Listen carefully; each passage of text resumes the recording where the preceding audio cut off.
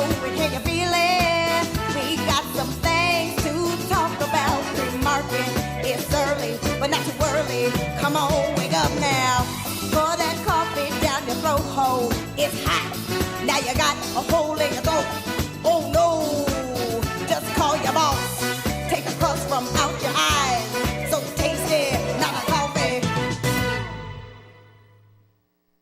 Good morning, you knuckleheads. Happy Wednesday to you both. Hello. Hump day. It is hump day. It is hump day. That is correct. A cold hump day. Not very warm. It's December in Chicago. It's going to get colder tomorrow. I believe it. It's just cold. The weathermen have it right this year so far. Meteorologists Meteorologists have it right this year. I like being corrected. I'm not going to lie. It actually works for me. I've been doing it somebody's been doing it my whole life. So good. Meteorologists have gotten it right this year. We got the snow that we said. We got the cold that we said. Everything's good.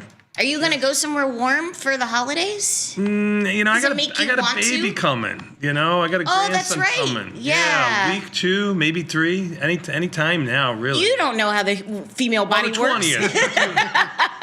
She's due on the 20th. I know sometimes they bake early, sometimes they bake late, but she's due on the 20th. So yeah, no, we're not doing anything. We'll be home. We're not.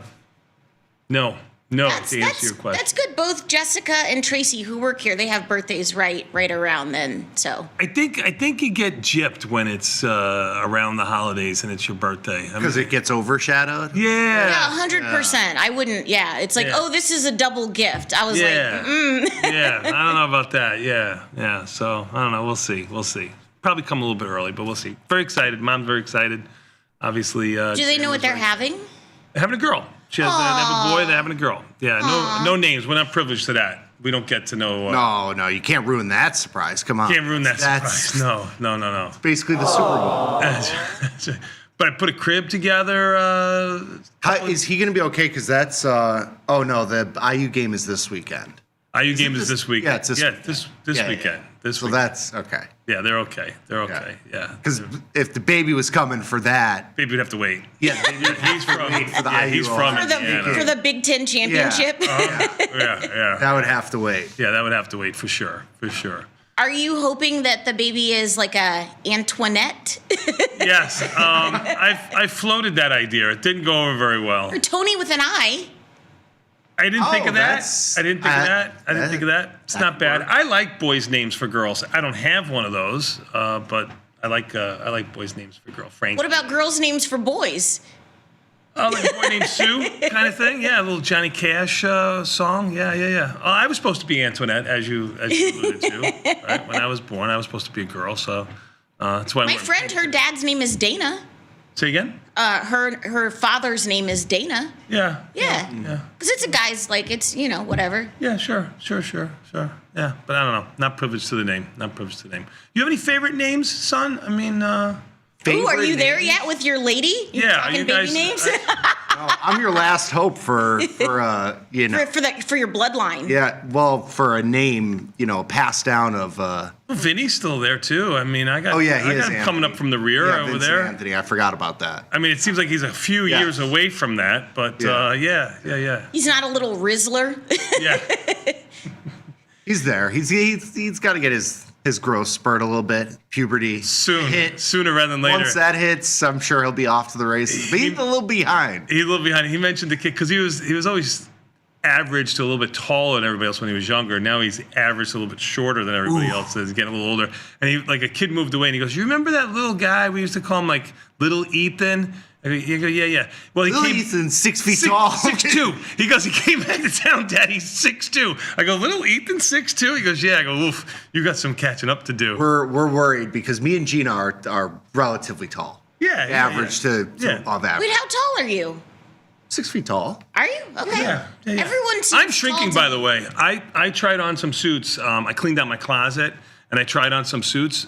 Either I was wearing high heels when I put on these, when I had these suits done. Like Saturday Night Live, Saturday Night Fever. It's the back. It's the John Travolta. They weren't that old. They were only like a couple of years old. I was wearing high heels or I shrunk. One of the two things, because they need to be shortened a little bit. So I'm compressing. Vinny on Chris's side Her brothers are both. Her brothers are a little short. Her father was tall. Sasha's tall. Chandler's Sasha's tall. short. So there's kind of a Yeah, coin there's flip on that. there could be a problem. That side, like the deviation is very Yes, wide. The yes. Batista's tall, thick, big boned, like Big bone, big Grandma bone. Beanie was a fullback. Yeah. You know, Grandma Beanie was. Oh, I built did not for- know that. Yeah. She was like 5'10". Yeah. Like in 5'9" my and a mind, half. she was like a tiny little Italian. No. No. She played. She did roller derby and stuff like that. Yeah, she was a tomboy. So- But my father was only 5'10". Yeah. My father was kind of on the. I mean, I guess Maybe he 5'10" wasn't is your average. father. Yeah, maybe. Hey, here's the thing, Vinny. Limb lengthening surgery in Turkey. It's available. Yeah. I watched some show with that. What a brutal process It's to like really go painful, through. too. Yeah. To try to just lengthen, and then your limbs don't match the rest of your body. I mean, but you do you. Yeah. I saw that. I don't think it was a real movie. It was like a fake movie. I mean, it was a movie, but it wasn't. Well, it wasn't a real story. Oh no, you could watch the real videos on. Oh, I'm sure there YouTube. are. Yeah. I'm sure there are. Although I did watch, and you must watch, Mayor of Kingstown, all caught up there. Great show. I believe it's on Paramount Plus. And of course, Landman. Ali Lauder, all you have to say. Yeah, Jenny was excited that Landman was back. Jenny? Oh, she likes it? Oh, it's very good. Very good. If you're doing nothing while you're sitting in the cold and staying home kind of thing. Good shows. What'd you get up to last night? Was it golf night? It was golf night. How are you? 3 weeks in? 2 weeks? Yes, 3 weeks Okay. in. I think we're in third place out of like 15 teams or something like Oh, that. I didn't know. I thought you were just playing within like your group of friends, No. but there's a bigger like a league. Yeah. Oh. All handicap adjusted. I was. Some would say I was a stick yesterday. I was a stick. You know. So you were good. I was good. I was Good. You gotta, I'm not caught up on Yeah. all the lingo. Yeah, but that's the lingo. sounded like it was good. Yeah. But my handicap then went down pretty significantly. But I was great. And we did good. It was 2-man best ball. So you had been Playing 4 grifting people. previously with your handicap. If your No, handicap went it down was significantly. No, it was right. It was right on. It was right on. Okay. So it was 2-man best ball. So you play 4 people, but you take the 2 best scores of each hole out of the 4. I also Wait, we enjoy. were I like- also enjoy a 2-man best ball. What course did you play? Beth Page. Oh, nice. Yeah, Beth yeah. Page Black. New York, Yeah, New yeah. York, Wow. right? Is that New York? I believe Yeah, it's in New York. Yeah. You just had the PGA. The U.S. Open or whatever. Yeah. I think so. Yeah. Oh no, Shark Jeeve and Joe Mama will write you because they camp in their car. It's a whole thing. They're gonna write in. Shark's country club member now too. I heard from Baby. No. From our Shark. The way he cries? Yes, Oh, man, yes. if I had his money, I'd burn mine for worthless. Yeah, so if we ever He go is out there, we got a place to Very play some nice. golf. We got a place to stay. Yeah. Because even though I just sent out a tweet that says, or yesterday I think I sent it out, when somebody asks you, do you want to sleep over? That's their way of saying it's time for you to leave. But we got a place to sleep now. We got a place to play. Mom's a good cook. We're going to be good. Yeah. We're going to be good. We're going to get on Gad's train. It's going to be good. Yeah. For sure. You still playing, you still bowling?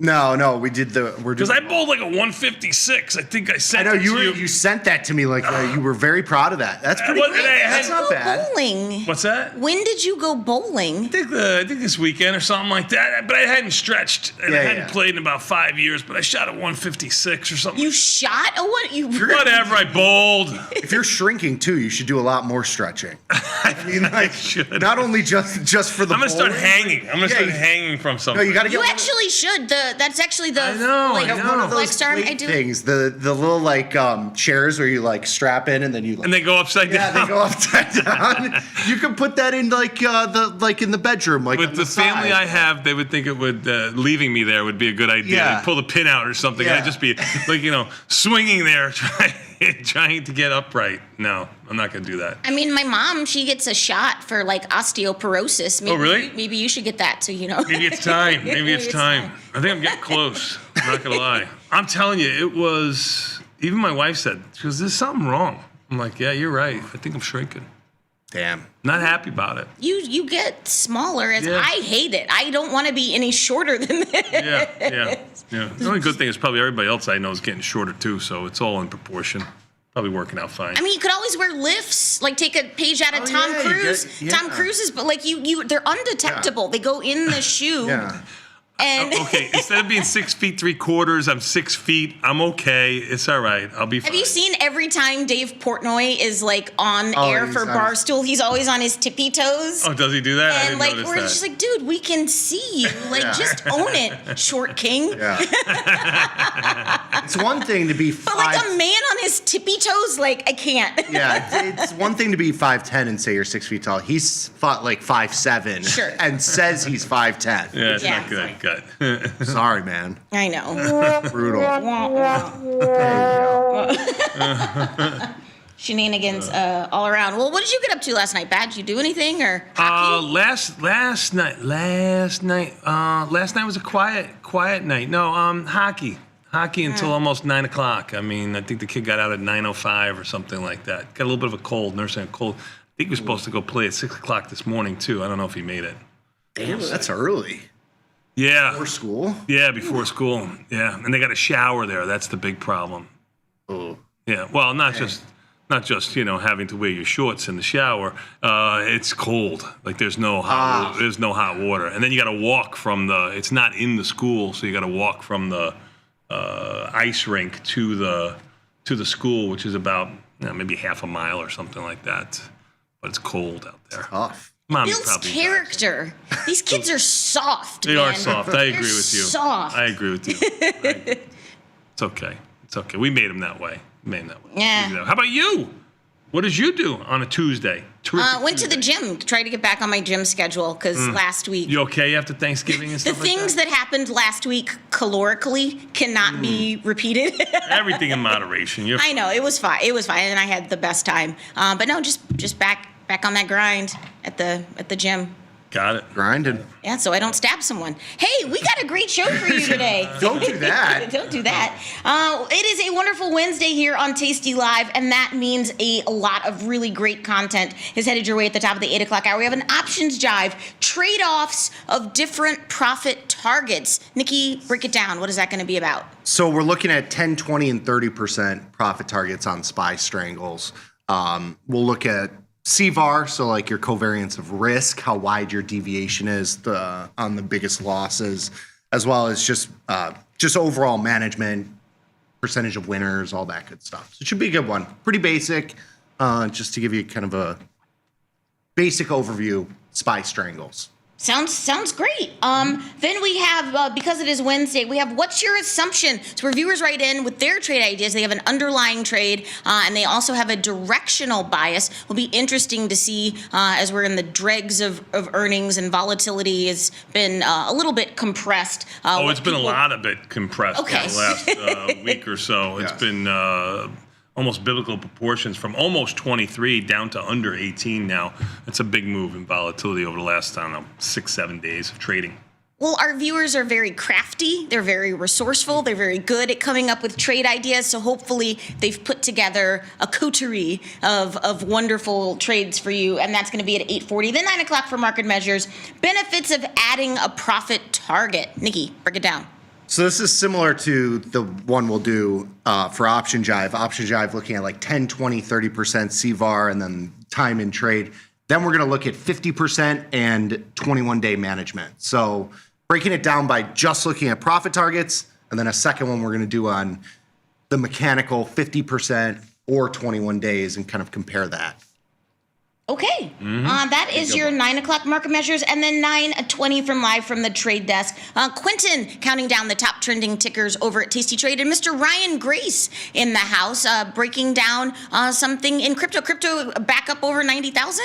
93,000, yeah, 93. The trade up to 94, quietly going from around 81,000 to 94,000 in under a week. Volatility, I guess, back in crypto, right on the downside and on the upside. Yeah, sure. It's a quiet move. It has been a quiet move. It was a lot of noise on the way down. A lot of noise on the way down. This was a quiet bounce. Not that we're, anywhere near highs, but it's certainly been, nobody's really talking about it. Nobody's talking about it. Like it's not even happening. Which I kind of like. Yes, I agree with you. That kind of signals, okay, maybe we're, not that we shoot right back up to 110, but maybe we bottom out a little bit here. Chop around. Well, Ryan Grace is going to talk about it, and that's going to be at 10 o'clock. And then just a programming note, Liz and Jenny are live from the floor of the SIBO today. They looked stunning yesterday, and they're matching green. Love it. But they are going to be live from the floor of the SIBO, so catch it. So it's electric when the ladies are live. And that's at 10 a.m. But let's get this Boeing going. You want your daily dose? Sure. Hit me with my theme music. Let's go. Our leading story, breaking news, coming Breaking across the wire. Our leading story, top story. Jump in. In today's headline, This just in. Breaking news. All right, everybody. Today's a wonderful Wednesday. It's December the 3rd. This is the part of the show we like to call the Daily Dose, where we talk about today's financial news and headlines. My name's Vanetta. Are you ready for the news? Ready for the news. Earnings, Mr. Bat. CRM, Dollar General. I mean, maybe you want to do Dollar General because you looked at DLTR, which was earlier this morning. Croger, not the best. But that's all we got. Well, speaking of not the best, on the list of the S&P 500's biggest losers this year, many investors see broken businesses, but some analysts spy an opportunity to buy up cheap stocks that have fallen too far. With just under a month left to go in 2025, 12 members of the S&P have seen their stocks drop by more than 40% this year. The weakest of the bunch is Fiserv, FISV. That's hard to say, like I'm reading an eye chart, FISV. That stock is down 70% this year. Other notable losers include Charter Communications, Chipotle, Lulu, which I think they have earnings next week. What are some opportunities that you guys are seeing? Oof, I mean, not here. Not in Fiserv? Well, you look at Pfizer. Market That had like a fraud kerfuffle. Fraud Yeah. schmog. Something happened there. They had like stock was $200 at the beginning of the year. Yeah. It's $60 now. That Ruh-roh. seems like I remember seeing headlines of that. yeah, that doesn't seem good. And Chipotle, I can't stand. Yeah. Just remember, they can fall even further. They can fall even further. So, but what is your threshold or criteria for, like a dog that that should be rescued? These are not market. Like when you think of the market, you don't think of Chipotle or Lulu. Like you're not saying Nvidia or you're not saying an Apple or even an Oracle type thing. Like we have Long Delta and Oracle. I would have Long Delta and Oracle long before I would have in Lulu or Pfizer or something like that. Yeah. But you should also diversify. Like these aren't. Sure. I think the way you look at this is from a volatility perspective. Like all of these can continue to go down. I actually just closed out of a Chipotle position because I had long stock from a short put, which I mean, you got like a $2 bounce and Ooh, look at you scalping your oil from yesterday. Yeah. That was a good one. I think that was from yesterday. Yeah, I think we just 95, 94? 92. 92. Going back at 72. When you look at like the three right there, Chipotle, Fiserv, and Lulu, Chipotle has like 35-40% implied volatility. Fiserv, same kind of thing. Lulu is at like 70-80% implied volatility. So if you're going to trade any of these, look for the one that you're getting paid to take the risk on. And again, Lulu has earnings next week. Yes, but I mean, these are all going to have earnings sure. coming up in the next 45 days. So the volatility isn't going to, double in that time frame. But I think from a volatility perspective, that's how you pick which one of these to trade. And I actually sold puts in Lulu yesterday. Oh, look at you. That's good insight. Yes. Also on the list. And as foretold, Lulu up $1. Oh, Good job. I nice. sold the 155 put, so it'd be new lows. 52-week low at 159. BlackRock Investment Institute said yesterday that it's turning bearish on long-term U.S. Treasuries, warning a coming wave of AI-related financing could put upward pressure on U.S. borrowing costs and exacerbate worries over U.S. government indebtedness. Ooh.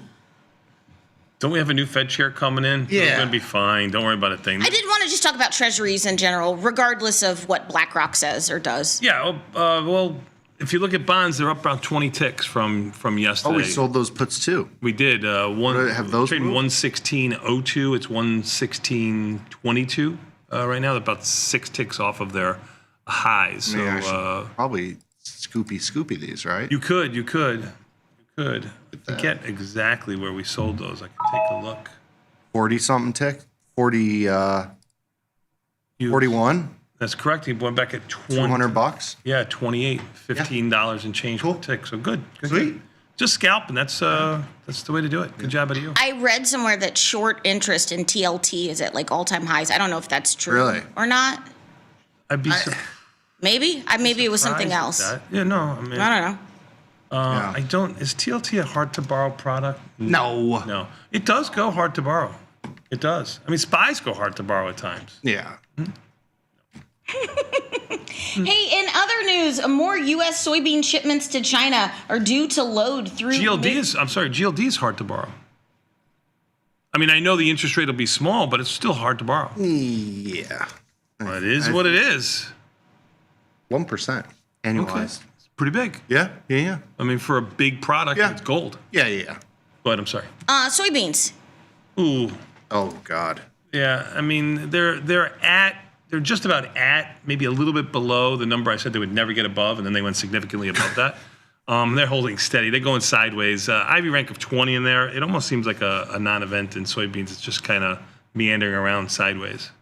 Any other moves in the softs like wheat or corn? Wheat's doing basically the opposite of soybeans for whatever reason. Wheat's on the low end of its range, soybeans at the high end of its range, and corn is basically in the middle of its range. But all the IV ranks, except for corn. Corn's got a 59 IV rank. Maybe there's something to do in corn, although I'm the world's worst commodity. We haven't traded those in quite some time. No, forever. Thomas is my guy for that. But I miss Westwater. him. Yes, but I miss him because I'm not on Option Trading Concepts Live anymore. He literally sits across from you. He does. I should get in his Just ear men, about something. have a conversation. Yeah. Just We ask talked a about man natty another gas. question. Just talk. Yeah. Be friends. Just talk about something other than fantasy sports. See what he has to say. That's fair. That's See what he has to say. Yeah. It's like, do you even know how many children he has, or like? 2, I think. But he has 4 acres. Yeah. He does have a lot of land. I know that. And great eggs. Really fresh eggs. Running eggs for you? Yeah. Oh, yeah. Oh, Westwater eggs are Westwater elite. Farms. Yeah, Westwater Farms. Wow. During the egg shortage, he was the go-to guy. Yeah, Was he? already- Yeah.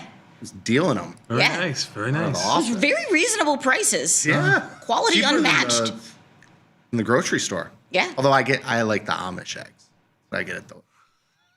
You're so bougie. I know. You really are. I don't know what happened to you. I can blame your mother. Go ahead.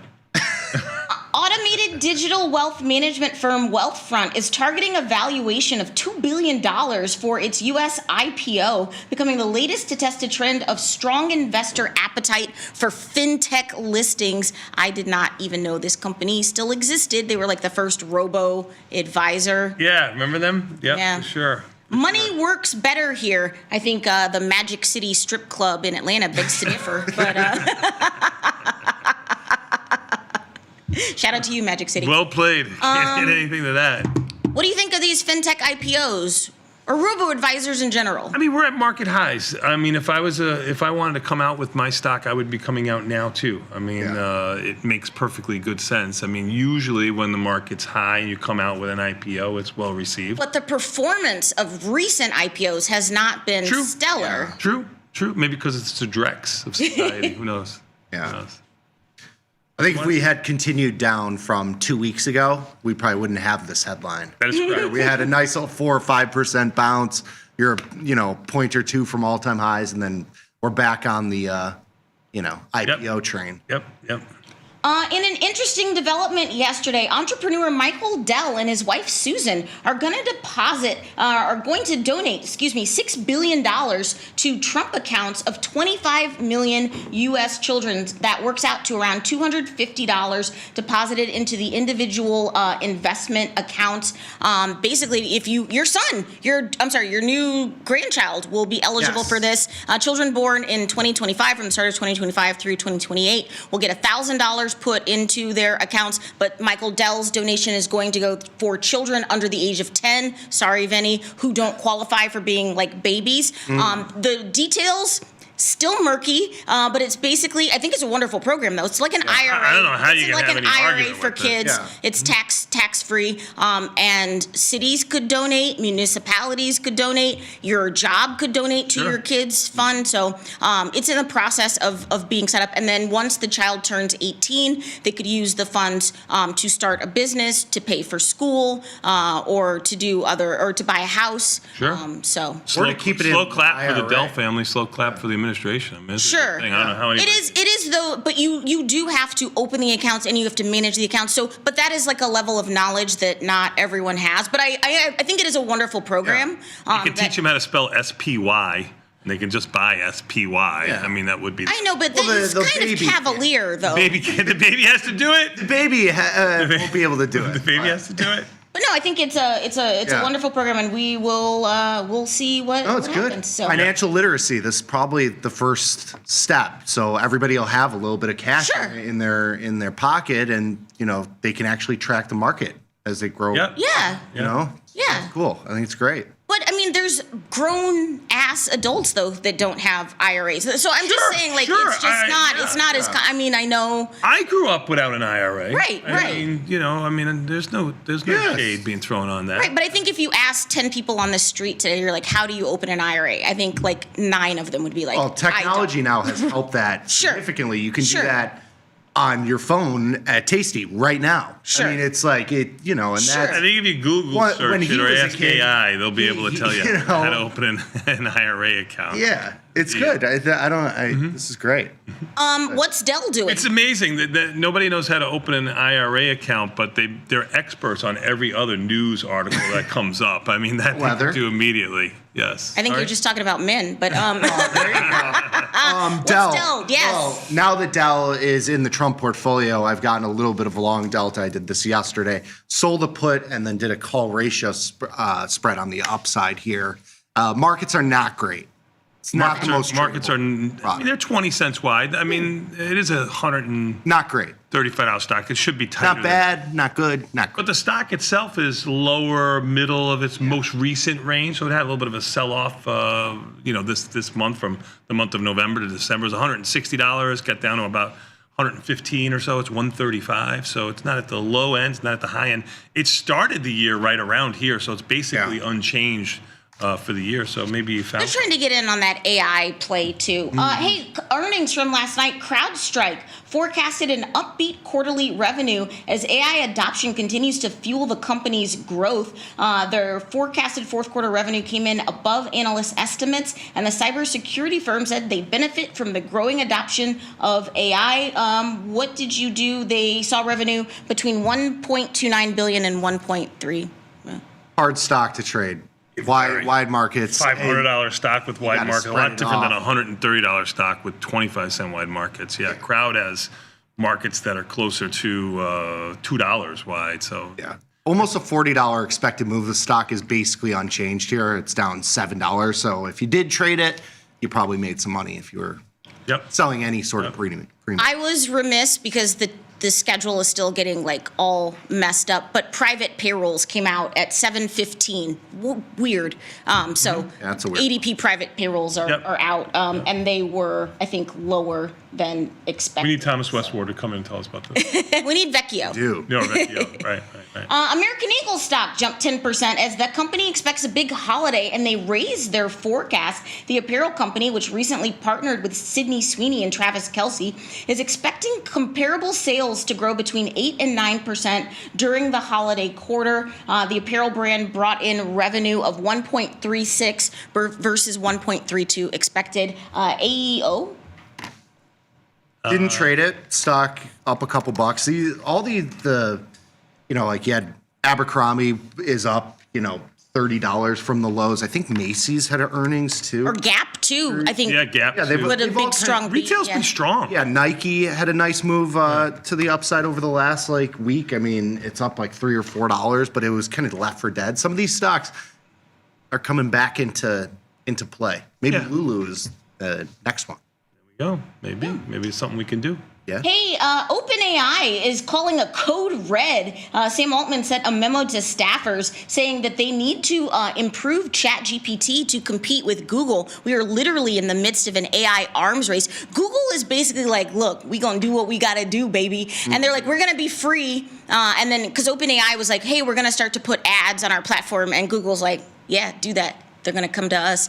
And Google has dominance because basically they run all of search, and they can run their AI for free as a loss leader until they put all the other AI companies out of business. So OpenAI was trying to get into all of these other little things, and then now Sam Altman's like, no, this is a code red. We need to lock in. We need to focus. We need to do what we do. Because they were trying to do all of these other like agents and integrations and all these weird things. But then also the CEO of IBM was like, this is not sustainable. It's like the amount of compute power that you need costs this amount, and the amount of revenue that would generate, he's like, the math is not mathing. So something's but I mean, coming. you're buying the future here, or the come. You're buying like what's going to happen, not what's going to happen now. I agree with you. Some of these valuations have been lofty. Maybe it's a micro strategy waiting, but as of right now, I mean, IBM at all-time highs, Google at all-time highs, Microsoft near all-time highs. I mean, and all these if things. you've been waiting for this bubble to burst, you've lost more money waiting for this bubble to burst than when the bubble burst itself. Do you think the bubble bursts in 2026? Like, what's your AI forecast for 2026?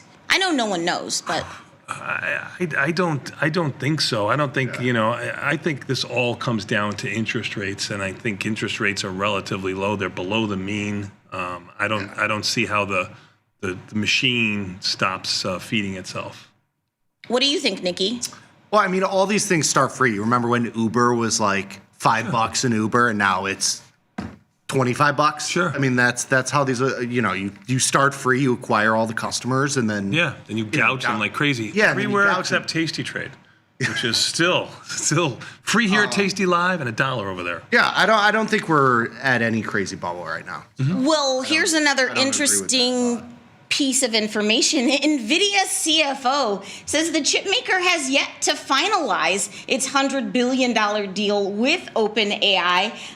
The comments add to intensifying discussion around a partnership that ties two of the most significant players in the AI space, much like our nation can get pledged amounts of investment. Those aren't actual, like, checks aren't being written. Sure. People are just pledging, Right. to do something. And same with NVIDIA. They're like, their CFO was like, no, we have I not. pledged to get Vinny new skis, but he's not getting new skis. Everybody knows He's that. getting new skis.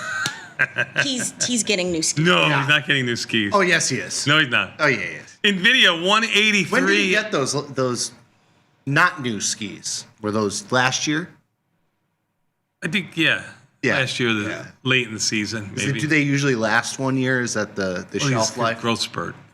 oh, You're not. I like how Can't- he needs can't get- top of the line skis to ski on a landfill that's 400 Yes. feet high. It was. I think when he went this weekend, it was the first time he ever skied on real snow. Really? Like, it's always been were there people man-made icy snow. Were there people sledding next to him? Was it one of those hills? No. Is he in full ski gear? He's got like a little 4-year-old on a like with a toboggan. cardboard. Oh man. Sorry. No, you're good. You're good. Anthropic. Speaking of AI, We're gonna go skiing this year, like someplace. I'm going somewhere. Was that an Wanna come? invite or? Yeah, I I'm don't asking know you right if now. that Do you want to come? I'll put you on the spot. You want to come? Yeah, I want to come. Seriously? Yeah. Okay. Yeah. Good. I want to go. Yeah. Who's gonna do the show? Well, I mean, I don't want to be here. You are gonna do the show. I don't want to be here. That's why everybody doing the show, just stand there. Okay, there you are. Anthropic is planning an IPO, speaking of AI, as soon as 2026. The AI startup backed by Google and Amazon has hired a law firm to prep for an IPO that could take place as early as 2026. They are the maker of Nikki's favorite AI, Claude. Oh, there you go. Are you happy? Good one.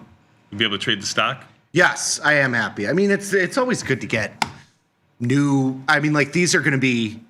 I don't what's it going to IPO at, like 500, 400. Maybe, yeah. Million, Like like- OpenAI would IPO at $1 trillion. So Yeah. this has got to be like, no, I'm serious. But Gazillions this is of at dollars. like 500 billion. Yeah, so these are going to be, top 20-ish companies in the world. Yeah, I when mean, they it's IPO. like adding another Netflix to your trading basket. I think it's good.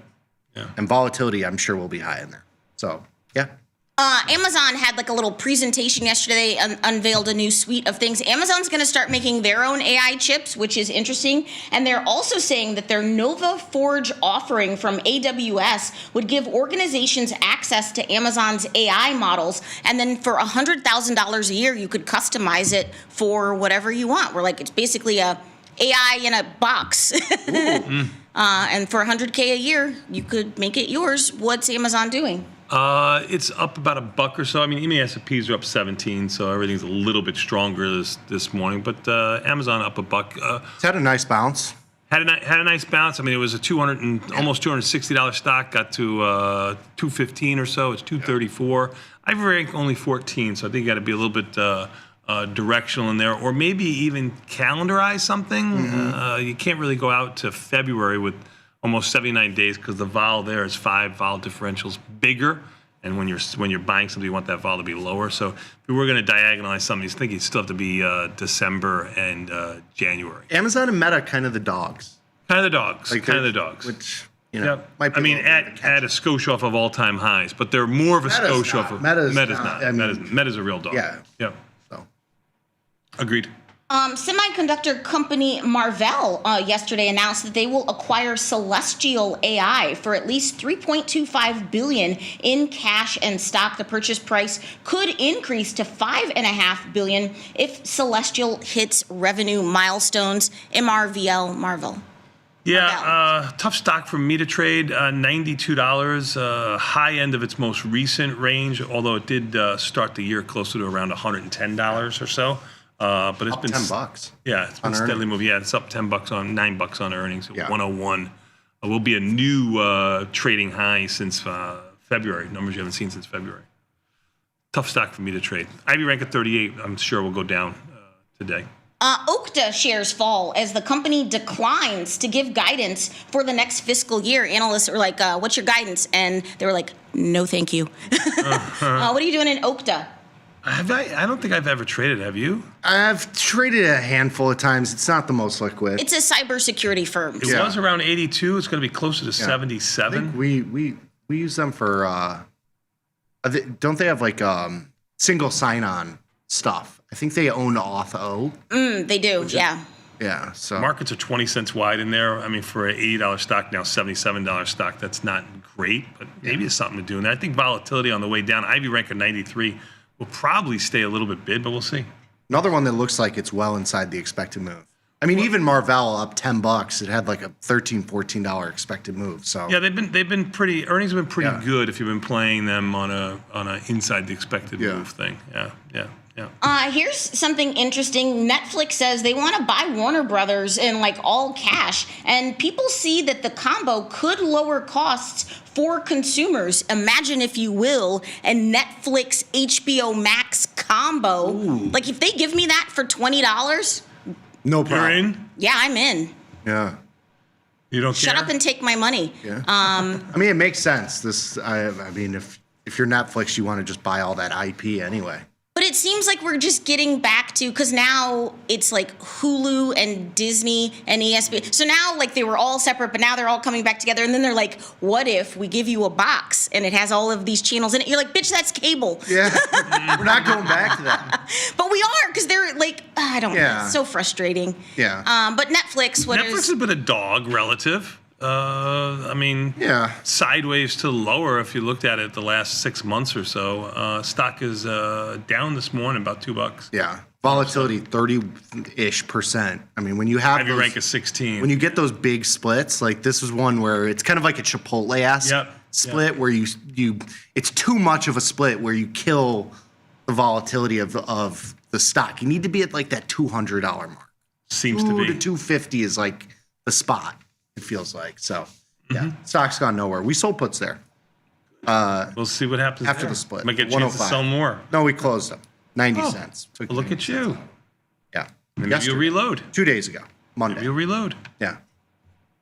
Boeing put the market on its back yesterday. That stock soared 10% higher. As the CFO said, the company expects higher 737 and 787, that's their Dreamliner, deliveries next year. What are you doing in Boeing? 180 to 205. I caught that one Good for trade. option trades today, every Tuesday and Thursday. Did a little gold yesterday. Gold up $30 today. You're welcome.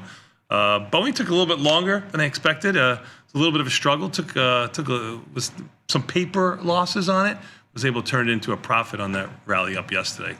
You get lucky on the direction. I mean, it was a diagonal spread, so it was defined risk, but finally got paid. Took a little bit longer, but finally got paid. Now, Ivy rank of 7. I think it's in no man's land. I don't know. I think you got to kind of abstain from Boeing.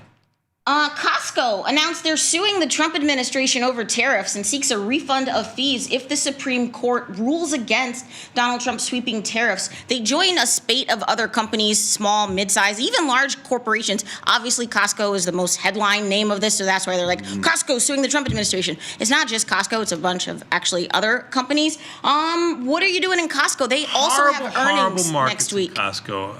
The liquidity providers in there stink because Costco should be a great trading vehicle on the lower end of its range. It's trading 920, 921, maybe down $1, and a half this morning. But remember, everybody was looking for this split at around 1,000 back in May or something. We've been looking for that split for 5 years.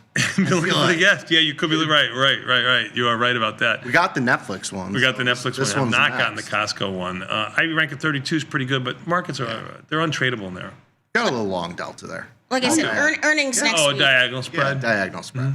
But I guess and we still put spread there. That closed. Yeah, some sort of defined risk spread is about all you can really do in there. Is I guess the point. It is a dog, though. It is a dog. I love Costco, and I am at the age where increasingly more of my wardrobe is coming from Costco. Oh my God, you're turning it to Sosnoff. Don't make it happen. Don't make it happen. I got the cutest sweatsuit. Have some I got the self-respect. cutest two-piece I don't believe you. sweatsuit I don't believe you. Said at nobody who Costco. shops at Costco. It's adorable. It's Close. so cute. It's so comfy. Don't do it. Don't do and it. it's not overpriced. Don't be that person with a. Don't tell me what to do with my money. Don't do it. Don't. I'm trying to pawn you off. Say. No, they have workout. I buy workout clothes and pants and like, jackets from there. Like All it's. right, I'm not going to argue. It's nice. I've learned. Instacart is suing New York City over worker pay and tipping laws. That tracks. According to a complaint filed in Manhattan federal court, Instacart is trying to block the enforcement of laws that would affect the company, including rules that govern minimum pay and disclosures about tipping. Basically, Instacart wants to be super evil, but New York City's Is this laws Maple Bear? Is that are thwarting them. Instacart? Yeah. Cart, C-A-R-T.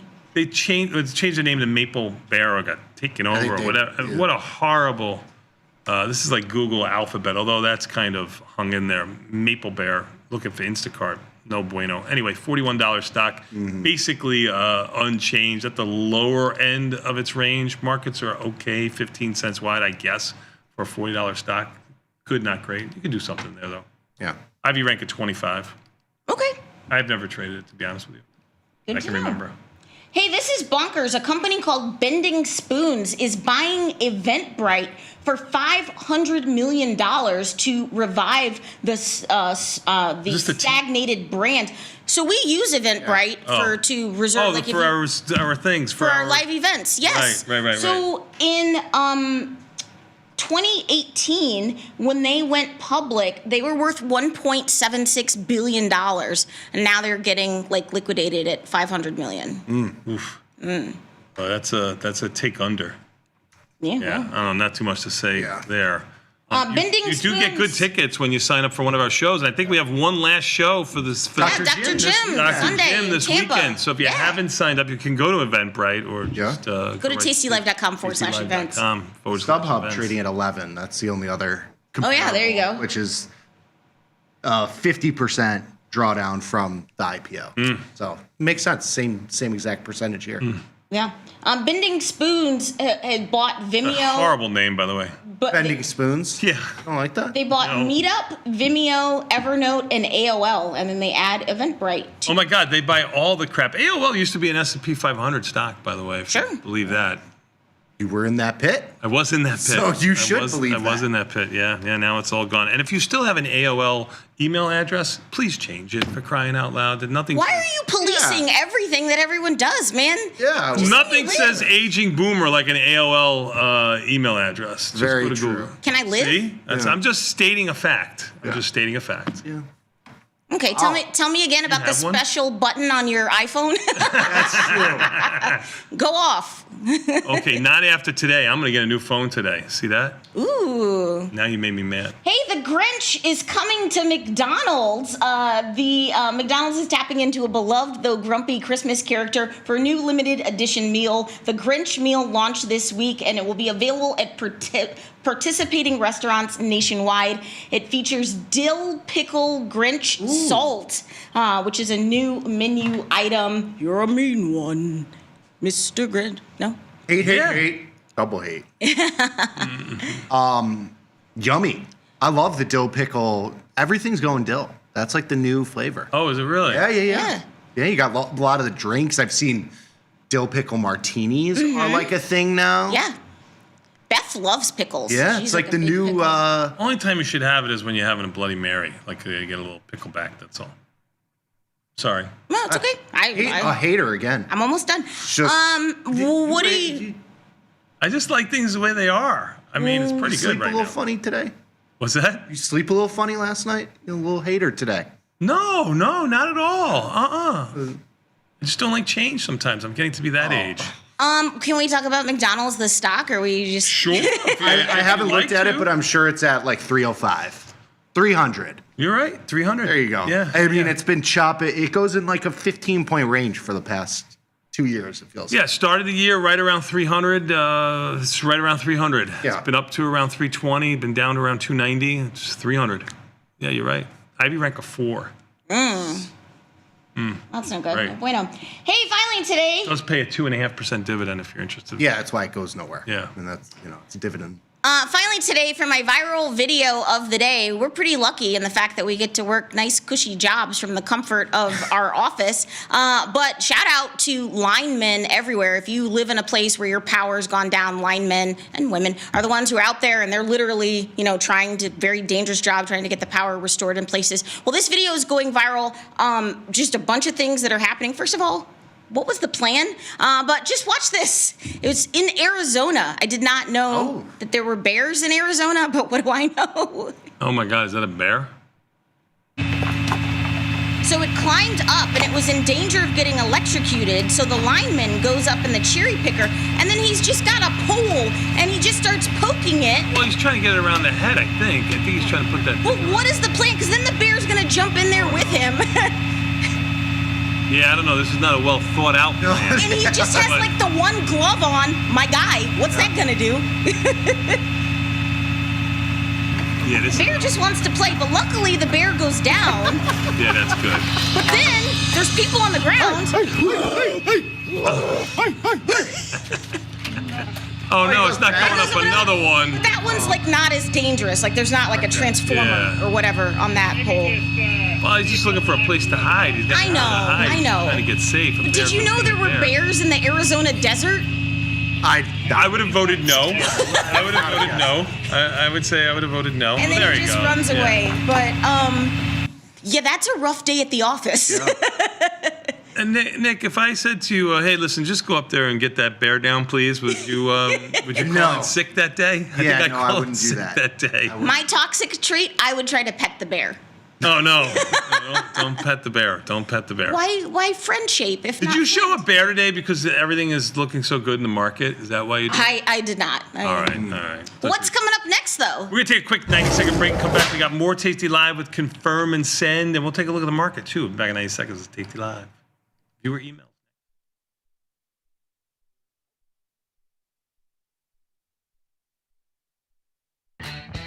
tastytrade's Money Match event. Unlock 30 days commission-free trading. Plus a 1% cash match on all qualifying deposits to jumpstart your trading when you open and fund a new tastytrade account. Level up your trading experience with active trader mode, smart order tracking, risk analysis tools, dynamic watch lists, and more. The Money Match event starts now, exclusive to new Tasty Trade customers. Tasty Trade has crypto, and you can trade with zero commissions. Bitcoin, Ethereum, Litecoin, and more. Diversify in one place. Crypto, we got it, we get it. Tasty Trade's active trader interface makes futures markets your arena. Built for the bold, not the bored. Trade CME futures with a single click. From micro contracts to major ideas. And go even further with futures options. Tasty Trade lays out multiple ladders and charts for total visibility. Plus, hundreds of built-in indicators for traders who want a broader view. Tasty Trade, pro-level tools, intuitive design, total control. Explain pot odds. Pot odds is my favorite term, but pot odds in the poker world or gambling world refers to having a greater payout than your implied odds would suggest. So let's say I have 3-to-1 odds to win a pot, but the pot is giving me 4-to-1 odds to make that bet. I would have a positive expected value over time. So in trading, let's say you have a defined risk debit or credit spread that's currently at a max loss, and let's say there's 30 days left to go. There's not really a reason to close that position because you're already at max loss. You can only go up from there. So in that scenario, that would be a positive pot odds scenario or something that would give us pot odds to stay in.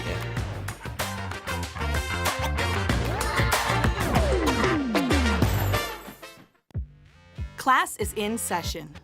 Dr. Jim Schultz is bringing the heat to Options Crash Course Live. This 90-minute show features Dr. Jim in his professional prime. All of the gimmies, none of the gotchas. Come early and grab a drink with Dr. Jim before class and stay for Q&A. The event is free, but space is limited. Register today at tastylive.com/events. It's not a lecture, it's a lifestyle. Grow a strong community with Tasty Trade's referral program. When your friend joins Tasty Trade, you'll both receive $100.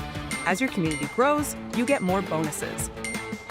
The referral program runs through December 31st, only at Tasty Trade.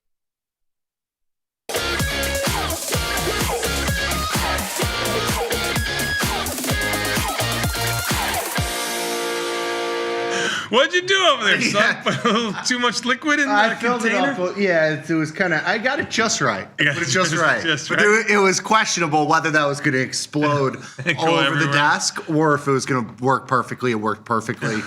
Well, maybe your day will go that way too, because right now, even the S&Ps are up 18, about 0.25%. The Russells are strongest of the group, up 0.5%, which is $12.70. NASDAQ up 51, and the Dow up 93. They're all a skosh off of their all-time highs. They're on the highs for the day, a couple of points off of the highs for the day. Volatility in by another 10 cents, 17.90. I wouldn't expect volatility to go too much lower here unless you get a big move in the EME S&Ps. And by a big move in the EME S&Ps, I mean one that is larger than the $24 expected move that you have for today. Bonds are up 7 ticks, 116.18. You closed your bond puts that you sold yesterday when the bonds were around 116.02. So good job out of you. Bitcoin traded up to 94,000. It's just a skosh off of that. We talked about that earlier this morning, quietly going over the last week or so, 7 trading days or so, from 81 to 93. It doesn't tell you the whole picture because the 2 weeks prior to that, it went from around 105 down to 81. So at the lower end of mid-range, up 2,000, which is a little over 2% move. Ethereum, it has an equally large move, almost 4% up. Again, doesn't tell the whole story, going from around 3,700 down to around 2,700, and now we're 3,100 or so. But it is on its highs. Oil up 71 cents. You bought a little dip there by selling some puts. I think selling some puts on a stock or a product or a commodity that you like on the lower end of its range with volatility steady to going higher seems to be a prudent play these days with everything at market highs. Oil is not at market highs, but you were nice 1% move there, able to take advantage of that. Gold doing the same thing after selling off yesterday, coming back a little bit. A lot of two-sided action in the overall market. Silver itself is up a lot more over the last week or so than gold. I know we have the gold-silver ratio spread on. I know we're probably a couple of ticks down on it. It's not doing. Yeah, that's got to be like near 70 now. Yeah, we did it around 73. Yeah, or something 73 like was. That's a 2-to-1 ratio. That's 71.85. That's really low. It's really low. Over the last year, we've been in like the 80 range has kind of been the low, lows. and as high as like 105, 110, and that's ounces of silver. And the high prior to that was close to 100 too. So it went above its recent highs of 105, 110. It was a hard hold. I mean, we had it on the opposite direction. Now we have it on. Do we add? I mean, you're trading it small enough. Let's see what the MGC SIL is what we're doing. So it's 2 to 1. So 2 MGC to 1 SIL. Right, 2 gold. 2 gold. 1 silver. Yeah, and that's because of the volatility. So like today, you have gold up $1, up $46, but up 1% versus silver up 1.3%. So that pair has come in 7-ish. 70 basis points, 7.7%. Smallish. Yeah. Smallish move. Nat gas up 11 cents. That's a big move on top of some big moves. But nat gas is a very hard product to trade, in my opinion. I think it's too big for most people. You mentioned the earnings. CRWD down around $7 or $8. Dollar Tree was up $2. I mentioned Dollar Tree. Well, now it's unchanged pretty much. I mentioned that because DG, which is Dollar General, has earnings today, and KR Kroger, which I think is Dr. Jim's favorite stock to trade. I have no idea why. Marvell was up about $10 too. That's it. That's all I got. We got What's Your Assumption coming up after the market opens too. So we need that. Yeah, we need some trades. We're light on trades. We've been kind of trading it pretty nicely. You've been buying the dip pretty good in most equities. Been catching a little bit of a rally and been getting out. Haven't married any positions, which is good. Yeah, but our positions are pretty light right now. Well, that's what happens when you have two-sided action. You put and vol just coming. That's kind of been the big problem. And there's vol has the whole curve has come in. Yes. There's no vol differential for diagonal spreads or anything. It's pretty flat across the board. That. All right, ready to go? Yeah, let's do it. Confirm and send. Bring it on. Fewer emails here. December 3rd. Year's almost over. It's crazy. It is.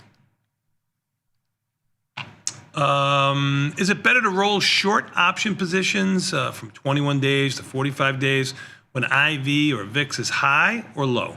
I think math should be able to provide the answer, but I was not paying attention at school. Oh. So you want to help somebody who's sitting in the back of the class here? What do you think? Is it better to roll options when volatility is high or low? What do you think? I hate the word better because, you never know. It's only good and better, like other things in life. Sort of, I guess. I mean, you don't know, like, the best time to do anything is usually in hindsight. Like, you don't know the future. Okay.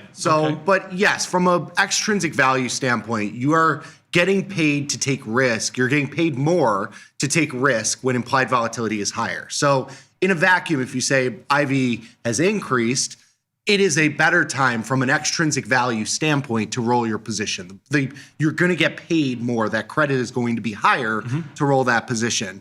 There's other factors that come into play, whether the stock is up or down against your position. Like if the stock is falling and you have long delta, you're going to get paid more extrinsic value to roll that position. So intuitively, when volatility is high, you should think to yourself, I am getting paid more to take risk, whether it be roll a position, start a new position, add to a position. You're getting paid more to take that risk. Yeah, I would say in general, you're right. You want IV rank to be high, VIX to be high. But I think you're missing one more point to this that you didn't add to the question. I mean, if you've put this position on 3 weeks ago, and you're looking to take it off and roll it at 21 days, volatility should be high. That would be good for you to roll because you're rolling to the back month, which is going to have more volatility than the front month just because it's more time. So that the time value you're getting paid more. But you also want price to have cooperated. If you sold naked puts, you would want the stock to be on the higher end of its range, kind of counter to what you would think, because you're selling puts, you want the stock to go higher, but that front month is going to contract a lot more than that back month. So you want price to cooperate. If you did an iron condor or a strangle type thing, you want the stock to be right where it was 3 weeks ago. So you want price to cooperate if you want everything, and you want volatility to be high. I think the both of those work well. Next question, please. If you're going to ask for what's the best thing and you didn't pay attention in school. Yeah. Let's say that I opened a trade and set the stop limit at 20 points above or below the stock price. Okay, volatility and market forces affect the price, and I adjust the stop limit up or down as appropriate. Should IVR factor into this somewhere? Should the stop limit adjustment range be greater for, say, an IVR over 50 versus an IVR under 20? I don't know, because you're not telling me what the expected move is in the stock. I mean, if a stock has an expected move over the next, let's just assume that you're doing this on a 45-day time range or something like that. We have to come up with some sort of time range.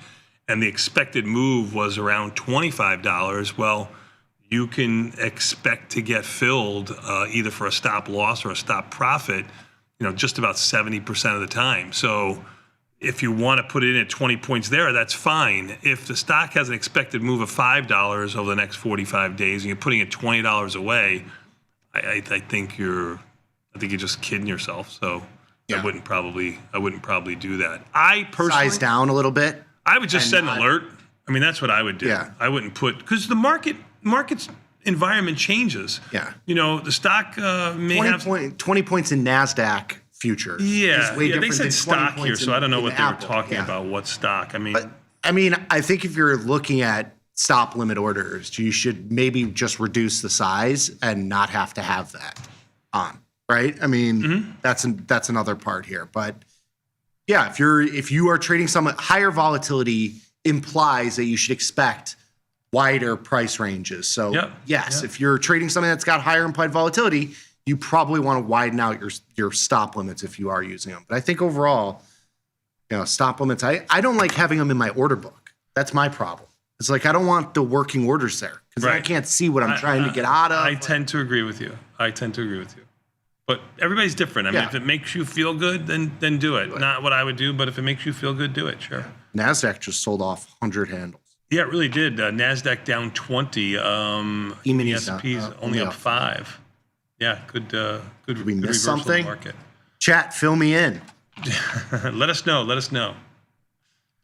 Next question, please. Ooh, we got some wordy ones. Yeah. Okay. The option jive you did on Tuesday covered neutral strategies. At what point do you consider a position to no longer be neutral and in need of rolling to, I think it means to readjust, right? Yeah. It looks like red just if you look at it real quick. To readjust. Also, does that point at which you consider the position to have become directional change depending on where IV or IVR is? For instance, if 30 deltas is what you consider directional in low IVR, would you adjust at 15 deltas in high IVR? So they're playing a little bit of market awareness. Volatility is low, so they're going to stay in the position. Would you stay in the position a little bit longer before you move something down because you're not getting paid as much, or up, you're not getting paid as much? Or would you stay in it? Or what do you just consider as a blanket non-neutral trade anymore from an original neutral trade? Yeah, I mean, I tend to be less aggressive with my positions, especially in lower implied volatility underlying. So I tend to be more directional. So if I saw a strangle and the stock is testing my put side, I don't mind holding a little bit of long delta there. I kind of size the position small enough to where I can lean a little bit long at lower prices. Like, that's okay. Well, there it goes. You're talking about sizing, and that's I what think it comes down to. Yes, I think that's what it comes down to here. I think overall, from a delta perspective, you certainly have to have your own delta range that you're comfortable with. Like, I lean bullish most of the time. I mean, like, I take small short positions from time to time, but for the most part, I'm bullish. So I'm okay leaning overall portfolio more bullish than bearish. Like, when would a position, just You put on a delta neutral strangle. When would a position have too much delta for you? I think when you get somewhere to, 40 to 50-ish. Okay, it's kind of the spot. 30 to 50-ish net delta if you're selling. What if it was short delta? You say you lean a little bit longer. Let's say you put on some sort of strangle and you have 40 or 50 or 30 short delta. Would you be more inclined to roll it then because you like to lean a little bit longer? Yeah, I mean, Yeah, okay. I'm closer to 15 or 20 for me. If I have like a strangle on and I want, now if I have naked, look here, I have puts in Oracle that I sold when they were around a 20-ish delta. They became a 60-ish delta, and I didn't do anything with them because I wanted to lean long, to your point, with the delta card. If I had a strangle on an Oracle, which I thought the stock was going to stay inside of a range, and it went significantly lower, I would be rolling down those calls when I got about 15 to 20 delta. That's the way I do it. But you reduce delta by 25 to 50%. Yeah, right. Next question, please. When setting up a strangle, am I best off? Ooh, a lot of best and betters today. Am I best off using the same delta on each side, same distance from the current price, or collecting equal amounts on each side? Which is the best? I mean, again, there's good and better. IV rank has to be high. That's the first thing that you want to look at when you're setting up a strangle. And I usually go delta. So if there's put skew, my puts will be further away and collecting the same amount of credit for my calls. And if there's call skew, my puts will be closer, my calls will be further away. That's the way I do it. A lot of people like to do it by, my 15, 16, 20 delta put is getting $3. I'm going to get $3 for the call somewhere. I don't like it that way. I think the market has the delta set up correctly, so I go by delta. There's no better or best way to do it because I don't know what the stock is going to do in the future. But the IVR being high is the best setup for you. And then whatever one you choose from there is really a roll of the dice. What about you? I typically go to delta. I think when you look at the Greeks tell you the story. I mean, you can look at the amounts and they're going to be similar amounts when you go to the same delta. I mean, they're not going to be that much of a difference there. In terms of distance, if you go to the deltas, it'll incorporate the skew, exactly what you said. I mean, that's, delta is the cleanest, easiest one. And you can use that across the board with every stock. It won't confuse you when, you have a wider put side on a SPY strangle versus, a wider call side on a Tesla strangle. And you're wondering why, you're not equal on either side. If you go delta, it'll equal it out for you. Very good, my friend. We're going to take a quick 90-second break. A little bit of a different market than we woke up with. Even the S&Ps are everything too. What's that? Gold, silver. Silver just moved like a full $1. It's a huge move in silver. Yes, a very big move in silver from 59 and change down to 58 and change, basically erasing all of its gains. Gold fared a little bit better. It's still up $35, which is 1%. We'll take a quick 90-second break and come back. We got more Tasty Live after this with an option jive.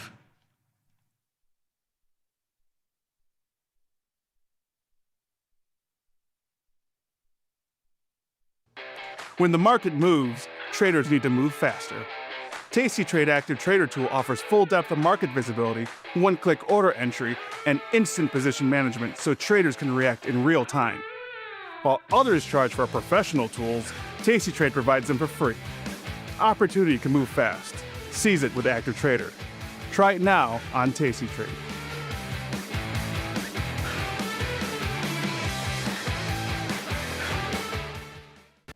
So I see you're taking an interest in open interest. Open interest, open trades. It's right there. Imagine all the trades are in XYZ at the same strike and expiration. Day one, Brittany buys 4 options to open a trade. Dean also opens, but he only buys 2 options. And then, closing bell. Day 2, open interest is 6 because of yesterday's trades. Now, Jessica gets in on XYZ, and she buys 2 options. Day 3, since no one has closed any trades yet, open interest is at 8. Watch this. Brittany closes her trades, Dean closes his, and Jessica keeps her eyes open. On day 4, open interest is now down to 2. That's because Brittany and Dean closed their positions, and there are only 2 still left open. That's how open interest is different from volume. And both of them are parts of liquidity, which is something we look for before we enter into any trade. Pretty simple.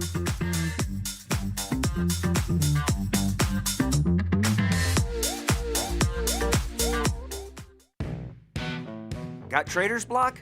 We've got the cure. Get data-driven trade ideas with Cherry Picks, our weekly newsletter that gives you insights into the market. Sign up at tastylive.com/newsletters. Tasty Trade's Money Match event. Unlock 30 days commission-free trading. Plus a 1% cash match on all qualifying deposits to jumpstart your trading when you open and fund a new Tasty Trade account. Level up your trading experience with active trader mode, smart order tracking, risk analysis tools, dynamic watch lists, and more. The Money Match event starts now, exclusive to new Tasty Trade customers. Grow a strong community with Tasty Trade's referral program. When your friend joins Tasty Trade, you'll both receive $100. As your community grows, you get more bonuses. The referral program runs through December 31st. Only at Tasty Trade. Step into the futures arena with Tasty Trade's active trader. Multiple ladders, hundreds of indicators, precision control. From micro gold to NASDAQ, all CME one click.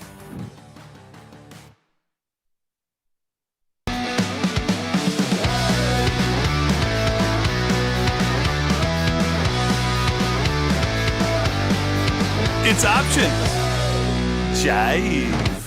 That's right, Nikki. It is time for an option Jive. Go. Even the S&P is down 20, which is near their lows. We were near their highs. We're about 3 handles off of our lows. Right now, we were about 3 handles off of our highs about an hour ago. Yeah. Half an hour. Big move in pretty much everything. Quick. Big move in pretty much everything. You were just talking about silver on the break. Silver had a big move lower while gold kind of hung in there. Now silver's coming back a little bit. Gold's getting a little bit softer. They're still both up. Bitcoin dropped by 1,000-ish. Yeah, trade up to 94,000. It's 92.5 right now. 94.3, almost $2,000 move lower. $1,000 move lower. Cool. Yeah, $2,000 move lower. $1,800 bucks. Sorry. Let's do it. Option Jive. I'm ready. We gotta get to the opening bell here. Let's do it. Gonna get some volatility here for what's your assumption? This is good. Yeah, vol up 22 cents to 18.22. Yeah. Trade-offs of different profit targets. We're gonna take a look at some strangle profit targets here. Well, let's do it. Let's do it. So managing short premium positions early comes with a variety of benefits, such as lower per trade volatility and outlier risk. And of course, this is typically the case. Overall, when you're managing positions, you're taking off winning trades, of course, but you're removing a lot of that tail risk. You're able to cycle through those trades more often. And so you tighten up that P&L variance that you have along the way. What are the trade-offs, though, of choosing a higher profit target compared to lower profit targets? So we get this question all the time of like, why not just take, 10% every single time and take off all the tail risk? Well, we're going to take a little bit of a look at that. So next slide here, we're going to take a look at 45-day 16 delta SPY strangles from 2016 to the present. These trades will either be managed at a profit target of 10, 30, or 50% of the max profit, or 21 days if the profit target is not reached. So the profit targets that we're going to look at there are 10, 30, and 50%. What do you think is going to be the best? Oof. Since we got best in all of our confirm and sends here. I'll take 50. I'll go big. I'll go home. Why not? Yeah, all of your management is going to be good. Yep. So yeah. 50, of course, is our spot. So getting on to the next slide here.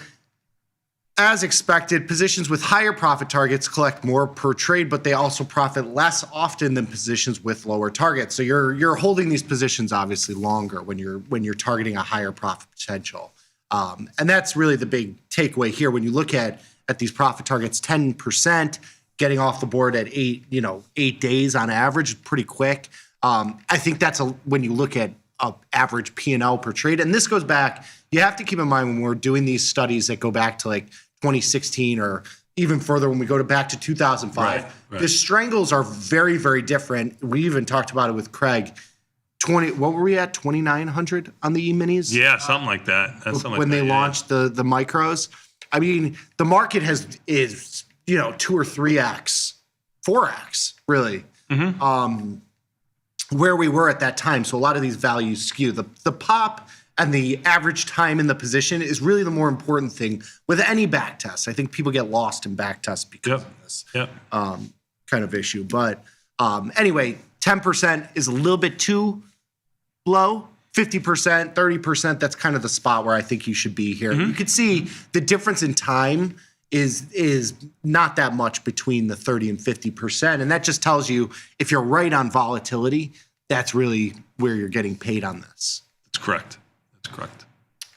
So the next slide here, because of the higher reward potential, positions with higher targets also tend to be more volatile and accumulate larger losses in rare circumstances. So you can see here CVAR, which is your tail risk, the 5% occurrences. So it's a 2 standard deviation occurrence here of your losses. They're obviously going to be much wider when you target higher profit potentials, but it's not that big of a difference between the 30% and 50% profit targets. You can see your standard deviation of P&L per trade, is roughly the same there. You can see it gets higher as you get to 50% target from a 10% target. But when you're looking at like 30, 40, 50, 60%, they're all kind of the same. That's why we're wrapped in that zone. And we're, we're not, 50% is not like a magic number.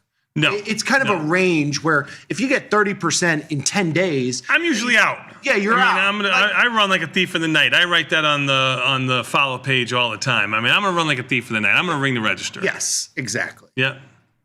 Next slide here. So, however, it's important to note that the short premium positions at any profit target are subject to tail risk and volatility. Of course, when you're, any profit target, it's not going to avoid the tail risk scenario. You're always going to, that's what you're trading. You're trading against that tail risk, and it's going to happen at some point. So just keep that in mind here. But you can see profit targets obviously help increase your probabilities here. Very good. Next slide here. So although unlikely, tail losses can be larger. We generally choose a profit target of 50% because it offers more compensation to cover them in the long term. If you're managing at 10% and you're taking these very small wins, you're eating like a bird, pooping like an elephant type thing. You got to kind of find a middle zone, and that 50%-ish mark is where that middle zone is. And at that point, you also have diminishing margins of return because you can only make so much on these trades. Anytime you're selling premium, your max profit is capped. So, you don't want to wait for all of it. You don't want to wait for too little of it. I mean, that's kind of the story here. And you can see across the board, 30, 40, 50, 60%, probably your spot. Yep. Couple takeaways. I went through that way quicker than yeah, but you know what? You're anxious because first time we've had some two-sided action early. You want to see what your positions look like. And you did go through this because, we've been talking about better, best, optimal, good. All of it was good, right? But this is a little bit of a skewed type of option jive that we have here because we're, over time, these strategies work out. In a small snippet of time, it's going to be a lot more trying. And we've all been tried on all of the trades that we make. Yes. Got it. While positions with lower profit targets generate less profit per trade than positions with a higher profit target, they tend to profit more often, require less time in the trade, and tend to experience less extreme tail losses. However, because all short premium positions are subject to tail losses, we generally choose higher profit targets, which is around 50%, to compensate for that risk. Of course, if you get 20 or 30% very quickly, run like a thief in the night. On 0-day stuff, you might take 10 or 15, 20% just to take that risk off. Sure. You got to keep in mind, the duration of your trades when you're looking at these like kind of core positions. Somewhere around that 30, 40, 50, 60% mark is really your spot. Very good, sir. Let's take a quick 90-second break so you can get to the market. Cool. We'll be back in 90 seconds. The opening bell is next.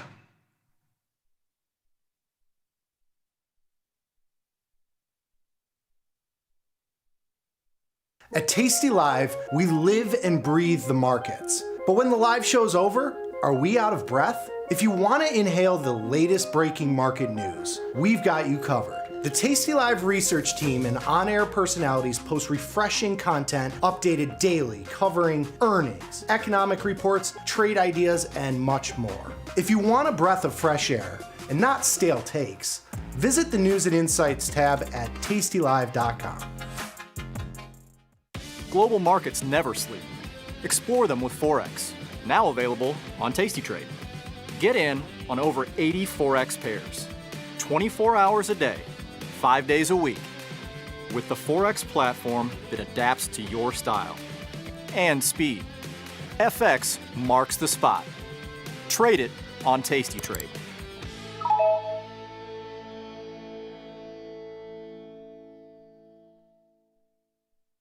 Grow a strong community with Tasty Trade's referral program. When your friend joins Tasty Trade, you'll both receive $100. As your community grows, you get more bonuses. The referral program runs through December 31st, only at Tasty Trade. Tasty Trade's Money Match event. Unlock 30 days commission-free trading. Plus a 1% cash match on all qualifying deposits to jumpstart your trading when you open and fund a new Tasty Trade account. Level up your trading experience with active trader mode, smart order tracking, risk analysis tools, dynamic watch lists, and more. The Money Match event starts now, exclusive to new Tasty Trade customers. Tasty Trade's active trader interface makes futures markets your arena. Built for the bold, not the board. Trade CME futures with a single click. From micro contracts to major ideas. And go even further with futures options. Tasty Trade lays out multiple ladders and charts for total visibility. Plus, hundreds of built-in indicators for traders who want a broader view. Tasty Trade, pro-level tools, intuitive design, total control. Coming up on Bad Money with Jim Blamer. Blamer's hot stock tip of the day. Trade ideas? Trade ideas? You're coming to me for trade ideas? I'll give you a trade idea. Trade me for tastytrade.com. Those guys are great. I love those guys. In the world of investing, a beast lurks between the numbers, ready to pounce. Some traders hide from it, some ride it. If that's you, join us on Tasty Trade. Genius loves company.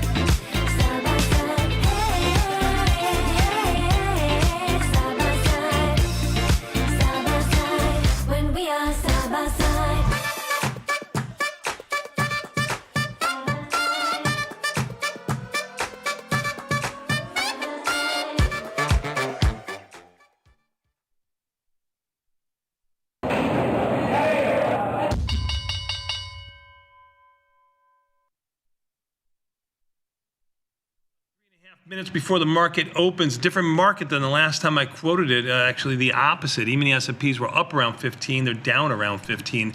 NASDAQ down 124. They were more like up 100 and change. The Russell was the strongest of the group. It's still the strongest of the group, but it's only up 7. Dow down 87. Volatility up about 25 cents, which is up 30 cents. I think on a $15, $16 move, that's actually a little bit higher volatility than I thought. A little bit higher. Volatility is still low. I mean, it's where it was yesterday on the opening. But on this small $16 move to the downside, I didn't think volatility was going to react the way it did. I thought it would stay unchanged to even down. It's up 25 or 30 cents. A little bit surprising to me. Maybe a little bit of weakness in the market. We'll see what happens when the market opens. Bonds up 6 off their highs, off their lows. Let's just call it mid-range. Bitcoin up around $1,300. It's about $1,500 off its highs. Let's just call it $1,500 off its lows, but really $1,000 off its lows. Ethereum up 93. Oil up 47 off of its highs by about 50 cents or so. Gold, you were just crying to me on the break about the gold-silver ratio. Silver. We missed adding to it.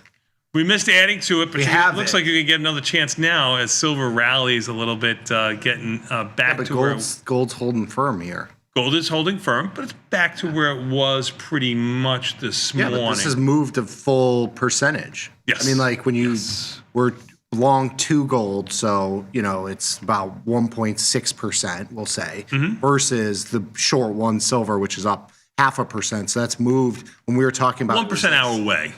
Yeah, over 1% our way.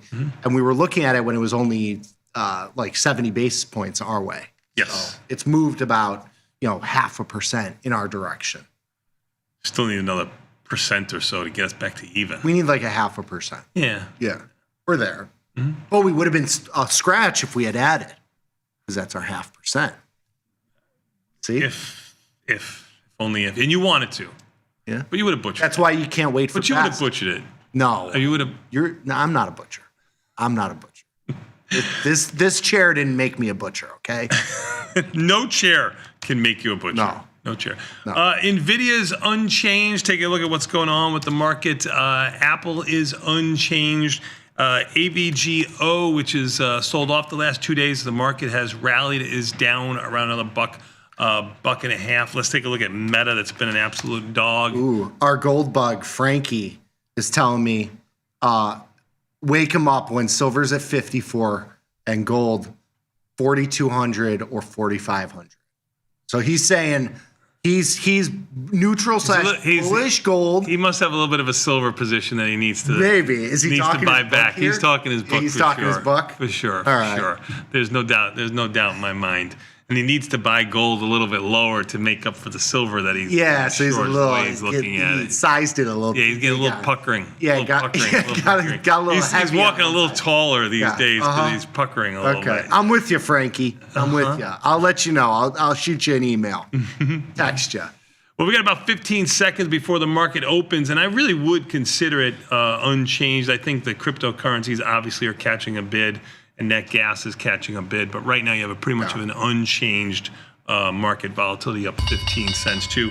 We didn't do any of the earnings. That was a. Oh, there's my ding. There's your ding. You feel better now? Yeah, the platform ding was a little light, Little low ding? A little low ding. You have low D over there? No. Crowd for earnings was down 7. It's down 22. Microsoft down 12. These are big moves in Microsoft. TA that Vanetta talked about earlier this morning, down $5 and change. Meta down almost $5. China stocks of a week yesterday, they're weak today. Baba down $4, Netflix down $3.50, AVGO down $2.50, Amazon down $2. Some popular names here. Boeing down $1.50, a little bit lower. On the upside, Marvell for earnings up almost 7. I don't know what CPRA is, but it's halted, up $28. That must be some, I don't know. It doesn't look like no, obviously not a new opening, a new offering. I don't know what that is. Tesla up $2. Okay, you don't have to know everything. I don't. Uber up $1.60.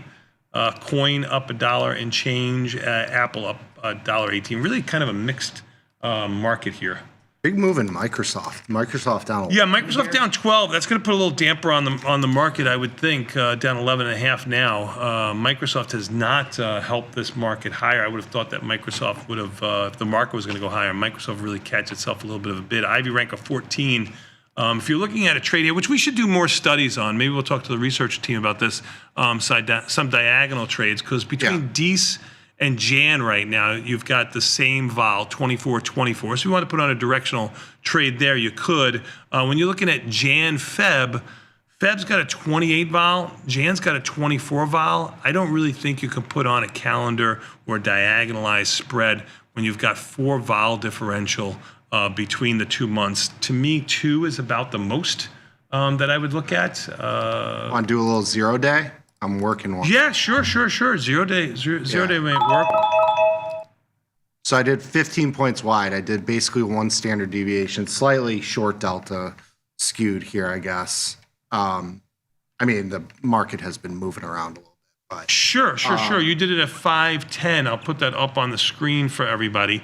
You did it in SPX. You got a $35 expected move. Remember, we were looking at closer to $25 pre-market.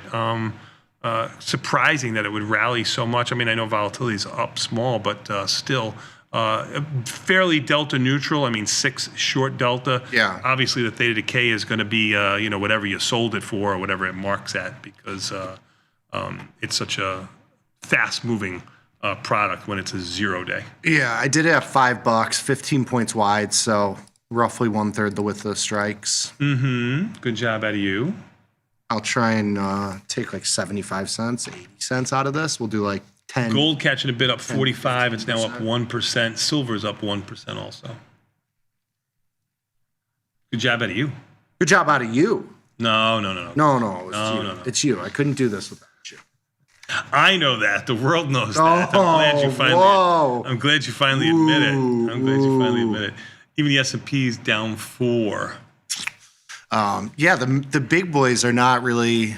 Big boys are not quite. So does that scare you to the upside, or does that scare you to the downside? You just said the big boys are not cooperating like you're talking about. No, I think it's good. I mean, I think this kind of choppy rotation, if you are somebody that is scared of a big bubble in the market, I think this choppy rotation is good. Like, this is what you want to see. Market kind of grind.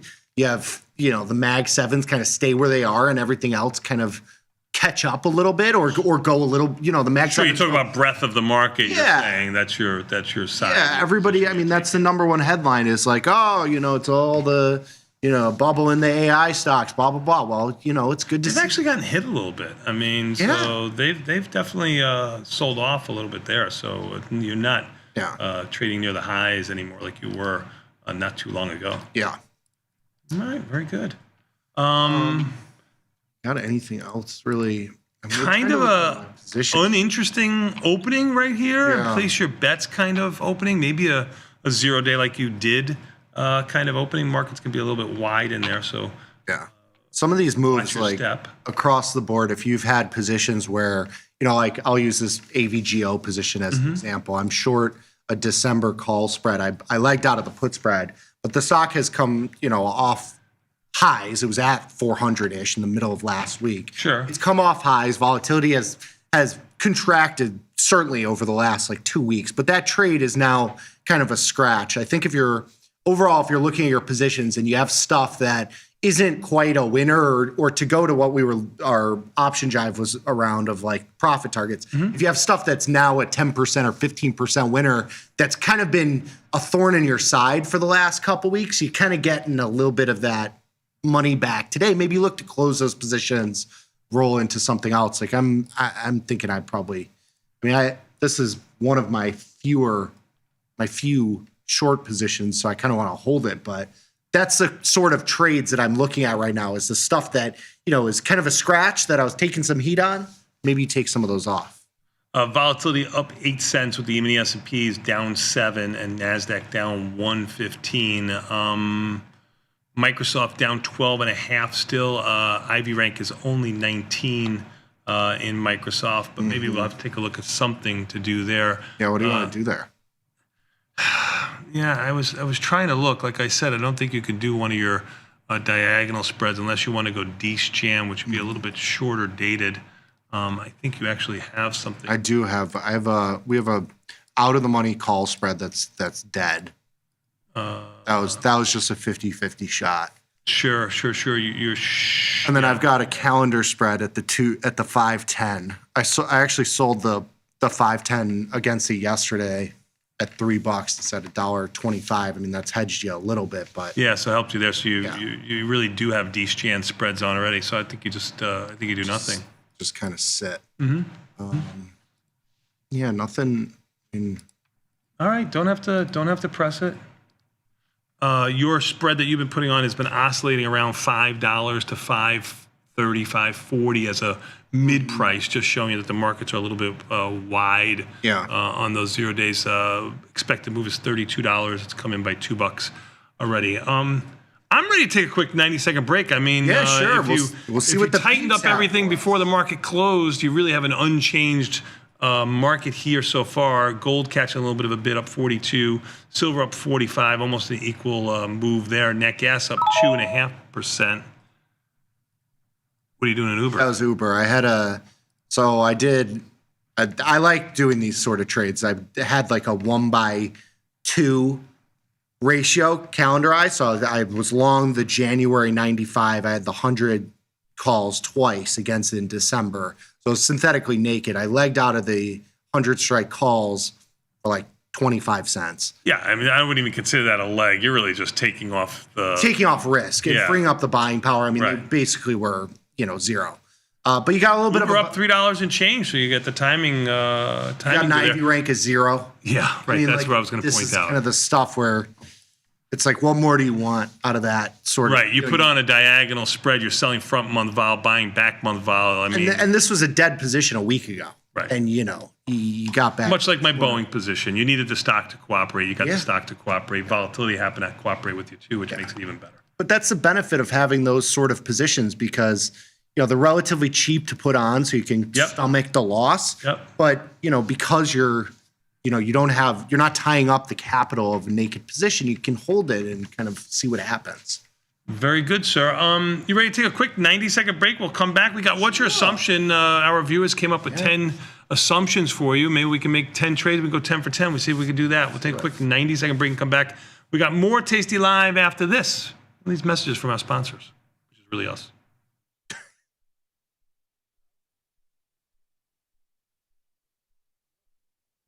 In the world of investing, a beast lurks between the numbers. Some watch from the safety of the sidelines, but others saddle up and ride that 1-ton rowdy ribeye for all he's got. If that's you, join us on Tasty Trade, named best online broker for options trading. Genius loves company. Grow a strong community with Tasty Trade's referral program. When your friend joins Tasty Trade, you'll both receive $100. As your community grows, you get more bonuses. The referral program runs through December 31st, only at Tasty Trade. When the market moves, traders need to move faster. Tasty Trade Active Trader Tool offers full depth of market visibility, one-click order entry, and instant position management so traders can react in real time. While others charge for professional tools, Tasty Trade provides them for free. Opportunity can move fast. Seize it with Active Trader. Try it now on Tasty Trade.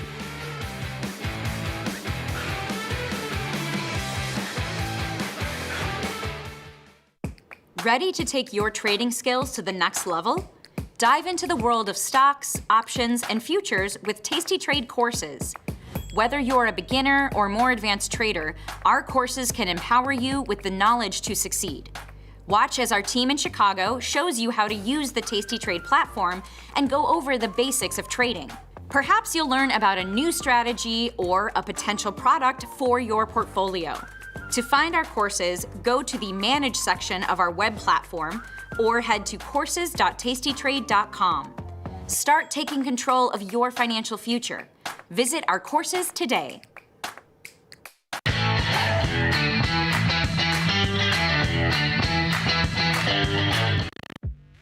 Class is in session. Dr. Jim Schultz is bringing the heat to Options Crash Course Live. This 90-minute show features Dr. Jim in his professional prime. All of the gimmies, none of the gotchas. Come early and grab a drink with Dr. Jim before class and stay for Q&A.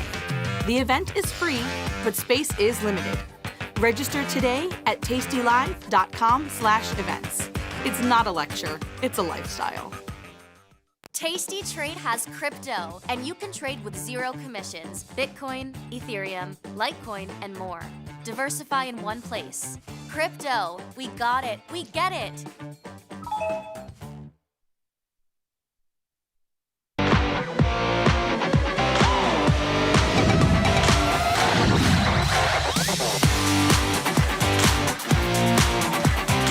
Nikki, we are back, son. You know what that means. Time for a little bit more Tasty Live with What's Your Assumption? Even the S&Ps down around $5, holding steady. NASDAQ down around 118. Really haven't had too much movement. I got one little starter for the NASDAQ. One little scoopy, tiny. Tiny little /MNQ trade at 490 or so, right where they're trading right. You got Bitcoin rallying. You got vol basically unchanged. It seems like it's kind of just like a volatility definitely has come in. Remember, when we're at this level, is up maybe 15 cents or so. It's only up 4 cents right now. Bitcoin has definitely rallied too. It's only about $800 off of its highs. Gold hanging in there also. Silver caught a little bit of a rally. But you still got a pretty good tug of war here between even the S&Ps and the NASDAQ being lower and the Russell and the Dow being higher. Maybe you get some two-sided action today. Could. Nice to see. Could on Wednesday. Fiserv up $4. That's that was in the basket of pigs that Bonetta gave us. Yeah, you are right. We're somebody needed to buy some stock. That's why they came up with that article. Yeah, there you go. We had to pump their bags. Yeah, Pfizer, unfortunately, they couldn't open it real low. It opened at $25.30. No, that's Pfizer. Pfizer. Fizzer. I think it's Pfizer. Pfizer. FISV. Like you said, hard to say. Up $4. You are. Yes. I got some people in the chat calling it out. Like it did. Oh, they did it right. It opened at $64.40, $3 lower, up $1, and then the stock rallied. I love it. Yeah, I love it. Unbelievable. And they call financial news. They should call them the evil empire. But go ahead. You really should. All right, we get to it. Yeah. Yes, let's do it. Let's do it. You ready? Let's go. What's your assumption? Ready? What's our first assumption, please? MSTR long into 2026. Wow. Well, they got a little bit of a rally today, up almost $8. Yeah. You're about 48 hours late on this. Yeah, and it had a $15, $16 move yesterday, too. Yeah, I mean, MSTR traded down to, the lows were around 155 or so. Yeah. This was kind of what I was talking about if you got Bitcoin to turn around. I mean, I guess Bitcoin's up $10,000. I won't say the low of 155 in MSTR, now trading closer to 190, but let's say 160 to 190. That's about $30 versus a $10,000 move in Bitcoin. Yeah, pretty close. I certainly think this is an interesting trade. I think you trade this because there's just so much volatility skew. I mean, even if you look like even now into what has been kind of the most bearish sentiment to this stock and just Bitcoin as a product, you go 100 points out of the money. I guess the puts are kind of trading, but they are trading. 100 strikes out of the money in January, 280. They're trading at $3. $3.50. I think you have to look at this as kind of like a gamma play. If you're bullish Bitcoin, you buy out of the money calls somewhere, along the 6-month time frame, and you play this as kind of a gamma and volatility play. It's not my kind of move here, but I'm with you. I'm long IBIT fairly significantly. Yeah, and not at the best prices. Not at the best price, but we're better. Yeah, we're chopping away at it. Definitely better at us.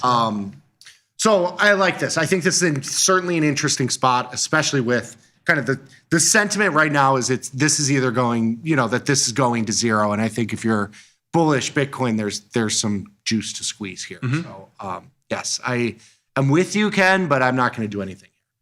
All right. Beautiful. And I think selling the puts is kind of I don't think you want that tail risk. Not. Oh, that's SPX 445 with even the S&Ps probably right where you put it on. Yeah. Down $9 or so. It's been kind of two-sided action. Yeah, that's coming really nicely. Even the S&P's expected move now is 32, 33. So really just time. So we took $65 out of that.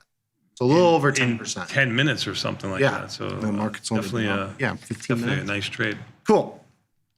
Next one, please. So we're passing on that one. Steve wants us in an SPX one. We just closed it, Steve. Yeah. Iron Condors took a beating this week with the crazy rally. Yes. So, you are going to, that's the tail risk that you're going to have. I mean, those were all outside the expected move all week. I give you this one. Like I give you a half a fill on this one because you really did do this trade. You did it quite early. Yes. Yes, we totally agree with you. Yes. So yeah, the 0 day worked for us. I mean, I forget, do you reload if it comes in quickly? Remember when we did that one, the 0 day study? Where we did, I think it was like if you closed it before 11 or was it 10 central? Where you could reload, where it was optimal to reload. Yeah. If it took a little bit longer, you didn't want to reload. I think we abstain right now. Okay. Wait for the market to move. We're going to have plenty of opportunity. 8:48 in the morning. We've been open for nothing. That's true. Let's just see around 9:15. Maybe the market makes a little bit of. Tell me to hold my horses here. Now hold your horses. Back up a little bit. Rein it in a little bit. Let's. I don't like being 0 for 2. Let's walk down there and survey them all. Let's not just run down there and That's not... get the first one. Yeah. All right. Let's go. All right. Ready? Pass. Yes. Next one. Oil. Paul. I entered a short Iron Condor and CL looking at January. Okay, we played the upside. Yep. So maybe we do this here. Okay, oil /CL. It is up 51 cents, which it doesn't sound like a lot, but it is a 1% move. IV rank of 19. He entered a short Iron Condor. I don't mind the neutral-ish position, even though the IV rank is relatively low-ish. But oil's volatility has been staying low, for the last couple months. What do you think about maybe like the 20-ish delta? So I'm thinking the 50, 55, 50. It all depends on how wide you're going to go now. $2 wide. That's fine. I was thinking the 55, 53. This is in the 42-day, January 14th. 64, 66 on the upside. It's marked at like 65 cents, which is around 1/3 the width of the strikes here. Yep. I want to try at 65 cents, see if we can. You can try. This one will probably have to go down. 64. 64 cents. Yeah. Beautiful. I like that. Delta neutral. You get a little bit of that call. I mean, there is call skew here, so you got a little bit more price room to the upside than you do to the downside. So you just went with Delta to answer that question from earlier today. Yeah. You just went with Delta. You didn't even look at the prices of each spread or anything else like that. You just went with pure Delta, relying on that the market has it correct. Yep. I agree. Cool. All right, so we did it. Thank you. These are my Reddit peeps. MDB. Ooh, the stock was up like $80 yesterday. Bearish, 30 to 60 days out. Looking to fading the MDB earnings pop. The move looks overextended. Looking for a reversal. Okay. MDB. How are the markets in there? Not good. Yeah. They're like untradeable. And the stock did rally from around 330 to 400 and change. Yeah. I would tend to agree with you here, but you cannot, in my opinion, trade this stock. Yeah, I don't think this is. I mean, you look at the volume; it's anemic. You look at the markets; they're $250 wide. I mean, I balk at $25 wide markets or 25-cent wide markets. These are $250 wide, 10 times wider than anything I would really be comfortable trading. Looks good on paper, although the IV rank is low at 13. For price action certainly looks good, but I think you have to abstain. If you are looking to do something here, start well above, like if you're selling a call spread, start well above the mid price. Yes. And then work your way down and maybe even just like let it sit. When you're looking at any spread that's around the 20-ish to 30 delta for the short option, $5, $10, $20 wide, they're all going to trade around 1/3 the width of the strikes, or should trade around 1/3 the width of the strikes if you're looking in January. But I agree. I think this is a pass, unfortunately. So we're 1 for 4. That is not good. Yep. Oh. I don't blame you, though. Thank you. I'm not going to put blame on you. Circle bullish January, looking like the lows are in 80% IV, 3-star liquidity. Sell the 60 delta per put for $1.70. What do you think about CRCL? I closed out of that strangle that I had rolled to up $2 and change. So I hope they did this yesterday. His time frame is January, which is where I would be, 44 days. But this $2 move is almost a 3% move in Circle. Yeah. Markets are the stock's gone from 140 to to nothing. Down to 70. It's 79 right now. I get all that.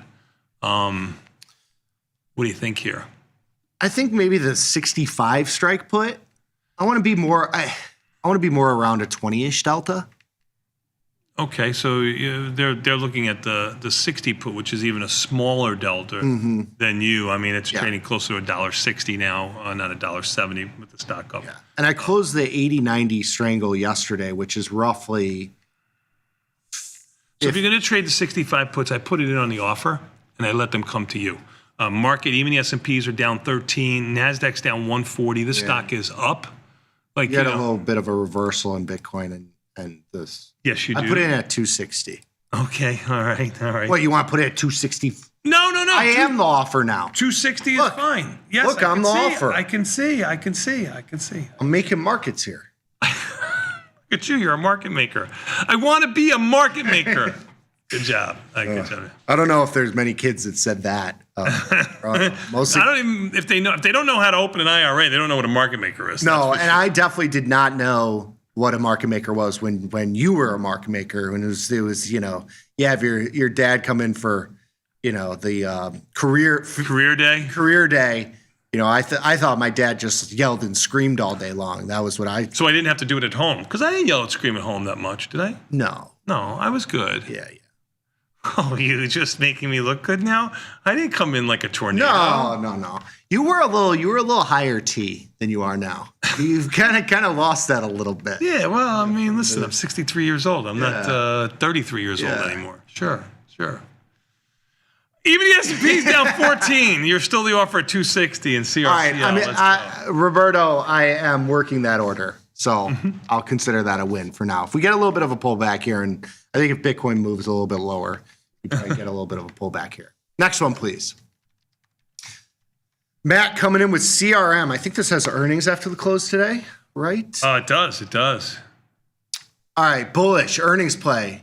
225 is CRM's multi-year support. Okay. Would love to get long for the long-term trade, but can't afford naked puts, poor man's covered call, or put spread. What expiration? Interesting. Okay. IVR 59, not bad. I mean, this stock, this looks like an Adobe, where it's just completely it's like going away. It seems like this is one of the stocks that AI is going to kill. Adobe, CRM, and those are the ones that kind of have not participated in much of the upside. So you're thinking poor man's cover call into earnings. Oof, what do you think? I don't hate it. Yeah. I mean, CRM is up $1.30 and change right now.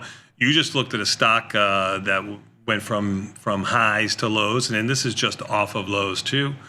So you got to kind of, if you're giving, who was the other gentleman that gave Roberto. If you're going to give Roberto the benefit of the doubt, I mean, what's wrong with Matt? I mean, you got to give Matt the benefit of the doubt.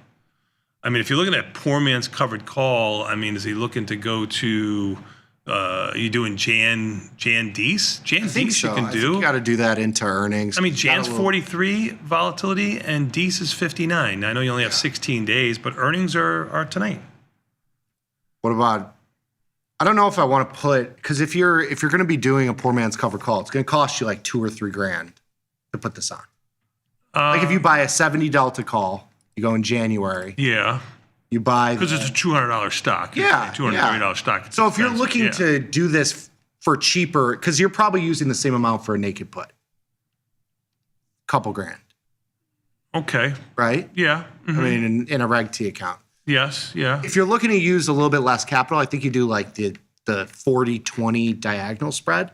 Yeah, I don't mind the diagonals, but I thought that's where you were going to go. Yeah. As opposed Well, he was looking poor man's cover call. I was thinking that. You're allowed to change it. Just get his assumption right. He's just got an assumption. All right. His assumption is bullish. You gave Roberto the benefit of the doubt. Show Matt some love. You're right. You're right, sir. I think we do the 250 in January. Okay, so you're going just out of the money with about a 30-something-ish delta.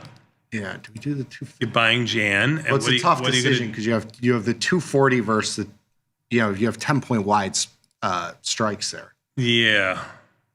What about the 240, 255? We'll do the 255 in the December expiration. Okay. $900 ish. You said 240, 250, 260? Oh, you do 240 long, 255 in the December. Oh, you went a little deeper on your Jan. You originally said because I mean, you could do the 250 and do it for like $5. Uh-huh. This one gets you a little bit more delta. I would go with the more delta. All right. Now, markets are a little bit wide. I'm going to put this in at like 9. Okay. Probably like 910. Yeah. See if we get filled on that. No. 915. I mean, markets are, 20, 30 cents wide here. Right. All right. I'm going to move this 5 more cents and then let it sit. 925 is what I'm going to leave it in at. Mm-hmm. We'll leave that in for now. Okay. But Matt, we're going to get filled on that. All right. You're good. Mm-hmm. Next one, please. PLTR, Jeet. What are we doing here? PLTR. What do you think? And change IV rank of 5. Ooh, January. So they're looking at January IV, very, very low. Looking at the 155 short put, collecting $4 and change here, 79% of chance of finishing out of the money, collecting 3% of the stock value and a 14% discount if assigned the stock. Okay. Like that. So we have an iron condor on.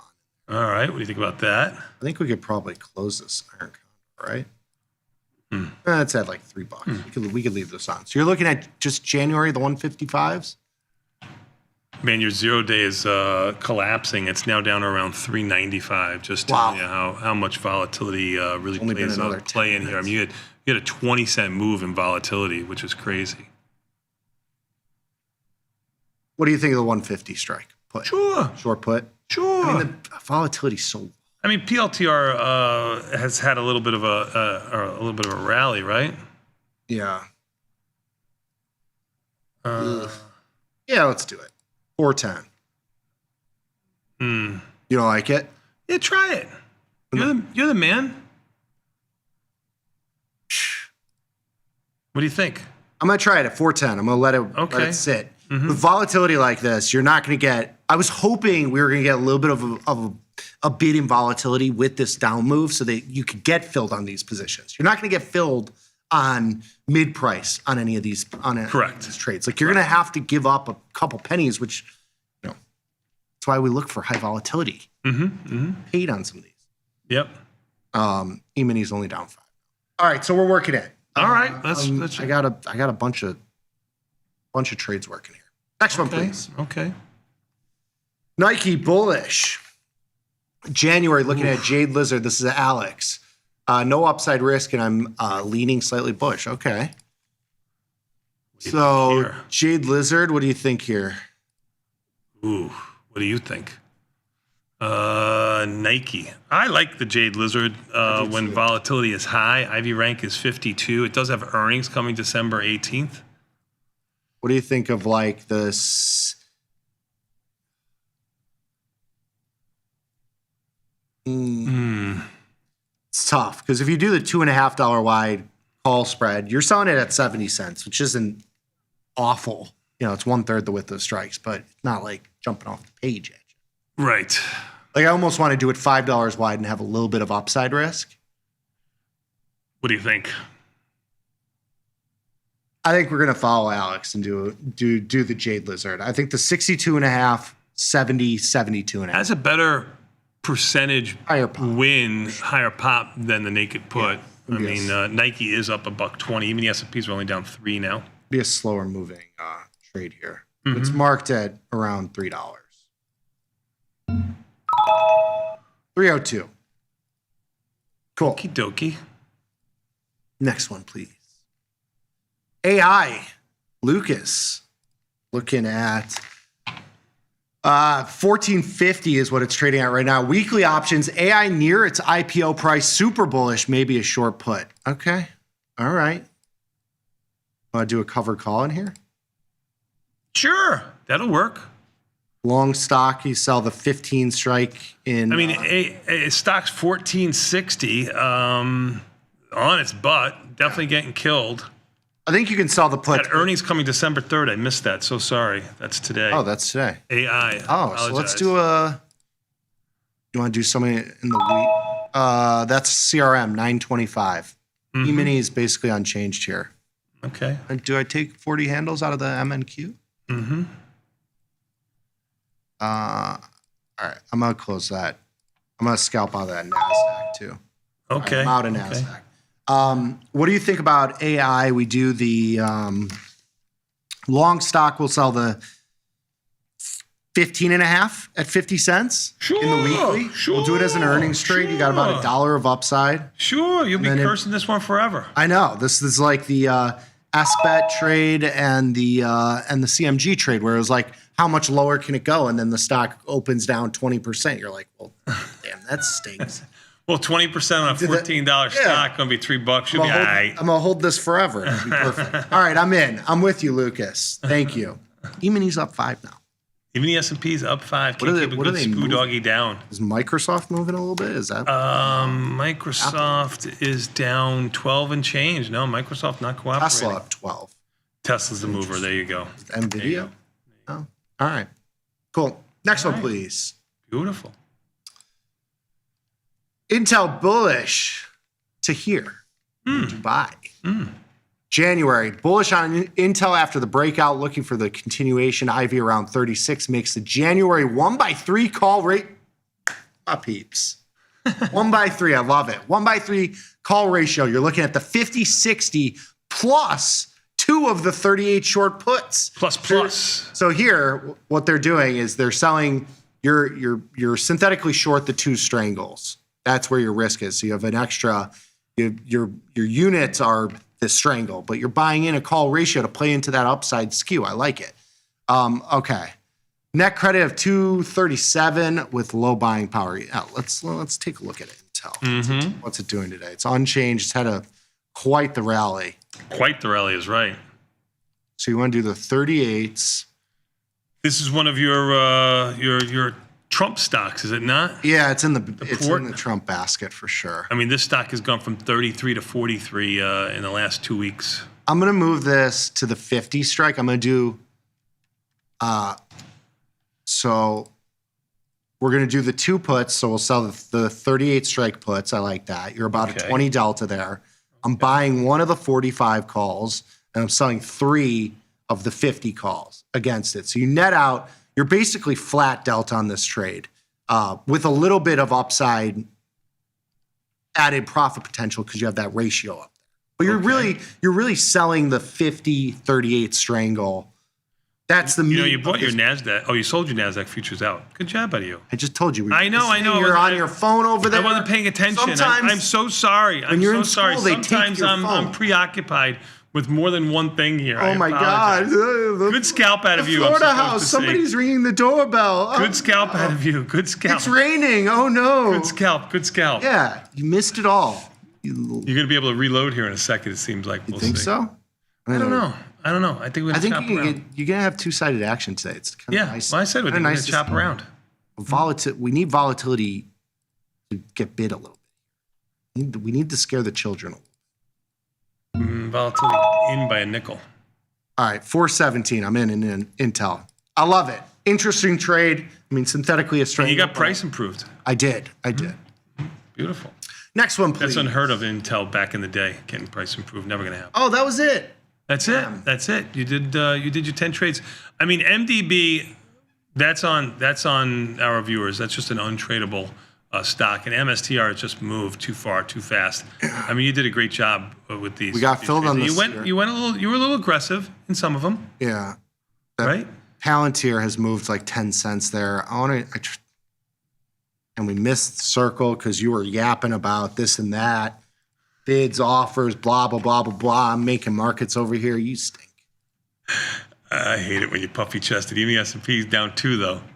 Good call, Pat. You're welcome. NASDAQ futures. you want a good call 20. for the 2 points? NASDAQ futures back down to 25. They were 60 when we talked about it. Well, I scalped them at 40, so what do I care? Good job out of you, son. Good job out of you.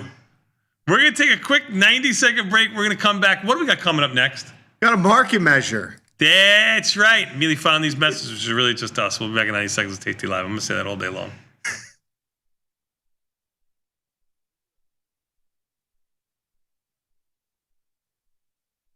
This is Chicago.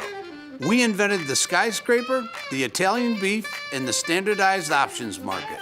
SIBO is not only the birthplace of options, it's also where Liz and Jenny got their start.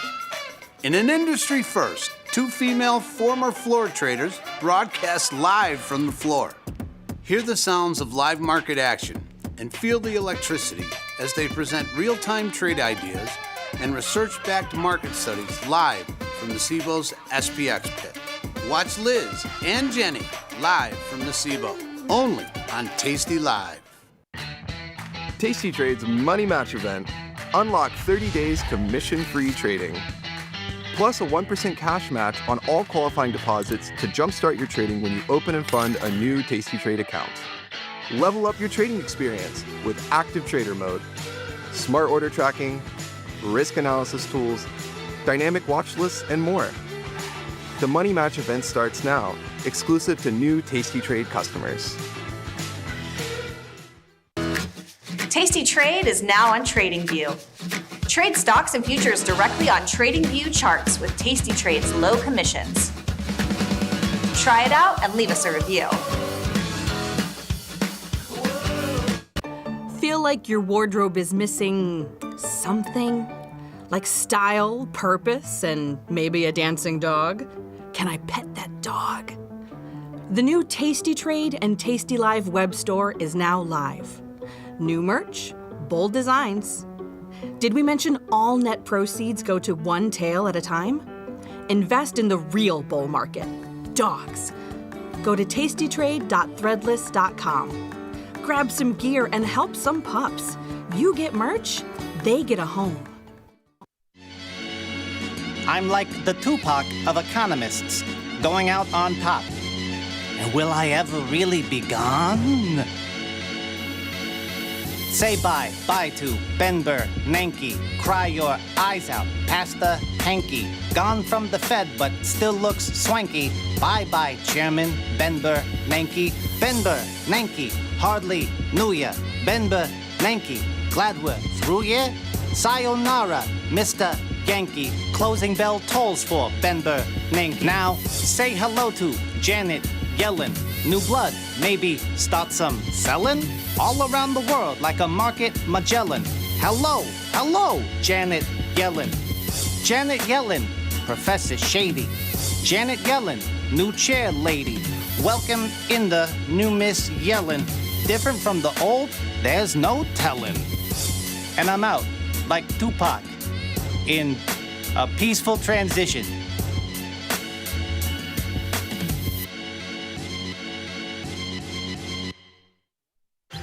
Got the need for speed? No problem! At Tasty Trade, you can turn smart ideas into real trades with just a few clicks. Wow, that's fast. Tasty Trade, make your move.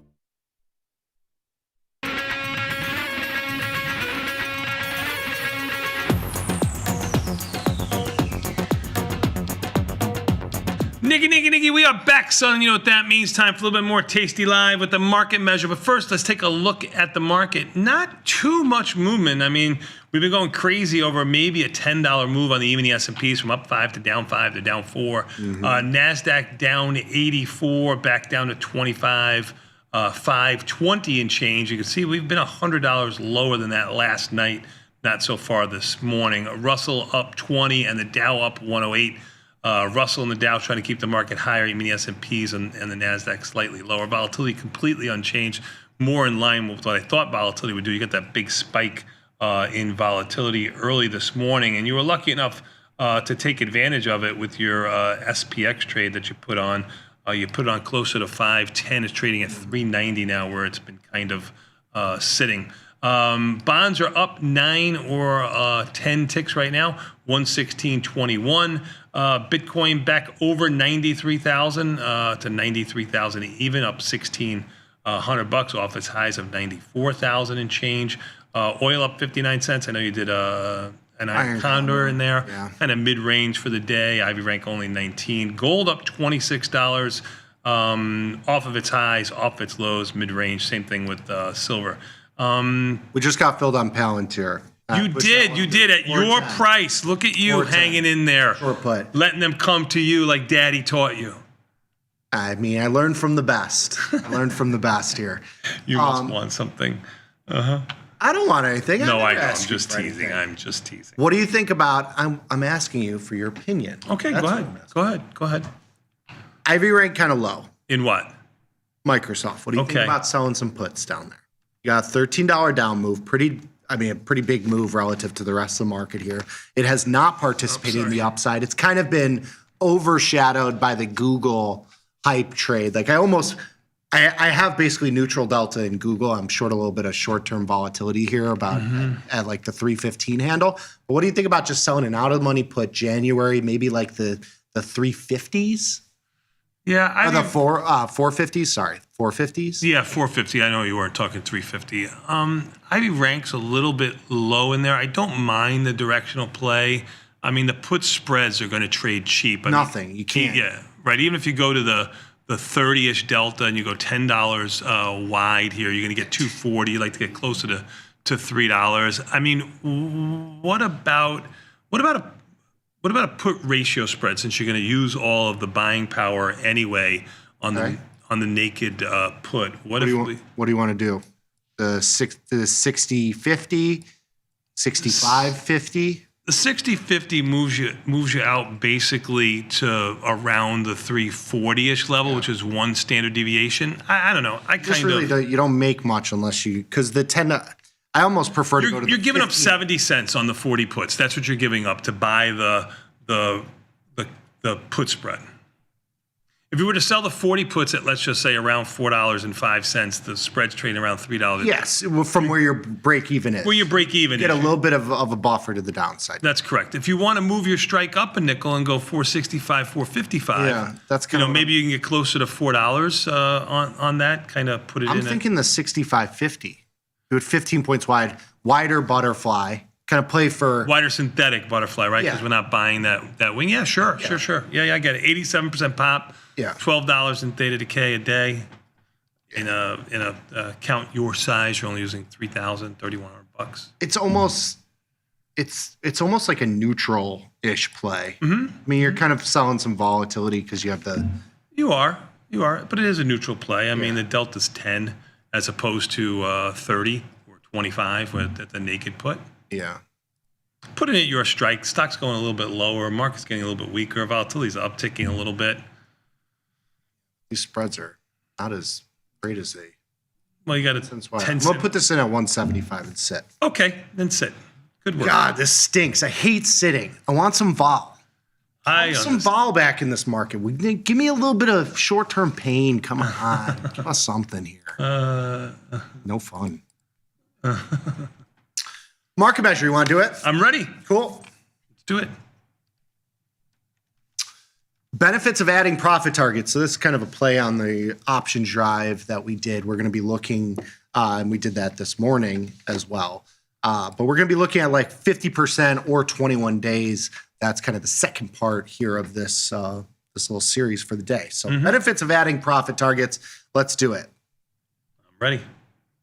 So managing short premium positions prior to expiration comes with a variety of risk mitigation benefits, and some early management strategies include at specific points in the duration. So we talk a lot about 21 days when you're starting at that 45-day time cycle. At a specific profit target, so 50% is kind of our wheelhouse. We looked at 10 and 30% as well. Once you get closer to that 50%, that's kind of the optimal spot. And then at a specific loss threshold, so a lot of times we talk about 2 times the initial credit.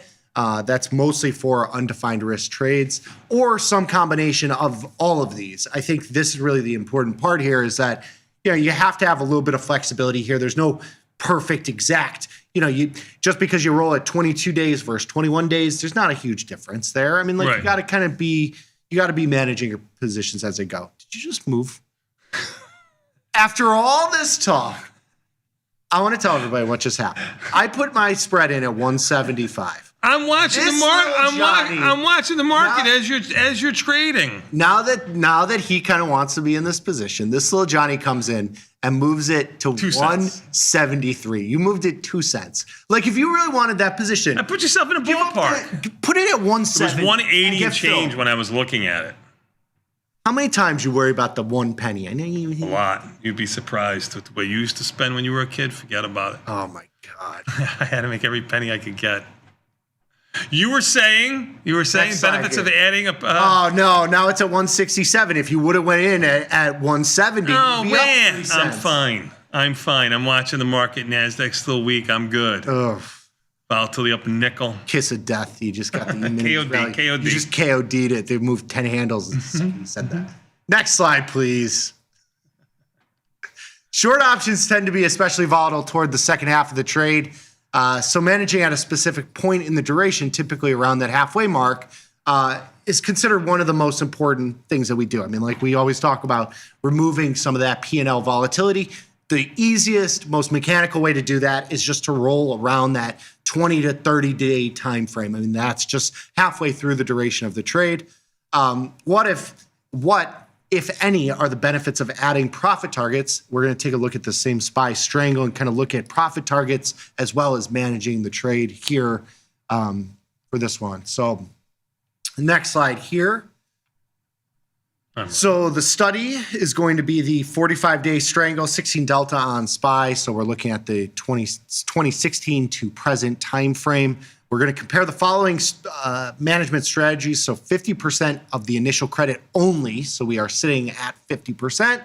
21 days only. So we're managing at these 2 very specific spots, or 50% of the initial credit or the 2. So we're looking at each individually and together.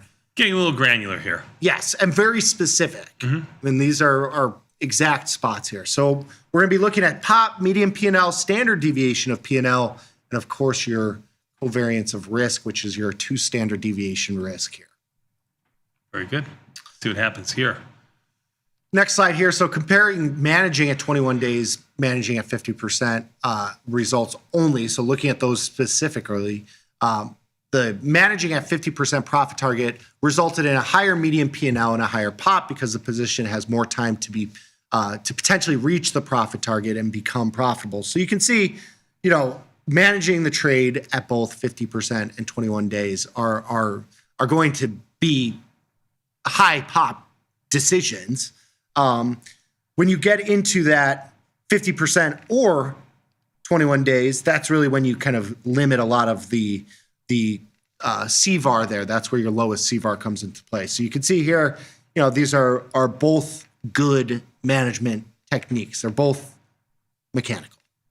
Both mechanical, yes. And I mean, just like the last one that we looked at in the option Jive, it looked like the 50% of initial credit, but you know what? You're staying in that trade a lot longer. Yeah. It's harder to do in practical application than it is to do a study on it. So. Yeah.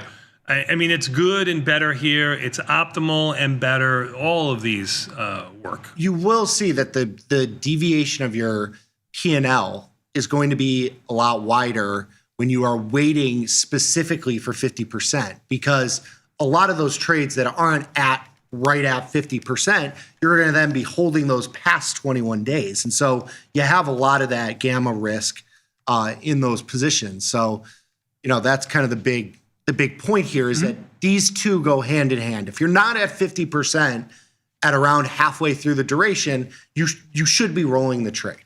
That's for short premium naked positions like this. Yep. Next slide here. So because the profit target may never be hit, it also results in nearly double the volatility, which is our standard deviation of P&L, and tail loss potential on those 50% specific trades. So if you're not getting to 50%, what this is telling you is that it probably doesn't get to 50% at any point. Like this trade is probably just a losing trade, which means you should have managed it to begin with. Like that's why we are managing trades, is because they're losing trades. We're not managing. There's variables here that you can't put in the study really. Yeah, that you're not seeing in each occurrence here. But that's really the key here is that, the CVAR is a lot wider if you're looking for that 50% and not including the management at a duration point. CRCL, you got filled 260. That's my price. Yeah. Thanks, Dad. Go ahead. He's the best. He's a former market maker right there. That's right. Nobody can wait him out like me. Now he's a retail market maker because we made that market. That's right. It's an opening trading circle. Good job out of you. Very nice. Next slide here. Which means the stock is going against you if you're going to feel your price. Yes. Let's put that in perspective. Bullish position. There was no gift given there. It was no gift. That's it was right. no gift. Yeah. It means I really, my real fill was at 61 cents. That's right. That's right. I gave up the penny, but probably it was based on where we were before. So, however, when 21 days is added to the 50% target, when you supplement it there with the profit target of 50%, the profit target is hit prior to 21 days, roughly half of the time. So, this kind of goes to the reason why your CVAR is wider when you're looking at just 50% management, is because only half the trades are getting closed at that point. So the other half, you have a much wider deviation because you're holding those basically up until expiration because you're not hitting the 50%.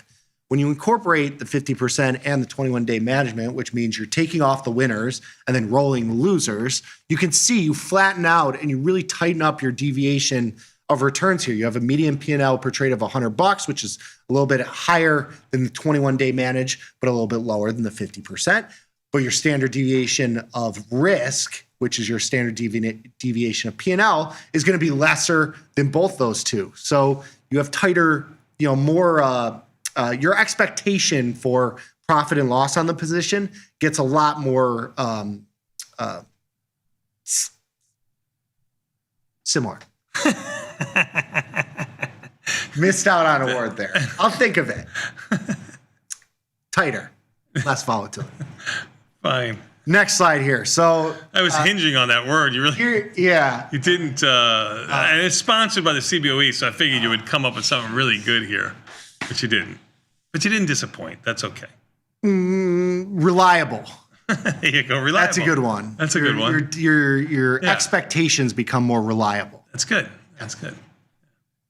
Overall, this results in a higher median P&L, less per trade volatility, a higher pop, and less extreme tail risk losses. This is when you are incorporating both 50% management and 21-day. One of the two, those are your management techniques. That's your very basic mechanics that you should be incorporating into all your strangles across the board. Couple takeaways here, and then we'll get to the board. We'll move on.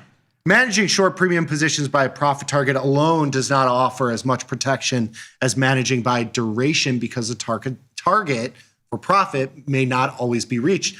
If you think about this, even if you extend the profit target, so if you're looking for 70%, let's say, it's going to be even wider. So like as you get more, as your expectation for profit gets higher, or your expectation for profit gets higher, your deviation is going to be much, much wider on your P&L. However, when you add in the 21-day management, it supplements with and you supplement that with a 50% close, the positions are managed even sooner than 21 days, roughly half the time. That's a good thing. That's a good thing. It's a great thing. Because you tighten That's They're correct. more reliable. That's right, and you get to use that money someplace else too, which we never talk about in these studies. So, you get filled a week or 2 weeks later, you're still in the time frame to add more trades on something else that has higher implied volatility. So, the results could be even more powerful. Powerful is a good word. Powerful with higher median P&Ls, higher pops, less trade volatility, P&L volatility, and lower tail losses than compared to managing by duration alone. So it's important to incorporate both these things into your trading. Well done, son. Well done. Can you do me a favor? There's a question in the chat room about your Uber trade that you put on. Yes. Because the 95, let's take a look at this. The 95 calls that you bought are closed. What did you do in Uber? How did you manage? I think it was a calendar or diagonal spread. Yeah, so I had this 1x3. I'm sorry, 1x2. So what did you originally have on? I will put it up there. We'll look at this. So I can actually show this here. Okay, you want to show it? Yes. Second here. Good question coming from the YouTube chat on an Uber trade that we put on. Love to help you. So I did this. So this is your order chains. If you want to view this as a market snapshot, if you right click there, you can view the market snapshot. So we put this on as a 1x2 ratio. We did this on as a calendar. So I was long the January 95 strike call, and then short 2 of the 100 strike calls against it. We did it when the stock was at 95. So this is kind of a delta neutral trade, but you have a little bit of upside gamma. You're short a little bit of volatility, and you're long time because you have that theta decay from. Sure, you would want the stock to stay right where it is or go a little bit higher, slower, or just a little bit lower, slower. Yes. And then throughout the trade, we sold another call into the up move, bought them back at 24 cents, and then we had this leftover. The trade that you're seeing today is just a leftover long option, which basically went from,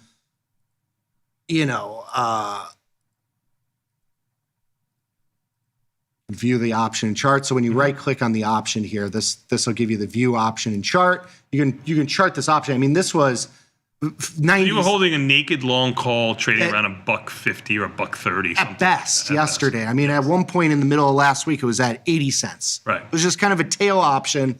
Today, you get this $3 rally. You have no volatility in the under. So you had to work the 1x3. I mean, you did it for a 1x3. You close the calls. Basically own that call for nothing. Right. It's trading at 60 cents. You hold it. You get a $3 move today, and you close it. That's what happened. Some would say you were gifted. Not really. It's just, you're trading. You had cheap volatility. You had Ivy rank is 0 right now, or is negative. Negative. Right now. So it's never been lower. The stock is not. So the expectation is the stock is not going to move. Stock moves $3. That's you're playing. You're long a cheap call for a cheap price. Yeah. You bought for basically nothing, pennies. Sell things when volatility's high. You can buy things when volatility's low. We're going to take a quick 90-second break. We're going to come back. I'm not selling these guys. I got Quentin and Ryan coming in. We'll be back in 90 seconds. I might sell him. We'll be back in 90 seconds with Tasty Live.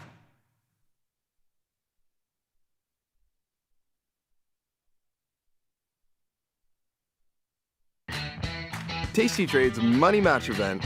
Unlock 30 days commission-free trading. Plus a 1% cash match on all qualifying deposits to jumpstart your trading when you open and fund a new Tasty Trade account. Level up your trading experience with active trader mode, smart order tracking, risk analysis tools, dynamic watch lists, and more. The Money Match event starts now, exclusive to new Tasty Trade customers. Your crypto needs a wallet. And crypto is better when it's tasty. You can now do more with your digital currencies with the Tasty Crypto app. We're proud to offer a self-custody wallet for Bitcoin, Ethereum, and Polygon. Transfer your digital tokens directly in-app and access thousands of tokens available only on-chain. Your wallet is your key to decentralized finance. Download the Tasty Crypto app and get started today.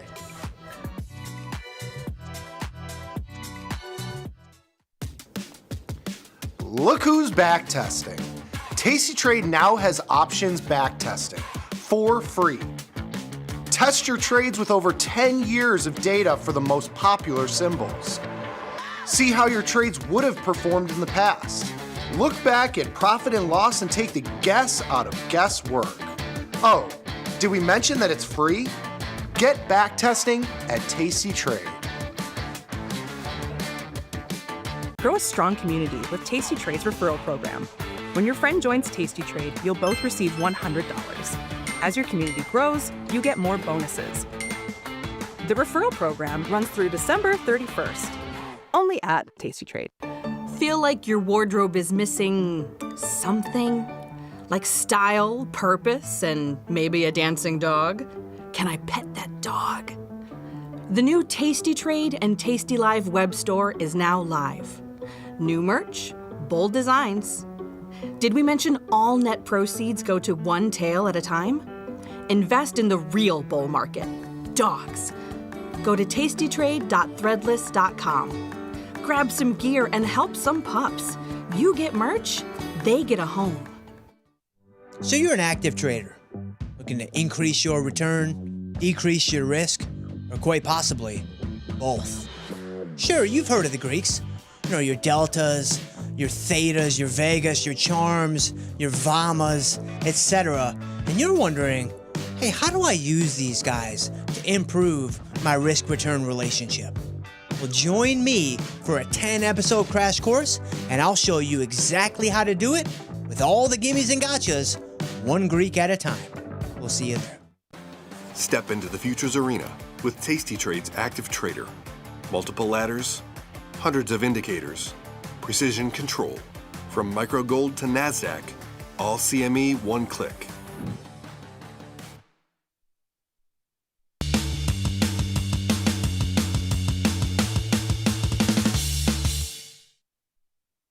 Nicky, we are back, son, and you know what that means. Enough out of you, because you have been talking a lot this morning.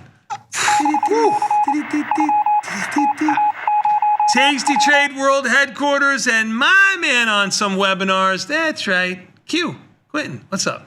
Fellas. I have to get your name right. Is it Quentin? Quentin. It's not Quentin. It's Quentin. But don't worry about it. Yeah. No, I don't do it on purpose. It's cute. Okay, I'm an imbecile and I apologize. I No mean that worries. sincerely. I don't mean to. No, I'm not one of those people that like, oh, you have to pronounce my name a certain way. But I should. I think it's those respectful. people, I think those Quentin. people I'm gonna are a forget, little- but I wish I. I mean, if you have a name, I call you Q. I can get away with it. Yeah. I like Q. Yeah. Q's But a like, good one. I'll just if do you have a name that people like commonly mispronounce, but Yeah. it's very close to the pronunciation, No. you should just let it ride. No. As a person who has that No, happen for all the me, time, it's isn't not. just now. I think you I should let it appreciate ride. your leniency. Yeah, but I mean, you can't I expect should. people to know exactly how to pronounce your name when there's all these names out there. I think it's fine. I think it's fine. I am originally from New York, so we usually mispronounce just about Idea, everything. So I have some outability. Yeah. Hey, don't worry about it. Thank you for your help yesterday. But yeah, speaking of webinars, some of those webinars were really good. We had the one with one of our marketing partners that we did, and then we also had the tasting. Everybody participated in that. Are those recorded and sent out? Yes, You those sign are up? recorded. So if you sign sign up, we should be able to send it out. We've been having to work on some stuff on the back end with it, but I figured out a way. So it's good. So once Are they going to be on those- YouTube at some point? Yes, that's where we normally post them. Is they go Okay. on the Tasty Trade YouTube. So On the not Tasty Tasty Trade, Live, but Tasty Trade YouTube. Yeah. And then things should be getting sent out. Just needs to get reviewed by compliance and stuff like that. Make sure we're all okay. And then Don't mess with we're the pretty good about that compliance people. stuff. We're pretty good about that stuff. You know. We don't let them in this safe space. this is our safe space. I got Keep them outside the Yeah, circle. they can watch us from the window. That's over there. right. That's it. what I think the window's there for. Please don't feed the They're animals. actually pretty good, because there's other firms that I've worked at previously where they're super it's not necessarily like just to give you a little insight on it, it's not necessarily like a by the book thing because it's not like FINRA reviews everything. It's that like your compliance department has their certain procedures. And My so- line is, I ask them, will you go to jail if I write this? And if the answer is no, then I try to go with it. I think that's how compliance should work. Is like, will you personally go to jail? If not, this should go through. Well, so not how it should work, but more of how it does work. Like as a licensed representative, we have to be compliant about certain things, and then we just don't push it. Will Does that work in the bars? Like I'm a licensed representative. Yeah, I go to the girls. I slit her, so like, hey. Hi, you're talking to a licensed I'm licensed. Oh no, he says I'm licensed. I work to in sell finance. I work in finance. Is that what it is? I work in finance. What is the play these days? I mean, he's all over the market. I What mean, is so you go. That's a great question because I'm freshly on the market, right? So that's a great question. Oh, I didn't know this. I'm very sorry. Oh no, all good. No, I know. Karate Man bleed on the inside. Not the outside. We're actually taking because I gotta start taking some notes. Well, You're too kind. Like I couldn't fix you up with somebody. You're too kind of a guy. Yeah. No, really, you really are. You really are. Like anybody I'm going to set you up with is probably seasoned. You know what I mean? And they'll chew you up and spit you out, kind of thing. Yeah. So you're too nice of a guy. You're on your own. You're going to have to crowdsource this though, Q. We could. Okay. crowdsource Well, I need to this. take some notes from you, Nikki, or whoever's out there spitting I'm game. washed, dog. You're washed. Yeah, Okay. it's unfortunate. Look at the gray hair. Come on. People call me Gotcha. sir now. Well, I'm not as. that's how you know. Sure, I'm not as distinguished. No. Right? I'm not as distinguished. Q, let me tell you, there's this moment in life where you go from I playing pickleball or something, and somebody will go walk behind me, excuse me, sir. And I'll look at them and I'll be like, no. You can No, excuse me, sir. Excuse me, man. Excuse me, bud. Like those are young people phrases. When they start calling you sir, or you're distinguished. No, that's the downhill. That's when it's all over. No. It's a moment. You think you've earned the sir moniker yet? No, you can say unk. That's fine. But sir is like, you're sir. Okay, you're old. I got called Unk the other day on the trade desk by this new girl who started on our concierge service. She's phenomenal, Alyssa. Shout out to her. But she called me Unk the other day because she's like, I'm only 24. Right. And she's fresh out of college, 22. She's like, oh, just like your personality is like Unk. She's right there. I got to give it a props there. She's right there. The geeks in the chat are saying that we should start a matchmaking service. Actually, once upon a time, and I will give Chris on the engineering team the credit for this. Tasty After Dark was actually thrown around. I could see Chris. Kind of a late night thing where anything goes, kind of thing, an SFW type thing, where you can kind of just do your own thing. So we could think about that. Maybe after the bell. John's like, I don't want to be producing that. He doesn't want to have to watch it. Hey, after the market's closed, you got me for as long as you want. But let's get to some business here. Cool. Top 20 symbols going through the system and their IVRs. At number 1, we've got Tesla, 7, Microsoft, 15, Apple, 5, NVIDIA, 11, iBit, 55, Netflix, 23, CrowdStrike, 9, MRVL, 26, GLD, 45, MSTR, 39, Amazon, 14, AMD, 25, Meta, 5, Intel, 37, Okta, 32, SLV, 70, Broadcom, 34, Palantir, 4, SoFi, 17, Robinhood, 20. Pretty common. CrowdStrike had earnings. Yes. Yes. That's pretty OKTA had earnings, so that's why it's up there. Yeah. Volatility in by 15 cents now. Yeah. Even the S&Ps are up 8. I mean, I guess that's equal to the move on the way down. It was up around 15 cents. All the SPX people that got a little spanking last week.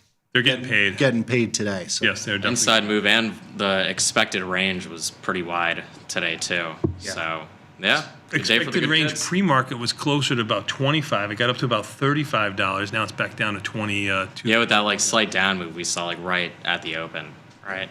So yeah, all right, fellas, thank you very much. Yeah. Thank you, Q. Awesome. Thank you very much. Who is our next person? I'm not gonna make a mistake with this name.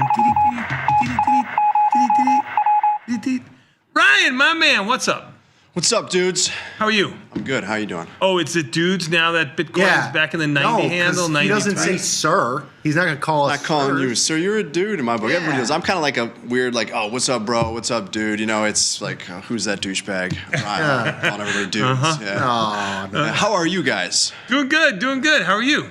Yeah, I'm feeling better. I mean, better than Monday. Yeah, I world can was imagine. ending Monday. We're covered a little bit here on Wednesday. Sure. Yeah. We talked about this morning.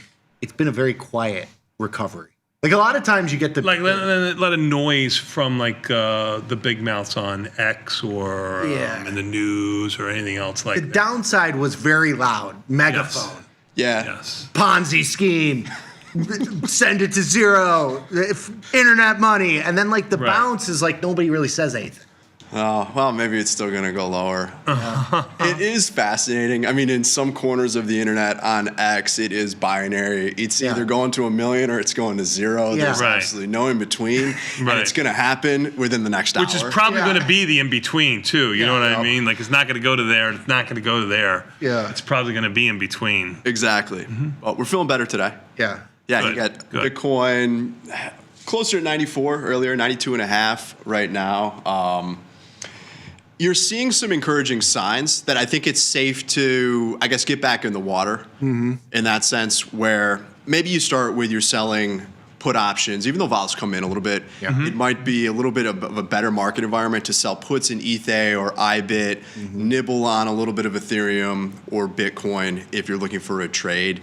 I still think, I mean, when you look at the trend here, still very bearish. I'd want to see, like I've said, I want to see this back over 100. Let's start there with Bitcoin. ETH back over 35, 3,600 there. Solana needs to get back to like 170 for it to retake the bullish trend. But when you look at performance on a weekly basis here, you're back in positive territory for Bitcoin, for ETH. So you've had a nice recovery, and you've seen realized and implied vols come in a little bit too. So when we calculate those expected moves, that gives you a higher low in the range, which is absolutely the sign you want to see, right? You don't want to see every day that you come in, you rerun these numbers, and it's lower, lower, lower. That's the trend. So you're starting to see possibly short-term bottoming, but again, still pretty bearish when I look at these charts. Nobody knows, but I think volatility is actually uptick. Do you have any volatility on Bitcoin? Is there a way to look at it? If you look at like IBIT, that's probably the...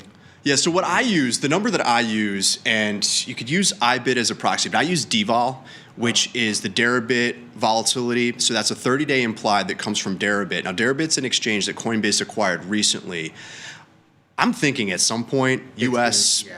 residents are going to have... And that's spot. That's spot. That's right. Yeah. So these are options on the spot markets. So you can cash secure in their markets via like if you hold a Bitcoin, you can sell calls against. Yep. Like 1-to-1 as a cash secured. Yeah, we had something like that here in the U.S. Go back to kind of 2020. You had LedgerX, was acquired by FTX, and then was spun out of the FTX bankruptcy.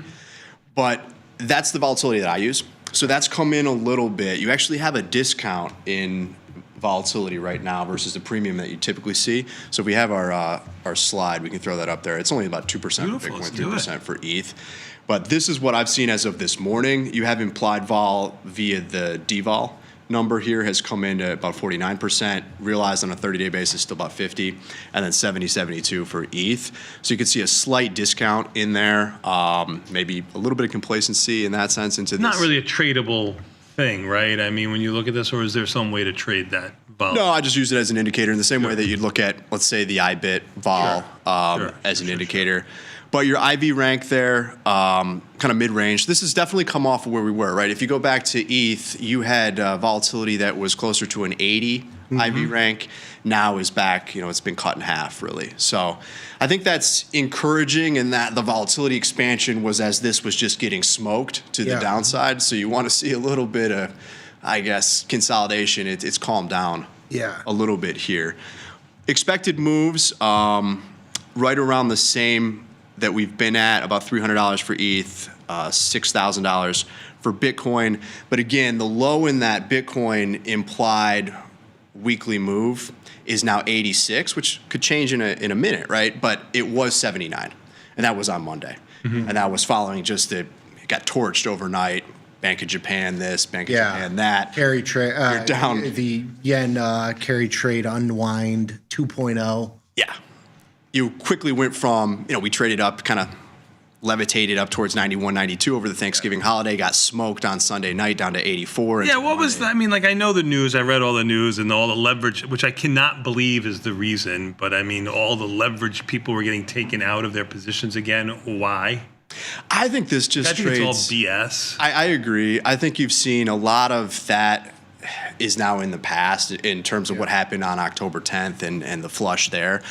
I think this is just a vehicle that's used for liquidity when other markets aren't open. So you do get this kind of move out of It's a higher beta. out of Asia. See, I didn't. My biggest regret on that move down in all basically cryptocurrencies and especially Bitcoin, because that's the one I trade more of anything. And it really just a nibble. I really don't sell. It's more of a nibble from when it goes lower, I buy them. It's almost like selling puts in a stock that you like, you know. Yeah. You try to buy them. There's really, I mean, I don't trade IBIT that much, but really just the cash itself.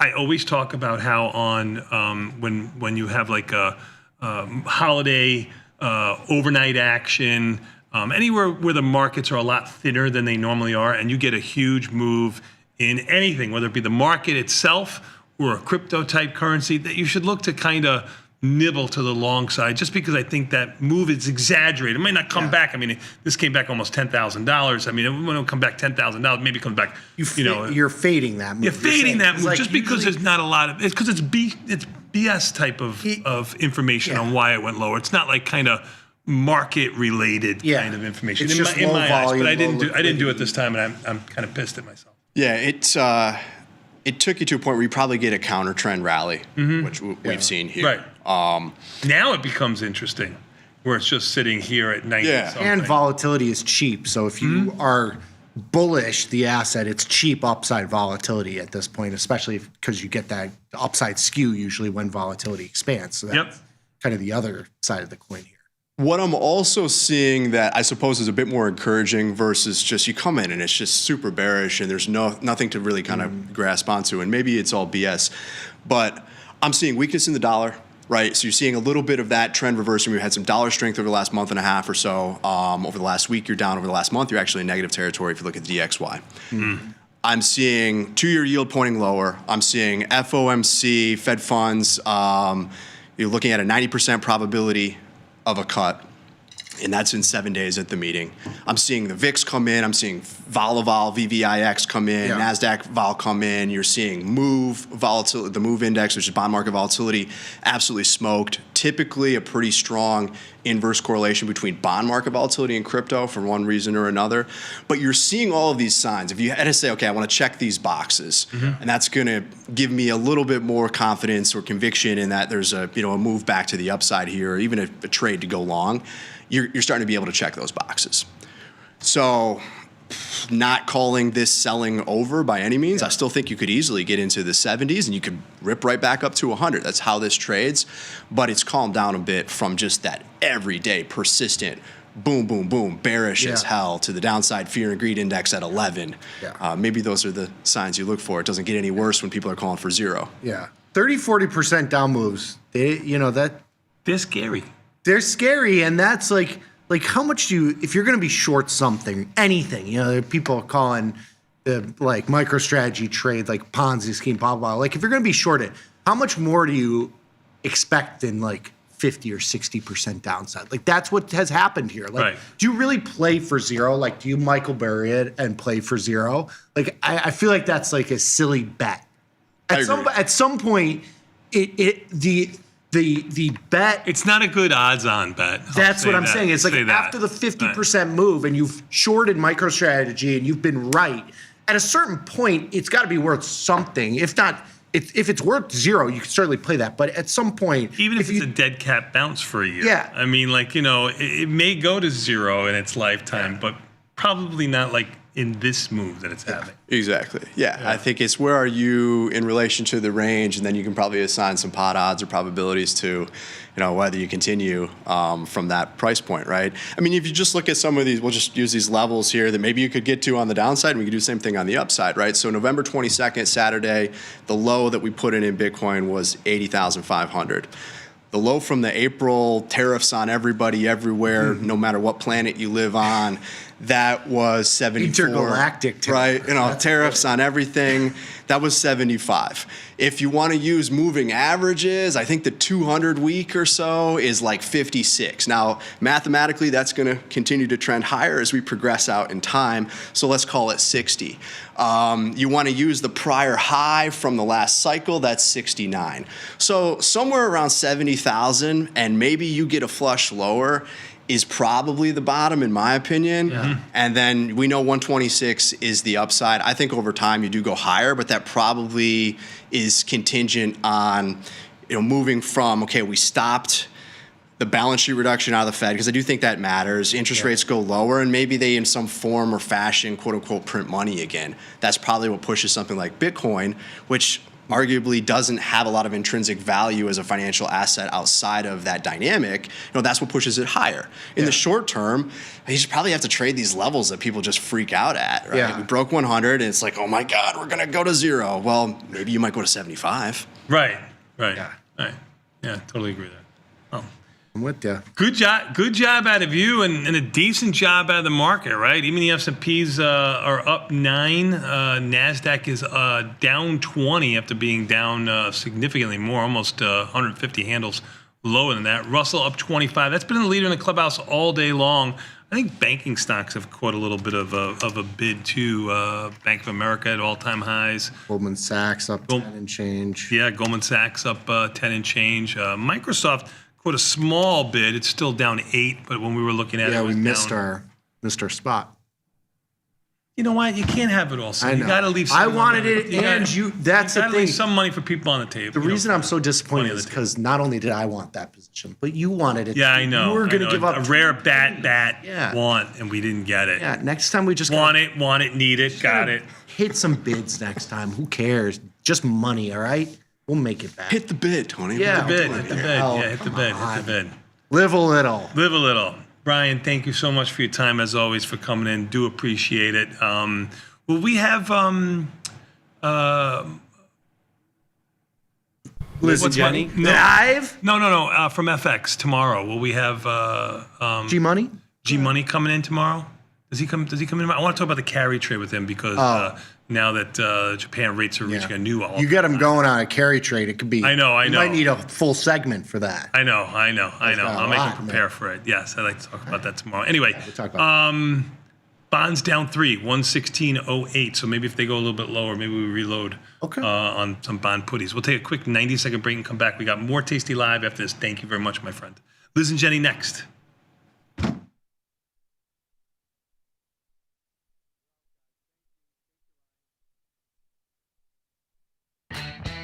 Tasty Trade's Money Match event. Unlock 30 days commission-free trading. Plus a 1% cash match on all qualifying deposits to jumpstart your trading when you open and fund a new Tasty Trade account. Level up your trading experience with Active Trader Mode, smart order tracking, risk analysis tools, dynamic watch lists, and more. The Money Match event starts now, exclusive to new Tasty Trade customers. Grow a strong community with Tasty Trade's referral program. When your friend joins Tasty Trade, you'll both receive $100. As your community grows, you get more bonuses. The referral program runs through December 31st, only at Tasty Trade. Class is in session. Dr. Jim Schultz is bringing the heat to Options Crash Course Live. This 90-minute show features Dr. Jim in his professional prime. All of the gimmies, none of the gotchas. Come early and grab a drink with Dr. Jim before class and stay for Q&A. The event is free, but space is limited. Register today at tastylive.com/events. It's not a lecture, it's a lifestyle. All right, yeah, I'll talk to you. There she is. Good, you found the place. Good, you're not stupid. I dated 3 stupid girls in my life. I loved every one of them. So maybe you're the next one. Having a good day? I'm having an awful day. But then it got really good again. Oh, good. So I'm feeling all right. Hey, where'd you go to college? I went to University of Penn State Community College. You didn't know they had one of those, did you? Yep, the Fighting Rams. Oh. I'm one of the Rams now. Do you have any sexual fantasies? Excuse me? I do. My parents are watching. They're sitting on a rainbow. I'm a half man, half giraffe, and I'm dressed like Brett Favre. What does that mean? I don't know. Yeah, talking about it gets me pretty hot, though. Uh-oh, there it is. His pants just got tighter. I'm a vampire. Can you believe that? Does that make me more mysterious and attractive? What? Uh-oh, watch yourself. We don't want to get hit by a car. Oh. My brother did that once. He can't talk now. Oh, my God, I'm serious. Yeah, pretty serious. Are we getting serious? I think so. How many kids do I want? 5? 11? Oh. First meal. Here we go. That was rude. This is on you. So much time is flying by. Yeah. You're very funny. Oh, thank Does anybody you. ever tell you that? Yeah. Well, you're not that funny, so don't worry about it. That's interesting. Not a big fan of Sam's anymore. But now you know everything about me. I feel like I'm opening up so much. God, I'm scared. This thing is moving so fast. Yeah. Oh, wow. I haven't cried like this in a long time. Are these tears? Uh-oh, here we are. Front door. Big first kiss moment. Oh.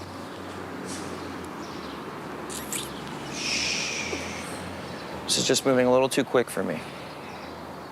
You're a great kid.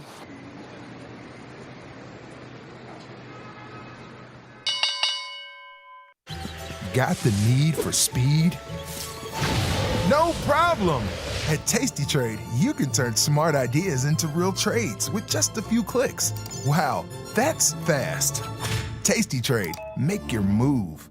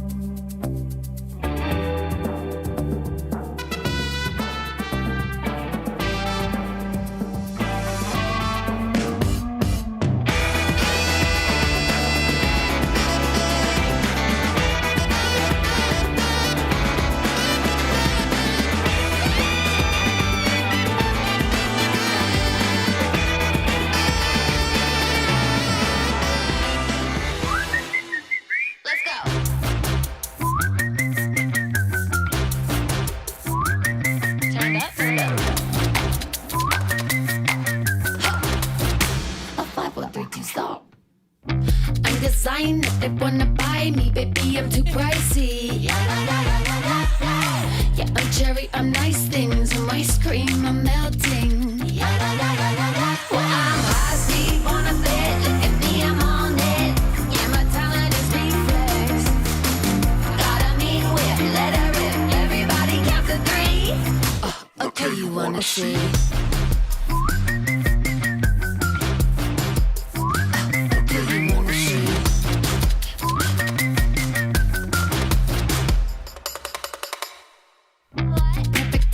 I'm on the runway till in them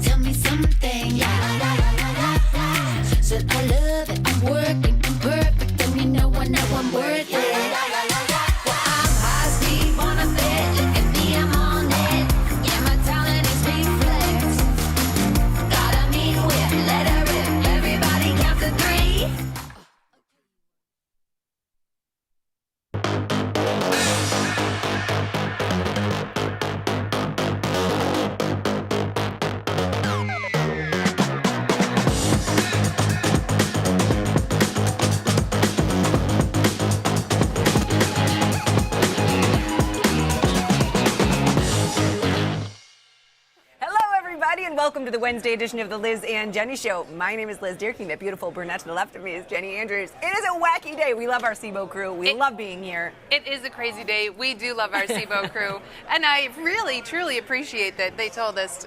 Well, I better not say on air. It might offend some I don't know, but I feel free without having those things. I was going to say that we're the easiest people that they have to work with.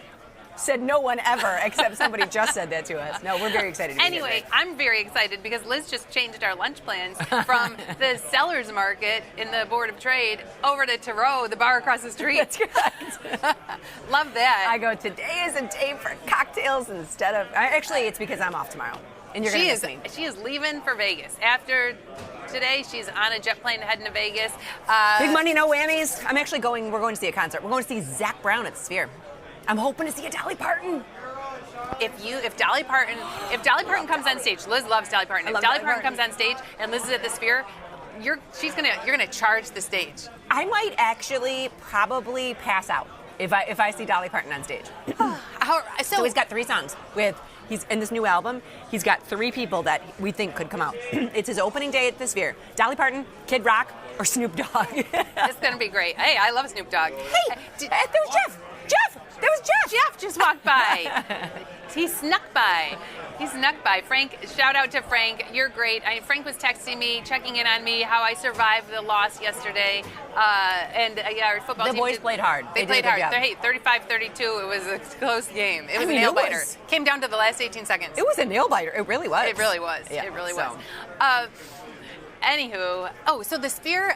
It's a weird place to see a concert. I've never been there, but I bought tickets for something at the Sphere. And when you look and do research of like where should I sit in the Sphere, it's not like a normal place where you want to be right by the stage because you want like a more expansive view. I don't know what I'm up against. I've never looked at it because the whole thing is a screen. You're imagine sitting in a globe and the whole thing is a screen. It's gonna be awesome. When I said I was telling Vanetta on the morning show with them, and she's like, "Oh, are you going to see the Wizard of Oz?" I was like, "No, I'm going." They have the Wizard of Oz there. Oh, I know. It's like we should know this, but I didn't because someone said to me, "Oh, wow, I just went to Vegas and saw the Wizard of Oz." I was like, "Why'd you go see the Wizard of Oz when you're in Vegas?" Like that would seem like the last thing you would do. Well, I do love the Wizard of Oz. Not you, but I just mean, and they're like, "No, it's the big thing to do. See because you're immersive. What was it's that? Immersive. What was that movie theater at Navy Pier? So Navy Pier is a famous pier in Chicago. They used to have this, and maybe Matthew's going to tell us in a minute. And it was like I went. You know IMAX? Was it the IMAX? You know what I went and saw there? The Michael Jordan documentary. Did you? Mm-hmm. That would be good. That would be good. Yeah. It's going to be like that, but even better. Remember that 50 years ago when you went to that movie? We've got Jenny. I do want to pop in the platform. SPOOs are up 12. Now we did put an SPX trade on, which I'm going to push through. I didn't do it. I'm going to do both sides. Oh yeah, push through. And we can go to the platform. This morning. So I'm in my platform. We did this SPX trade and we were on Benzinga. I'll say it. I'll say it. I actually thought it was awesome. I like people picking a direction and us putting trades. We're having a little bit. That's why we feel free. We had a little bit of audio issues, but it was I could hear 10 voices in my head while I was speaking as well. I felt like I had marbles in my mouth. Hey, play some headphones and listen to like 10 people talking. No, 3 people talking at once in your head and try to speak. And it's challenging, but maybe with practice it will get easier. I'll practice. Anyway, we put on this on the way there. Anyway, we did this SPX trade, and we did our put spread. Sold it for $350, bought it back for $245 in less than a minute. And what time did you do that? That was at 9:32. We put it on, and it closed at 9:33. And so Ryan from Benzinga he was watching, and he said the news that came in, which popped the market, was Microsoft. Microsoft had information on information that was wrong, right? So that the news? I guess did I hear it right? Bad news came out on Microsoft, and then Microsoft came out and said, no, that's not true. So here is a daily minute chart. You can see. Now I'm long Microsoft. I did not like this. So you could see the move down. Oh, that's the daily chart? I had no idea what you were looking at. Yeah, this is the daily chart. Okay, now this tracks. So, here's there's the news. Yeah, so look at this. Whoosh, down. And that's pre-market because that's 8 a.m. We didn't open until 8:30. And let me go to a 2-day so you can see where it closed yesterday. Where's he? I'm gonna go, and I'm guessing it's right at the top. But here, 3 p.m. yesterday. Yeah, there you go. We're trading at 489. Well, it's not terrible, but it was worse. It was down. I saw it down here. It was down as low as like 475. Did we get long Microsoft? I loved when he's got some interesting levels. He's got a lot of things he's looking at. The only one I could remember We also did a Marvel trade. Was there was one thing he said. You're gonna like take the one Mac Daddy. It was You're like, gonna take one thing away. It was like at MacD. I was like the Mac Daddy. It was like, oh no, he's looking at all these moving averages and yeah. Okay. VWAPs and okay. So anywho, Microsoft's down. We do have a position. Hopefully, it'll bounce back if the news that caused it to fall isn't really real, according to Microsoft. Well, yeah, they said they denied all allegations. That's what I heard. That's what I heard too. They denied all allegations. I don't know why it didn't bounce back even more. We have just a put spread. It's still out of the money. 16 days to go.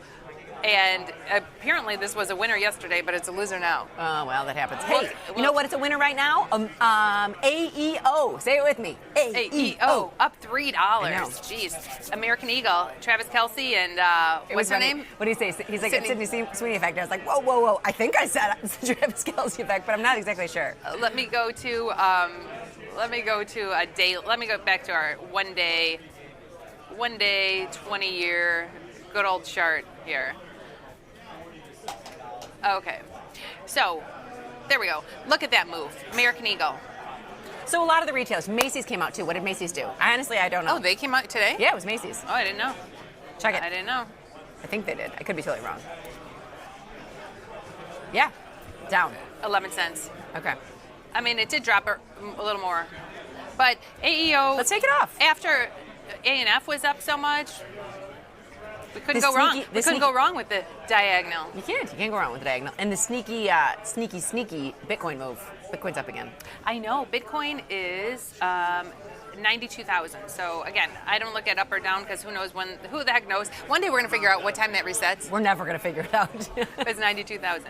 So I'll take off this AEO diagonal. We sold the 23.5 in this week's, bought the 21 in next week's. We made $121. That's pretty good for putting up. How much did we do that? 97 cents. Yeah, we made 124%. Now, if someone wanted to try to make more, you could take your short from this week. It's still worth 82 cents and it's almost at the money. And you could actually move it out to next week and create, a spread. Why would you fool with that? I don't know. Just take the money. Because you could just lose your profits. Yeah. I'll just take the money. Now, Marvell was another one. I'm sure that made you happy. Wake up, Marvell's up $10. After earnings announcement, it was down a little bit. Yeah. Happy.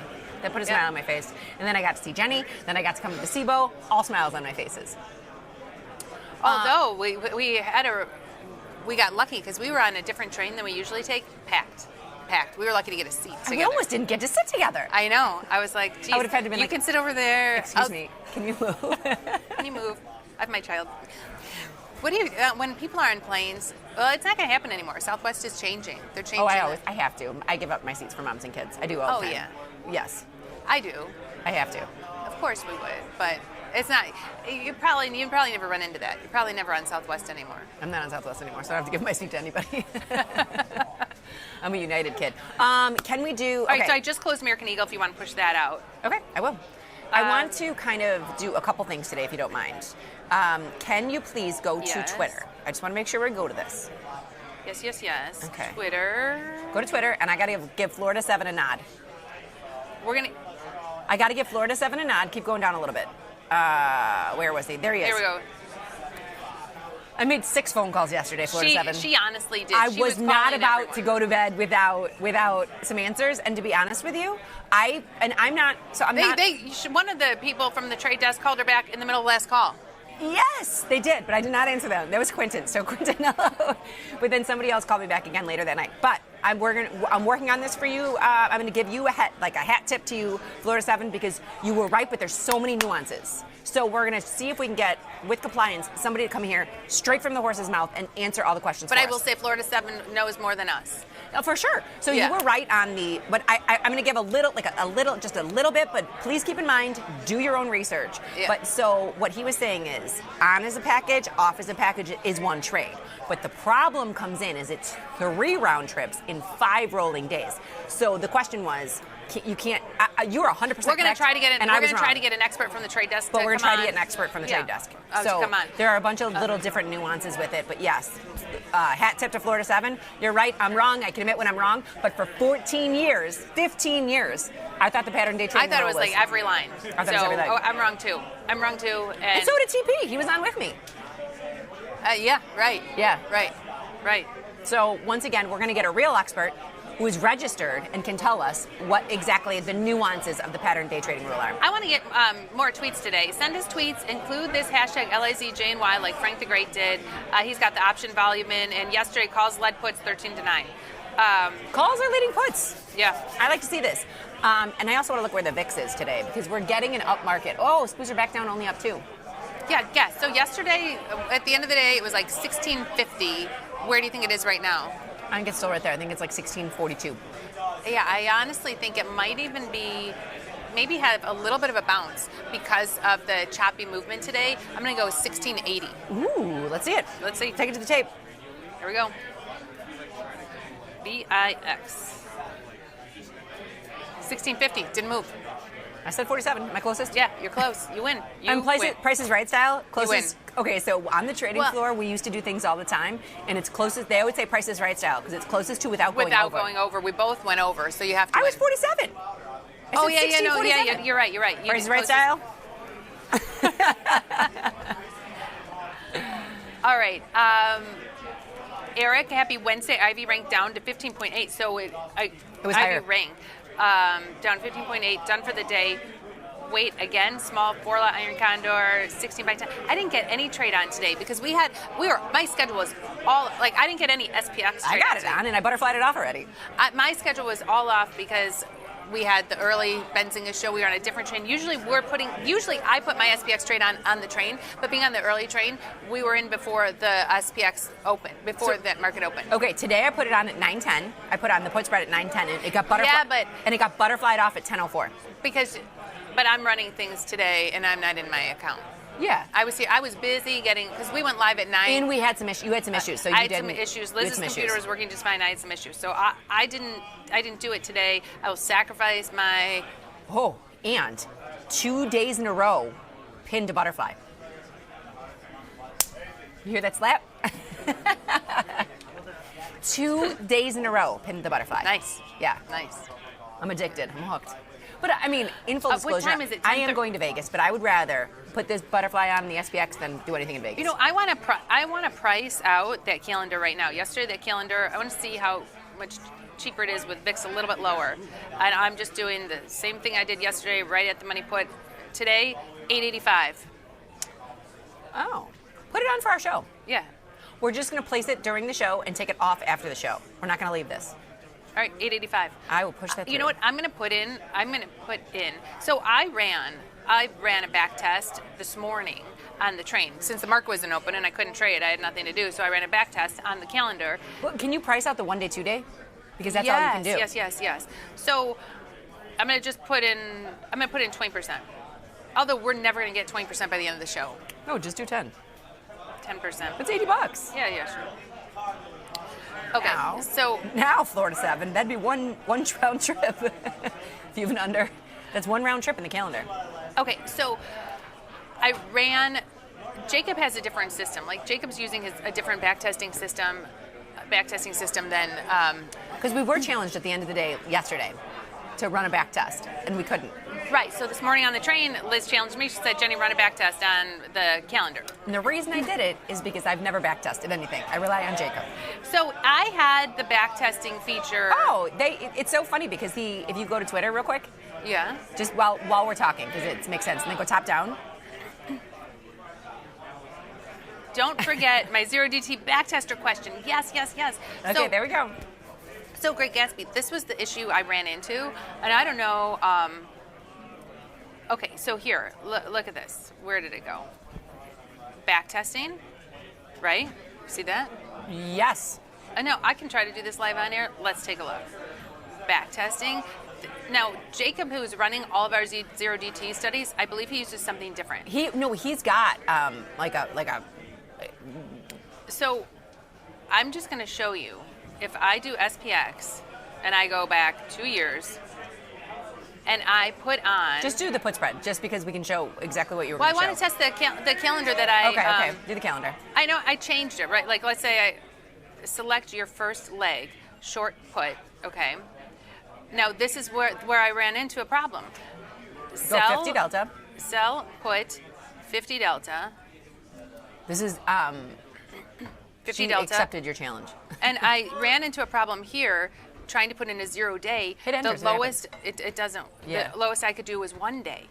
And those were expensive. So while you're doing that, I'm going to price this out for you. So that's what I have to talk to Jacob about this, and our We know team, he's got the software to do it. because the lowest day I could put in was 1 day. 1 day, 2 days are still around the same How price. much? Though.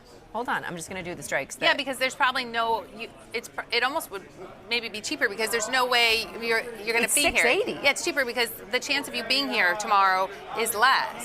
$6. See, that's why I want to test the 0 day, 1 day. So Yeah. here, let's say I test the 1 day, add another leg, and then I buy a put 50 delta, and I make this the 2 day. So this is the calendar, right? I'm buying the 2 day calendar, buying the 2 day 50 delta put, selling the 1 day 50 day delta put. It's hard to predict. I think the results would be better 0 day, 1 day. Correct. Now, that being said, the challenge was to do our put spread, but she's showing that you can't get in the 0 I DT. can't do the 0 day. That's something we need to add. So if I do this every day and take profit at a certain percent. Say 10%. 10%, Yeah, 'cause it's 20%, calendar. 30%. Do 10. I'm gonna. Really? Do whatever you want. Well, I don't because know how it's to only backtest. $6. Like, if you're only paying $6, it's only $60. You know? Yeah, but let's do 10 and then run it with 20. Just try it. I was gonna try 30. I was gonna go for 30. Oh, look at you. Well, I don't know. I'm just, but maybe 10. Maybe 10. I'll just do 10%. But you're not getting much. If You're it's gonna only get $60 a day. You're gonna get $60 a day if it's 10% using So, $600. Let's see what run back. see what every day. Yeah, does. it's only 6. Run back test. Here we go. It's ran. This orange is strategy, profit or loss. So you can see you had some period. What is that other one? SPX end of day price. Okay. Well, then if you did Your- it, your that's your worst- total P&L. You're your at total $12,000 using $600 a day. Yeah, Congratulations on your- $12,595 using $600. If you do it a every day. Every day. This is over the course of the last 2 years, taking only 10%. No, but look at that. What are the time frames of the major losses? Can you give me those dates? Because I can't read that. So the worst loss here was 2,256, because that's if you're having like multiple losses yeah, but look, in a row. look, there's losses from. Can you see the dates underneath there? Can you give me the date from there to there? Okay, that is 2024. Okay. November. Okay. November 2024 to March of 2025. I just want to see because that looks like a big chunk of period of Yeah, loss. right, where you had a lot of losers in a row, which kind of wiped out. I So mean, you had all and that these would winners. that'd be a hard. That's a bitter pill to swallow for if a year. you're like taking- loss. Yeah. But again, I have to talk to our team because this would only let me put in a 1 day, not a 0 day. I think the results will be better for 0 day, 1 day than 1 day, 2 day. I agree. I wholeheartly agree. But this was still a profitable trade. Over the course of 2 years, putting this on every day, you ended up with $12,595 putting this on every day. Yeah, taking it's not bad. 10%. We do love the 0 DT SPX because they are kind of and hey, you can't trade this in pattern day trading rules. This I know. If you open it, close it, that's 1. Open it, close it, that's 2. You can't do it every day. Well, you can't do it every day. You can't do it every day. You can't do it every day. But again, we are almost at the finish line of this PDT changing. We are almost This close. there. This close. Yeah. I know. It is silent on the floor right now. Everyone wants to hear all about this back test. Let's try to have nobody make a sound. Challenge accepted. Okay, Anyway, let's pop back into Twitter. Okay, so here's the back test, and that's how easy it was. Like you saw me, I just pulled it up right now on the platform. It was very easy. But they do not have. We're going to talk to some people. We got to find out. We'll talk to Jacob, see what he's running, how he's using I it. think with he the uses 0 something different because he puts a lot more. He can put a lot more things into in it, and he should. He should. Oh yeah, you can hear him. They're back. They're back. Can you go back to Twitter? I want to get to Ajit. Sure. Oh, Ajit Oklo. Yes. Love to see it, Ajit. I know. I knew it would make Jenny happy, Ajit, so I appreciate you for putting it in. Right. And what has he got here? Short put, expiration January 16th, expected move plus or minus 21. So he's just doing a short put in Oklo. Love it. He is doing the 75 strike. Hopefully Uncle Jerome just sends everything flying next week. Come on, JP. Right. This is the 75 strike in January. Now, I know... Ajit spells it all out for us. What do we have? What did we do in Oklo? Yesterday we we did a diagonal. We did diagonal. It's down? Well, Oklo could have some wide markets. It hasn't moved yet today. That's right. Really moved. So And that's it could got to have be. some wide markets. And that we tried to put in a Jade Lizard type position where we had no risk to the upside, but it didn't. I like this 75 put in Jan. You're getting 480. Now we're using $2,400, and I know that's kind of a lot for us, but you're getting 480 on the 75 put. I would put my seal of approval on this trade. It could be a loser. If it's a loser, you get long at 70. I don't mind it.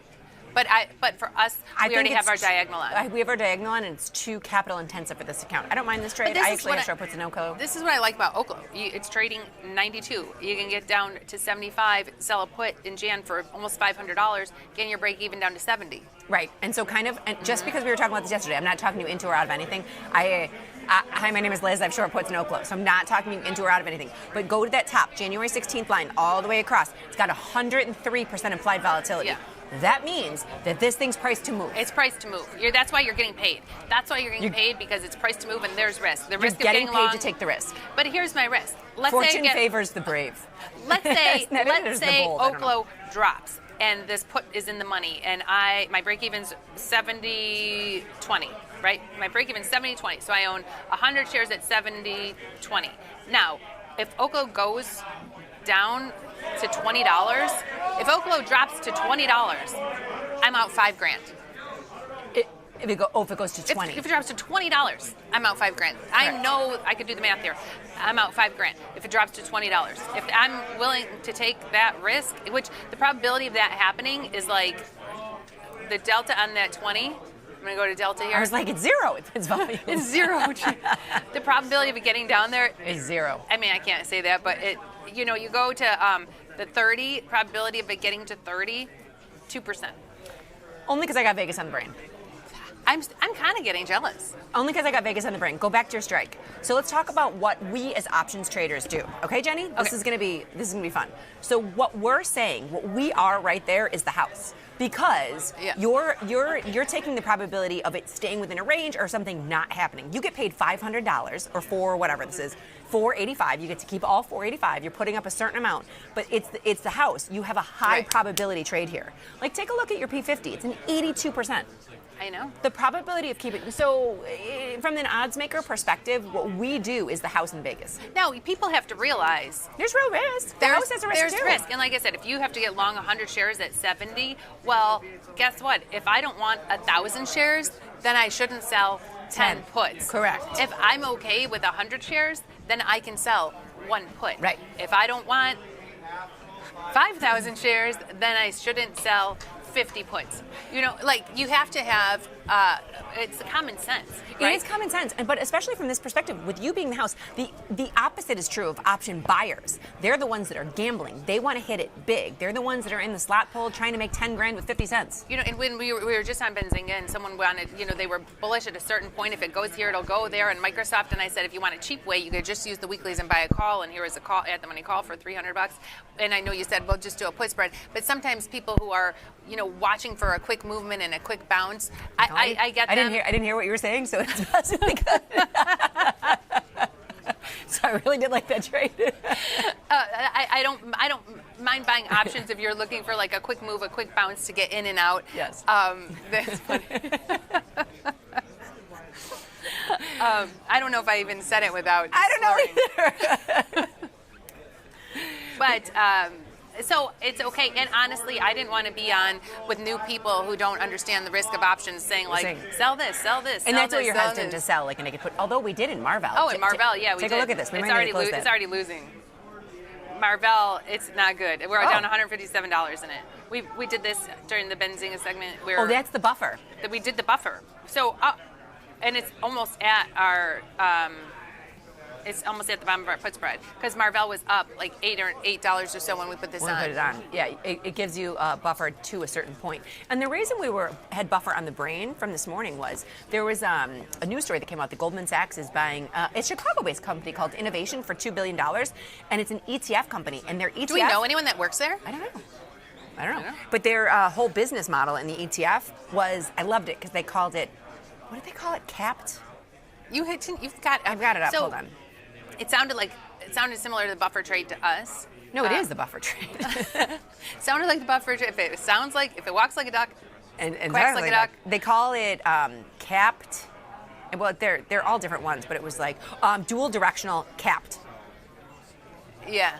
Capped risk is what they're trying to say. So they were giving you a 15% downside protection, which we know how to do, Which is kind of like the buffer. or a 15% dual direction, which is the exact, you're doing buffer on both sides. So we threw in this buffer in Marvell. I'm going to put in, here it is I'll show it to you on the analysis page if you want to see it. And we're just about at our.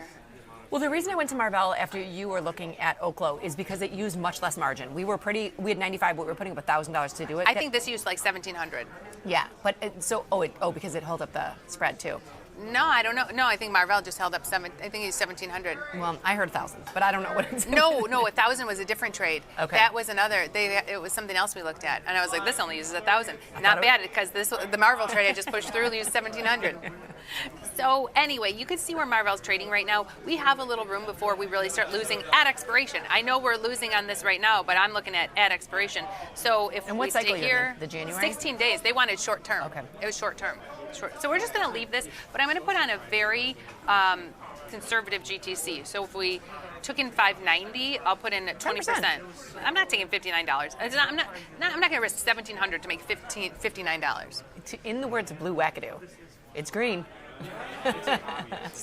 I'm glad you're going to Vegas. I'll put it in at 20%, so she won't see this. Wait till you see TP. You're going to be making 30 cents on it's a $5 wide put spread. You've got him on so I've got TP on a tight leash. Now, he's coming on tomorrow. If anyone has any questions for TP, you can email Jenny at tastylive. That's Jenny at tastylive. Send me questions for TP. He's going to be on tomorrow. He loves answering viewer questions. He does love answering He does. questions. We got a lot of tweets for him last week, too, which was kind of fun. Although, $2,146. Whoa. That's how much the Marvell trade That's used. what I'm saying. Get the heck out. Hey, you know what? I did it for Benzinga. I like All it. right, that's on. I did it for our buddy Ryan. What else? ETHA is up today. Now, do we want to manage this ETHA? Look at this mess we have. It's not a mess. Let's break it down. Okay, we have an order in for some of this. The hard part is like all. There's an iron condor, so you got the 19, 23, 30. So it's a jade lizard. You have the 3130 and the 2319. Okay, so that's a jade lizard, and we have a GTC. And so then the other thing we have is a jade lizard. You got the 2220. I'm not jade lizard, zebra. A zebra. You've got the 2220 zebra. If you break it down to its simplest components. No, you have to. I like having things in different days, right? I do too. But when you open this up, you're just like, what is this? But now you can kind of see it. Yeah. So if this were in different days, we'd know like, okay, this 30-day trade is one thing, the 16-day trade is another. The zebra is. We can ratchet it up. Let's look at moving it out in time. Okay. So we take this zebra. We're up $120 on the zebra. You could close it if you want to. I'm gonna close it. I mean, you could just close it if you want to. Maybe we could. Should we? Should we close our ETHA zebra? Is that like an existential question for you? And just put all of our money into not IBIT naked puts instead of having to do like the jade lizards every week because we won't sell naked puts in IBIT. You can't sell naked puts in IBIT. You can. It just uses $2,000. We have that. We just define our risk with it, which is fine. I don't like giving up that 20 cents every week. It adds up. You were just going to make 50 cents on risking 2,000 in Marvell. I just want out of the 50 Marvell. cents that you want to use 2,000 to make 50 cents, that's going to be wasted in 2 weeks on those puts and IBIT. It's fine. I accept those terms and conditions. I'm just saying, maybe we should, instead of being in both, just be in one and have the ability to have naked options on. I like zebras because you have profit potential with defined risk. Yeah. Yeah. So change your zebra. Move it to a different cycle. So you. I just am kind of curious. What's our option? What's our P&L in ETHA? Pretty bad. It's bad. It's real bad. Yeah, because ETHA, we rode ETHA all the way down. You can take a look at the chart too. Yeah, it's real bad. So. And our P&L and IBIT is good. Our P&L and IBIT is good. Our P&L and ETHA is bad. So maybe that's where you have to ask yourself. Well, the IBIT has been Jade Lizards. That's what I was going to say. You're just like, I don't want the Jade Lizards. No, I'd rather have the naked puts because like yesterday in IBIT, we only made 20 cents. We could have made $100 because it went through the call spread. And that's happened many times. But you want the naked put of the Jade Lizard. Yeah, I just want the naked put. Oh, that's fine. You're still capping your upside. You don't have a lot of profit potential for a naked put. Well, I'd rather make $100 than 25. I get it. I don't but like you can do that with capping the zebra. ourselves for 20 cents. That's what I'm saying. Move this zebra out. We're selling premium in IBIT. We've got ETHA is all the way down. So, but Cover the infield. At the end of the year, it's time to reflect on your position. So it's like, okay, if we've lost on the year in ETHA, but we've won on the year in IBIT, maybe we should reevaluate our strategy. What's interesting is that we haven't always had a zebra here. We took this because this wasn't naked put, and we turned it into this. We've had it. We've had more of a mess in ETHA, really. So, but we haven't been consistently like weekly Jade Lizard like we have in IBIT. True. So anyway, so I'm taking a look. Hold on, give me 2 seconds. I just want to see if we sold. If I went to like 16-day IBIT, I'm just curious on the buying power. IBIT, we're down a lot on too. On the year? Yeah. We're down in both. Yes. I mean, they're not too far apart from each other. Well, that's not good. That's not good. Time to reevaluate. Well, we were bullish Bitcoin. So take a look at the fall from grace it had. So when you're bullish something and it goes down, we're not down 72 minus 50. We're not down $2,000 in it. So do you ever wonder? And here's a question. Because I've never gone bearish Bitcoin. Take a look at this. I want you to take a look at this. Okay. I'm just looking for myself. So I go to January, 44-day, and I go to 30 delta. 44-day, I'm going to use $1,700 to make $200. Okay. That's 44-day, 30 delta, $193. That's my profit potential in the 30 delta, $1,700. And if I go to ETHA, and I go to the January 30 delta, we're looking at $114 using $1,500. They're both the same trade. Similar, yeah. Yeah, they're versions of the same trade. Yeah, you get more bang for your buck in IBIT.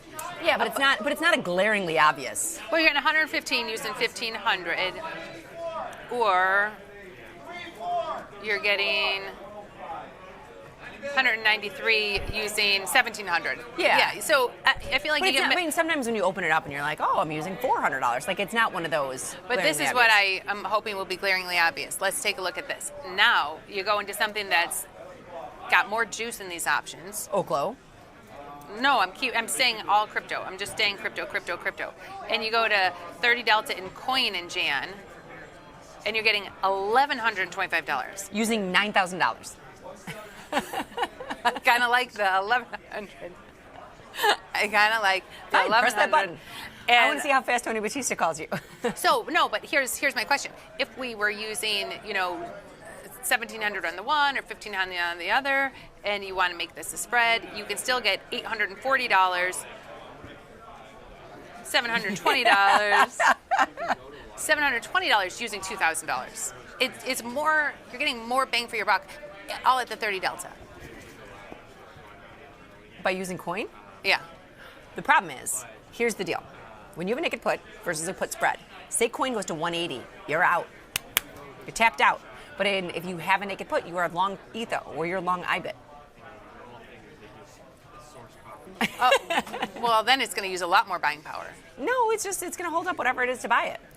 I just think I don't know. It's a question I'm asking myself. Am I better off? Right now, I've got I go various ways, right? I used to have Bitcoin, I used to have Ethereum, and then I said I'm going to sell it all and just trade IBIT and ETH, and then now I got rid of ETH and just put everything in Bitcoin into IBIT. But now coin has a lot more premium. It's holding up as if you owned the stock in ETH and IBIT. Well, I kind of like the premium in coin. I do too, but let's take it from a different perspective. Take a look at coin. I mean, we're just having a discussion. Yeah, what the hell else we've got nothing else to talk about. What the hell else are we going to do today? Hey, we're going to go to Tarot in 20 minutes. We have 20 minutes.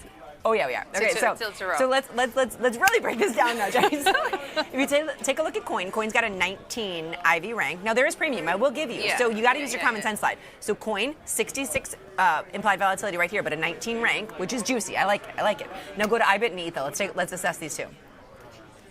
Their rank's higher. Their rank is higher and their volatility is higher. 52 rank. 52 rank, which means premium selling. 59. Yeah, 59. Yes, their rank is higher and their volatility is higher because Coinbase is. Yeah. So I don't know. I mean, I agree with you. I don't know. I kind of like the 7. I kind of like the 30 Delta 700, please. But these very much remind me of our SPX studies, which we put on pause today because Jacob is, I don't know where he is. He's on vacation. He's allowed to take vacation. Normally he's only gone for Burning Man. Yeah, what the heck, Jacob? It's not Burning Man. You think you're getting right Thanksgiving week plus another week off? You're going to take off Burning Man and then you're going to take off the first week of December? But so when you're looking at these, I kind of think they're a menu, right? So you might get somebody who says, I want to stay in coin because I understand it. Somebody's like, you're going to talk to your Ryan Graces and he says it's Bitcoin versus Ethereum. You might talk to somebody who says it's Ethereum versus something else. I look at them like a menu. It's to each his own to fit their assumptions. I want to go back and see where it was in April because all I know. How low did we get in this February? 120. And I'll tell you, I was long coin and I was sweating it. I know. Really sweating it. I know. I know. Yeah, so it can get scary. It can get scary out there. I was at a dance competition. I was sitting in like Rosemont at the O'Hare Weston at a dance competition, watching my phone while my daughter's dancing on stage and thinking, this isn't going to end well. Yeah, this happens. When is coin going to stop falling? Okay, we are not on last call today because we got kicked off for Wednesdays. So let's take a look at some earnings trades for today, if we can, because we've been doing good with the diagonals. If you want to go back to Twitter, Bob did put up a list. Sure. All right, let me see. And I just want to make sure there's nothing else to close. Ooh, our calendar is getting worse as the market's going up, as it's getting away from it. Yep. But we need time to pass. We saw yesterday, at the end of the day, that calendar boots 20 points higher, and that calendar was still the same price. Correct. Now we are moving, so we need time to pass. And we're moving, but we need time to pass. But we're up 16. We're up 17 now. Like the spoos are up. Did Microsoft turn around yet? Microsoft turned around. No, it hasn't changed. Like, is it even updating? Every time we pull up Microsoft, it's down 890. Yeah, it is. It hasn't moved. I'm not gonna lie to you. Before Benzinga, I didn't hear the Microsoft news. I knew it was down because I have it. I knew it was down, but I didn't know. I mean, look at Netflix. What's the news in there? Netflix. NFLX. You can do it. Yeah. It's only down $6. It's down 5%. Yeah. So that's what I'm saying. I didn't know there was. I don't know if there's news in it. Let's take a look at this. 22 rank, January, 34% implied volatility, 30 delta here. You're getting only 230. Using 1,500. That's like a same return as IBIT. Yeah.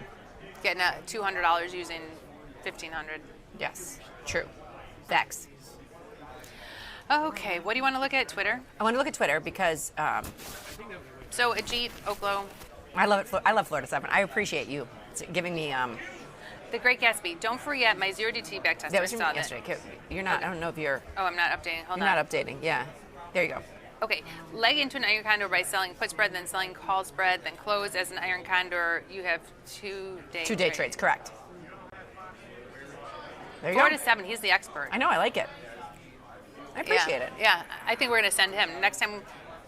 And I don't know if there'll be a next time. But we used to send people to lobby for the PDT. Next time, next time Tasty send in someone to lobby for PDT, Florida 7's going with them. Lobby against it. Yeah, lobby to shut it down. We're not pro. We're con. Yeah, lobby to shut it down. Okay, Ajit C. Marvell, wide short strangle. Oh, before earnings. So Yeah. I wonder if that worked. That must have. It because did, yeah. It didn't really, like... It didn't. It went up in the after hours. It was up over its expected move. Nuance that it can occur multiple day trades, entering calendars, one trade close, puts right. He's becoming Yes, the expert. I like We're going to call him the PDT expert. PDT expert. Don't forget my, You just keep reading that same one. Go to Don't forget, I thought there was someone else. Go to Bob. I want to see you know Bob. what, Ashvin, I wanted to read you this, Liz. Best friends, moms, and option goddesses. What's so funny is we are options goddesses, and I appreciate that. Somebody wrote that for us, but they forget to say that we were former floor traders. Yeah. Like that's why we have any credibility, is because we were with these knuckleheads for the last. I traded with them for 15 years. I know. We grew up down here. Yeah. We grew up down here. That's why we act like two fools, really, because we grew up we were raised by wolves. We were raised by wolves. We were raised by wolves. Yeah, it's true, all of it. That's why most people can't take us anywhere. It's true. But I appreciate it. Thank you very much, Ashvin. But let's go to, there are some earnings that are today, and I think you're going to let's go to Bob's list. Yeah, Bob's list. So he's right underneath there. Yeah, there Here we go. Here we go. CRM, Snow, AI, Path, KR, DG. So Kroger and Dollar General. What did DLTR do yesterday? I don't know. Because that's usually they follow each other. DLTR. Dollar Tree is up a little bit. 4%. That's probably within the expected move. And what was it? DG, Dollar General. DG. That's Dollar General. Up a little bit. But that's probably on the $8 expected move. What do you think of the 101? 101 put for $100. It's not bad. It's not bad. It's not good, but it's not bad. Okay, so would we want to look at the diagonal? Because what I like about the diagonal is there's more profit potential. Yeah, sure. But it's got to go up. A lot less risk. But It's gotta go up. So if I sell the 120 for $1.30, and then in the 9-day, I buy the 112. So I've got the 112, 120, $8 wide for $2.85. That's pretty good. Not bad. I'll do it. We're on a That's pretty good. diagonal win after American Eagle. We're spending our American Eagle winnings. There he goes. There's Jeff. Everybody. There. See There he that is. There he is. I'm like, this image is backwards. I know. And I I'm was pointing like- at him. It doesn't look like it's Jeff at all. It's like, that guy is Jeff. That guy. That's Jeff. One That day, is- Frank. One that's day. Frank's nephew. He's right behind Johnny's head. Johnny, duck. Duck. Other way. Other way. There you go. There's Jeff. There he is. He's got the green and blue jacket. He does not want to be on camera? No, he's a little most shy. people down here don't want to be on camera. Except for Hollywood. He likes it. Hollywood's the only one that wants to come on. I'm surprised you didn't walk by today. Is he here? I don't think so. No, it's off today. Yep. All right. Okay. So, all right.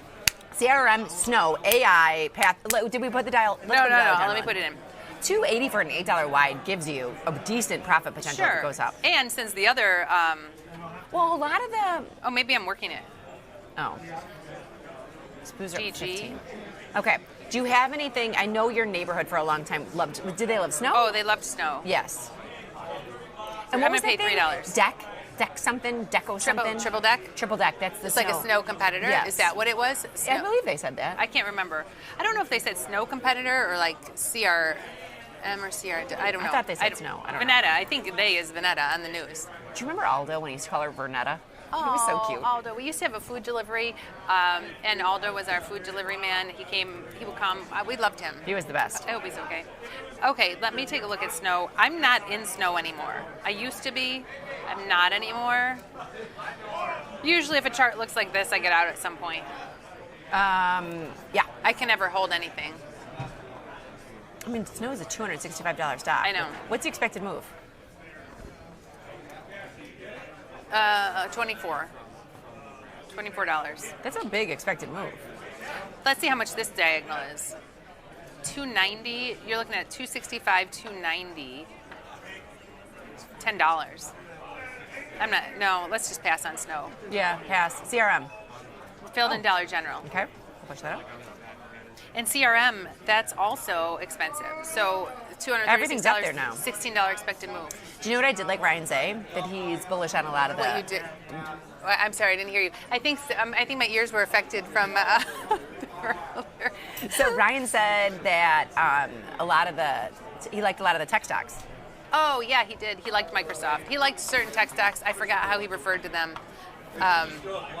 Chip stocks is what he referred to them as. But I don't know. No, but he said he had something. I'll have to go back and rewatch if that's possible.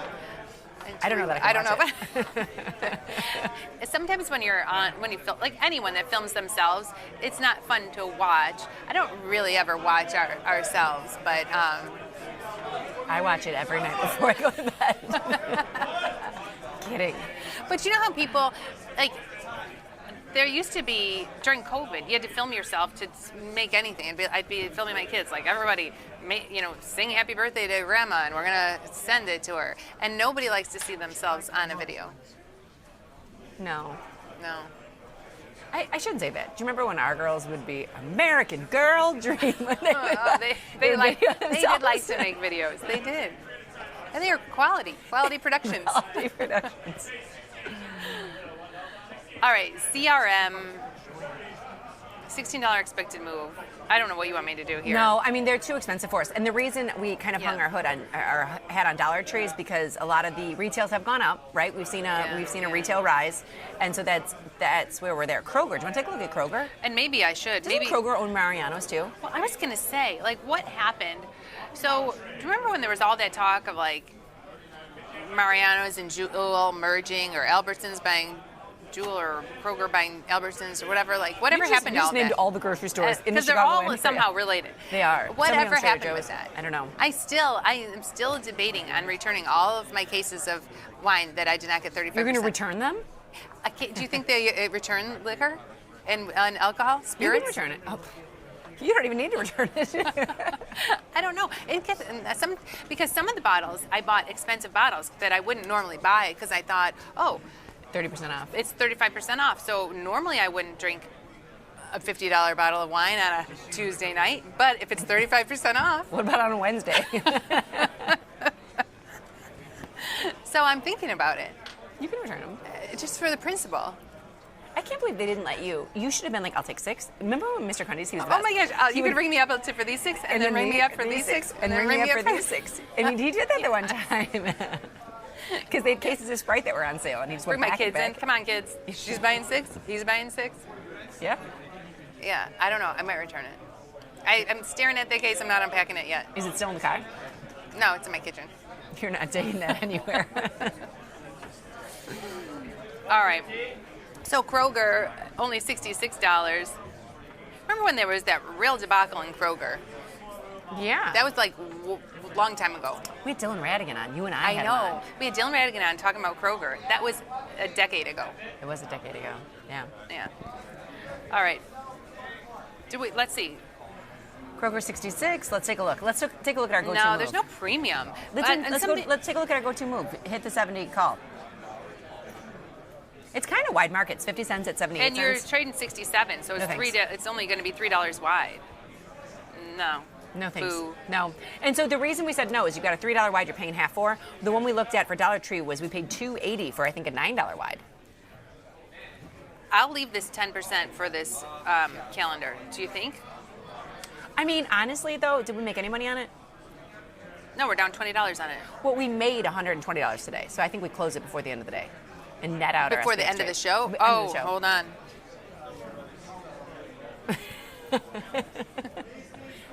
One day we're gonna catch him. One day we're gonna catch him. He's right there. He's right behind. See that hand next to you, Liz? Oh, you could reach out and grab him. There. I could grab him. There he is. One of these days. I could have. It's our mission, Frank. Our mission to catch him. He's a floor official and he's doing his job. Yeah.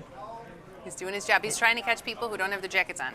Yeah. If you see anybody without their jacket on, you call him immediately. That's right. He's passing out tickets. Passing out tickets. One day we're going to catch him. I could have grabbed him. I didn't realize how close he was. Okay, so as far as earnings go, we kind of, let me see what time it is.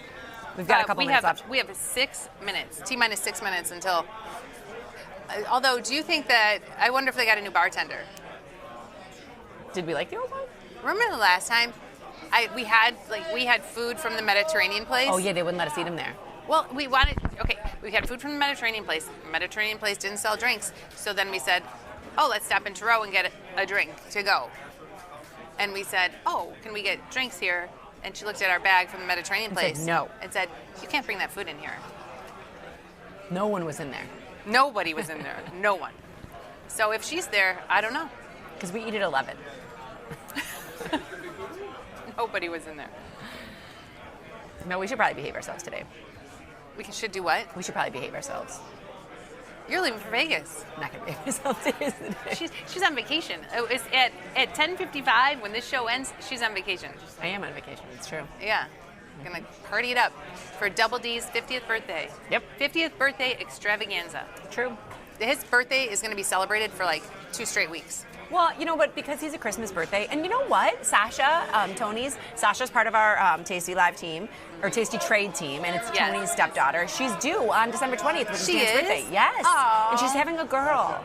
Aww. That's so sweet. Yeah. And he said it on air, so I mean, I'm usually a little bit more Oh, Liz cautious. is very careful of what she says. I'm very I careful. say whatever comes to mind on the show. Liz is very careful. So he did say it on air. So yeah, she's due on December 20th, which is my husband's birthday. Nice. Yeah. So we'll see. But I do. What my point was, I think he should be celebrated for 2 weeks because when you have your birthday that close to Christmas, tough. I mean, every one of his presents is wrapped in Christmas paper. Oh. And you really don't. They're like, oh, it's a double gift. Is it?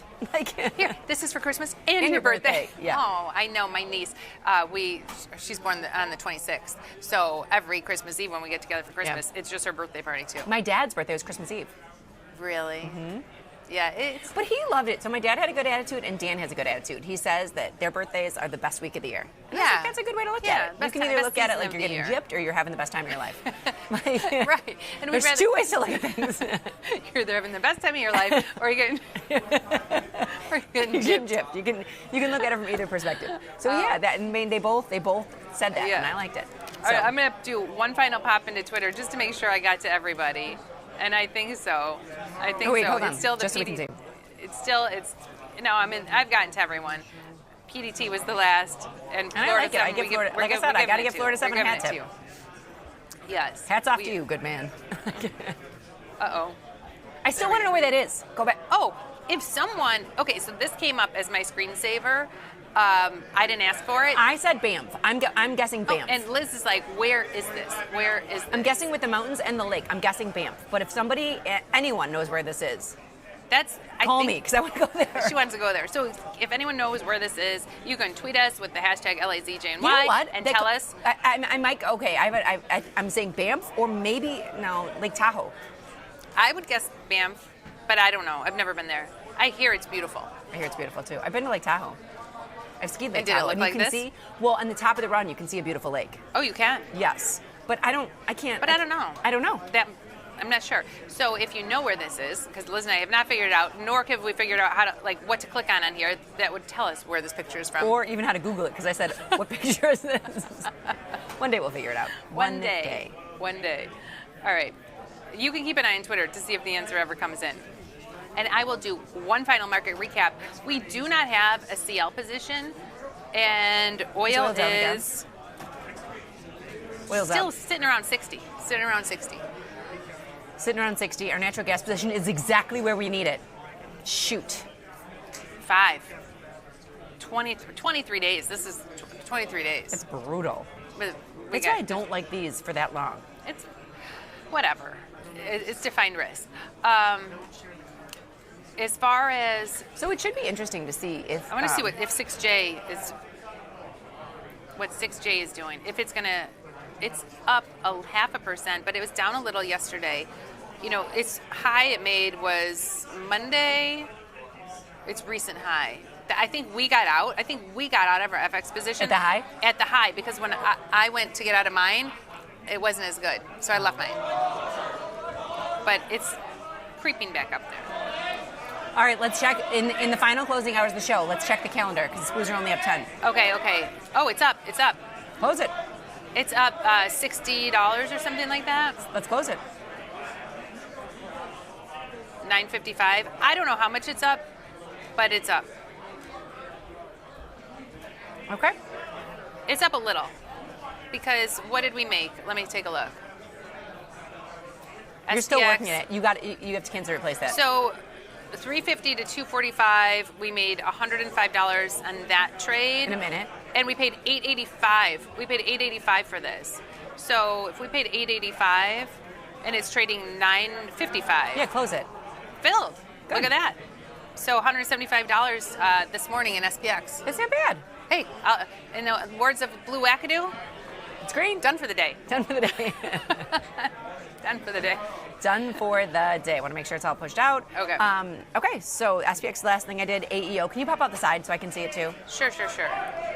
I just want to make sure it goes SPX, go all symbols today. All symbols. All right, that was our earlier SPX trade. Then Marvell, we put You know what on I that didn't new get out? trade. DG. Thank you. American Eagle, we closed our earnings trade. SPX, we did put on that calendar, $8.85 to $9.55. Not bad. No. And Dollar General, we did an But earnings diagonal. the calendars are different than those put spreads. The put spreads we got out in 1 minute. Calendar, you need time to pass. You need a little time. Yeah, you need time to pass. A little time. You It's don't not need like one pop. You need time to pass. Yeah. Okay. Okay, so those are out. We're All right, done. Jenny. Oh, Frank, Lake Tahoe. The images from Lake Tahoe. It is Lake Tahoe. You were right. You've been there. You want to go there? You've been there. I've been there. Liz's run in Lake Tahoe is my favorite ski run, by the way.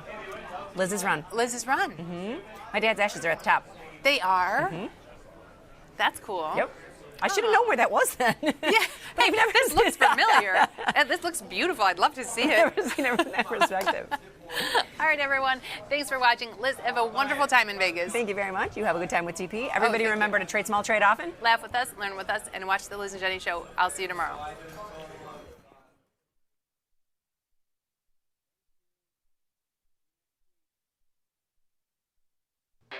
When the market moves, traders need to move faster.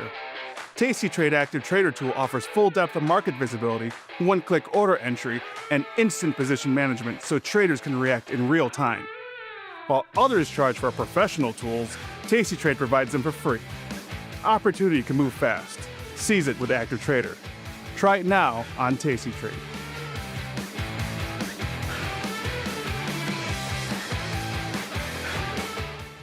Grow a strong community with Tasty Trade's referral program. When your friend joins Tasty Trade, you'll both receive $100. As your community grows, you get more bonuses.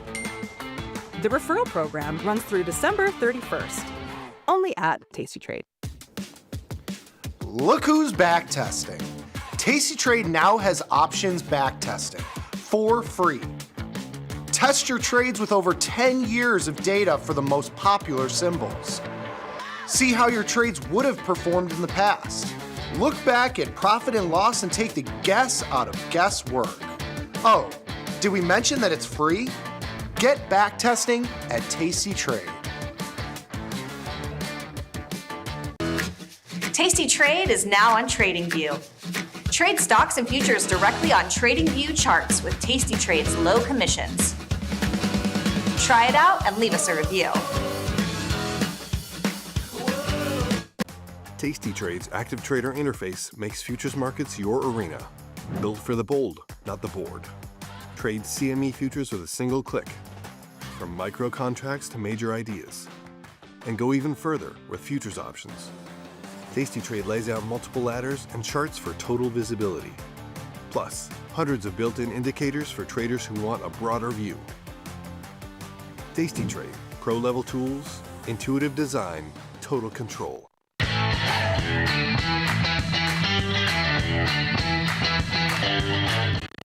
Global markets never sleep.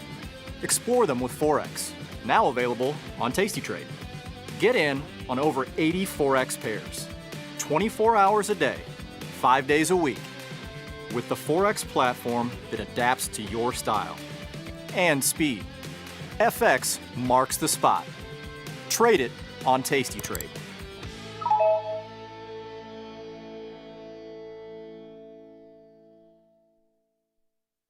Tasty Trade has crypto, and you can trade with zero commissions. Bitcoin, Ethereum, Litecoin, and more. Diversify in one place. Crypto, we got it, we get it.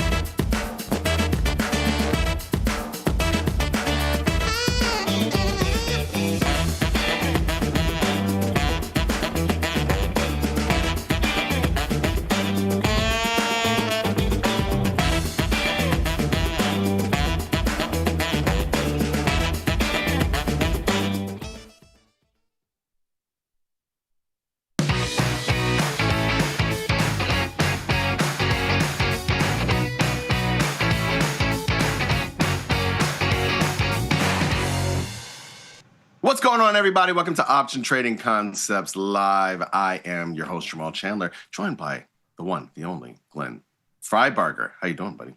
Very good. How are you, Jamal? Happy Wednesday. It's a cold one here today. Donned my finest sweater for you. I see that. You're looking great, man. You got the collar going. I mean, all of that. Thank you. I'm trying to escape the matrix of quarter zips, and I think button down regular sweater that might play. A little collegiate Escape look. the matrix, huh? Of quarter zips? I mean... It's an epidemic. Well, and you went to Northwestern. I mean, I'm sure there's a lot of quarter zips there. Ton of quarter zips, yeah. No diss at all. It's just being real. I mean, it's a little diss, but I get the same sentiment around here. So, as one of the only Northwestern alum in my side of the office, I get all the kind of preppy slander, but that's all right. I'll take it. You should enjoy it. It's a badge of honor, honestly. How was your Thanksgiving? What'd you do? It was good. Went to the United Center for that doubleheader. Ended up with a Duke win. That was fun. Wanted to get a Cats win as well. I was looking for you at the game. I was watching the game. I was looking for you. You know, the second game, you might have caught me. I somehow snuck down to courtside seats. I was right on the baseline. Nice. Some generous Duke fans were not staying around for the second game and gave me their tickets. It was a popular trade was to leave after the first game. I mean, United Center, by halftime of that second game, it was like 11:30. There were probably 200 people max at the entire arena. It was kind of like dystopian. It was kind of scary because like it's obviously like it's like a pretty good matchup. It's not that like no one cares about it, but just Thanksgiving night. It was cold. Yeah. People had already sat through 3 hours of basketball. Only the strong survived, but I had a great time. Well, Cats couldn't pull in through, that first game too. I mean, Duke Arkansas was. I mean, let's be honest. That was a major matchup. I mean, it's Duke. It's Arkansas has Coach Cal now, right? And so it was a pretty major matchup. And you're right. The timing had something to do with it. I actually noticed that in a couple of different games on Thanksgiving night. Like there were a couple of games, like not just that game at the United Center, but there were some other games. You could tell like they did this destination thing for a lot of those games, and I don't know how much it worked, honestly. It's saturated for sure. Oh my goodness, it's like everyone's home watching sports. It's like yeah, but they can't multicast all day 4 screens, or people won't want to. But no, it was good fun. Yeah, Duke going through the gauntlet this week again. Escaped Florida last night. Got Michigan State up next. Yeah, they are doing it. That Boozer kid looks just like his dad, man. I know. He's a beast. Doesn't have the mid range down just yet, but knocks down some threes, which is more points. So I'll take them. Yeah. How are things in your world? It is. How's Wisconsin basketball? Things are good. Wisconsin basketball is sort of plugging along. I mean, a big loss to BYU, but they rebounded after that, and it's a grind. It's early. You know, I don't really watch a ton of college basketball at this point in this season. I really don't. I actually try not to, and then they tease you with these big matchups, and then like you kind of like get sucked in sometimes. But yeah, I January, mid to late January is when you really know what kind of teams these are. Most people like Midwest heating systems flip once from football to basketball, and that doesn't occur until around Super Bowl time or at least college football playoffs. So I don't blame you, but yeah, it's kind of how it goes, man. How about these markets? What you got going on, man? You got some? Ooh, I just got filled on something. I forgot about that. What do we got? Oh yeah. It's a Netflix trade. I'll talk about it a little later. But more importantly, you got a couple of things to talk about. Let's pull up the slides. Why not? Yeah, let's jump straight into the slides here, talking about Forex markets on this snowy Wednesday morning. Taking a look at seasonality, looking at is the dollar doomed in December? A little alliteration play for you. I like it. You know, the common narrative around by the way, this time. we shouldn't just gloss over this. Look, I've created a lot of slides over my time. When you come up with a good title, it's important. And there were plenty of times where, look, I not only just forget like my show that I used to do solo. I will say when I used to come up with titles for This Week in Stocks, often when I was talking to Tom and Tony, I feel like it wasn't always appreciated, particularly by Tom. That's right. Yeah, that guy who's on. And so that's why I decided to get rid of him, because there were so many times where I came up with titles and he didn't like it. And I was like, you know what? He needs to go. Enough is enough. And that's why I decided to keep. Yeah, exactly. So I just want to give you props, man. It's good. When you come up with a good title, it should be appreciated. Thank you. And I appreciate you, Jamal. Is the dollar doomed in December is what we're looking at today. If we go over to the next slide, the main narrative around this time of year is, as you know, the Santa Claus rally. U.S. equities, will they have another monster December as we enter, like the spending cycle for U.S. consumers and whatnot. But let's flip to the next slide, if possible. Is the same true for the U.S. dollar? And this falls this year at a particularly crucial impetus right now. We're at monthly lows in the U.S. dollar against a handful of major pairs. A lot of charts looking similar. We are back at lows dating back to, in this euro dollar market that you're looking at, the end of October. But the last time we really traded through these levels in this euro dollar market is around 116.50, was mid-October.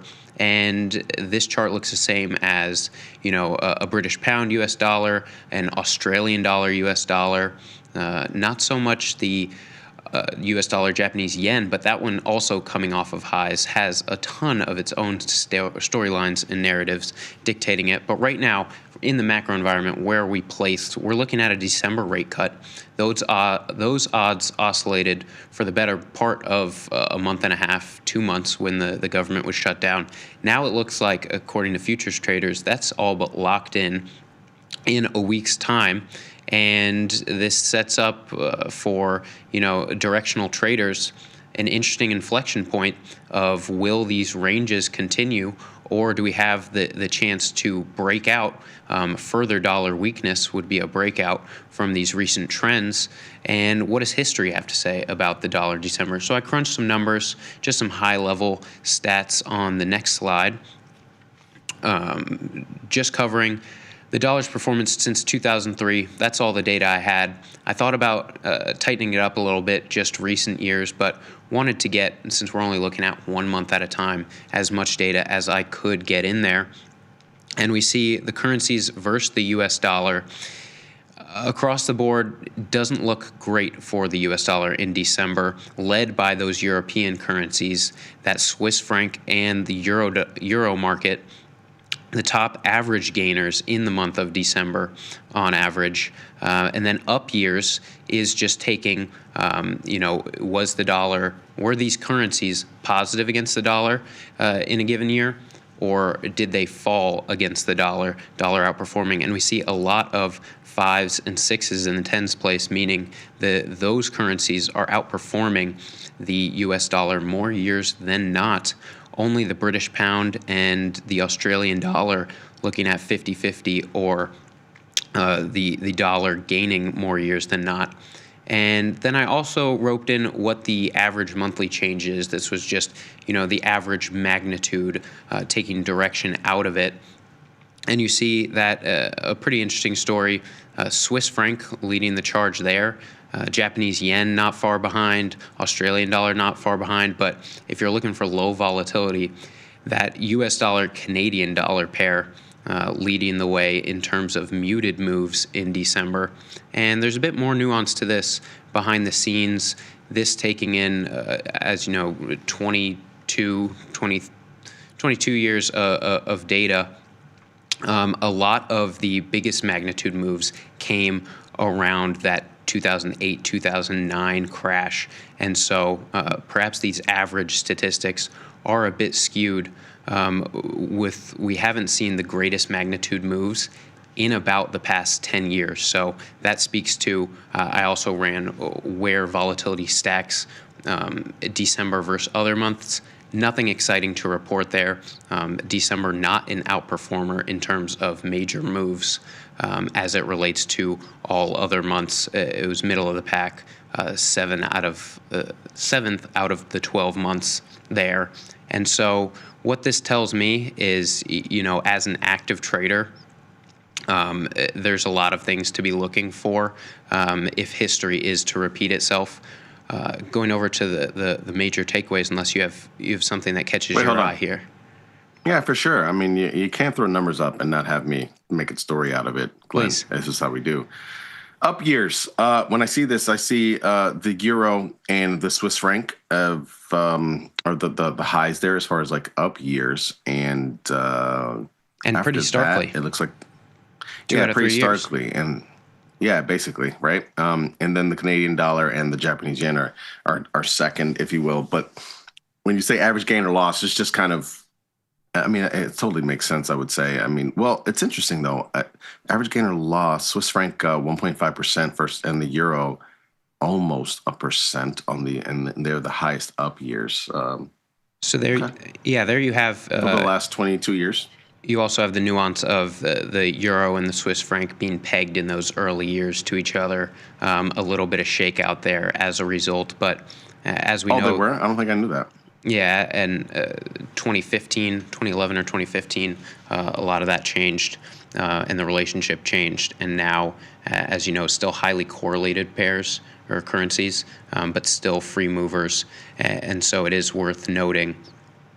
But yeah, I think it's really interesting, the 2 out of 3 years for those European currencies. British pound not playing along, though, as we've seen recently, a few more instances of idiosyncratic risk to the UK. That euro pound market looking more and more interesting over time, and the British pound dollar not moving in tandem with the euro dollar market always.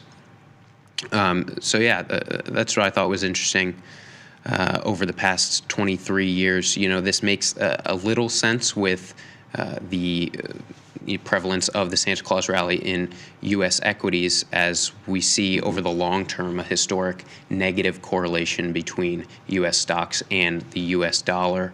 And this data confirming that narrative slightly, but not to the degree that we see the consistency of that Santa Claus rally. So a couple key takeaways on the next slide to discuss. We touched on most of these.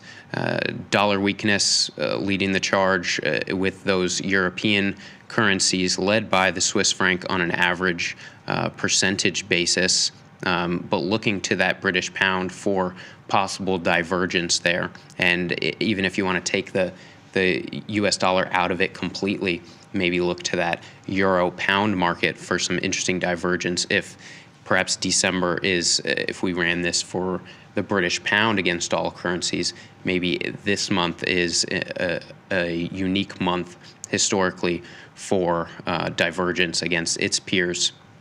I'll have to look into it, but you also get, the story, the narrative behind this is you have these year-end flows as well, right?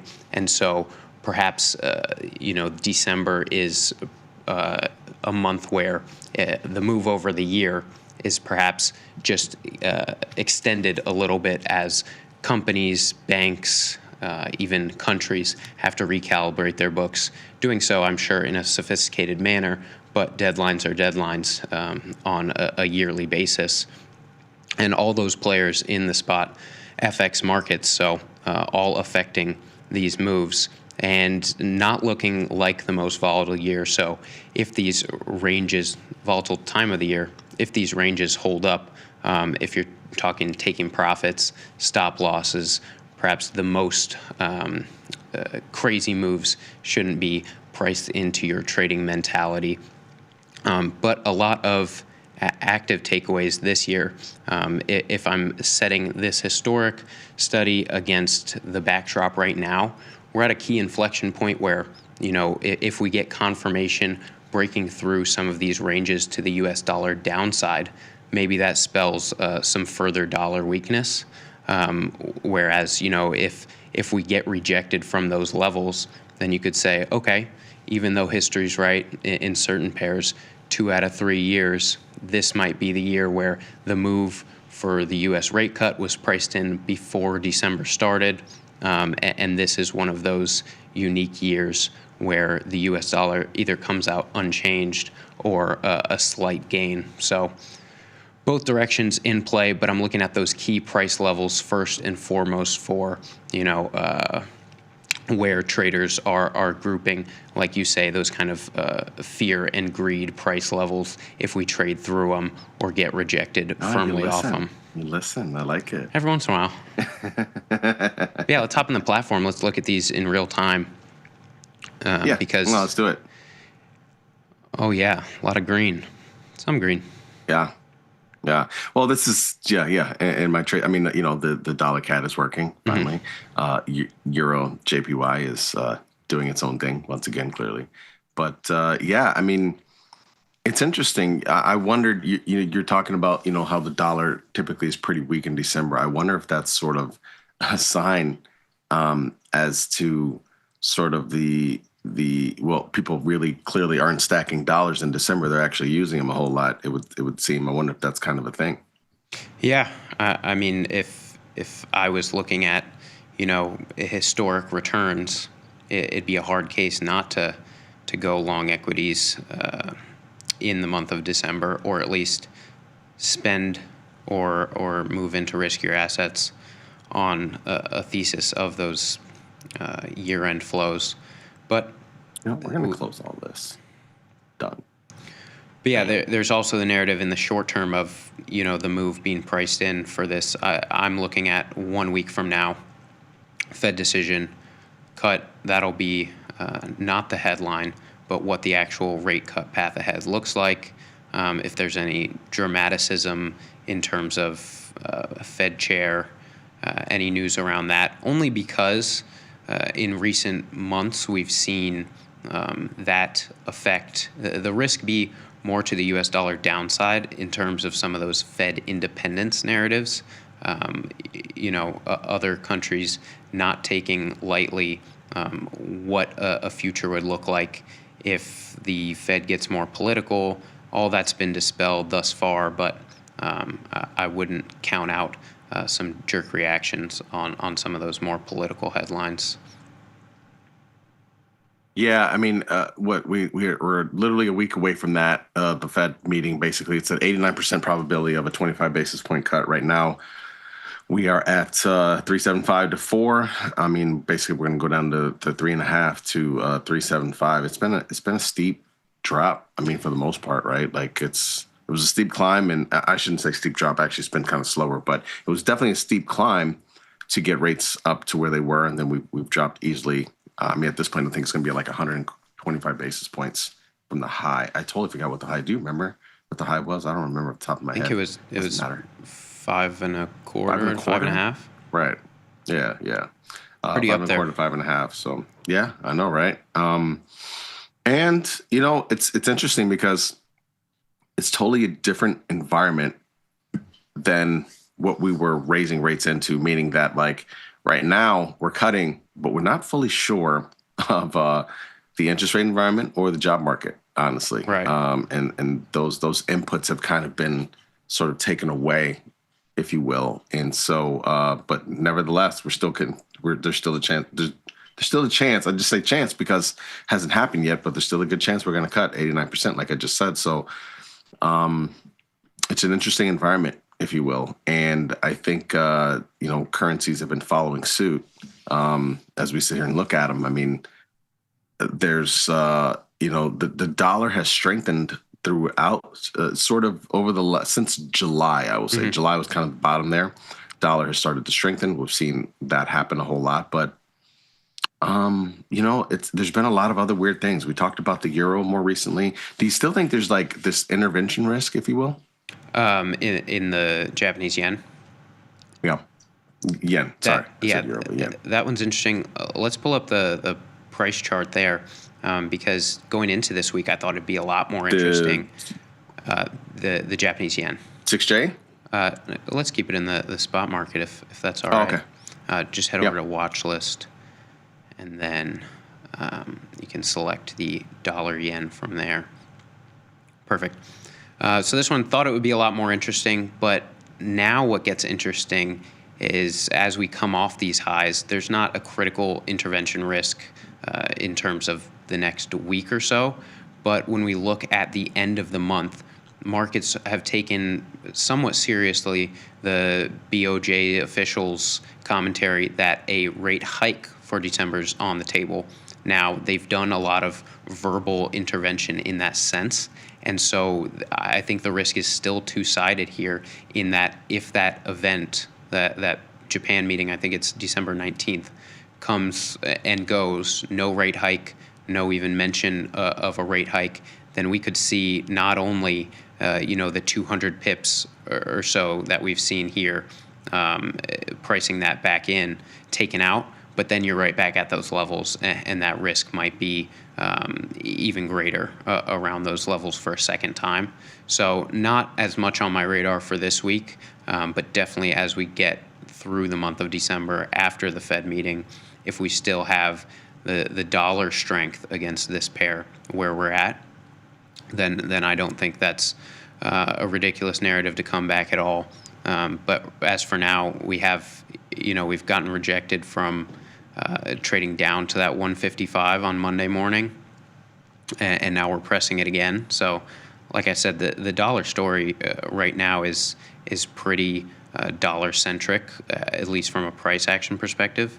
But what is interesting midweek is this pound dollar market.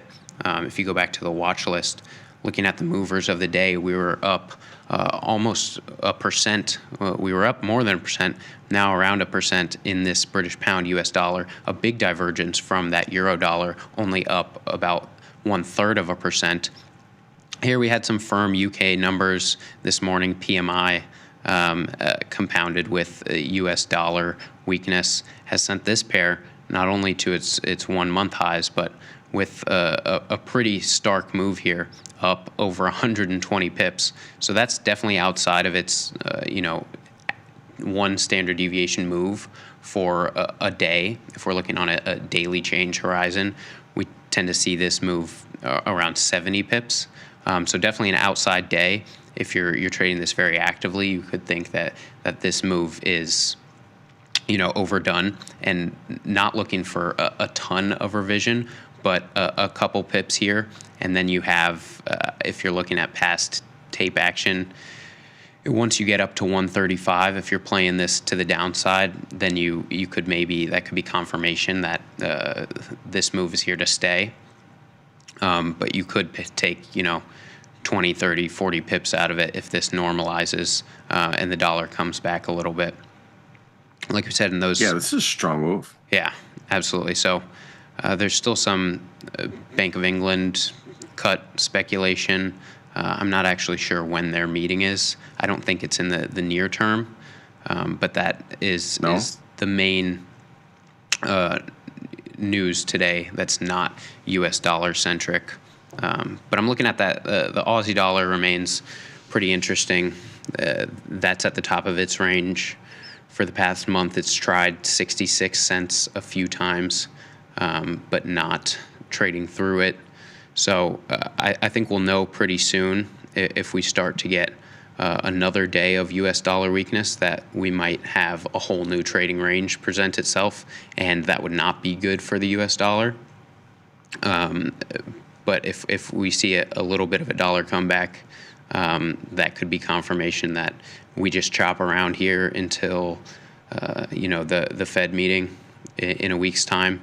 But those price levels serving as support for the U.S. dollar might give you enough conviction to take a long dollar stance in some of these markets. But I think why ranges are so interesting and these support or resistance levels where previously prices have reversed is just because you might be able to have a little more conviction in getting some of these directional trades, because you would know pretty quickly if you're wrong, and have kind of perhaps that asymmetric risk reward to the other side if we get some reversal in a big way. So in terms of all the equity or all the asset classes, can't say that from a volatility perspective, currencies are the most interesting thing right now. But if you are trading these small, you have the ability to get in and out of these pretty quickly and look for some small profits as we enter what I expect to be some churn before this Fed meeting. So that's my take on the situation right now, but we'll see how the rest of the week pans out. If we just continue drifting against the U.S. dollar, then yeah, it would seem the Bank of England meets on December 18th, so full week and change after the Fed meets, and I can't remember where they're at. I want to say they're around 4%. Yeah, I don't remember. They're a little lower, something like that. Yeah, and again, they cut a little earlier, right? Like maybe late last year, early this year, and they kind of slowed down since. And then, of course, we famously did not cut for a while. And then we finally, started cutting late last year, and then has been even slower as well. So I think we're largely more elevated. Yeah, their interest rates are 4%. We're largely elevated. We were largely elevated over a lot of different developed countries, and then as time has gone on, we've started to come down more. And again, they're kind of flying blind right about now. When you talk about inflation numbers, which again, we're supposed to get a number this Friday, and jobs reports have slowed down. I know. I mean, we really need to do a wellness check on Chris Vecchio and Ilya Spivak because this is really tough for them. This is a really tough time for them, guys. I mean, they're so used to these numbers, and they're just not coming out. They are literally not bringing out these numbers at the same cadence that we have once upon a time. This is very difficult for gentlemen such as themselves who are typically reliant upon numbers like this. Since they're currency guys, it's so difficult. But nevertheless, I would say one person that we know very well who is probably happy and smiling somewhere is one Tom Sosnoff. He's always said that these numbers don't matter, and it can give you these numbers ahead of time, and you still wouldn't be able to predict direction. And it's true a lot of times. So, yeah, it's interesting when you look at like you said, going back to 1 month ago prices, big drawdown here. I'm not sure what the reason was. I'm sure you probably do. I don't remember, but October 28th, big drawdown on the pound dollar here, and was in the dumps, but has started to recover from that. I don't think I have a trade on this one. Do I? Oh yeah, I do. What am I talking about? Oh, you're green. I'm long it.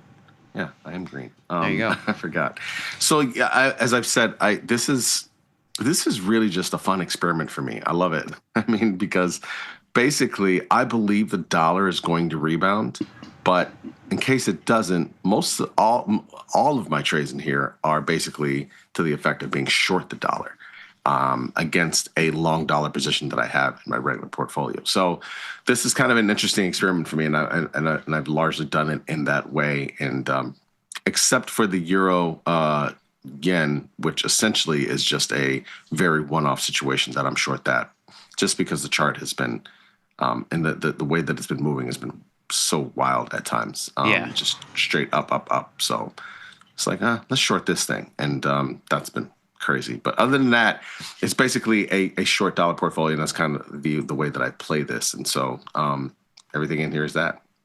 Yeah, and what's really nice is you can, if something comes up that's interesting in some of those high liquidity pools like early U.S. morning, when you have the European crossover with U.S. markets and some of that U.S. data come out, you have the opportunity, you have the product suite to play some U.S. dollar exposure for whatever time horizon, be it very quickly, and not necessarily,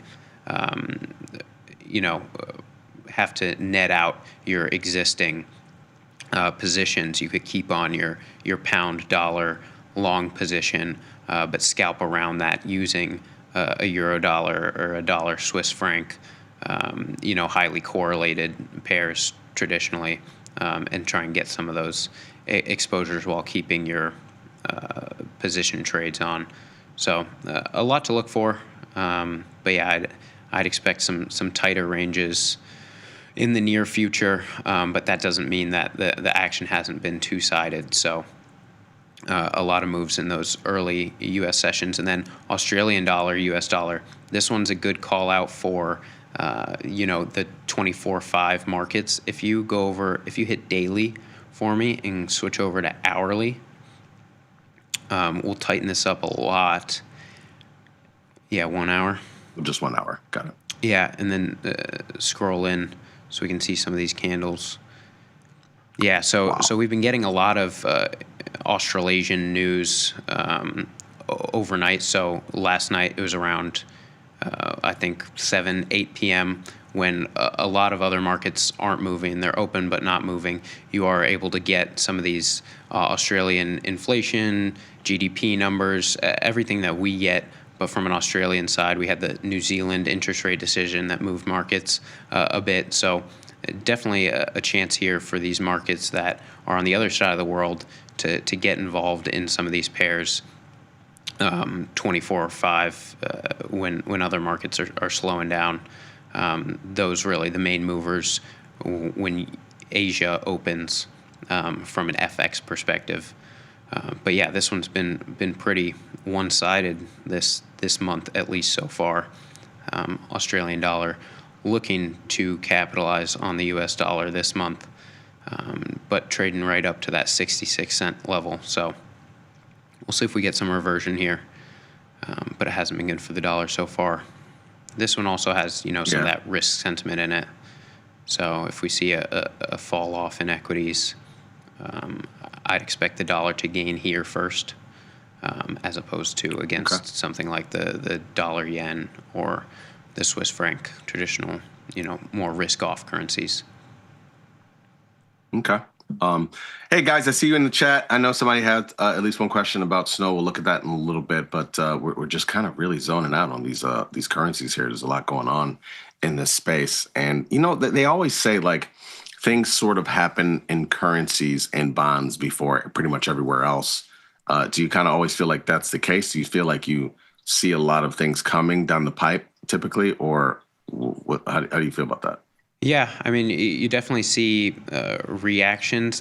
By no means can I read one of these charts and call the wind as to what will happen in equities or other asset classes. But, I will say that the equity futures are just as reactive to any sort of U.S. news. You'll see the reaction at the same time.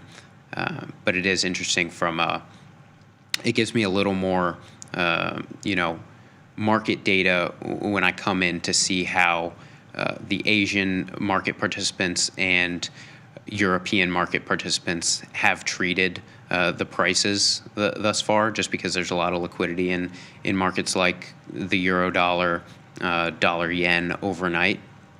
And so when I'm coming in and checking prices, first thing, I do look at trends in these markets first and foremost, and then move over to equities to try and anticipate, kind of where the global risk sentiment is.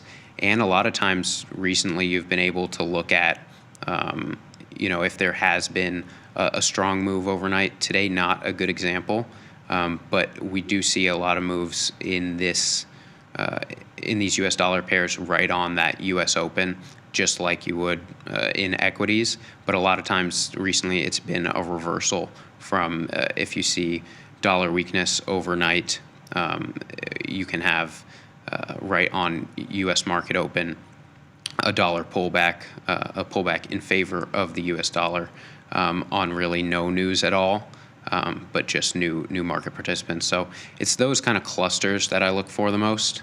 I won't say that any market here gives me higher conviction to look at a market like gold and call directionality there. But that's funny you mentioned that, because I was actually about to ask you that, like with the Australian dollar, like I know there is a relationship with gold in Australia, right? I mean, and is there some type of relationship with Australian dollar and gold or what? Yeah, historically, Australian dollar, Canadian dollar have been pegged commodity currencies. Canada for its exposure to oil, Australian dollar for its exposure to metals, in particular, I guess like iron or all of these metals that they export. Australia reliant on a lot of those as a big factor of GDP. We have seen that break down a bit as, this past year's been a lot more speculative a lot of nuance with metals markets in terms of, tariffs that don't really affect Australia.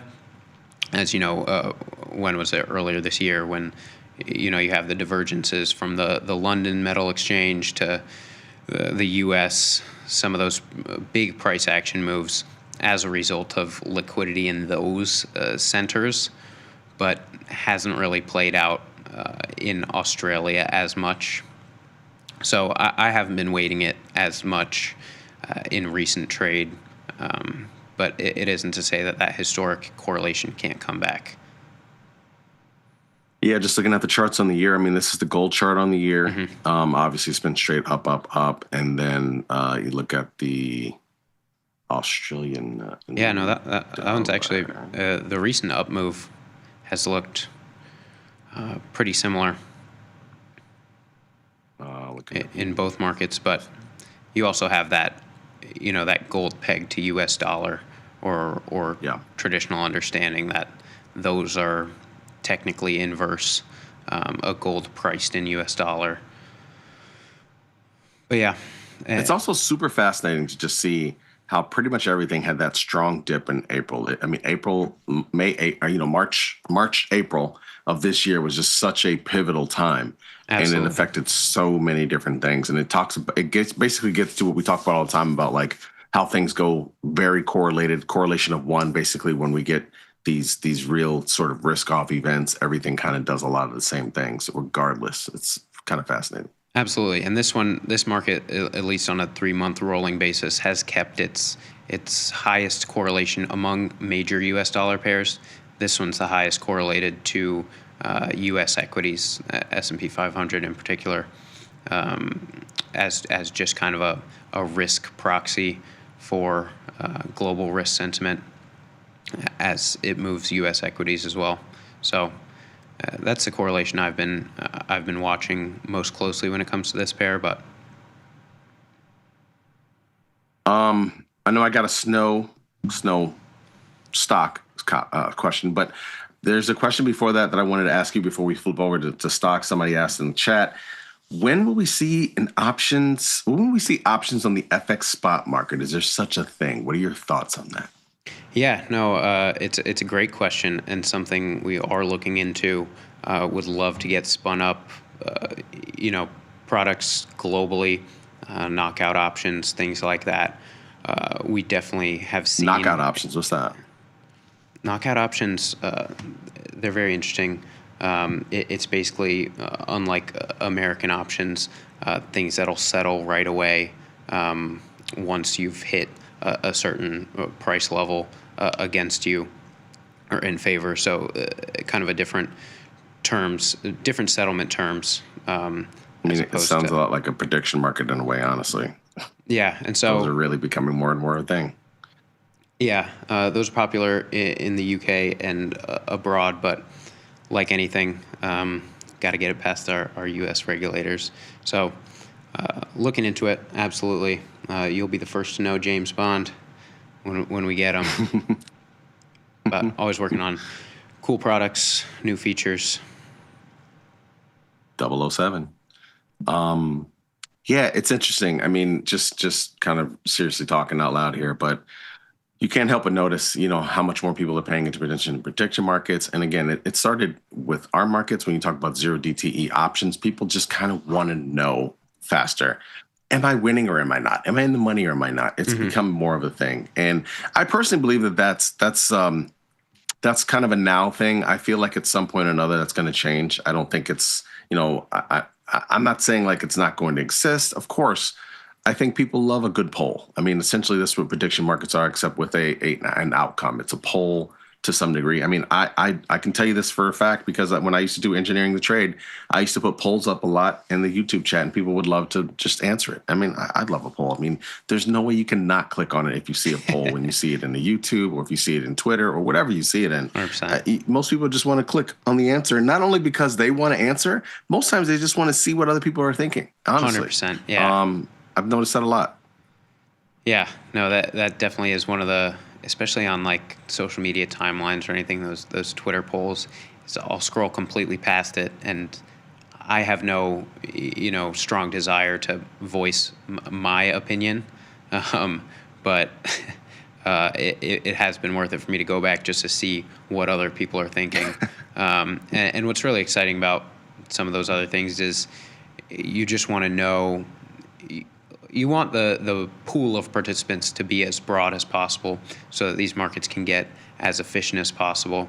And so those are the developments that I think are exciting, whether, they take over in terms of popularity or anything. Who knows? But all we want are efficient markets, right? It's true. That's all we want. Or know how to take advantage of mispriced markets. But if you figure that out, let me know. Is this just gambling, or are we building a better society? Well, it's not gambling if you don't take place. I mean, if you just want to know what everybody else is thinking, that's one thing. If you really feel the need to take place, and if you can't stop yourself, that's a whole. It's people decide their involvement. Honestly, I mean, I think a lot of these. I think that's the interesting thing about prediction markets, because it's not just about, trading. It's not just about a company that you don't necessarily care about. It's not being indifferent. It's something that maybe you actually have involvement in. I don't know. You choose. Speaking of, somebody asked about snow. They asked about earnings. This is how fast we're going to just make a trade, Glenn. This is how it's done. Let's do it. Earnings trade. Let's see. What was the recent high? 280.67. What's the expected move here in snow? $25. $25 gets us to 290. The hell with 290. Let's go straight for 300. Because why? Because stocks love big round numbers. Let's do hold on. No, let's clear that out. We're going to do a calendar call spread in this thing. Let's just say they're going to come out tomorrow and say, you know what, we're doing really great things. We're going to keep it going. That's just, I don't know. I just made that up, but they probably might say that. That's what we always plan on when we do these really upside things. And that's very simple. $1.75 for a calendar call spread. It is currently $35 out of the money. Like we just said, the expected move is about $25. So we're playing for them to really knock the ball out of the park when it comes to earnings. We'll update that to the follow page in a little bit. Another company that has earnings is CRM. Less on that calendar spread. So you're looking, in terms of whatever happens from the announcement, you're looking to manage it right after the fact, after a vol crush. Yeah, it's funny. I talked about this extensively last night. I'm not trying to make you jealous, but I was not at Northwestern. I was nearby, though. I was at Loyola yesterday. I was talking to some students. Ramblers. Glenn, these younger kids, they are super duper smart. I mean, seriously, I believe it. No jokes at all. They are asking questions about options that I wouldn't imagine that they would even know yet, but they are fully versed in the options space, and probably about currencies too. We didn't talk about that. They asked me all about options, of course. I mean, that's my expertise. But dude, these kids are smart, man. Like, wow. Anyway, I bring this up because I talked about a lot of calendar call spreads last night, and I started the conversation off by saying how much I used to hate this trade. It was not like calendar call spreads was not something I was interested in, and the reason why. Calendar call spreads really harken back to a time where nobody knew. A lot of information was not known. Mm-hmm. And so there would be a situation where, the way we have it now, right? Like we have this situation where we have implied vol is 155. So we know there's an earnings event about to happen. 84 here, 69 here. Obviously, it's very elevated in the near term, but as you go out, it starts to flatten out. Situation, and there wasn't an earnings situation. You didn't know what was going on. Or better yet, you would see 155, 150, 120 or something like that. And you'd be like, something's weird. Why is vol so high? Literally, that's what would happen. Like people would come and be like looking at the markets and be like, why is vol so high in this coming month? Something's weird. And there's like, does it actually have earnings? When does it have earnings? And it's like, well, it says it has earnings on December 5th, but it's not confirmed. And then somebody would like call up, literally this would happen. They would call up the company or call something and be like, when is actual earnings? And they'd be like, oh, earnings are on December 12th. And it's like, what? Oh my God, this is overpriced. And so people would come in and be like, I'm selling this right? And I'm buying this because this has the earnings, the other one doesn't. And you would do that trade, and then literally within a few hours, this thing would correct itself. And it would be like, okay, and now instead of 155, now it's an 84. Now this is 155. And that's literally what would happen. And that was the reason behind calendar spreads. But that doesn't exist in this day and age. Like you mentioned earlier, I mean, like we talked about earlier, all the knowledge is known now. Everything is out there. Everybody knows that not only do they have earnings on December 5th, but they probably have a conference on December 12th, and they have this other thing on the 19th of June and whatever. Like everybody knows all the information now, right? And so for the longest time, I never liked calendar spreads because they didn't work the way that they used to. But I have repurposed them in a way where basically I just use them to take advantage of, again, this upside is really bid. This 16 Delta call is really bid because there is earnings. So I'm going to sell that, especially with only 2 days to go, and I'm buying a little bit further out call. And if it does go up, it's going to, no, not now. Don't start my computer. Jesus. Yeah, I literally almost tried to restart my computer. 59 seconds. No. Now I've repurposed these such that if this goes up, right, this call obviously in December is always going to be worth more than this near-term call. And it's always going to be worth more than this near-term call. And so for that reason, it helps. Oh, crap. Oh, my computer's tweaking. Hello? What? Oh, did I drop? No. Still got you. Oh, okay, good. Computer's acting weird. That longer-term call is always going to be worth more. Yep. Than my near-term. Sorry. Sorry. The December call is always going to be worth more than that near-term call, and so I just kind of use it in that way to sort of make a trade. So it kind of like a cost basis. Basically, yeah. And then again, it's just the December 5 near-term call is a lot more bid, so it just works out if you're able to sell that and then use the further out call to sort of that's going to gain more in value if it does actually run higher on earnings, which again, it's a big one-off event. Hopefully it does work out that way, but we'll see. So that's why we like the calendar calls for earnings. If it goes against you, you manage it pretty much right away, selling back. I do. Trying to get anything from that later dated and not getting too emotionally attached to it. Unless it's something. Yeah, I do, and then at the same time, I don't spend a lot of money on it. Like you just saw, we only spent $175, so it's not anything crazy, and it doesn't hurt me too bad. Big account Jamal, slinging calendar options. Yeah, that's what we do, man. Gosh, just like that, we're at time. But bro, thanks for coming on. Thanks for staying a little longer than you are typically contractually obligated to stay. I appreciate you, man. Anything for you, Jamal. Pleasure to talk to you. Thanks for watching the show, guys. Again, I know you guys are missing Mikey. He's in Japan right now, living the life, but he'll be back next week. Hopefully. And we'll be back on this show again tomorrow at the same time at 11 a.m. Central. Thanks for watching the show, and we'll see you tomorrow. Peace.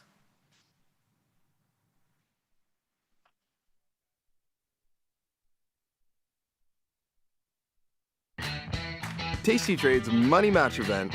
Unlock 30 days commission-free trading. Plus a 1% cash match on all qualifying deposits to jumpstart your trading when you open and fund a new Tasty Trade account. Level up your trading experience with active trader mode, smart order tracking, risk analysis tools, dynamic watch lists, and more. The Money Match event starts now, exclusive to new Tasty Trade customers. Tasty Trade's active trader interface makes futures markets your arena. Built for the bold, not the board. Trade CME futures with a single click. From micro contracts to major ideas. And go even further with futures options. Tasty Trade lays out multiple ladders and charts for total visibility. Plus, hundreds of built-in indicators for traders who want a broader view. Tasty Trade, pro-level tools, intuitive design, total control. Ready to take your trading skills to the next level? Dive into the world of stocks, options, and futures with tastytrade courses. Whether you're a beginner or more advanced trader, our courses can empower you with the knowledge to succeed. Watch as our team in Chicago shows you how to use the tastytrade platform and go over the basics of trading. Perhaps you'll learn about a new strategy or a potential product for your portfolio. To find our courses, go to the Manage section of our web platform or head to courses.tastytrade.com. Start taking control of your financial future. Visit our courses today. What's up, everybody? Check out my new series, Life Cycle of a Trade, where I show you my real-time trades with insights into strategy selection, adjustment mechanics, all the way to the closing order for all of the tastylive core strategies.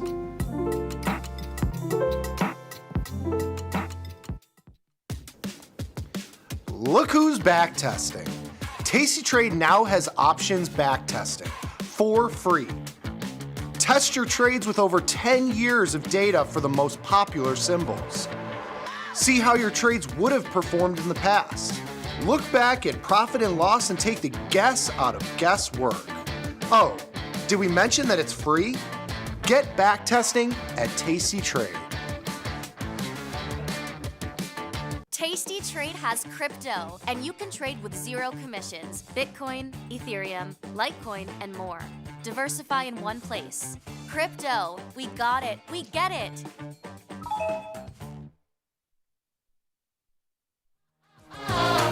Start the show. Watch me go, go, go, go. Watch me go, watch me go. Start the show. Start the show, start the show. Watch me go, go, go, go.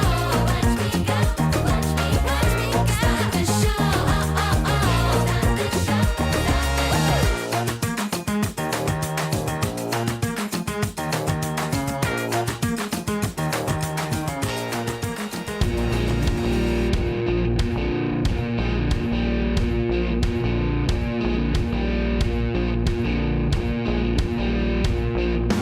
One foot in front of the other, put your best one forward. You've got everything that you have ever wanted. It's already the best day. It's only the rest of your life.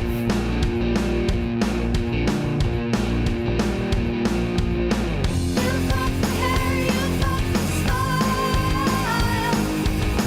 Don't even care, you'd walk a mile in those high-heeled shoes and your velvet suit.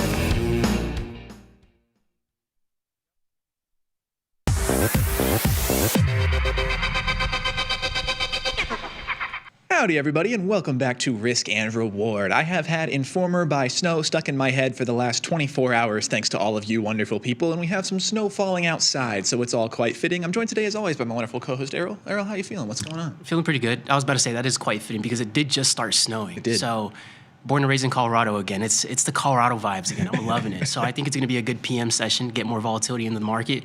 It's been surprisingly really choppy today. We got that sell-off right before the market opened. I thought for sure we were going to zero. I mean, not zero. I thought for sure we were going to have a big red day. Yeah, with the way that we were looking. I mean, on the way over here too, I was running a little bit behind, but on the way over here, and then I look at the market. I'm like, yo, what happened? I'm like, the market just the bottom fell out. So we'll catch up on all that good stuff. But I hope everybody else is doing well. And Yeah, I was expecting a big donk today, especially after, this bullish momentum that we've been having. Yesterday was a little bit of chop. It seemed like the bearish pressure might be coming back in, and then we get bad jobs numbers this morning. We're moving down on the morning, and I thought for sure that this was going to be a red day, but it's why I'm not on an island somewhere, because it is very much not. And I'm grateful for it, as I am still particularly long.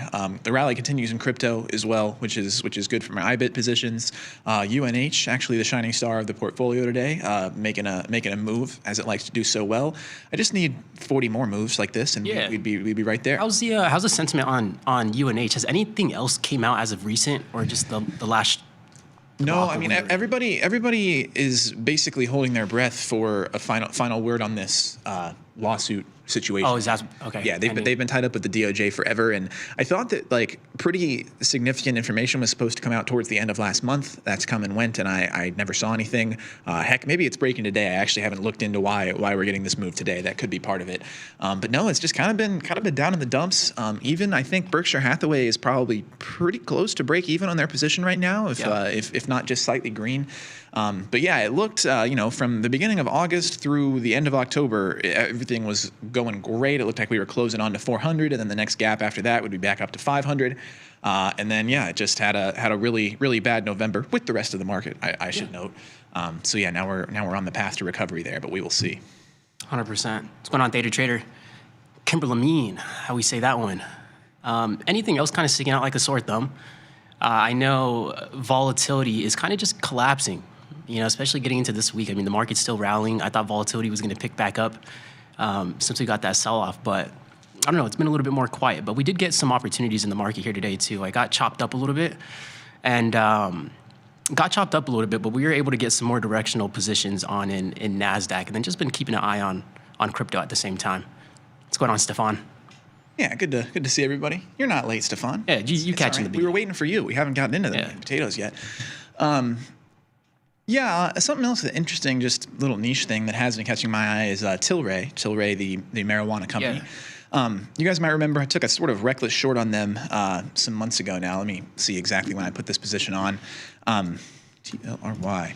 But yeah, I put this on August 28th of this year. Really super duper lotto gamma play. I bought these puts at the 50-cent strike. At the time, Tilray was around $1.20 and sinking.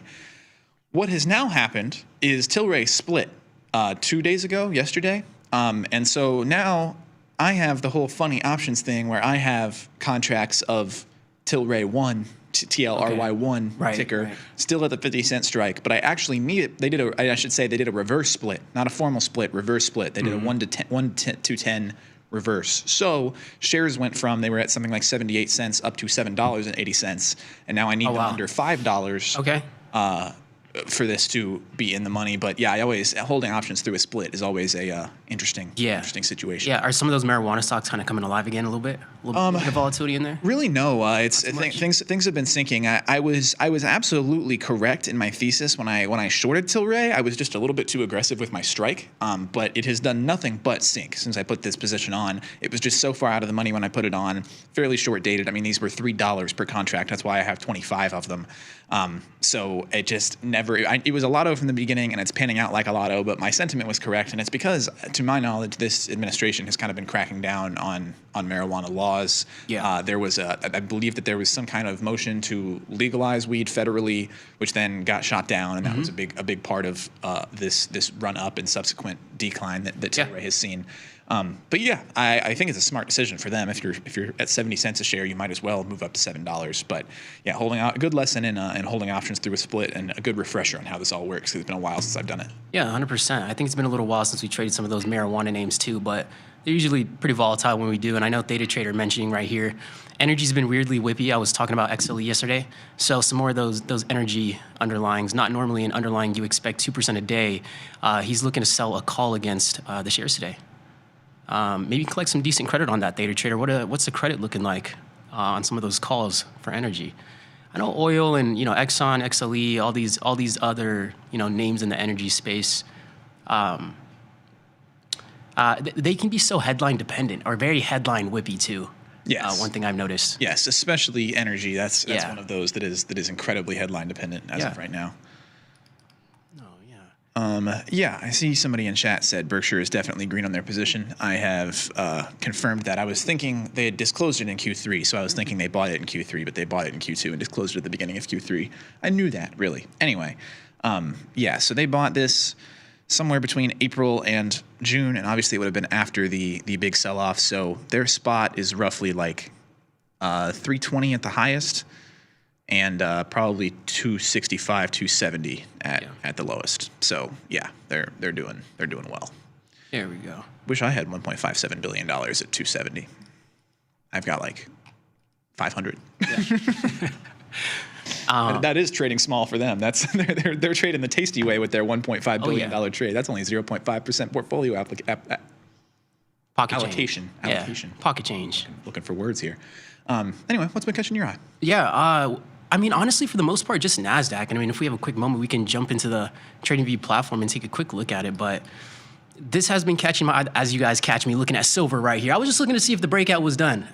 But we can jump over to NASDAQ, and then we'll go back and look at some of the metals. I know Theta Trader was mentioning there, Gus, silver looks like the only red ticker I'm tracking, which is good for Gus's thesis over several years ago. You gave us a you said you had brought us a silver story. Yes, it was right? that several years ago I thought there was going to be a short squeeze on silver, like quickly. There it is. Yeah, and I was off on that by 4 years, but it did eventually come. So that was what I was saying about. Years ago. To be fair, we don't get squeezes like that on silver every year, or even every like 5 years. Yeah. So to be fair. Yes. So yeah, interesting. Not surprised to see this sliding after the run up, though.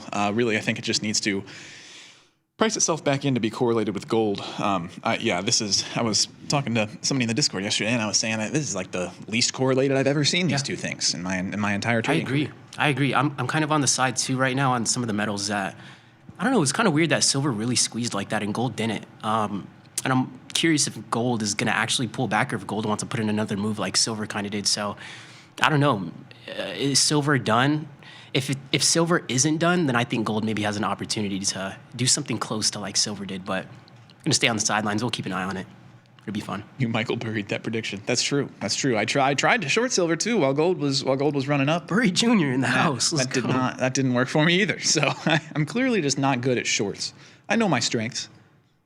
They are few, and getting long is one of them. No, the metals is going to be another interesting one. I know I was trying to trade a little bit of gold last week, got chopped up a little bit, and then I had taken another position that we'll go over here in a little bit. But I was looking at the micro Bitcoin. I know we're kind of jumping around a little bit, but we'll look at micro Bitcoin a little bit more here too, just because we've been experiencing a lot of volatility in that asset, and it's another great trading vehicle. So yes. To the point that I'm making now, I think it was NTB or MBTC. All right, there we go. And then over here, which we'll go over these trades in a moment. But such a huge lack of conviction trading some of these products right here. Where we can find right here. You can tell whenever you're switching your position, where you're getting long, and you're like, oh no, I'm gonna get short. Then I'm gonna get just absolutely no confidence or conviction in the trade idea. So that's a little bit of the micro Bitcoin we were taking a look at. But we can get into a little bit of the NASDAQ for the day, but that's what's been catching my eye because we've been getting some decent volatility. We went over some of the trades that we had taken yesterday, and we're pretty much trading off of the same levels from yesterday, which is pretty cool. So a very tight range today. Yeah, it is a very tight range today, and it happens to be the same range we were trading in yesterday as well. So if you missed yesterday, this is what we had went over. We took a long at the value area low, sold at these highs for that rotation of value to the other side. We initially got short. We got stopped out on that, just managed our risk. Very similar story to today. Today was a little bit different. Today was a little bit more of a gotcha, though. It was a little bit more of a, they really threw the hook out there this morning. They really did. And I bit. But I did manage the risk on that one. So let me zoom out here.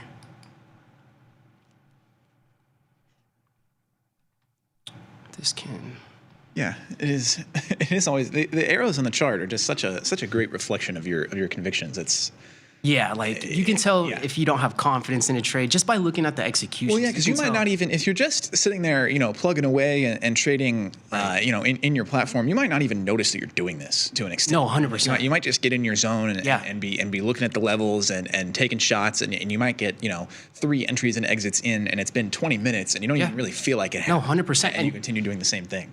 To the point you just made. I mean, I think there was one day where, I call it the grinder or like the mixer. Sometimes the market could put you in the mixer. And that's when you don't even recognize you're flip-flopping your trade bias and your trade thesis every 5 seconds.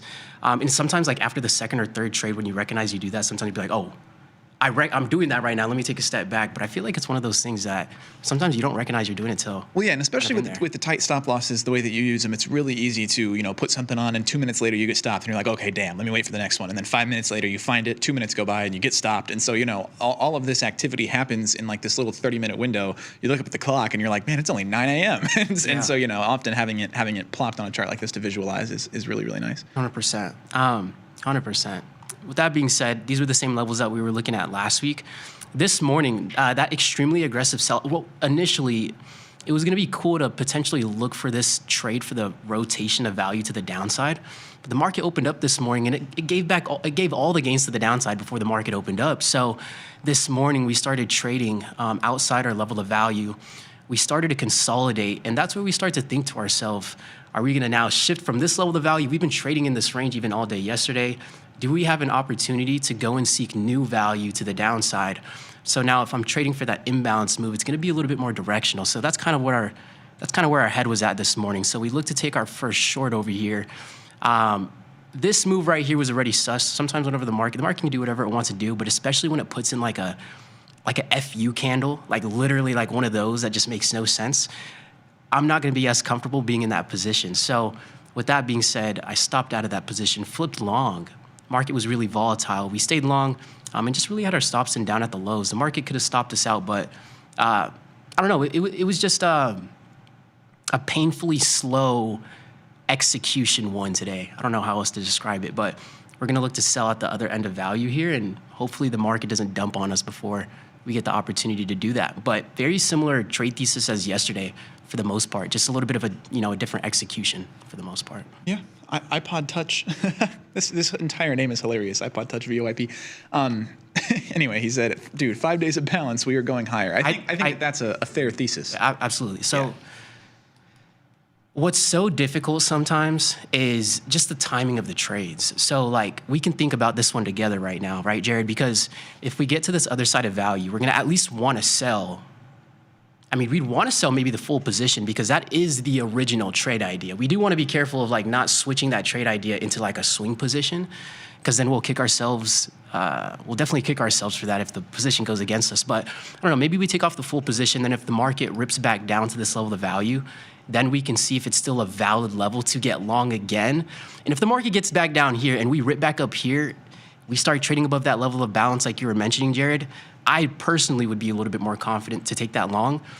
I would take this long too. It seems a little bit too early for me to be comfortable in taking that. So if we do break out, maybe we then wait for the pullback on top of this value area high, then maybe we feel confident taking that trade.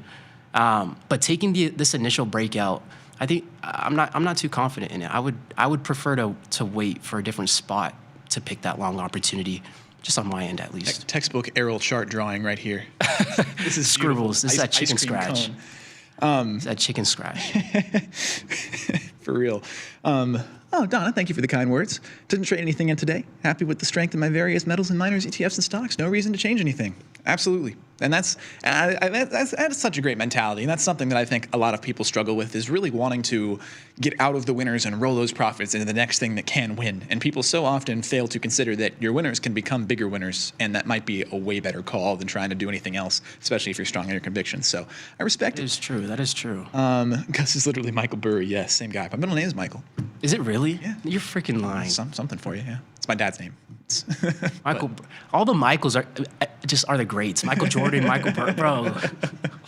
Of course. Just a lot of them. And then I wanted to acknowledge this from Theta Trader. Where is it? Read an article yesterday with a pertinent reminder about investing. The first question should always be, when do you need the money? And everything else flows from that. You can make bad trades and weather extremely bad corrections if you have decades. If you need it in 5 years to buy a car, that's a bad time to be taking risk. Yeah, absolutely. And I think that is just a really great way to categorize it. Which I don't take a ton of this person's financial advice, but that is one Dave Ramsey thing that I really like is the way that he structured his savings and the time horizons on which you need your money. And people so often neglect that you need an emergency fund as well. That's kind of how I break my personal savings up. Is I have emergency fund, I have a portfolio that is liquid in 2 or 3 days, like my main little liquid portfolio, and then I have retirement accounts beyond that. But and ideally, if I had more money than I knew what to do with, I would also have things with like a 6-month time horizon, bonds or something, CDs going. But I don't quite have the capital to warrant that yet. But yeah, time horizons with investing, incredibly important, especially as it pertains to long-term investing. Well, if Bitcoin goes to $1 million, then you know what I'm saying? Because right now the market is kind of going sideways. Yeah, bro, if Paramount goes to 100. P-Sky. If P-Sky goes to... The GOAT P-Sky. No, I was taking a look at Bitcoin here too. Whipped up some levels on here. I'm getting a little bit more confident to start pulling the trigger more often on Bitcoin. It's definitely a different product, different personality, different behavior, all of that. Like you mentioned yesterday, it's a slower product too. So maybe we look at like more swing trades, something that we hold a little bit longer to express our trade idea or our directional opinion on the market. But these were some higher time frame levels that we have over here. And just to give a little bit more context, this level on Bitcoin, the 94,000 Bitcoin and the 98,000 Bitcoin, that range, there's like 3 bulks of areas on Bitcoin that have like the most traded volume. And we typically see a lot of reactions from that level. Again, not that we can predict what the asset is going to do or what direction it's going to move in, but there is a lot of liquidity sitting at those levels, and we're kind of pressing up against one of those main levels right now. Not only that, this area on Bitcoin seems to have the point of control. So over the last, year? Ever since Bitcoin traded at this level this year, this is where the market has found the most interest. So it seems like we're at a breaking point right now. I don't know if anybody's feeling bearish on Bitcoin, but maybe it's an 80K Bitcoin or 100K Bitcoin first. But we're kind of on the dance floor. Yes, and that brings up the second point that I wanted to make earlier, as far as value areas and to iPod Touch's point about 5 days of balance, we're going higher.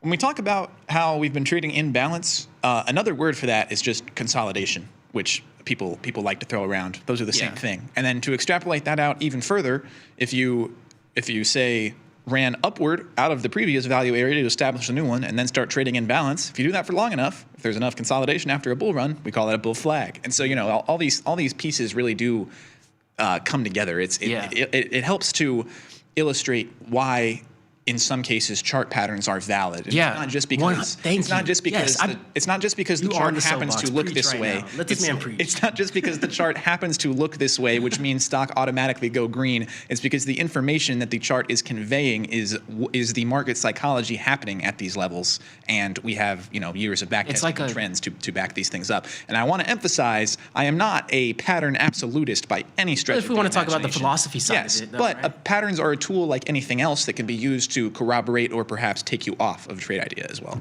That's a really great take. And I feel like it's a great take. I just feel like it's a very it's your perspective on how you kind of view the market, the mechanics of the market. So I just think it's a good way to think about it. Yeah, and you can do it, and you can do it intuitively with everything. So you think about a double top. I'll pull out. That's a bearish chart pattern.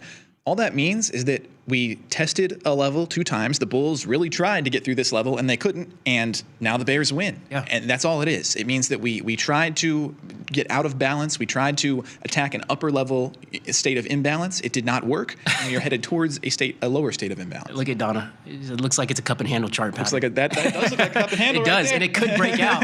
It could break out. But it's like a self-fulfilling prophecy for real. Like the charts really is like the psychology of the market, just painted on the chart. Yes, absolutely. Because again, at the end of the day, we know it's banks, institutions, big money, algorithms, right? Control most of the capital in the market. But what are the algorithms doing? They're buying and selling. The function is buy, sell. Yes, and the reason that the algorithms are able to do that based purely on chart and price action is because the models can take in 50 different data points all at once and legitimately have the brain space, so to speak, to process those things and act on them. Yes, because chart patterns would be valid if you could somehow, you as a human, be looking at your charts and scanning for all of these value areas, where the volume is, every single chart pattern in existence, historical trends with this stock, Fibonacci retracement. If you could legit put all of the RSI, MACD, VWAP, if you could put all of these things together into one giant picture and legitimately analyze all of it at the same time, and then only ever take trades when 30 of these 50 things all align to one thesis, you would obviously be as successful as an algorithm. We just can't do it. We're human. Yeah, 100%. That's more like how Tim Knight explains his theory of charting as an expression of human psychology. Yes, precisely. And the markets are all psychology, straight up. I mean, we are assigning values to things with a fiat currency, and it is pure psychology, aggregate psychology of what people think things are worth that makes them more worth what they are. I hate this market today. I hate this market today. Really is going to make you sit in that. So depending on how much longer it makes us sit in this market, maybe we take off half the position, but we're going to be patient at the same time. It's 1:30 Eastern time. We got about 2.5 hours left the market open. So kind of like gauging that too. It's like, when do you want to take the position off? Because this is a day trade, so we're going to get out. So we're not looking to be in this after the market closes. So kind of just weighing the pros and cons. Because sometimes you'll look for the opportunity and the market just stops. It's like the market it just stops. So it's like, all right, my shot clock is running out. I'm losing confidence. And then sometimes it'll run in your favor, but you get that level of, Can I ask, because I've never traded futures enough for this to ever come into play for me, how does PDT work with options on futures? Is it a 24-hour day is the day, or is it still a market day? Like, let's say I take, two day trades on, I don't know, it's a rolling 5-day period, right? So yeah, if I take 2 day trades, say Monday morning, am I then, and I then take a 3rd day trade like Friday at 4 p.m., like right after the market closes, does that 3rd one count towards PDT? No, you could run up 50 trades in one day if you want and trade 50 again the next. Yeah. So 24/7, no PDT at all with the futures contracts. They close, I think, for 1 hour. Close on Saturday, open back up Sunday evening, close for 1 hour in the evening. What is it, 5 to 6, 6 to 7? Central, Eastern. But yeah, no PDT, don't got to worry about it at all. Interesting. Another reason why I believe it's become very popular among the younger generation because the younger generation doesn't have capital like that, right? So I'm sitting here wishing somebody would have told me about this when I didn't have the capital. There's no and was PDT getting rule. a PDT Absolutely. twice a month. Right, and hopefully the PDT rule goes away. But even as of now, there's never been the PDT rule on these futures products. So be able to see that's one of the benefits though of having more than one trade a day, right? Recognize you're on the wrong side of the trade. Sometimes if you recognize, well, I only have 2 more trades left for this week, 1 more, I might hold this a little bit longer. Now I'm catching a 500-point drawdown. Yeah. We've talked about that before. The PDT rules can hurt as much as they are supposed to. Absolutely. I think it can help build discipline and things like that, but I do see the negative side of it too. But at the end of the day, you should take full accountability, manage your risk. It's on you. Even if you know you got 2 trades, manage your risk, do what you got to do, but having the ability to be flexible. Because sometimes, and this is why it's difficult too to put out information on social media about your bias on the market. Because yes, I was long, but that was 45 seconds ago. I'm actually bullish now, and we just caught a 50-point run. So that's why it's difficult with social media too, because the market is constantly generating new information that you didn't have 5 seconds ago. Yeah, and and sometimes people will come to me, and I'm sure it happens to you too, and say something like, "You think ASML is worth a buy?" And I'm like, I don't know, and I don't care. I know and care about what I think ASML will do in the next 180 days, and beyond that, I have no idea. I never think long term. Obviously, I do sometimes when I'm doing things in my personal account, but even then, I mean, my holdings in my long-term investment account are as boring as it gets. It's 70. I mean, as it should be though. Yeah, it's 70%. It's 70% ETFs. It's 20% dividends. It's 10% growth stocks, and that's where I get to have a little bit of fun. But yeah, it's nothing sophisticated. And as far as individual names, I largely only care about what's going to happen in a options context, which is generally a slightly shorter data context. 100%. To the PDT thing also, I wish somebody would have come to me first, and told me I could just be trading futures this entire time, because I definitely took PDTs on like SPY and QQQ and stuff. And 2, has escaped me. It'll circle back. I wish somebody would have brought that to my attention. That, oh yes, the other thing. When I was getting PDT violations all the time, I wish somebody would have said, "Hey man, why don't you just trade weeklies?" Right. I would have been like, "Oh, that's awesome." Yeah. But I had what I think is the incredibly common 18-year-old mentality right now, still today, of I want to be a day trader. Right. Like that was the way I was thinking. It was not I want to start trading and make money. It was I want to be a day trader. And so I was thinking purely in the context of day trades, which you just don't need. You can be very profitable and even short dated like that and have some excitement just doing things that are 2 and 3 days long. Right. It doesn't have to be 1 hour. Absolutely. I also do think like the label day trade thinks that you have to trade every day. You don't have to trade every day. It's just you're getting in and out of the position that day. Sometimes you might only have 1 trade 1 week, maybe 5 1 week, maybe 10 1 week. It really is dependent on what the market is giving you. Yes. You can't force the market's hand and give you an opportunity. It's like the market, it's a frequency game, you know? Yeah, and something that I would fall into too that's an easy trap is, because it sounds responsible at the surface, is I would say, okay, I'm going to set a profit goal and a loss goal every single day. If I hit either side of that bracket, I'm done trading. Right. But what that winds up doing is you feel like you need to hit one of them every day before you can stop. Right. So say I said, oh, okay, I want to make $300 of profit. I would get up 200, be having a great day, and then force some dumb trade 2 hours to close. Which is natural human behavior. Yes, which is natural human behavior because I'm thinking, oh, I want to get to my profit target. I have house money to play around with. I'm nowhere near my loss. And that can really hurt you as well. Which is natural human behavior once again. You know, it's natural to, if you're not doing anything, impulsive trade, it's natural human behavior, you know? Yes. So I piggyback off that 100%. I want to quickly point out what Data Trader said right here as well, because I think you have a great perspective too. I want to add on it a little bit. But Data Trader said, these kids can't be trusted to trade stocks and options. We need this PDT rule, but trading futures charts that can wipe out a few $100,000 in an hour, sure, why not? Yes, there's a double standard. Yeah, absolutely. I definitely see the double standard. At the same time, too, like even if the market didn't exist, younger people are going to find a way to speculate. Like, yes. Look around right now. That's what we're seeing. Right. And we were saying this 5-10 years ago, and today, it's in broad daylight, so obvious. It's going to come somewhere. There are numerous websites right now where I could go make a trade speculating on whether this snow will continue for 2 more hours outside right now. Right. Like, you can speculate on absolutely anything that you want to. So yeah, I think in this age of speculation, when we are going to have 18-year-olds betting on what color dress Sabrina Carpenter will come out in, you might as well get some legitimate financial vehicles instead of these side products that they're going to, the efficient market will lead them to if they're without trading. No, 100%. Biggest pain of PDT is when your trade works immediately, but you have to hold overnight. Take the PDT point 100%. That's another great point there too. Is maybe you have a trade work out in your favor a little bit sooner, but you can't close that position to the next day. So you got that overnight risk that you have to carry. Not to mention the snowball effects that these things carry. That I think where the real damage is done. For example, maybe that could be the cause for you to go down. Right, picking up bad habits, holding positions longer than you should. Whatever it is, I think just catching yourself making those bad habits in the moment. We always got to take full accountability, PD2 rule or not. It's like, bro, cut the trade. Like, you're gonna form bad habits. You're gonna be bound to repeat it. Not only that, the way that I see it too sometimes is, if you get away with it in the market's gonna come and take that money right back later, anyways. Whether that's a week or a month or 6 months, the market's gonna take it back. So if you think you get away with it, you didn't. And that's that. Good conversation on PDT rules. The market hasn't been moving anywhere the last 30 minutes, so ever since we hopped on. Cup and handle prophecy has not come true yet.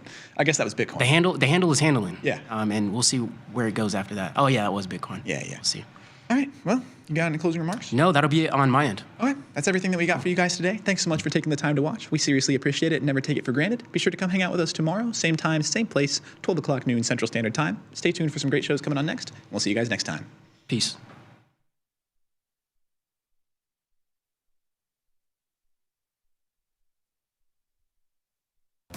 tastytrade's active trader interface makes futures markets your arena.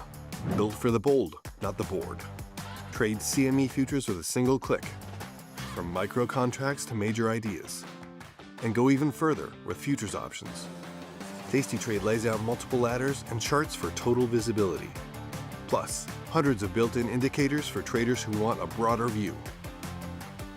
tastytrade, pro-level tools, intuitive design, total control.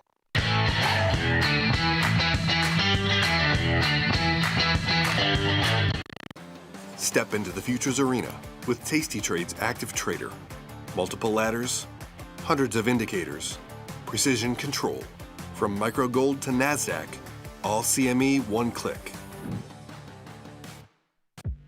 Class is in session. Dr. Jim Schultz is bringing the heat to Options Crash Course Live. This 90-minute show features Dr. Jim in his professional prime. All of the gimmies, none of the gotchas. Come early and grab a drink with Dr. Jim before class and stay for Q&A. The event is free, but space is limited. Register today at tastylive.com/events. It's not a lecture, it's a lifestyle. Ready to take your trading skills to the next level? Dive into the world of stocks, options, and futures with tastytrade courses. Whether you're a beginner or more advanced trader, our courses can empower you with the knowledge to succeed. Watch as our team in Chicago shows you how to use the tastytrade platform and go over the basics of trading. Perhaps you'll learn about a new strategy or a potential product for your portfolio. To find our courses, go to the Manage section of our web platform or head to courses.tastytrade.com. Start taking control of your financial future. Visit our courses today. Got trader's block? We've got the cure. Get data-driven trade ideas with Cherry Picks, our weekly newsletter that gives you insights into the market. Sign up at tastylive.com/newsletters.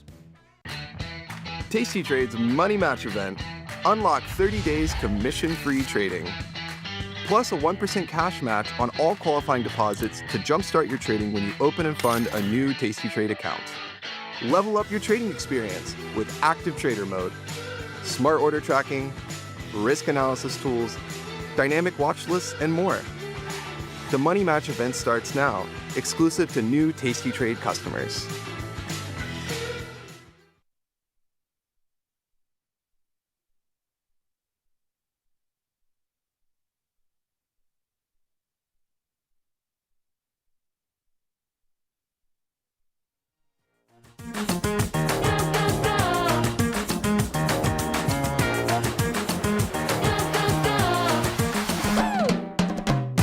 Watch me go, go, go,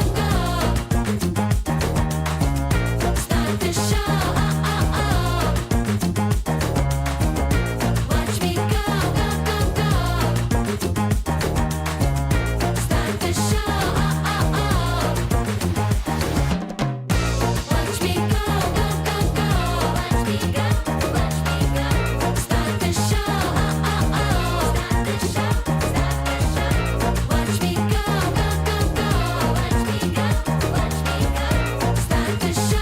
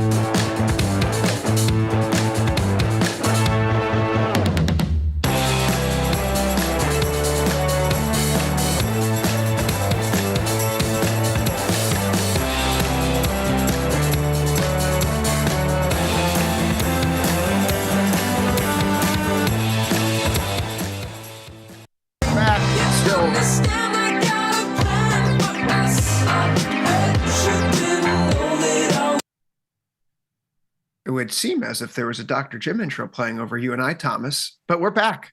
How are you today? Doing good. It's snowing here. Oh, well, that's nice. Well, this is Futures Power Hour, sponsored by CME Group. I'm Chris Vecchio. He's Thomas Westwater. You're watching Tasty Live.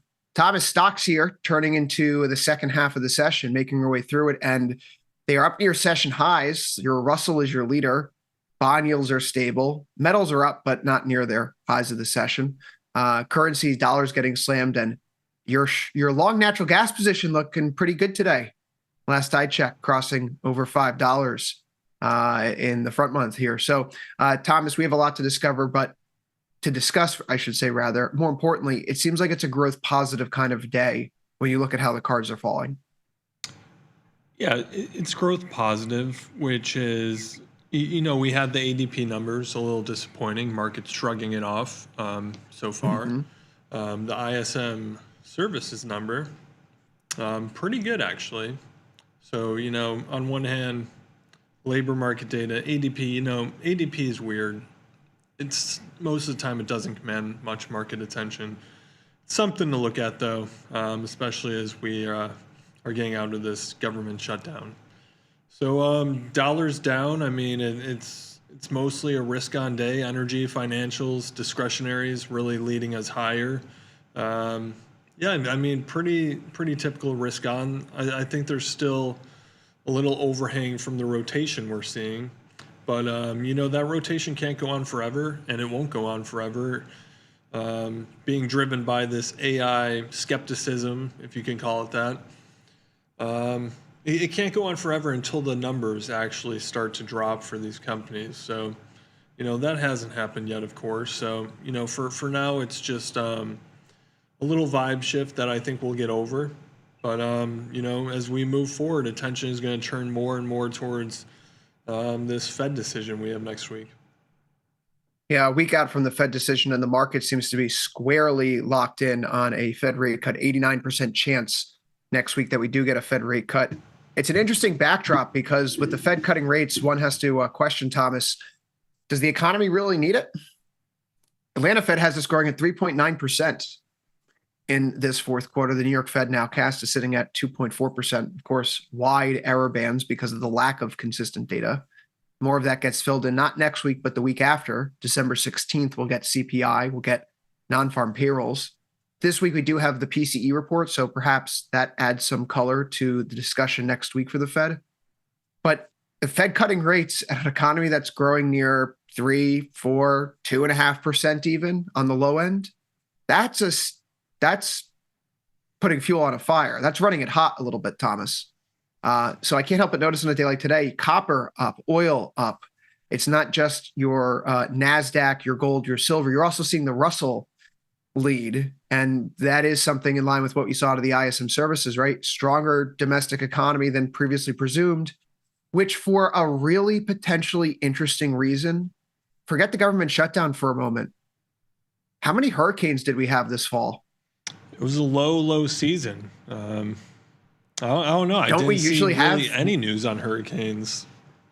Don't we usually have 1 or 2 or 3 hurricanes that cause meaningful economic disruption in a place like Texas or Louisiana, North Carolina, or Florida, major economic engines? Because the South really is the fastest growing region of the United States over the past several years.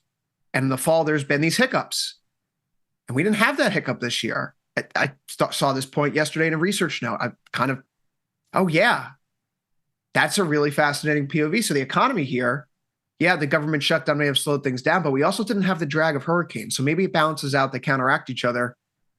And we are still trudging forward at 2.5%, 3%, maybe even 4%. Yeah, and the GDP outlook, it's pretty positive. We've also had upside surprises in GDP from Canada and Australia this week. Australian GDP. UK services PMI 2 this morning was better than expected. Australia, strong consumption, strong investment, and this is amid a global trade war, right? It's not only in the U.S. The trade war is affecting other countries, but it seems that the underlying economies of even Canada, which has some problems with its labor market, we got a surprise to the upside there. So I think we can be optimistic about the economic outlook, especially coming after a period where we've been, dragged down a little bit by so many trade war headlines. It seems that we're going to prevail. We very well may prevail on the other side of this. And hell, Costco is suing the Trump administration, saying that they don't have authority under IEPA. So maybe the tariffs are going to be going away one form or another. Of course, we're still waiting for that SCOTUS review, which, if you were following that over the last few weeks, doesn't seem like the Supreme Court was taken to the Trump administration's perspective. However, this is a market on this Wednesday where, as we move forward, the market is churning to the upside. And for the S&P 500, it is now sitting at the top side of the range it's carved out over the past, we'll call it 2 weeks, 67.90 up to 68.70 or so. We were talking about this on yesterday's show. And now we find ourselves looking back at a potential breakout condition here, Thomas. Where did we find support this morning? There was some news out from Microsoft, as I see here was put into in the chat.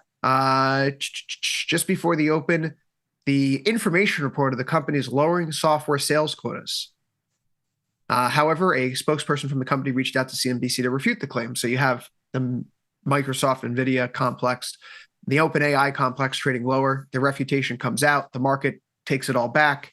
Here we are right now, Thomas. The high that we had a few days ago was 68.63.5. That's my measured high, 68.64.5 is what we saw through the end of November. And here we are at 68.66. So technically speaking, we are breaking through those late December highs right here, right now, with low volatility and positive technical drift. This has been a drum that we've been beating here the past few days. The slope of the 5 EMA, it's changing in a positive direction, right? It's increasing relative to where it was yesterday. The same thing can be said about the 1 month, even the 50. Momentum is accelerating amidst a decline in volatility. This feels like a market that's on the tipping point of putting its chips down and saying, we're going to make another attempt at the all-time high. Yeah, I mean, that's what it looks like. I'm tempted to do, one of these shorter 1 or 2 day long call spreads in the ES. Tried it earlier this week, on Monday. I think I said I put that on, took it off yesterday for a small loss because the S&P 500 did rise, not enough to where I needed it to. And I said I was keeping it small in case I was wrong. I could just move on. So I've moved on, and I'm looking at another trade there. for kind of the same thing. If we break higher out of these levels that you're showing right there, we could attack the previous all-time high. And what the market is showing now is it's telling us a rally is possible without these big names that have carried us most of the year. Meta, Microsoft, NVIDIA. Google, in fact, is one of the only, Mag 7 companies that is really doing very well. And I think, the sentiment has shifted in the past couple months that Google may be positioned very well to ride out the AI narrative as more consolidation happens. They have all the data, they have things in place already to capitalize on AI services. But I'm going to take a little stab here at getting along again in the ES. Why not? I mean, it looks like a decent trade to me. It feels like a decent trade for me too. So not only am I sitting long right now, the MES position still, but yesterday we added on the ES call spread here, which looking for a play up into 7,000 by the end of the month. So that's sitting out right now at the 28 DTE, December 31st. Okay. I feel pretty good about doubling down on the ES position. The NASDAQ, because of the churn with NVIDIA, Microsoft, Meta, might be a different story. But the play for me this morning was, and if you were looking in the follow page here, Thomas, I was laying out different positions in long deltas in stocks across the board. So today here in the follow account, added position. First off, took profit on the market measure Costco position from last Wednesday. So kudos to the people who put that on the board for me and Tony. It was a quick $100 gain. But Apple, AMD, Corning, Fiberglass, Glow, Mew, I'm trying to get into right now, Snow, and then some corporate M&A bets with Warner Brothers Discovery, something we'll talk about on Overtime later today. So I'm adding an ES, I'm adding in some individual names because of the chart setups I like, the stories that are there behind those companies. They may be undervalued. They're not the Mag 7 names. And I think that we could be looking at this potential pop right now. So obviously it's occurring maybe this moment. Yesterday we said we wanted to see 6870 or so clear out. It appears we're on the precipice of that 1 point away. The technical standing for the S&P, for the NASDAQ, what's to complain about, Mr. Westwater? A NASDAQ that's been holding its 5 EMA, 1 week moving average for the past several sessions as support, as it stretches into a new monthly high here. Granted, just the third day of the month, but still a new monthly high. And we've cleared out the highs that we had after the NVIDIA earnings. So there's very little, maybe the market cap weighting of your NVIDIA, your Microsoft, your Meta holds this thing back. But stocks are on the march right now. And low volatility, that has been a friend for us if we're going to be leaning long deltas. Yeah, absolutely. And the equal weighted S&P 500, we are moving within touching distance of the all-time high, which I believe was late October. That's a great observation. Just a little more weight to the view that the market can rally without the big Metas, the NVIDIAs, things like that. Yeah, and to your point here, the high close that we have is December 27th. The second highest close we have here is November 28th. This could be the third highest close all time, maybe the second highest close all time, depending upon how the day goes, in the equal weighted S&P 500. So talking about a growth rotation, right? If you're worried about growth, but you still think the spending's going on, there's not going to be a big downturn in business investment, you probably stick to your mega cap tech names. But if you think about an economy that may see broadening growth or continuous growth in earnings, not just in a concentrated handful of names, but elsewhere, you'd want to see this kind of chart to substantiate that we still have some legs here.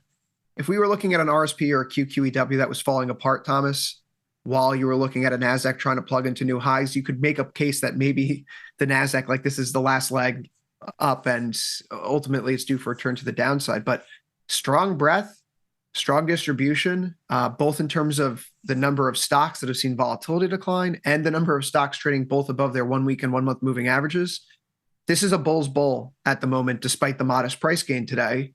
And it's going to take something disruptive. Maybe it's just next Wednesday's Fed meeting to get us off this track. So I'm very comfortable right now leaning long deltas in ES and NQ. They obviously, your mileage may vary, but these look like bull flags that have just started to break out.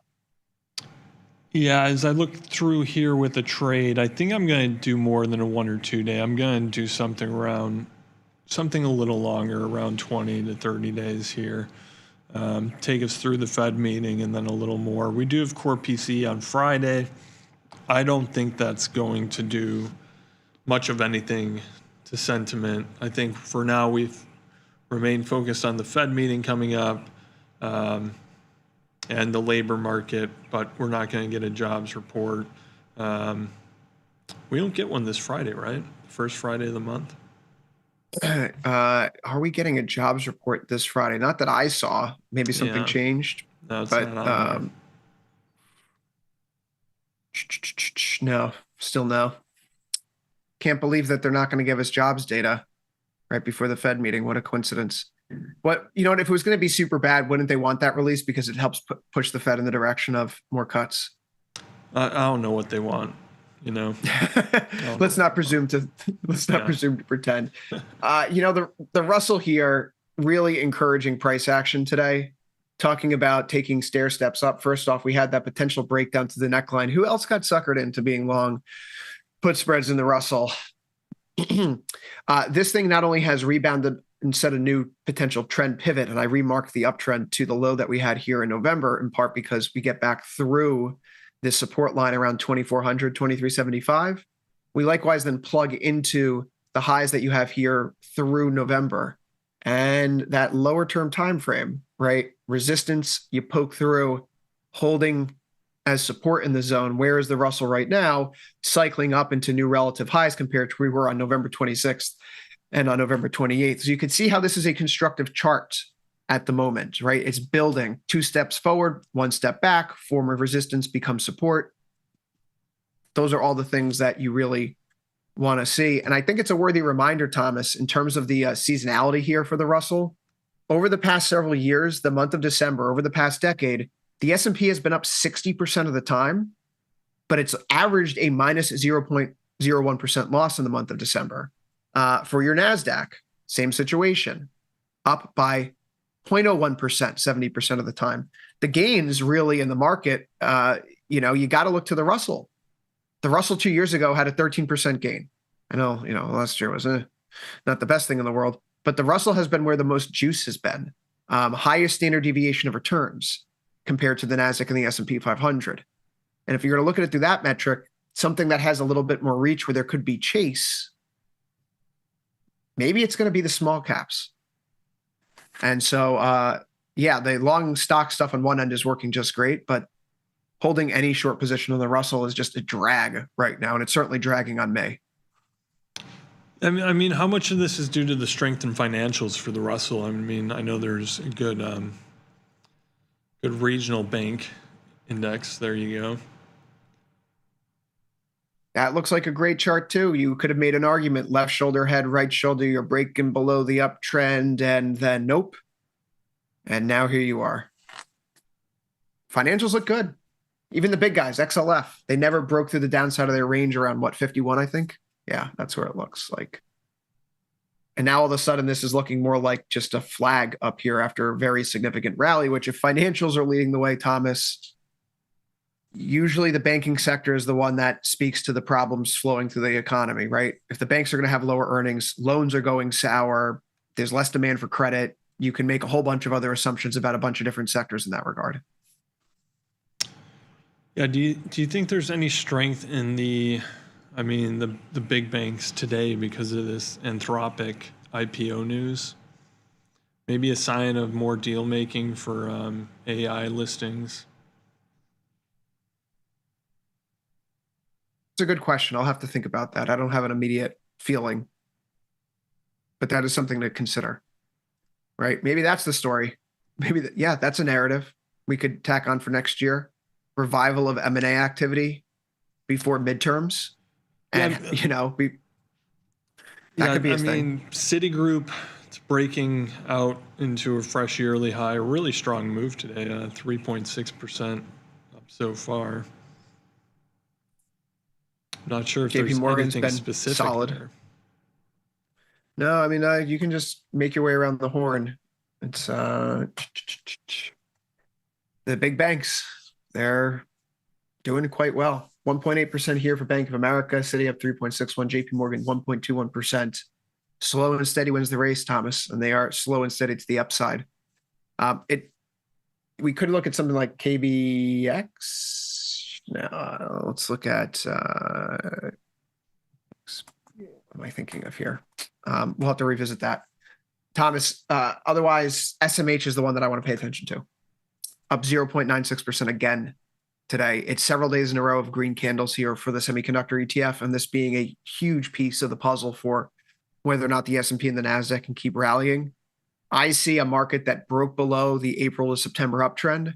I see a market that tried to get back into there on NVIDIA earnings reaction day and got squished below its 1 month moving average, and then all of a sudden has fought back. It's cleared out the NVIDIA high. It's gotten back through the trend line. It's broken its downtrend from the October and November swing highs. If semis are going to tag the high again, 372, that's $10 from where we are. That's nothing. 3% for the semis. That could be the end of this week. Yeah, if we're going to see the all-time size tag, you got to be constructive on stocks. Yeah, I mean, semi's doing good today. Headline out: Marvel acquires Celestial AI for $5.5 billion, $3.25 billion in cash and stock. From what I'm seeing, that's a really high valuation for that acquisition, and Marvel doing very well on the announcement. It's that kind of market, Thomas. It's that kind of market. So vol continues to compress, right? 14.3 IVR here. In the tech stocks, it's a little bit higher. So you have your NASDAQ with an 18.3. Dow Jones and Russell right around 10. Yuck. This is a really good time, right? A few weeks ago, 2 weeks ago, we had that big sell-off around NVIDIA. IVRs for some of these indexes spiked into the 30s, 40s, 50s. If you were able to get positions in the market, then you went in, you saw the 65, 75 level in ES, and you decided to sell some puts down there. And this thing now has run, and you're getting close to like 25 days to expiration. You know, you're not quite at 21 yet, but you're going to have to do something the next week. Maybe it's not this Friday, but it's next Friday. You got to start to consider, what does it look like in terms of extending duration, using the low volatility to take profits on current positions that have worked, and use the low vol to effectively help pay the cost down of getting a little bit more DTE in your pocket. In high vol times, you have to pay more. You need more compensation for that extra time in the market. But here, vol is low, 18s, 19s, going out to 79 days into February, sub 20, right? So don't look the gift horse in the mouth. If you're getting close to 25, this Friday's 21 or next Friday's 21, think about rolling. Lock those in. Move on, reduce your sensitivity to a potential Fed meeting, a potential tweet. There's a lot of tariff deals coming out, all this, that, the other. Keep it mechanical, but usually when vol goes down, it's time to start to free up some capital. That way we can be ready for the next potential vol expansion. Yeah, agree. So what's the biggest threat here? I mean, is it FOMC coming out? I mean, the worst thing would be if they don't cut with the market pricing at 90%. I don't think that's likely, but what's perhaps more likely is, this economy that we talked about, is there much room for rate cuts left? What if they say something, the Fed, the members are already pretty disjointed on their dot plot forecasts, where they see rates next year and the year beyond. There's a wide diversion there of expectations.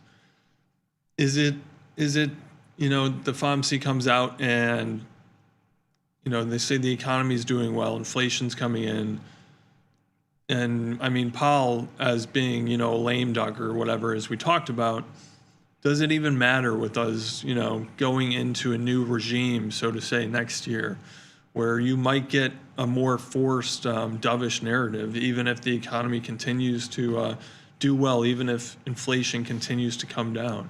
And if that dovish tone continues under that presumption, I mean, is that bad? Is that do we see more movement in bonds like we did when the Kevin Hassett announcement came out, and how do stocks react to that? It's a great point. It's a great point, Thomas. You mentioned bonds here. I think it's a good transition, which are bumping up from support here. The market did have a really negative reaction to the news that Kevin Hassett could be the next Fed chair. There is a presumption that you get more rate cuts, although a lot of the people that I read and listen to and follow regarding what's going on with the Fed, they do not think that this is going to be a meaningful shift in terms of the Fed all of a sudden, like, we're going back to zero rates and it's QE time. It's not going to happen. So you have a little bit of a, yes, Thursday, Friday, last week, you come into this week, Monday, you're getting, it's topping out, it's keeling over, then Monday it flushes, but 116 is held. And from a technician's perspective, if you're going to ignore the news, you're going to ignore the noise, Thomas, as long as 116 is holding in ZB, as long as 112 is holding in ZN, I think it's worthy to stay long against those levels. The charts are telling us that nothing's really changed from this week to last week to, quite frankly, several months going back to early September. Yeah, I mean, that's what I'm doing. I'm still long ZN. I'm still long ZB. I'm going to stick with those for now. Like you said, the technical levels are holding. Although my confidence in this trade, I mean, I'd probably, and I might turn this into an iron condor because I'm short some put spreads here. So I see this range continuing to hold with everything we've talked about. 116 holds, then, is there really a bond rally that coming shortly? I don't really think so. I'm playing this twofold. Yesterday on Futures Power Hour, we went into the market. There's two things going on here. Still the short put long call spread, which the long call spread side looks like it may not give me what I want out of it, but the short put spread side is at least working somewhat at 23 DTE. That is going to be taken off this week. And given where the market sits, I don't think taking a directional bet in notes is really the appropriate thing to do. The range highs over the past 3 months, September, October, November, now into December, going on month 4, they're basically 114. The range lows over that subsequent period of time, roughly 112. Yesterday, we were sitting at 113, and I know it's only at 2, or yesterday was like a 4 IVR. But the risk to reward on looking around those levels of 114, 115, 112, 111, short put spread, risking now, we'll call it closer to 6 to make 4, risking 3 to make 2 on a near coin flip probability of profit. So there's two ways that I really want to approach notes and bonds right now. If we're at the midpoint of these ranges, I'm happy to be directionally neutral. I'm happy to play directionally neutral at a lower probability of profit than we normally would for an iron condor or short iron condor trade rather, just because of what the range has been carved out. Upon dips, I'd like to add long delta exposure to that view, which is why I'm still leaning long ZB as we approached 116, because I want to be long near 116 and it's holding. The longer term charts still are holding up. If I go to the continuous weekly contract, Thomas, and look back to the COVID years here, right, we could see that the trend line off the high in March 2020 through the high that we had in April of 2025, the tariff news, we're still sitting north of that trend line. So I have the zone here that I drew with Jamal yesterday. As long as we're above 116, we're good. If we're below 116, you're kind of in the danger Will Robinson territory. It means you've lost the uptrend off the yearly lows, May, July, September. You're back below the swing highs that prevented us from advancing throughout the summer here in June, in July, August. It's been support September, October, November. 116 is as clear a line in the sand technically that I've ever seen. If you're a horizontal guy, you're a diagonal guy, it doesn't really matter. That's it. That's the line where you're bullish above it. And if it's not above it, you're bearish. No reason to complicate it. Yeah, I agree. Not ZB, but I did move my strikes up in ZN and rolled out to the further out contract. I think that's 58 days, if I'm not mistaken. But yeah, I'm going to keep my exposure on there more on the long side for ZN and ZB. But like you said, the technicals, they're fine. I don't think FOMC will do too much to this trade. So yeah, I'm going to stick in there for now. The ZN chart looks very similar to ZB, right? You have the uptrend off the lows. In fact, for ZN, it goes back to the lows that you have at the start of the year in January, May, July, similar cadence, and ultimately November. So this is a pretty sturdy uptrend here, Thomas. And if you start to dip below 112, you lose the uptrend. And could you make the case left shoulder, head, right shoulder? Yeah, that kind of looks like a layup then. And then you're talking about a 2-point move in notes that could bring you down to 110 or so. Where's 110? Okay, it's swing lows that you have from the start of June. So you're basically making a call. If we get below 112, we're going to go back to the June low. I think it's an easy playbook to follow for the next few weeks. We don't really need a plan around this. I mean, I love markets like this. They're very mechanical and systematic. If X, then Y. If north of 112, long deltas. If not, short deltas. If short deltas, look for 110. At 110, redraw the map. Other than that, I think that this is pretty settled through the holiday season, quite frankly, in terms of how we're going to handle it. Yeah, I mean, what's going on with bond auctions? Anything notable this week? I haven't really been looking at those recently. Sure. In terms of the auctions that are due out this week, there's nothing that I saw that popped up to me. I don't really care about the bills. Yeah. It's next week, Monday, Tuesday, Thursday. Whenever you get the significant auctions the week of a Fed meeting, they start earlier and they skip the Wednesday session. So 3-year notes are on Monday, 10-year notes are on Tuesday, 30-year bonds are on Thursday next week.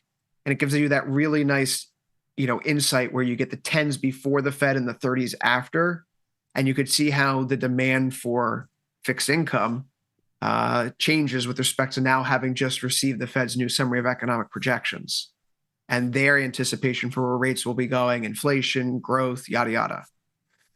So next week's Treasury auctions do matter, and I think matter a lot. The 30s probably more than anything else, because that's the first auction on the other side of the Fed. Yeah, that makes sense. I don't know what more there is to say about bonds right now. Are you surprised how they reacted yesterday to Hassett? I think that's really the final. Oh, actually, I have one more point to make, but before we get to my point, let's get your view. Do you think, are you surprised how they reacted so negatively to this news that Hassett will be the next Fed chair? On Monday? Or likely to be? Yeah. Oh, yeah, I suppose that was Monday. I mean, I think we talked about it. I think there was the potential for some kind of reflation trade if they're going to stay a little more dovish than the data dictates. I don't know. I think that's the risk there, that demand gets too propped up by low rates, prices rise, and then you're going into a situation that is probably awkward for them later next year, maybe early 2027. And but the trend is holding. So I mean, I don't think there's too much to take out of just that one move.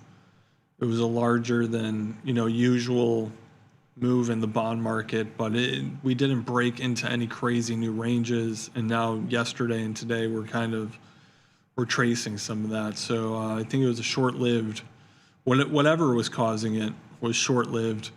Maybe it'll come back into play, but for now, I think there's no immediate risk from that headline continuing. I retweeted 2 notes yesterday on TLT on X, Twitter. The first one was showing that TLT short interest jumped to an all-time high. The second one was a comment from Jared Dillion of Daily Dirt Nap, making an observation on TLT short interest being at record highs. TLT is an ETF of bonds. It's not a bond. The AUM of TLT is about 0.001% of the global bond or of the bond market of Treasuries. TLT has options on it, which increases short interest. And then bluntly, if you think short interest on TLT, which again is about 0.001% of the Treasury market, has any predictive power, please get your head examined. So it's a compelling chart. I like and respect Jared. We are mutuals on Twitter. I find his perspective fascinating. And I think that he summarized, I don't know if you can call that truly instructive or indicative, Thomas, of something that's tradable right now. And as we know, for positioning wise, things can stay out of whack for way longer than, you can maintain a position. The old anachronism from John Maynard Keynes: markets can stay irrational longer than you could stay insolvent. Markets can stay irrational longer than you can stay solvent. Yeah, that's true. We can leave it there and we can jump into metals, which are scratching and clawing today. Gold had a really nice morning and then it didn't, which isn't great. But it did try to make an attempt higher here. We go to that 4-hour chart. We see we are trying to break out here. We tried to get back above 42.70, smack down. So what was about a 1.5% gain is now only a 0.3% gain. Same thing for silver prices, up 0.31% themselves. And it certainly looks like we're starting to fade a little bit up here, Thomas. Volatility coming in, no longer high 80 IVRs. Now we're back into the 60s after the breakout. Usually when vol starts to lose its ascent, the metals begin to slow. I guess my question for you is, because everyone I think here knows that I'm leaning long metals, how are you looking at the volatility complex in silver and gold? What is it telling you about what you should be doing here with SI and GC futures? For silver, volatility, dropping a little bit here, the price is leveling off. I think there's going to be a profit-taking move to come. I expected a little bit more of a pullback once momentum fades. And, I think that can still happen. So I'm not in silver. I'm going to wait for a pullback. I want to get long again. I don't think these are the levels to do it at. I am long gold. I got long gold earlier this week. I'm in a call spread 4,400, 4,410, so keeping it tight 55 days out. Pretty sure it's a risk one to make one with a POP that was a little bit over 50%. So, I'm comfortable staying in that gold position, plenty of duration. Silver, I'm going to wait for a pullback. I think a pullback in silver is due. And, 54 would be the preferable level to see a pullback happen. But maybe I'll dip my toes around 55 or even, 55 and a half. Maybe I'll dip my toes around there. Gold and silver too, you do see volatility expand on these up moves. So preferred play for me would be going long a call spread. Dynamically, on a pullback after a big run up, I'd like to sell a put spread near the prior resistance, which would be around 54. But I'm not sure if that's going to be the best way to structure that. I think waiting for a pullback, get long a call spread again, and fundamentally speaking, I don't think that much has changed with what has been driving gold and silver prices higher. I think, that gold-silver ratio earlier this year showing that silver was underpriced relative to gold made sense. And it made sense to get long there. So now we're looking at, we talked about this, I think, earlier this week with the gold-silver ratio so depressed right now, or at least relative to where it was just earlier this year. I think it makes sense to stay a little longer or more heavy weighted on gold if you're trying to stay long precious metals than it is silver at this point. But nonetheless, I'm going to continue getting long exposure to both. We've talked about debasement before. I don't think that's really the narrative driving precious metals or the market in whole. One thing is, if you saw debasement continue, you wouldn't have seen this big, really big sell-off in Bitcoin occur. So I think fundamentally it's central banks, it's political uncertainty, fiscal uncertainty, and we're seeing that more and more a little bit in Europe with France and things like that. But it's going to perhaps continue with the U.S. Even though the economy is doing well, there's still that fiscal uncertainty and high debt loads, not only in the U.S. but other places. And I think investors are going to continue to seek out a haven from that, and the preferred way to go into that is gold. It's been preferred this year. Hopefully it continues next year, at least for the time being. Seasonality for gold and silver is really good for December, Thomas. Silver up 3.06% the past decade, 60% of the time. For gold, not as good, but still up 70% of the time to a tune of 2.04%. So given where we started the year, that would put gold up near 43.37 by the end of the month. For silver prices from where we entered the month, that effectively means we'd stop here. This would be a 3.06% gain here today. So do with that what you will. I'm interested in copper, though, because we talk about a growth rotation. It's not just the Russell that's leading the way here, but you have oil moving up. You have copper breaking out. I'm going to call this a better be lucky than good, although I'd like to think perhaps it's some skill that yesterday the determination was made. We got lucky. We got a rebound off the high point of the range. It came back in a little bit more. Let's get rid of this short iron condor position here in copper. This thing looks like it's ready to go because gold's gone and silver's gone. And why not copper? To that end, I've joined the fray at 55 days to expiration. I'm looking at a 570, 580 long call spread here. My particular rationale is that this range is effectively, we think about the high here, we'll call it 535. We'll call the range low close to 495, 40 cents. 40 cents plus 535 is 575. 575 is right in between 5.7 and 5.8. I really don't overcomplicate things sometimes, Thomas. When you're looking at a technician's measured move, you just simply do a little bit of arithmetic or subtraction. But in this case, we just get to add 40 cents to the top, and that's exactly where I'm going to target this. Copper has not participated the way the other metals have. Do you think this is a reasonable gambit of mine this go around, instead of being directionally neutral, switching to something directionally bullish? Yeah, I think so. The supply outlook for copper next year, it's still bullish, right? These miners, Freeport, everyone else, they keep on saying on these recent earnings calls that they have, they're not going to be able to meet contractual obligations in 2026. At the same time, you have an economy that continues to gently surprise to the upside, and it looks like, we will prevail into, some more economic prosperity next year. And I think, I think it's looking good. We've had good price action in this. If you go from after the biggest sell-off in July, a pretty sustained series of higher highs, higher lows. There was some consolidation, October and November, but now it looks like we're breaking above that range. So traders are starting to get more optimistic. We're in this new range. Looking back to this sell-off in the end of July, there's like this liquidity zone where there was all this liquidity flushed out, and now you're in this. If you look at the market through something like a volume profile or something else, there's a lot of open space.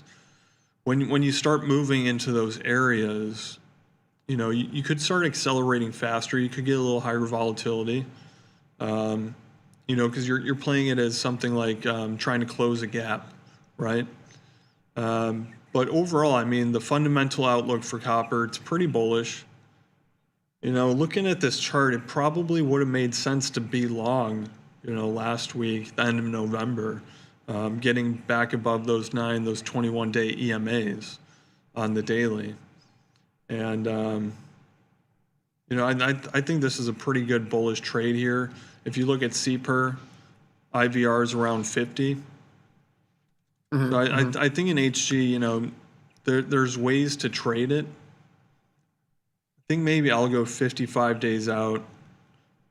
I might do a short put spread here at around 5.25, right where this kind of mid-November swing high was, and where the 9-day EMA is at right now, that we bounced kind of rocketed off of from today's move.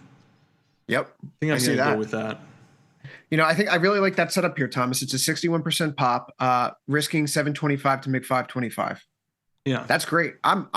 If you told me this was risking 1,500 to make 525, I'd be good with it, because I like my 3-to-1, even sometimes 4-to-1 around that 60% pop. So the fact that the volatility with an IVR, as you mentioned, the corollary here being steeper, north of 50 still, something to do. And I like the direction. The direction seems to be pointing higher right now. I can't deny that. Yeah, absolutely. My prices are a little higher than you. I've been ordering 5.35, 5.3, 55 days out. And that trade is, it's pretty much 1-to-1 at a 55% POP. It's nice. Coppers to the buying power. It's a little high if you have a smaller account, but it's still doable doing it in a defined risk way. Nothing too crazy. So, I like this trade. I think it's a good one, Thomas. Speaking of good ones, you've had a good one going on here when we make our way over to the energy sector. Polar vortex coming in. Bundle up, Chicago. That looks like it's going to be hitting you, and oh gosh, me as well. Yeah. Natural gas hits $5 here today, and it's a really just, I know we commented on this a few days ago, but this is actually a really nice looking chart and how it's moved here, where you have this evening star candlestick cluster as resistance, and you don't break through it in October. And then when you do in November, becomes support and support. Trump has an announcement coming up in 12 minutes, by the way. I've been flagged as to make mention of that because it could potentially be something related to the Fed chair. I don't know what it's about, though, but that's what's come across my screen. So keep your ear to the ground. In any event, you get that bounce off of that 450 zone, Thomas. We're now up at 5, a quick 50 cents over 5 sessions. That's just sometimes what natural gas does. So this is actually something that's working-ish for me today, right? The one that's at 55 DTE, it's up. The one that's at 23 DTE, I took profit on because I was losing a little bit of money, and at 23 DTE, and this thing is getting up through 5. Okay. But for someone like me, I'm still at the 3.5, 3.7, 5.5, 5.7 strikes right now. So this moving up into 5 doesn't pose any semblance of an issue for me. I just can't see this go up to, say, 6. But enough about me. You've nailed this trade on the long delta side. So my question is, what are you planning on doing? Because it feels like we should be drafting off of you here and not me. Yeah, so I was long both the F6 and the G6 contract. I took my short put spread off on the F6 contract this morning. I was above 50% of max profit on that, so I was running out of days to expiration, so I took it off. Was happy with that trade. I'm still in the G6, short put spread at 4.1. Plenty of room on that. I mean, 52 cents above that. I mean, for natural gas, that's not plenty of room, but it's comfortable enough now where I'm at about 45% of max profit on that trade. So I am going to be also, for a trade that's still 55 days out and, almost at 50% of max profit, I want to also get out of here pretty soon as well, just because I don't want to see this trade go from 50% of max profit to, if we get a down move, it's at 10, 20, even a loss. I want to protect those gains where they are right here. So I don't know. I've been, deciding if I want to move this G6 contract, if I want to move the strikes up a little bit. Do I want to wait for the next pullback? But so far, inventories, they're actually pretty healthy for this time of year in the United States. One thing that's helping natural gas move up today as well as oil is there's been kind of a hiccup in the Russia-Ukraine U.S. peace deal talks. And what that is showing is it's not going to go as smoothly as perhaps first thought about when these trade negotiations last week started getting really serious. Natty gas, I could see a pullback to 4.5 happening if we go back to that November 14th or November 13th swing high. And if we get a pullback there, I'll just get longer. I think it makes sense to stay long, but right here, if you're not long already, maybe we're a little overextended. You know, we do see nat gas pull away from these EMAs, and they do tend to, you know, go back, cut right through them, you know, find support, you know, 20, 30, 40 cents under them before we swing higher again. That's what we just saw in the latest downturn. And, you know, we also have the Thursday, the EIA report. But like you said, polar vortex coming. It could bring a lot of cold weather, those heating degree days that boost demand. So for right now, you know, if I wasn't long already, I'd probably wait for a pullback. But if we do get that pullback, I'd be pulling the trigger on the long side. I can't help but notice, but this big ominous purple gets so cold that it turns white cloud here on our screen, sitting over Iowa, sitting over Chicago, minus 26 coming in, Thomas. You know, maybe there's a conversation to be had about ag, if you will, but I don't know.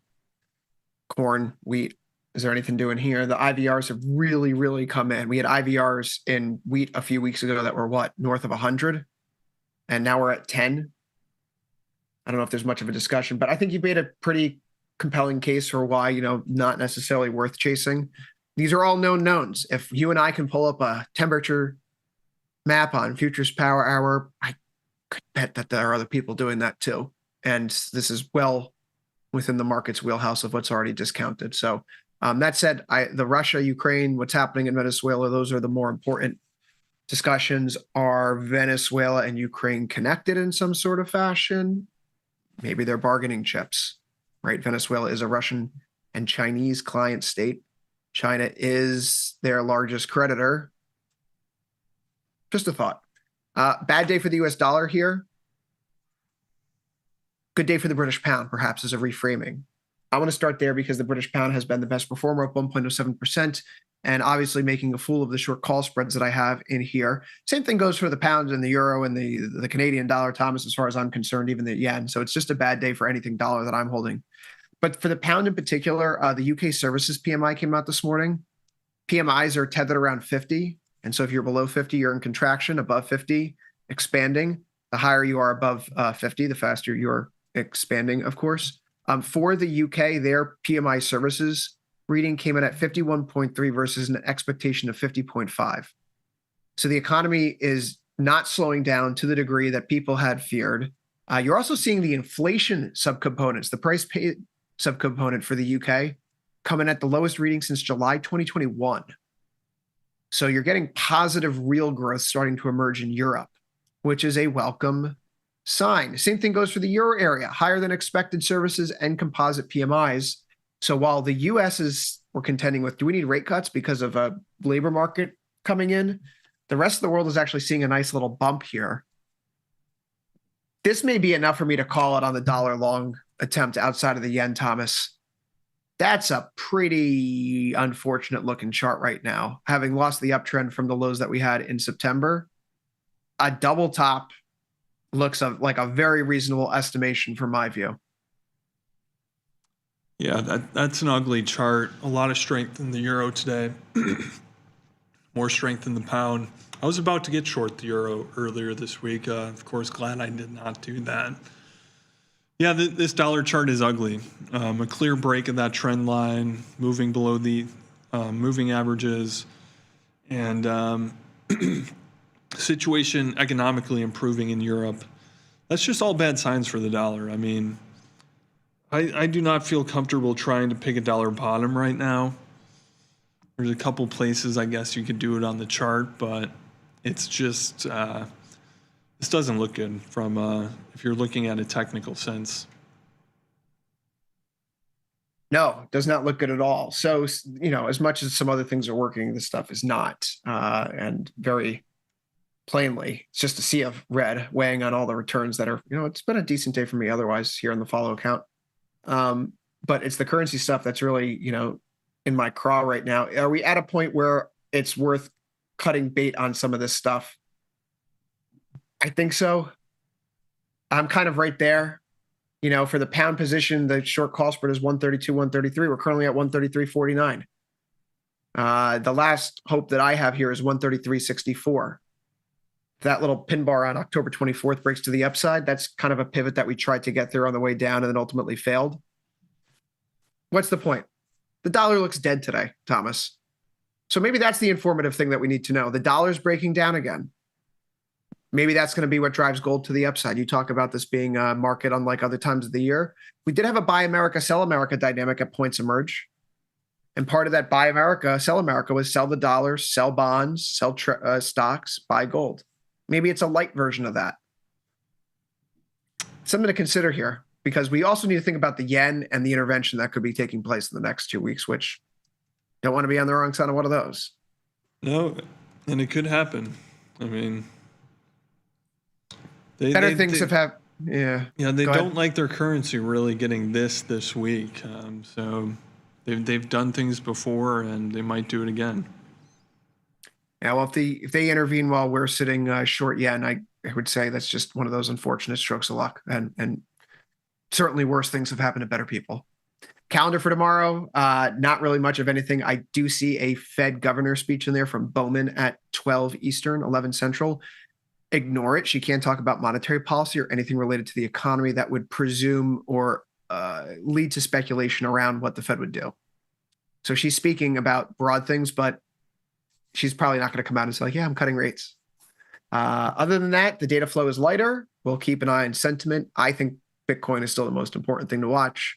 MicroStrategy, the most interesting thing to watch. But we'll have to talk about that more in about an hour when I'm back for last call here today. I will see you later on, though, Mr. Westwater. We'll see everyone in a few minutes' time because Tasty Live's taking a quick break. When you get back, I won't be here. Dr. J will be instead for From Theory to Practice. See you there.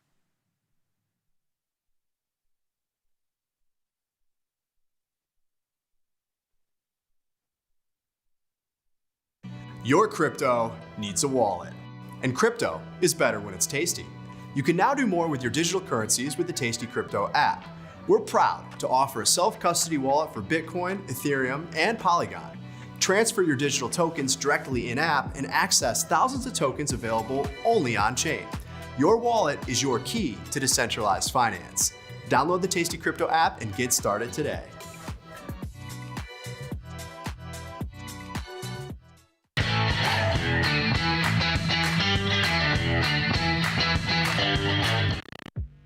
Class is in session. Dr. Jim Schultz is bringing the heat to Options Crash Course Live. This 90-minute show features Dr. Jim in his professional prime. All of the gimmies, none of the gotchas. Come early and grab a drink with Dr. Jim before class and stay for Q&A. The event is free, but space is limited. Register today at tastylive.com/events. It's not a lecture, it's a lifestyle. Feel like your wardrobe is missing something? Like style, purpose, and maybe a dancing dog? Can I pet that dog? The new tastytrade and tastylive web store is now live. New merch, bold designs. Did we mention all net proceeds go to one tail at a time? Invest in the real bull market, dogs. Go to tastytrade.threadless.com. Grab some gear and help some pups. You get merch, they get a home.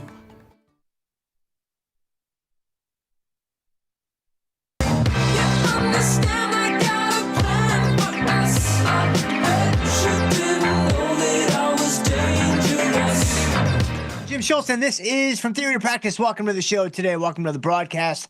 Now, welcome to the Wednesday edition of what it is that we are trying to do. Welcome to the American Eagle earnings edition of what it is that we are trying to do.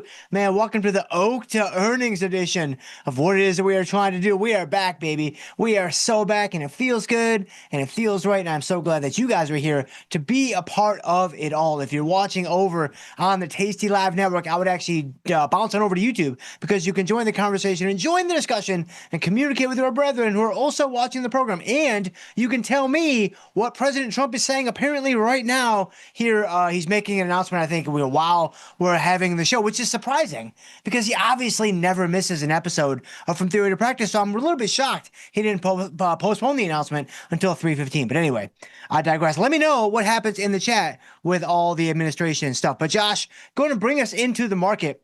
Man, let's do it. Let's take a quick little look-see. All right, looking good so far. EME S&P is up 26. You got the risk-free instrument up 37 on the day. That would be the NASDAQ futures, which is an extremely high-risk product. You got the boomers up 440, and you've got the Russell 2000 futures index up 38 on the day. You've got, let's see, bonds up a few ticks. You got notes up a few ticks. You got oil up a couple of cents. You got UB40 up a couple of ticks. You got gold up 15 points. Where my Hunt Brothers at? Let's take a quick little look at the Hunt Brothers. Up 19 cents, so that's not too bad. Obviously, they've got the the cheese and pepperoni that can supplement any silver moves on a given day. So that's pretty good. So metals looking good, markets looking good, volatility, I'm sure, is getting beaten up. If we take a quick little look at volatility, you've got volatility futures down 17 cents, and you've got spot volatility, the old VIX, that guy is going to be down 58 cents. So spot volatility down 58 cents, volatility futures down just a little bit less. And so everybody's happy except for the Bitcoin bros. Yeah, they've seen tougher times for sure, but they've seen greener pastures. There's no question about that, with Bitcoin down 900 here on the day. And yeah, I just caught a quick glance at the chat and somebody said Dr. Jim appointed to the Treasury. No, that's definitely not going to happen. I can assure you that's not going to happen. I think I told you guys this before, but when I graduated, or I was about to graduate with my doctoral degree, I interviewed at the Fed. Now, not like the main Fed. It was like one of like the offshoot, like Walmart brand Feds. Like it wasn't the main guy. It wasn't the name brand Fed. It was like at like St. Louis or something, or Kansas City, or like Montana. And they were like, yeah, let's throw this guy out into Montana. Like he can get some work done, with nothing there to distract him. And so they never called me back. I didn't get a second interview, but I did interview with the Fed that one time there. But nevertheless, I digress. So, all right, if you have a question for me, drop it in the chat box, right? I'll try to get to as many as I can as we move forward here on the show. And, oh, wait, what did Josh say? Did Josh say something? He says, Apple top design executive Alan Dye leaving for Meta just announced. I don't give a rip about that. I need the good stuff, man. I need the good stuff coming out of the administration. I know that's not what Trump had to say, because Trump doesn't give a rip about Apple and Meta. Trump's all in on NVIDIA, if I'm not mistaken. A little NVIDIA, maybe some Okta, but he doesn't give a rip about Apple or Meta. But anyway, drop your questions in the chat. I'll try to get to as many as I can here as we move through the program. All right, let's go ahead and, are we taking victory laps? How could we possibly not? Look at what's happening today, guys. Look at what is going on. You could look at American Eagle, right? There you go. A little P&L open, little P&L day. You take your pick. It's fine with me. You could look at a little Okta, right? Which I saw some of you guys trolling me after the show was over yesterday, how I say Okta. It is pronounced Okta, like oat, but Okta. So Okta doing pretty well on the little short strangle action that we've got going on right there. And then, of course, you've got Macy's. Somehow, they're still solvent, actually up on the day. So we're not going to focus on that one too much. But, man, everything else is looking pretty good. Look at the P&L. Look at the P&L open bros. What are they going to do with themselves? What are they going to do? It's nothing but green for as far as the eye can see. Now, you know what's funny about this? This is the magic of only having a couple positions on, right? Like we cleared out the portfolio right before Thanksgiving. We kind of wanted to have a clean slate. I left Starbucks and like Home Depot, and that was pretty much it. And so we've got, we kind of reemerged this week on the other side of Thanksgiving, looking to make some trades, looking to obviously build off some theta and do all the things that we all do on a normal day, right? Well, things have worked out pretty well in the couple of days on the other side of Thanksgiving. And so as a result, our P&L opens are green along with our P&L days. When you trade for a while inside of the tasty bubble, like inside of a managing winners, giving losers duration type of universe, this is not normally what you're going to find. You're actually going to see P&L days hopefully are mostly green or more green than red, but P&L opens oftentimes are going to be red because you're taking the winners off and you're leaving the losers on. And so that's why I don't typically put a lot of stock in the P&L open, except for on a day like today. Except for right here and right now, this guy's going right there in the highlight reel. And boom, there it is, man. P&L open looking strong, looking robust. P&L day looking strong, looking robust. And there you go, man. I mean, everything is looking good. Like, I don't even know what to do with myself. I don't normally have this many winners. You know, it's pretty rare that I even have a single winner on any given show day. So the fact that we have a number of winners in the portfolio, not exactly sure what the next move is. But if we take a look at, let's just kind of go top down. Let's start with the earnings trades. I mean, you've got American Eagle. Again, guys, I mean, this was, I don't know how much more obvious I can make this. Like, I was there. It was boots on the ground. It was grassroots research. Like, I was their primary source. I'm like, it's happening, man. I'm like, I'm an American Eagle. It's 2025. And there's at least 4 people, maybe 5 if you count children, in this store. Right? That's a lot of people for 2025. That's a packed house for 2025. I'm like, man, American Eagle's looking pretty good. They're looking pretty good indeed. So you got the stock up $3, and it just makes a lot of sense to me. And so American Eagle is looking pretty good. Now, what are we going to do now? Well, you know, if you look at the spread, 1822, that's the vertical spread. You've got the stock up to 24 almost. And if you look at the pricing dynamics of what we have, we paid $220 for the spread. It's currently marking at $313.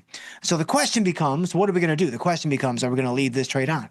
Well, a lot of times when I have an earnings trade that is in like a typical 45 days to go, you know, in the back month, you know, what have you, I am going to not necessarily take the trade off right after earnings if I haven't gotten to my profit objective. That's usually my default setting. That's usually how I approach a given trade that still has a lot of time left. I kind of think about the earnings trade or the earnings move as a little bit of a catalyst or a little bit of a Kickstarter kind of into the right direction. And so that's how I would view this. This scenario is very different for one obvious reason.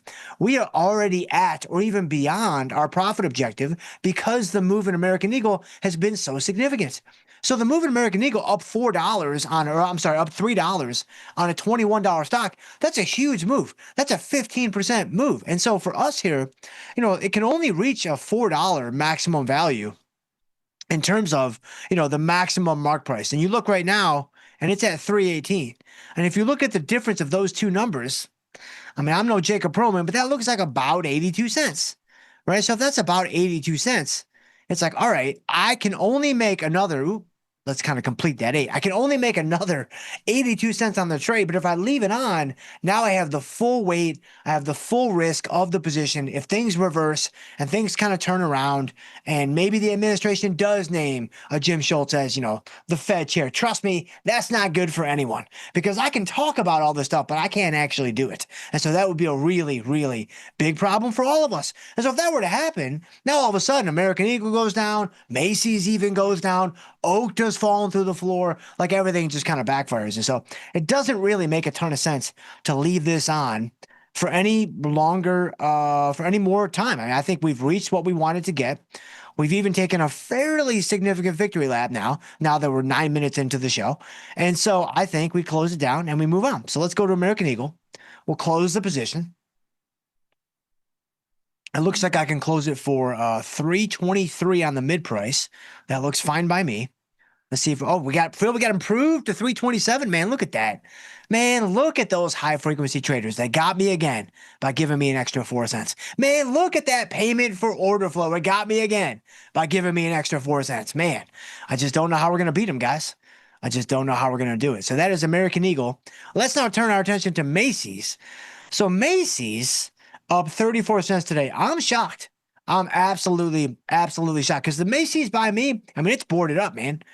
Like, it's boarded up. I mean, all the windows are shut. They got signs. They got, you know, they got barricades on the doors. Like, you can't even go inside. And so I'm like, all right, this is probably happening, you know, kind of writ large across the company or across the country, I should say.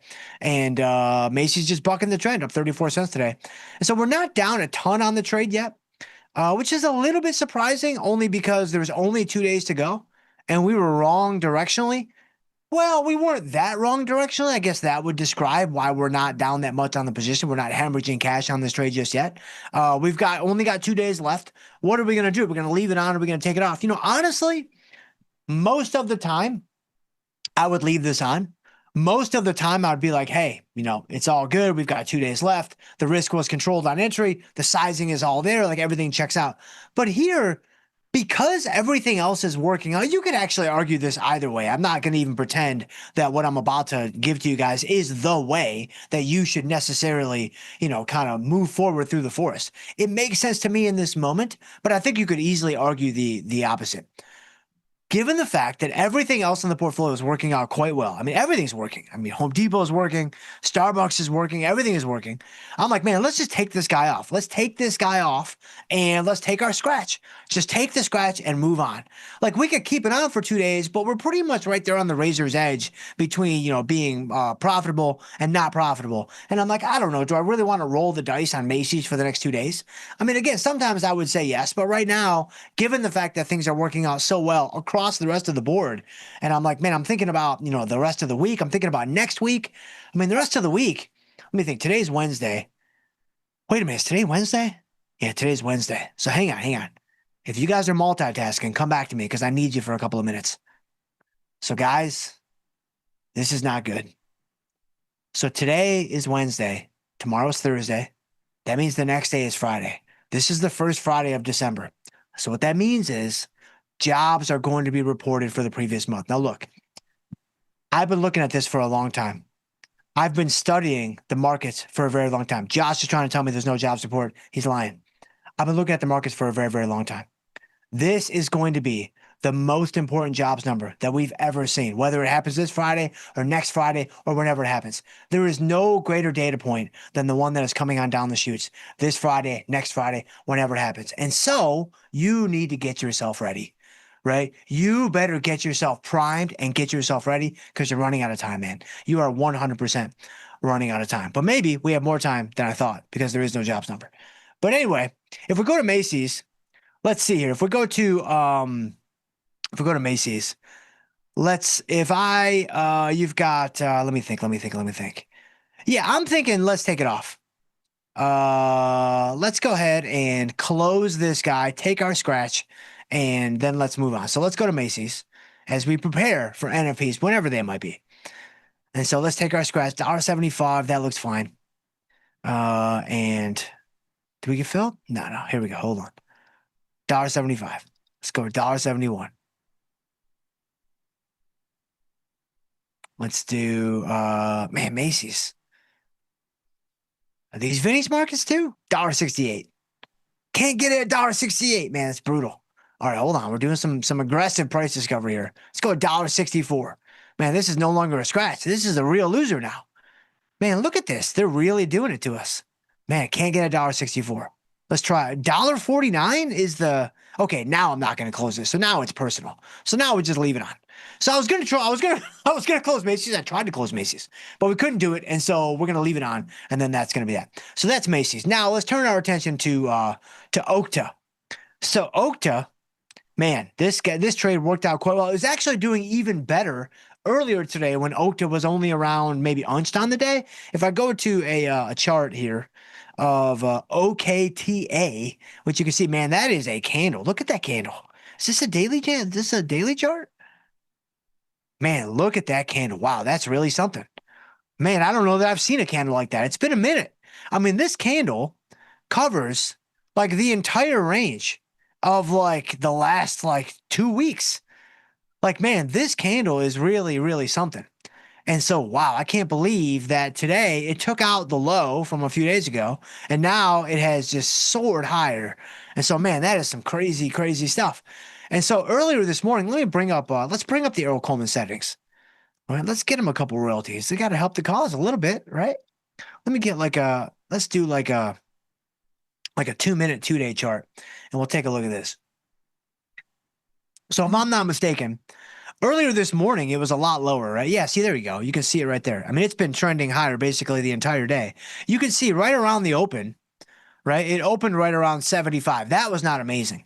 But right here, anywhere in this window, man, we were really cooking. Like, we were cooking with, coconut oil, avocado oil, like, you take your pick. Even canola oil, right? Like, if you want to die 10 to 15 years earlier than you would have otherwise, like, it's 100% your call. But whatever you choose to do, like, we were doing it, man. We were cooking, and we were looking really good. Now, we're still in a good spot, of course, with this position. And so I'm not that upset because you can see right here, like, we're very, very close to 50% of max profit. But I'm going to sit tight right now. Let's not take it off yet, because this is kind of what I was talking about earlier when it came to like American Eagle. But American Eagle, we were already at our profit objective. We were already beyond our profit objective. And so it was like, it didn't really make a lot of sense to keep this trade on any longer. And so for Okta, let's sit tight. Let's not do anything. And let's just let's let it kind of cook there and simmer on the back burner. And so that is American Eagle. That is Macy's. That is Okta. Man, look at Starbucks. So Starbucks, you know what else would have been great? If we would have closed Macy's, we would have had a clean slate on the P&L Open. Look at that. We would have had a clean sweep, 5 for 5 on the P&L Open. Man, that's really, really crazy stuff. I kind of want to close it just for that now. Hold on. Let me go back in here. Let me try one more time. I don't understand why. Well, it's $1.49 on the mid price. Yeah, I want to do it. Let's do it. I want to close this. Or I already have an order. Really? Do I really? Okay, hold on. Do I have one? I do. Okay, well, let's just replace this one then. Let's just go $1.49. I want to get filled because I want the clean sweep. All right, there you go. We got filled on Macy's. And so Vinny got us for a little bit. But I mean, he's got to make his own ends meet. And so if you look at my P&L Open now, though, man, it's a thing of beauty. Somebody screenshot this, because we're going to need this later when it looks the exact opposite of this, and much, much worse in the next, couple of weeks or couple of months. And so, all right, I don't really, is there anything else going on? I don't think there is. I think we're good. December 3rd. Yeah, we're good. Oracle's next week. Yeah, they do about 3-4 reports per month. And so that makes sense that they would be next week, because they just had one like 2 weeks ago. And so Oracle's coming up. You got a little Avgo, got a little Costco for you guys. Okay, so next week, man, next week's going to be crazy because, let me think for a second. I'm pretty sure FOMC is next week, right? So next week we've got, Wednesday is going to be something. You've got Oracle for their 4th earnings report this quarter. And then you also have USA. Like you've got J Powell with USA. Man, that's going to be some rowdy stuff. And so, all right, let's see. Let's go to, where are we at? I want to see where you guys are at. Let me try to, let me surprise and delight somebody in the middle. And let's do it. Let's see. Let's go to Rodrigo. Mescal Pascal. Man, what's going on there, Rodrigo? I appreciate you, my friend. Rodrigo says, I want to make an SPX Iron Condor, January 22, 6,400, 7,100, 100 points wide. What do you think, Dr. Jim? Well, let's take a look at this. So if I go to SPX, right, you're going to January 22. So you want to go all the way out to Jan 22. So the first thing is, that's kind of an odd expiration because that's not a Friday, I don't think. That's a Thursday, right? Because like Jan 9 is a Friday, Jan 16 is a Friday. So my first thing is, unless you have like some kind of emotional connection to January 22nd, which I actually have myself. Did you guys know? I don't know that. Have I told you guys the story about how I met Autumn? I don't know that I have. But that'll be for another time. That's actually not this story. So January 22nd of 2009, that's actually the day that I proposed to Autumn. So on January 22nd, 2009, I proposed to Autumn. On February 5th, she finally said yes. And then we got married October of that same year, October 10th, 2009. And so, January 22nd, it will always stick out in my mind. I mean, I would imagine February 5th is a little bit more important, but January 22nd is kind of the day. So if you have a similar story there, Rodrigo, then by all means go with January 22nd. But I would go with the standard, at least go with the weekly, at least go with that Friday deal on January 23rd. And maybe that's what you meant. I'm not sure. I would even probably go to the monthlies, January 16th, February 20th, something like that. But with SPX, because it is, one of the most liquid instruments out there, SPY is more liquid because it's a lower price and things of that nature. But SPX is still S&P 500. It's pretty liquid. But you were saying an SPX Iron Condor, 6,400, 7,100. Let's take a look at it. I'm going to do it in January 23rd, though, just because that seems to make a little bit more sense to me. So you want to sell a 6,400 and then buy a 6,300. So 100 points wide on the put side. This is not necessarily shaping up as my favorite trade. And I'll explain why here in a second. And then you're going to sell a 7,100 call and buy a 7,200 call for the Iron Condor. Okay. So you're going to be collecting a $30. Oh, it's not as bad as I thought it might be. So you're going to be collecting a $31 credit and you're going to be risking $69. And to make sure we're understanding what that means in total dollar value, that's a $3,100 profit potential for a $6,900 loss potential. What do I think about this trade? Okay, a couple of things.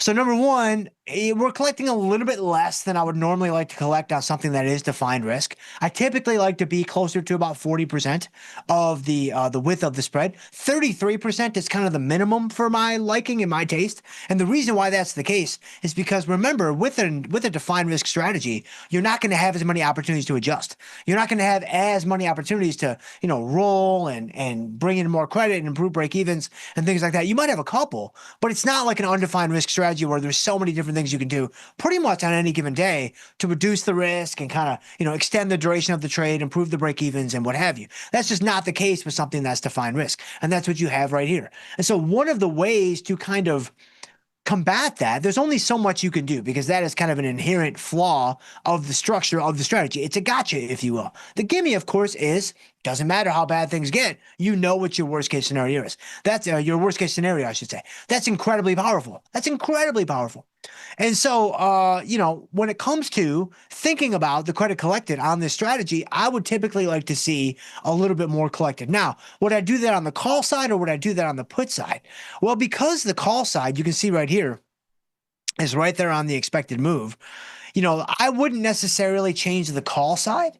I would instead go to the put side because the put side was so far away from the expected move, right? Like if I just drag the strikes up to the expected move, so we'll say 65.75 and then 64.75, you can see now we're much closer to a spot where I feel better about the strategy. You have to decide what makes the most sense to you, but I'm just kind of sharing the lens that I see this through.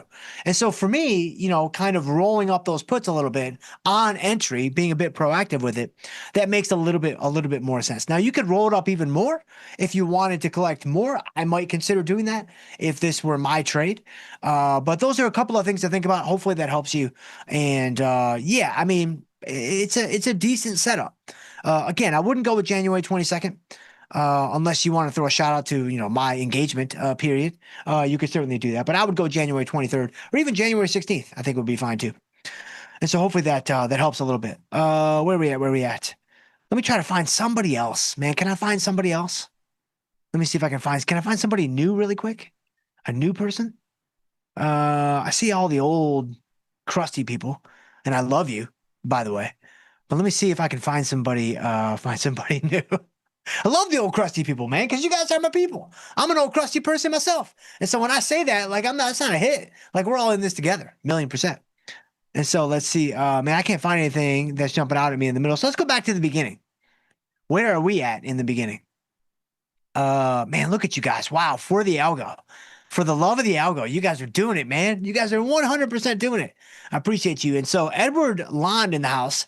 Thank you, gents. Long live Tasty, man. I appreciate you. That may have been a comment to Chris, Vecchio, and Thomas Westwater. Amazing show. Those guys do a great job. I mean, Chris has kind of a rotating group of guests on his show, and so that's always I don't want to say, well, it's always an amazing show. I was gonna say it's a bright spot in the day of the programming, but I'm like, they're all kind of bright.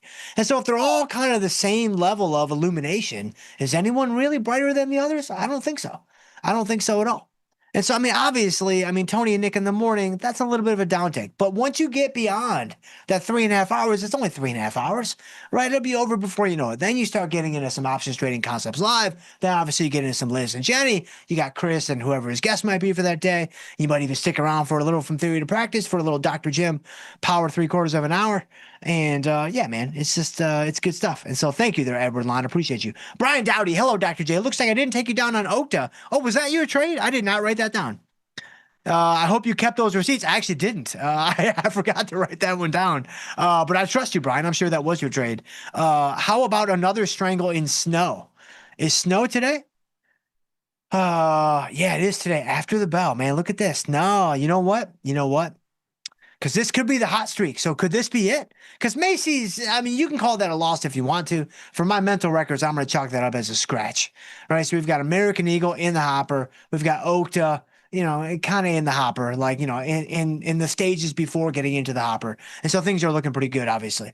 So from a snow standpoint, what are we going to do? Well, guys, now it's setting up really nicely for us, because now we're looking at a butterfly at the end of the week going into the Friday. Right. So now we're looking at, all of a sudden, it's setting up for, the prime time for an expected move butterfly. And so now I'm thinking, you can do strangles, you can do, other things, of course. But this is it, guys. I think it's time to do the tried and the true. And again, like when I think of Snowflake, right, I don't even know what they do. I could not even tell you what they sell. Have no idea. But given the fact that I live in St. Petersburg, I'm just naturally bearish on snow. Like, I'm not going to be bullish on snow. That's a Chicago thing. That's an Illinois thing. That's a Josh thing, right? That's not an our thing. That's not an us thing. Like, we're perma bears on snow now. Perma bears on snow. So when I think about snow, let's play it to the downside. Like, let's go ahead and get a little bearish on snow. So you've got the stock at 266. I'm thinking, we'll take a little look. What if I do a little 265, 245, 225? For 461. Man, that's setting up pretty nice. Wow, that's setting up really nice. Let's see if we can. I want to try to get this down to about $4. And the way to do that is I'm going to push the strikes down a little bit. So I need more of a down move in the stock to really make money, but it's going to cost me less on the front end, just in case we happen to be wrong, which does happen from time to time here on the show. So here you go. 260, 240, 220. Bearish expected move butterfly. 419 is your debit paid. And Brian said to do a strangle. I'm saying no. We're playing it to the downside. So if I were you guys, I would probably load up on your out of the money calls. I would say that that's going to be safer than a UST bill. So 409 on the debit. And let's do it. Let's kind of see what happens. All right, no takers at 409. Let's go to, let's see. Let me go to 411. Go to 411. All right, no takers at 411. All right, okay. Let's try 413. I think we'll get somebody here. All right, no takers at 413. Okay, so Vinny's running the snow pits too. Let's go to 416. Got to find somebody, right?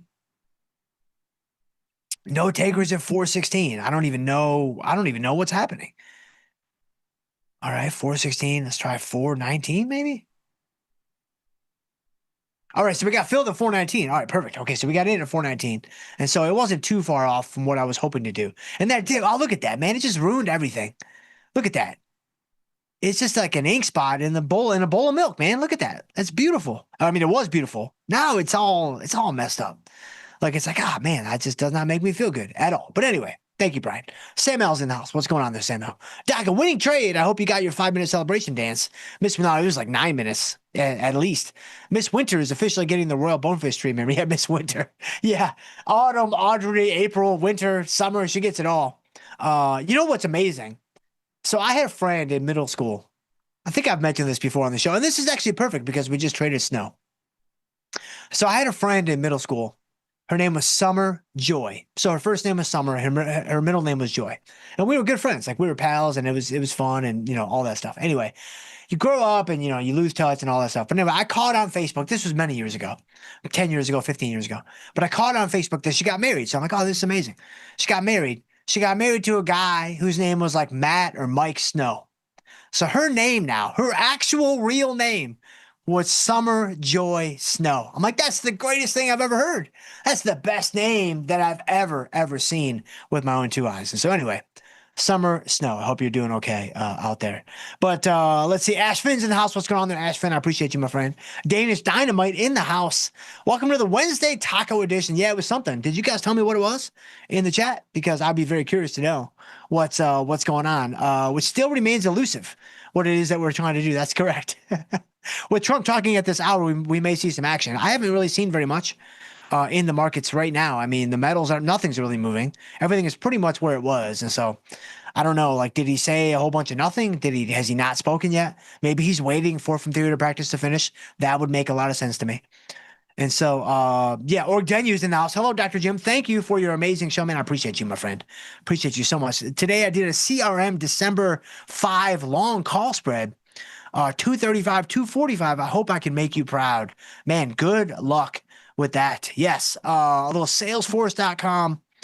December 5th. That's going to be this week. Okay. Do they have earnings tonight? They have earnings tonight too. Wow, look at this. All right, Salesforce.com. You got Snow. All right, I'm going to pass on Salesforce.com. I'll take a look at it real quick. If we go into the 2-day cycle, what are we thinking, Daniel? Am I going to take you down? So I actually think, are we starting a hot streak? I think we might be starting a little hot streak. So you know what I'm going to do? I'm just going to take Daniel's trade. I'm just going to go 235, 245. Boom, there you go. Done. Okay, I am keeping a receipt on this one, though, just in case it doesn't work. So Daniel, CRM. Got it. Done. 452. Ship it. 455. All right, whatever. If I go to let's see here. What'd you get it for, Daniel? Did you tell me? No, you didn't tell me. But if you got it on before this, you probably got a better price, I would think. All right, so we're in for 464. There you go. Perfect. All right, so we got Salesforce.com. We got Snow. We still got a little Okta. Man, and look at the P&L open. It's just it's getting destroyed before our very eyes, just little by little, man. Just death by 1,000 cuts, apparently. But Wolf's in the house. What's up there, Wolf? Appreciate you. Theta Traders in the house. Dr. Jim time. Is it time for me to sell an XLE call against my shares? A nice run up today. Oh man, I don't know. You've got the stock, up $1.80. Okay, so without even looking at the strikes and without even knowing the situation, you already know this, right? This is the time to do it. Like if you're going to sell a call, this is the time to do it. You do it on a huge run up. You don't do it when the stock is cratering. You don't do it when the stock is going way, way down. You do it on a huge run up. And so that just makes a ton of sense. And so, yes, I think today would be a good day to sell a call against shares. And so that's how I see it, at least. Of course, you've got to blaze your own trail forward through the forest. But let's see. Or Brian was asking about CRN. There you go. We got it. And Brian says, no way I'm selling a call and turning this into a strangle. I'll just stick with the put for now. Tempting, though. What are you talking? You were talking about. I know that you gave me Snow, but you wanted to do a strangle, I think. And so that might be about something else. Let's see. Sam L. Doc, I'm strictly here for my civic duty. Tricking the algo so it thinks your show is Netflix level content. That's it. For the love of the algo, man. Put it in there right now. And hey, give this a thumbs up if you haven't done it already. Subscribe to the channel if you haven't done it already. All these things help us out tremendously, and just really, really appreciate you guys. And so let's see. iPod Touch is in the house. iPod Touch, what's going on, my man? Like, when is the next event horizon? Like, when is the next day of reckoning? Like, that's why you're here. That's what we trust you for, my friend. So you need to tell us, because the last time you told us, you nailed it. And you gave us the exact day. And you did it like weeks in advance. Like you said, hey, 14 days from now, it's all over. Armageddon, event horizon, like it's done. And 14 days hence, the NASDAQ fell like 19 points. And so, boom, that's a victory lap if I've ever seen one. And so I need the same thing from you, my friend. Like, I'm going to need you. I'm going to need you to come up clutch right here and right now. And so, but I appreciate you, my friend. Let's see. Sam, I'm just here to pump the algo. I appreciate you. Ash Finch says Magenta Wednesday. I got to keep you guys guessing, man. Like, you guys were kind of getting a little too comfortable with Magenta Monday. You guys kind of falling asleep a little bit. So we're going to have some Magenta Wednesdays. We're going to have some Magenta Thursdays. We may even have a Magenta Wednesday, Thursday stack. Like, you may see it again tomorrow. It's very possible. It just lives right over there in the stable with the other two shirts that I wear. And so you got a 33% pop of hitting a Magenta Thursday just on any given day. And so I appreciate you there, Ash. Thank you for being here. Rodrigo in the house. What's going on there, Rodrigo? I hope I helped you earlier with the commentary on your SPX Iron Condor. Sparky Dog, we might not have a market anymore after Trump speaks. That's always possible, of course. And so, yes, let me know. Apparently, everything is just fine. I don't think that the market has moved in the last 35 minutes.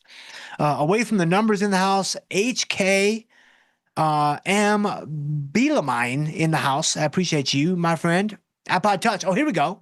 The Japan event horizon, market down December 7th. Isn't that a Sunday?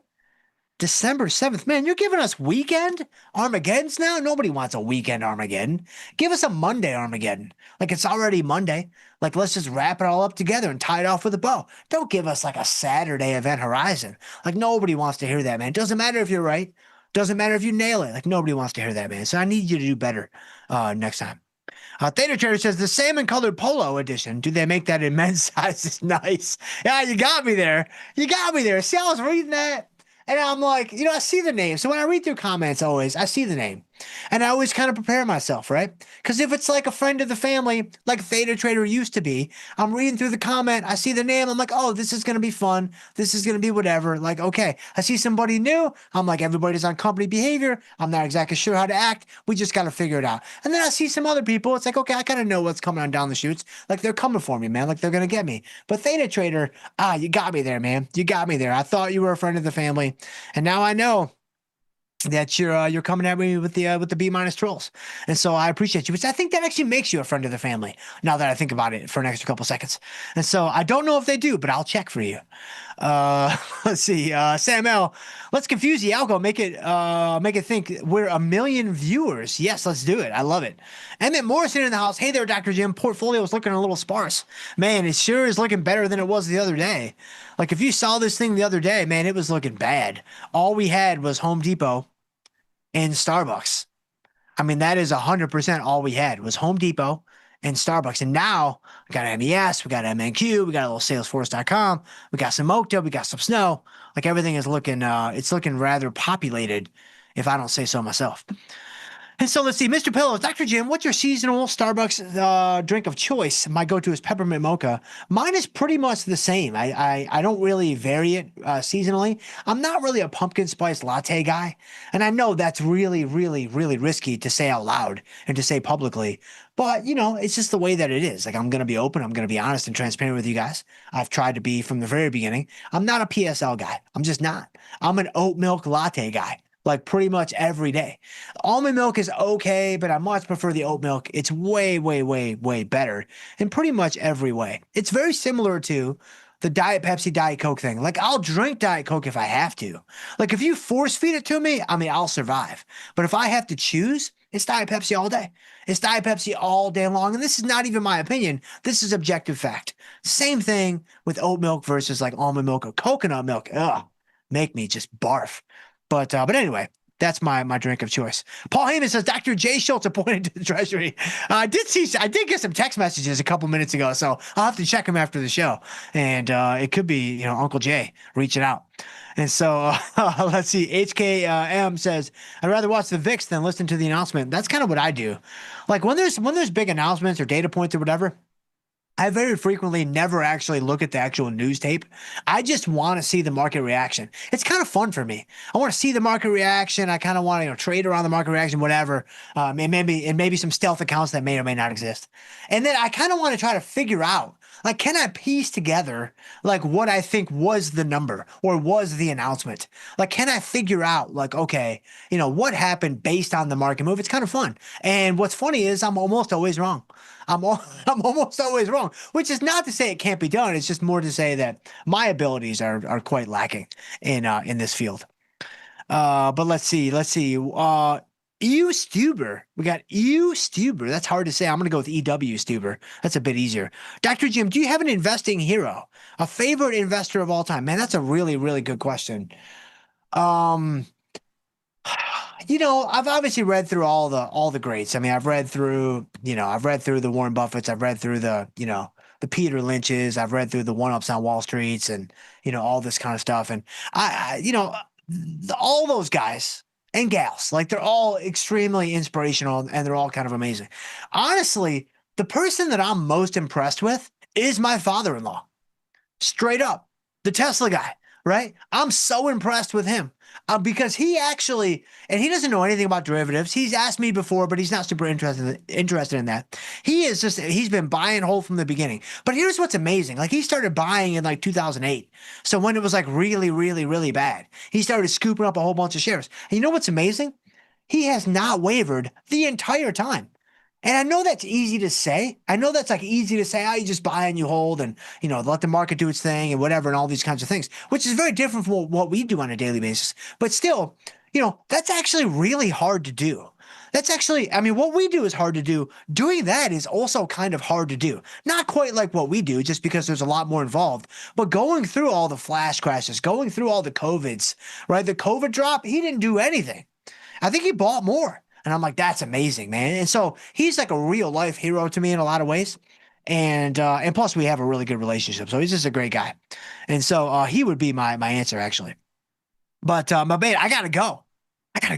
That's crazy. Guys, I appreciate you guys so much. If I can ever help you guys in any way, please shoot me an email. I'm jschultz@tastylive.com, or we can connect on Twitter. I'm at jschultzf3. I would love to hear from you guys on there as well. But stay tuned. We do have Tim Knight coming up next with Trading the Charts. In the meantime, guys, trade them small, trade them heavy, and stay generous. We'll see you guys tomorrow.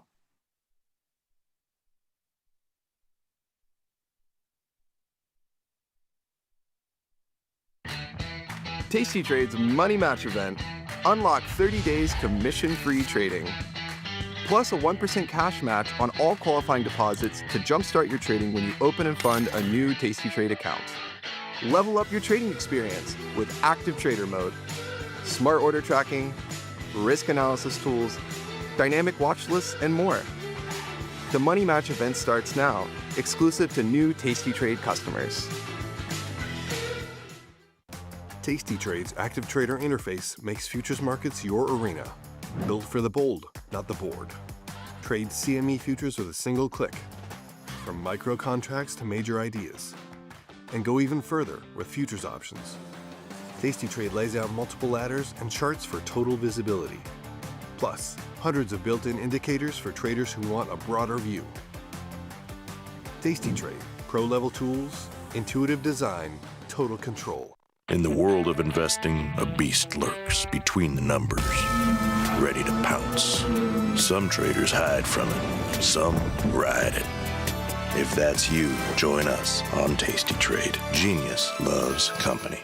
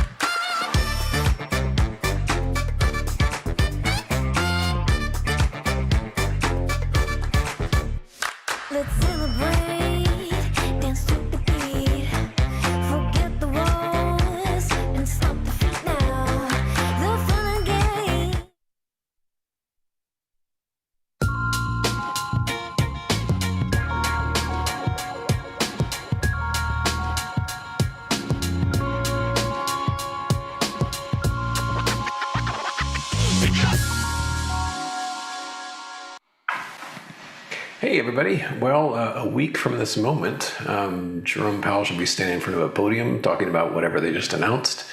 And I think the market is anticipating that with great anticipation, I suppose. It'll be a relief when it's over because I think it'll really clear the air for trading. There won't be much time left this year after that because we've got this week, next week, and then another week, and it's kind of holiday time, more or less. So there's really going to be 7, uninterrupted trading days after that before we head into the heavy holiday season. But as I said, I'll be glad when it's done because I think people, as always, are just putting way too much faith in like how another 0.25% will just solve everything. But in anticipation of that, the market's getting bid up again. We had a brief dip this morning, and I do mean brief. It just lasted minutes. A little less than, not about half an hour before the open, news came out that supposedly Microsoft is dialing back its expectations for AI-related sales. And that freaked everybody out. And so the NQ and the ES went from bright green to bright red. It was just a straight line down. And Microsoft said, no, that's not true. And then the market's been being bid up ever since. So at the moment, the small caps are up the most, about 1 3/4%. And everything else is green, ranging from as little as about 0.3% on the NQ up to the small caps. I've got my charts ready to go. And so let us explore what is going on out there. As you can see from the spider, we are very close to possibly busting past this most recent lower high. So here's our lifetime high, here's the lower high, and we are just pennies away at this point. We've got a big bearish engulfing pattern, a bullish engulfing pattern right now. So this may well follow through tomorrow and just go whoop. It wouldn't take too much to bust us to lifetime highs. It has, with the exception of yesterday, been just a solid wall of green all the way up. Very rapid recovery here. For myself, I continue to focus just on the individual stocks. On the long side, like stuff like Rivian, which I've talked about, and on the short side, like Cigna is a good one, simple CI. So I don't know if I have, I've got hardly anything in the way of ETFs. I'm short EEM, the emerging markets, and that's kind of it. We'll look at a few odds and ends, but I'm really focused in on just individual issues, some of which hardly anybody's ever heard of. Here's the diamonds, which also have a very strong day today. We are rather close to a lifetime high on this one. Here was the lifetime high set back on the 12th of last month, and one more day like today would do the trick. So the Dow is up almost 500 points, and I see our trend line's moved again. Let's just fix that, like so.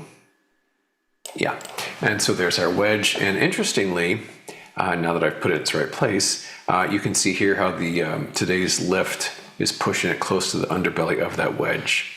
So that might be a point of resistance for the Dow. It's been pretty unrelenting, as you know, ever since last Monday. As I said, the small caps are up the strongest, about 1 3/4%. They themselves are not that far away from their own lifetime highs, which is marked by this horizontal ray. And so this peak was back on the 15th of October.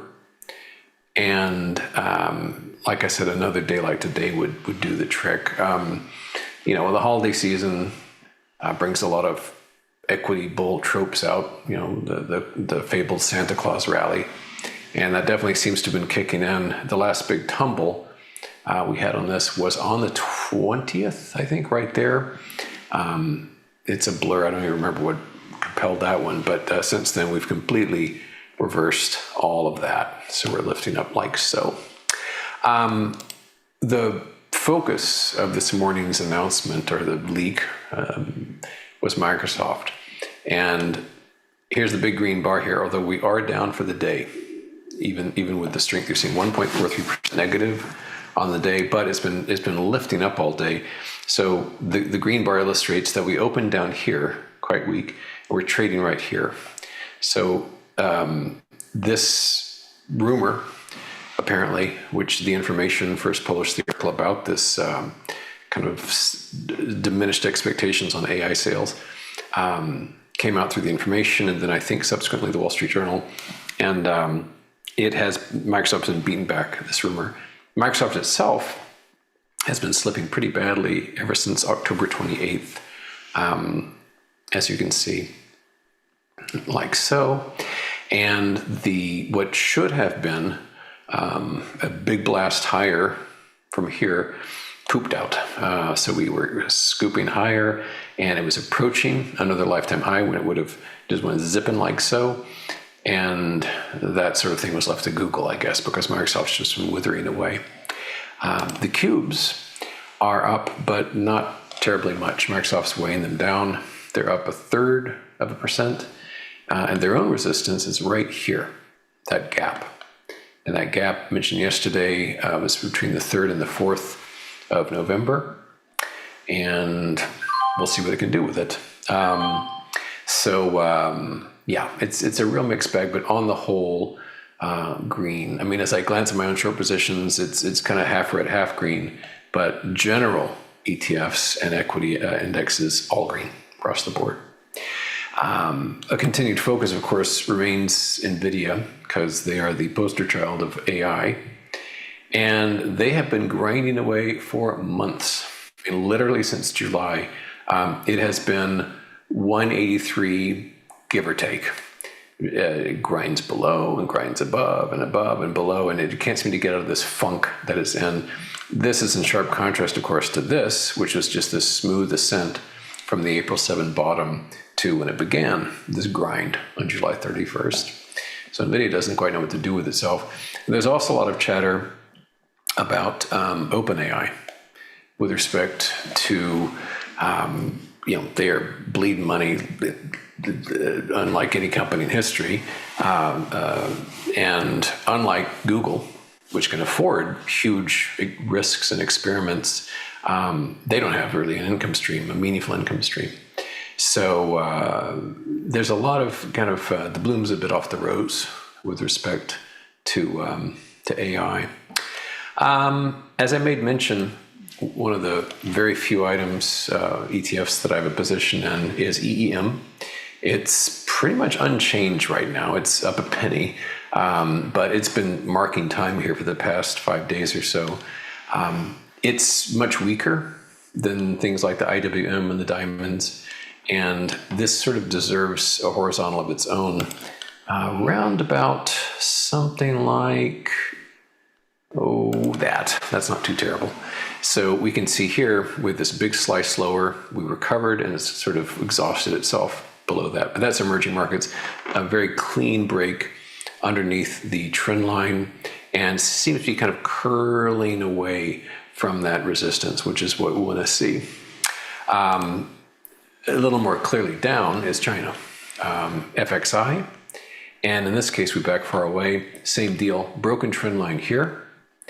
And then recently we had our hit and then we pushed higher, and there's a lot of overhead supply just above Monday's peak here as we've started to slip away. So FXI EEM looking much, much more vulnerable to droopage than the likes of the IWM and spiders and such. You may have seen that one company that's doing great in general and also today in particular is American Eagle Outfitters. They had great marketing success with hiring Sydney Sweeney as their spokesmodel. It's just, this used to be really an also-ran. You can see here, going back to just as recently as the summer, July, it was a lousy stock. It was down, down, down, down, down. I don't know exactly when they hired her and started the campaign. I think somewhere around here, it started to get some buzz around it. And as you can tell, it has been a tremendous success, up about 140% or thereabouts from just a few months ago. And today alone, up almost 15% as the marketing campaign clearly is meeting with great success. This is in sharp contrast with, say, Budweiser, which had a much less successful go with Dylan Mulvaney a year or two back. And you can see here that marketing makes a difference. Marketing decisions make a difference. And so hats off to AEO. They're doing great, apparently, selling a lot of jeans. Bitcoin is also having a really good day, which I'm all for. As I said, my hope was that it would claw its way back to 98,000, more or less, and then roll over. Kind of did a bit of a fake out a few days back because it did climb and got up to around 91,000 or so, slumped really badly on Monday, undid that yesterday, and is pushing higher today. So again, yay. I would love to see Bitcoin calm everybody down, settle people down, reassure them before really taking a U-turn. I'm sure the move on Monday shook out a lot of weaker hands there, but Bitcoin is doing well. Over in precious land, gold is sort of stalled out. I remain short gold, and this is the GC futures, which are up about $20. But I do remain short GLD, and I've got a very tight. I've actually tightened my stop up to today's high, I'm not messing around with this one because I want to scoot right out if it starts to show some real strength. The thing that's been holding up precious in general has been the incredible success of silver, which on an intraday basis is at a lifetime high today, but at the moment is up 0.5%, probably not closing at a lifetime high.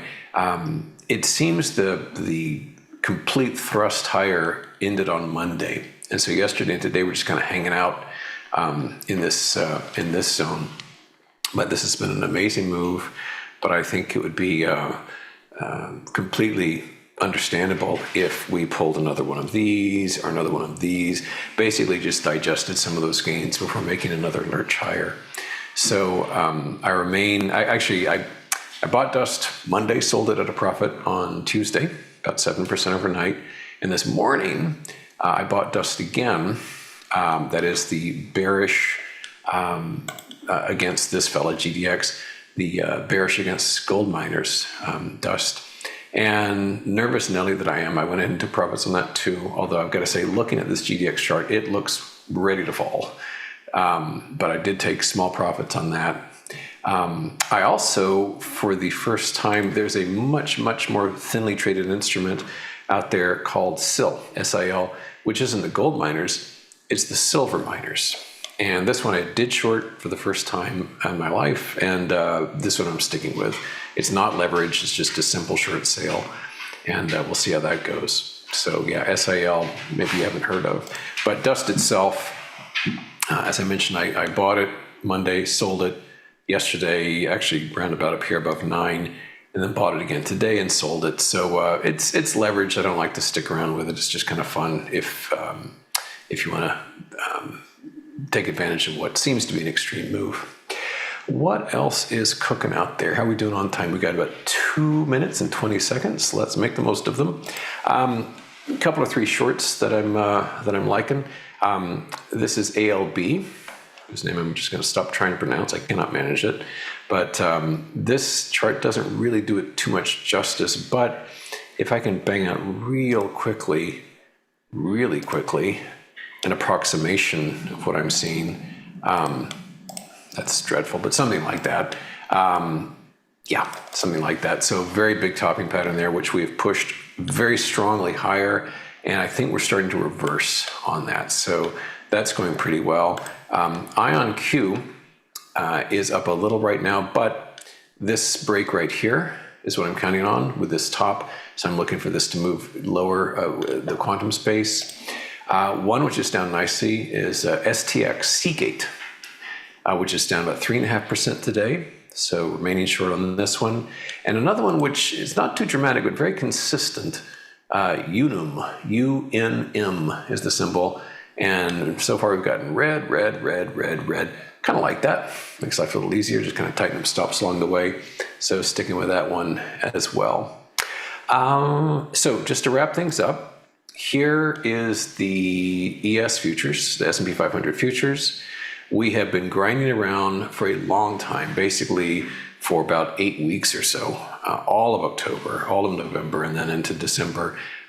We are roughly where we were back on October 9th, kind of like NVIDIA, just bouncing around with no clear direction. And that was right on the heels of that wedge failing. So the market's a little lost right now, that's what I'm saying. And then finally, the NQ has been bouncing very strongly right here since the 21st, up big time, quadruple digits. But we are seeming to slow down as we approach this overhead supply. But this failed trend line is still intact.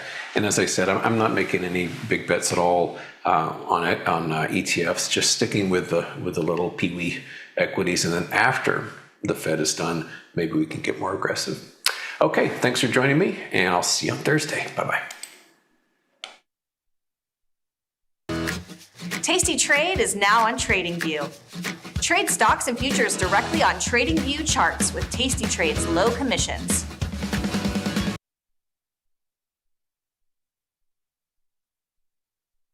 In the world of investing, a beast lurks between the numbers.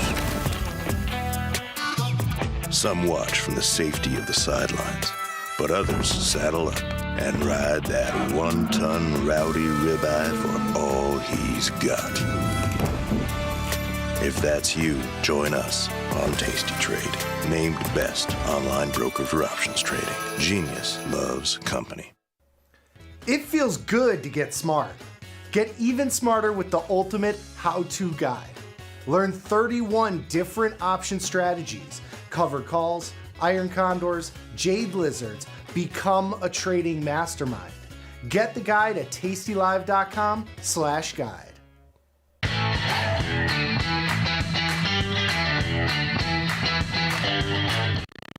Tasty Trade's active trader interface makes futures markets your arena. Built for the bold, not the bored. Trade CME futures with a single click. From micro contracts to major ideas. And go even further with futures options. Tasty Trade lays out multiple ladders and charts for total visibility. Plus, hundreds of built-in indicators for traders who want a broader view. Tasty Trade, pro-level tools, intuitive design, total control. What's up, everybody? Check out my new series, Life Cycle of a Trade, where I show you my real-time trades with insights into strategy selection, adjustment mechanics, all the way to the closing order for all of the tastylive core strategies.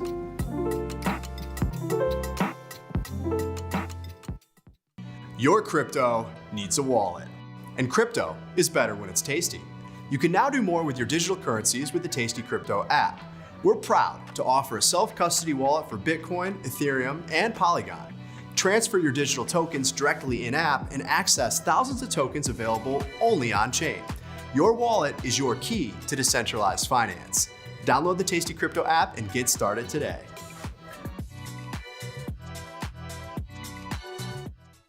New from Tasty Trade. Unlock 30 days commission-free trading, plus a 1% cash match on all qualifying deposits when you open and fund a new Tasty Trade account. The Money Match event starts now, exclusive to new Tasty Trade customers.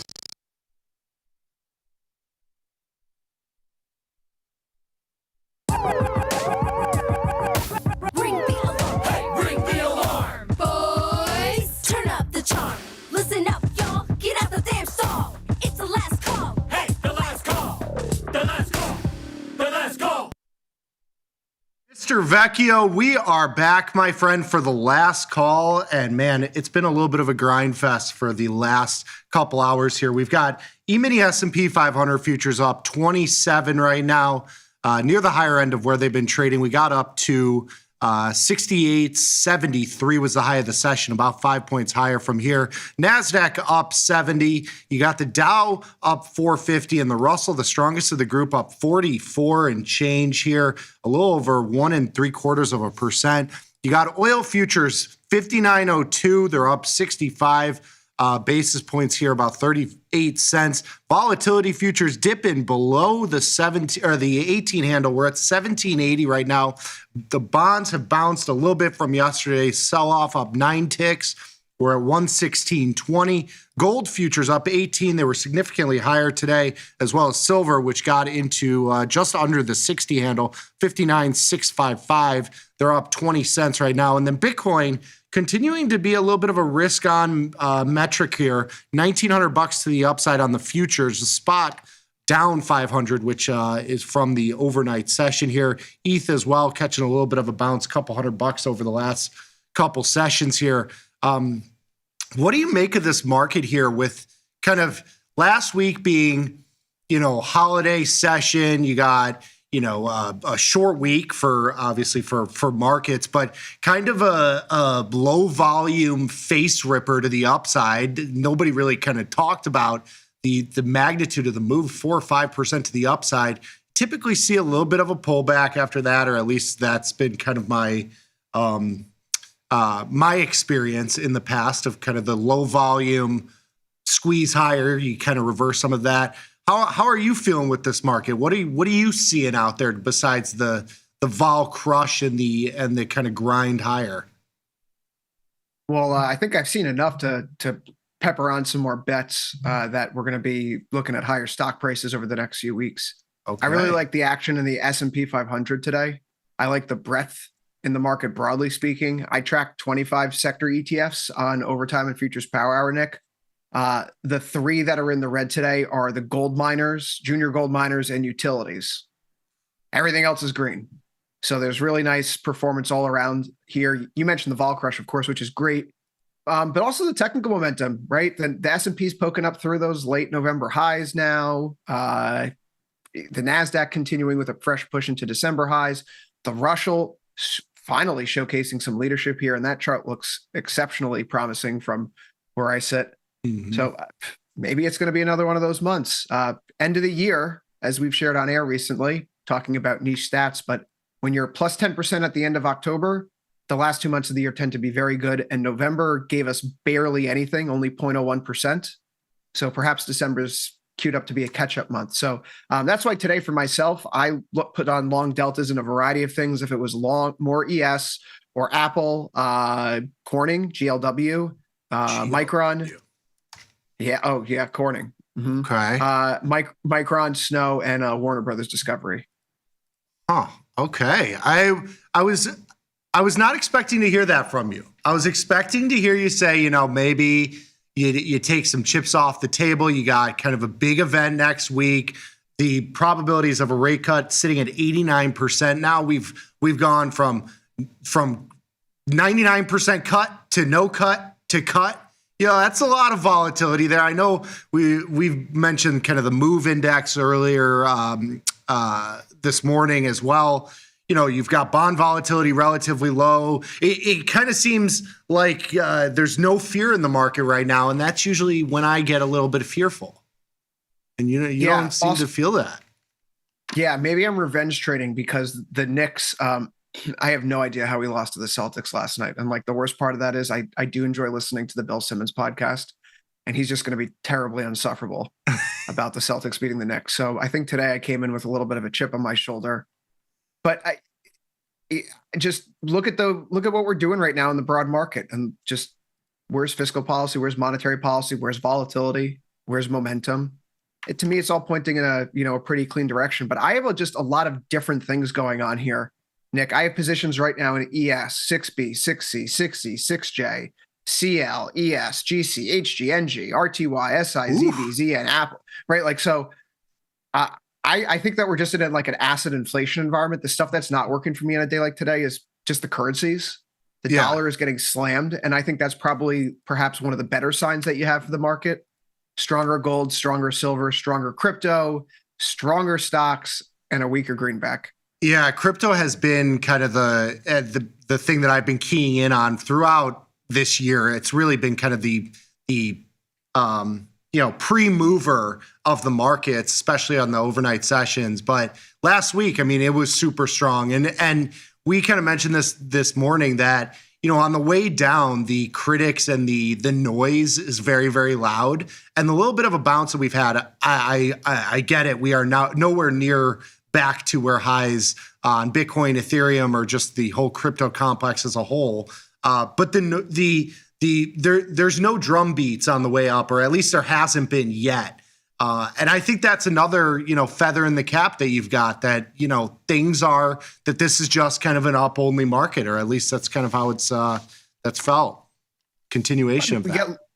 We got low vol, we have low volume, and we have positive technical drift. And I think when we've had those stars align up in recent months, the past 2+ years, really, maybe even going back further, 3 years to the lows in 2022, when you get those 3 stars in order, it's not Orion's belt, it's a bull market.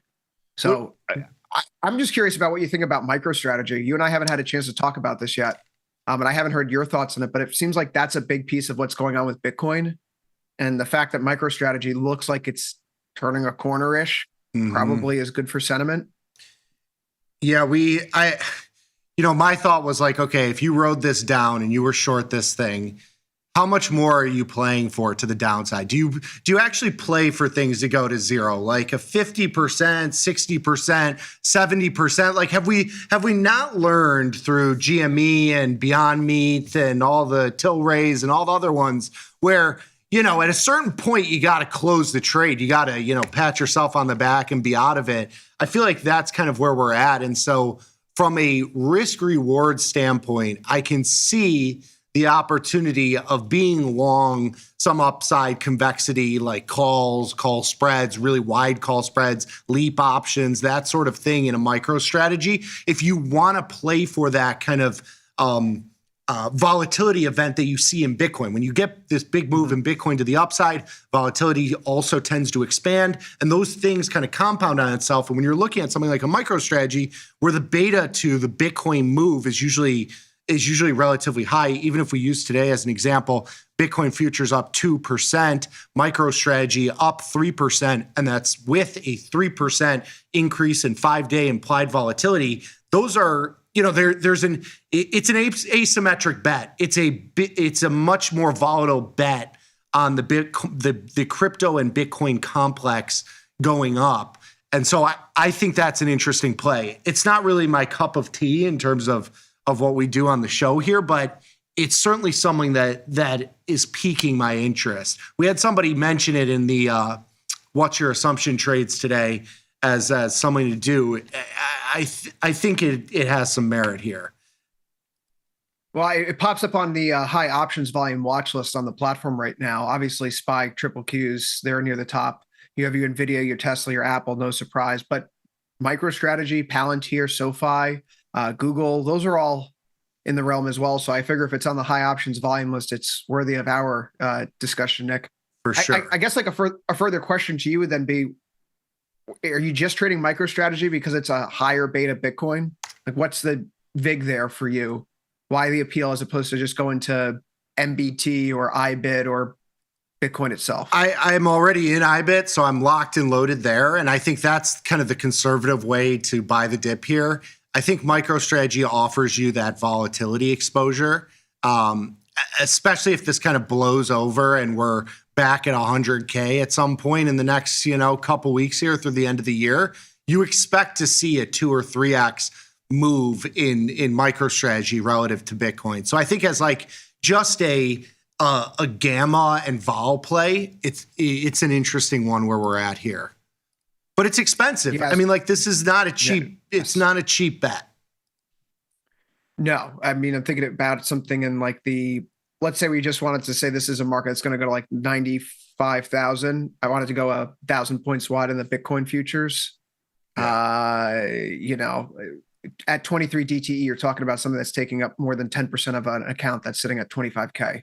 Yeah. So you got to go into IBIT. You maybe trade MBT, but trading the Bitcoin futures themselves for most retail folks is going to be a little heavy.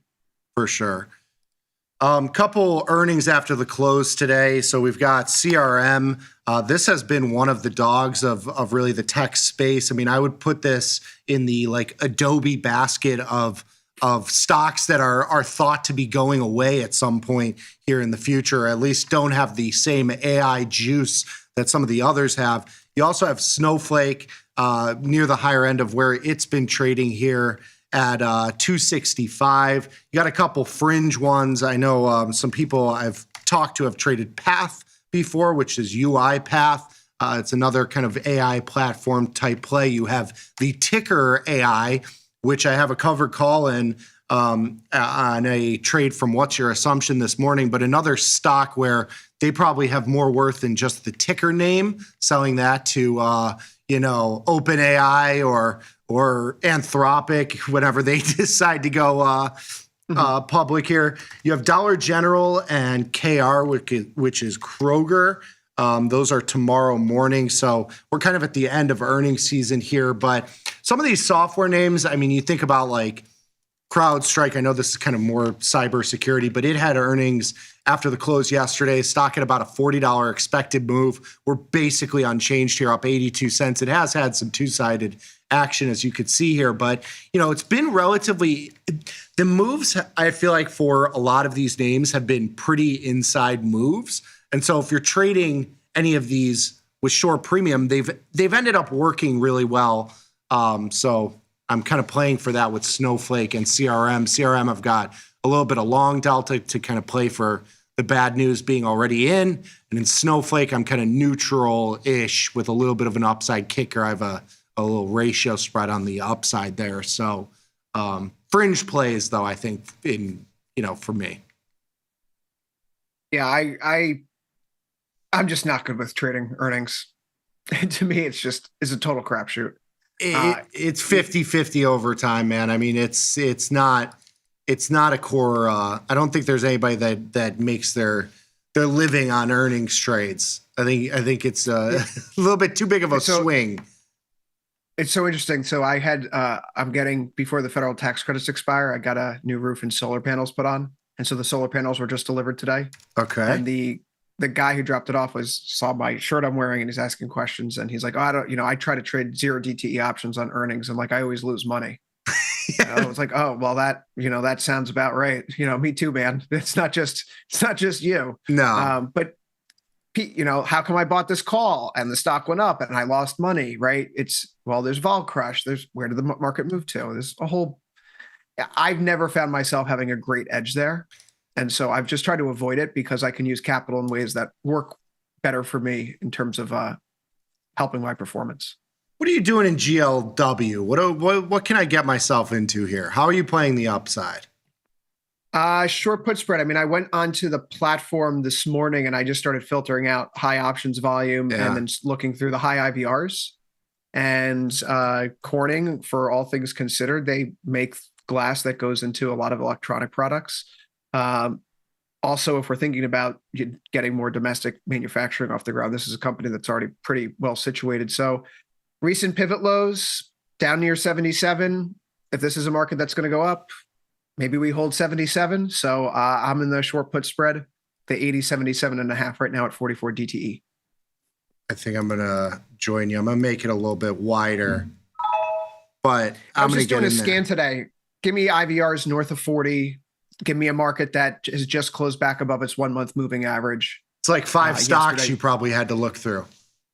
There was only a handful that were the criteria. Yeah. I mean, that's what we're looking at. It's been, it's tough finding opportunities when volatility gets this low. And if you didn't have the delta on the way up, it's like you feel like you missed out. But at this point, I'm like kind of itching and scratching at myself here to find new opportunities. I sold some puts today and I sold a put in Microsoft. I know we have very low implied volatility here, an IV rank of 14, but the stock had a pretty decent sized move today. I sold the 450 puts, which are, down below kind of where it first broke out here at the first kind of OpenAI announcement. So I figure I got a spot there. I scalped out of some puts in Palantir as well. That volatility super, super low. I'm looking at things like Circle. I sold puts in Circle this morning and took those off today. I mean, like when you're digging in to find, to do covered calls in AI, the ticker AI, C3 AI, you're doing, 20 delta puts in Microsoft with an IV rank of 14. Those are signs that you're kind of itching for trades here. And I'm trying to sit on my hands a little bit. You don't want to reach for things right now. Breadth here today, coming into today's session, only 41% of stocks are above their 1 week moving average. In terms of the 20-day, we're sitting at still a fairly healthy 64%. When both of those tick above 80, that's when things get a little frothy and you start to look at a pullback. I don't think we're there. And we may have, you mentioned next week's Fed meeting. That's a week away, Nick. A lot of fun things can happen between now and this is a market that could go up. And then all of a sudden we panic next Tuesday and everyone, stocks down 2% and all of a sudden the Fed move is priced in. So just near term path of least resistance to the upside for now. I'm happy to stick with a market that's been good to me this year. Well, what's your take on metals right now? You got the gold silver ratio at the low 70s. I know you're a big metals guy on both sides, but you got to be looking at that. I was a little early. I did this in the end of last week on Friday because I was, again, kind of chomping at the bit here to get some positions on. But I shorted SIL, the futures, which is the micro silver futures. And then I got long the micro gold futures against it, 2 of them. So the 2-to-1 is the ratio if you vol adjust it. But what do you think about that ratio right now? Are you the metals as a whole, are you bullish both of them, or do you think there's a little bit of a excess move in silver at this point? I'm bullish both of them, but I'm not as bullish on metals as I am on the Refer a Friend campaign. So can we go there first? Oh, did you know that? My man. When a friend opens up a new account, when a referred customer opens up a new account and funds it with $2,000 plus initial deposit, both the referrer and the referee, the referrer, I don't know, they'll receive a $100 bonus each. So Nick, you tell your buddy, he gets $100, you get $100, everyone wins. Go to tastytrade.com/referral, tastytrade.com/referral for more information. Okay, so that was a really lame transition by me to answer your question. I like that. I wish that was true, though, Tom. In our employment contracts, we get none of the promotions. So we get none of them. I get no referral. No kickback. So unfortunately, you tried once with. Yeah, you're like, oh, this is my buddy Mick Batista. You're like, yeah, oh, okay, another one. Yeah, I got friends, family that have opened accounts, but it's okay. It's okay. Do it for the firm. Do it for the peeps. We do it for the love of the game, Nick. Yes. Gold and silver. Yeah, I'm still leaning long both. Silver to me is starting to get a little hot under the collar, if only because it's seeing volatility start to contract. Yeah. A little bit here. When we're up at the highs near 59 on first blush, the IVRs are north of 80, and now they've started to subside into the 60s. And if we look at previous big rallies in silver, once volatility starts to keel over a little bit, it leads to a short-term pullback. It has over the past year or so. So I don't want to discount that. But the question that you asked was about the gold-silver ratio, which I recall several months ago, it was a great deal of focus across a number of the shows here on Tasty Live because it had crossed 100. Yeah. And when you're north of 100, you're in ahistoric territory that typically doesn't last that long. I know the research showed, and we've discussed in other venues, that once that ratio crosses below 100, that's kind of the go signal for silver, where silver enters a window where it outperforms. But now we're at like 72, which is the lowest since 2021? Yeah, it's been years. Yep. I'm bullish on both, but to me that says let's lean a little bit more into the gold direction than the silver direction here henceforth. And one of these days, if we see a pullback in silver and we start to get back down to 54, 55, it wouldn't surprise me. I just think that this is the factors that have led to gold and silver rallying. They're not going to disappear just because the calendar goes from 25 to 26. Yeah. And to that end, it's been also like it's worked. And I'm definitely one of those people who keeps pushing positions until it breaks me. Don't fix what's not broken. So gold and silver, getting long, staying long, reaching out of the money. As long as that keeps working, I'm not going to overthink things. I like that you mentioned volatility there on the platform. I like having this column, the IVX 5-day change, which you can add to the watch list on the left side. You could also put it in the main watch list here, but you just click this gear button and you could set this up however you like. But volatility in both silver and Bitcoin,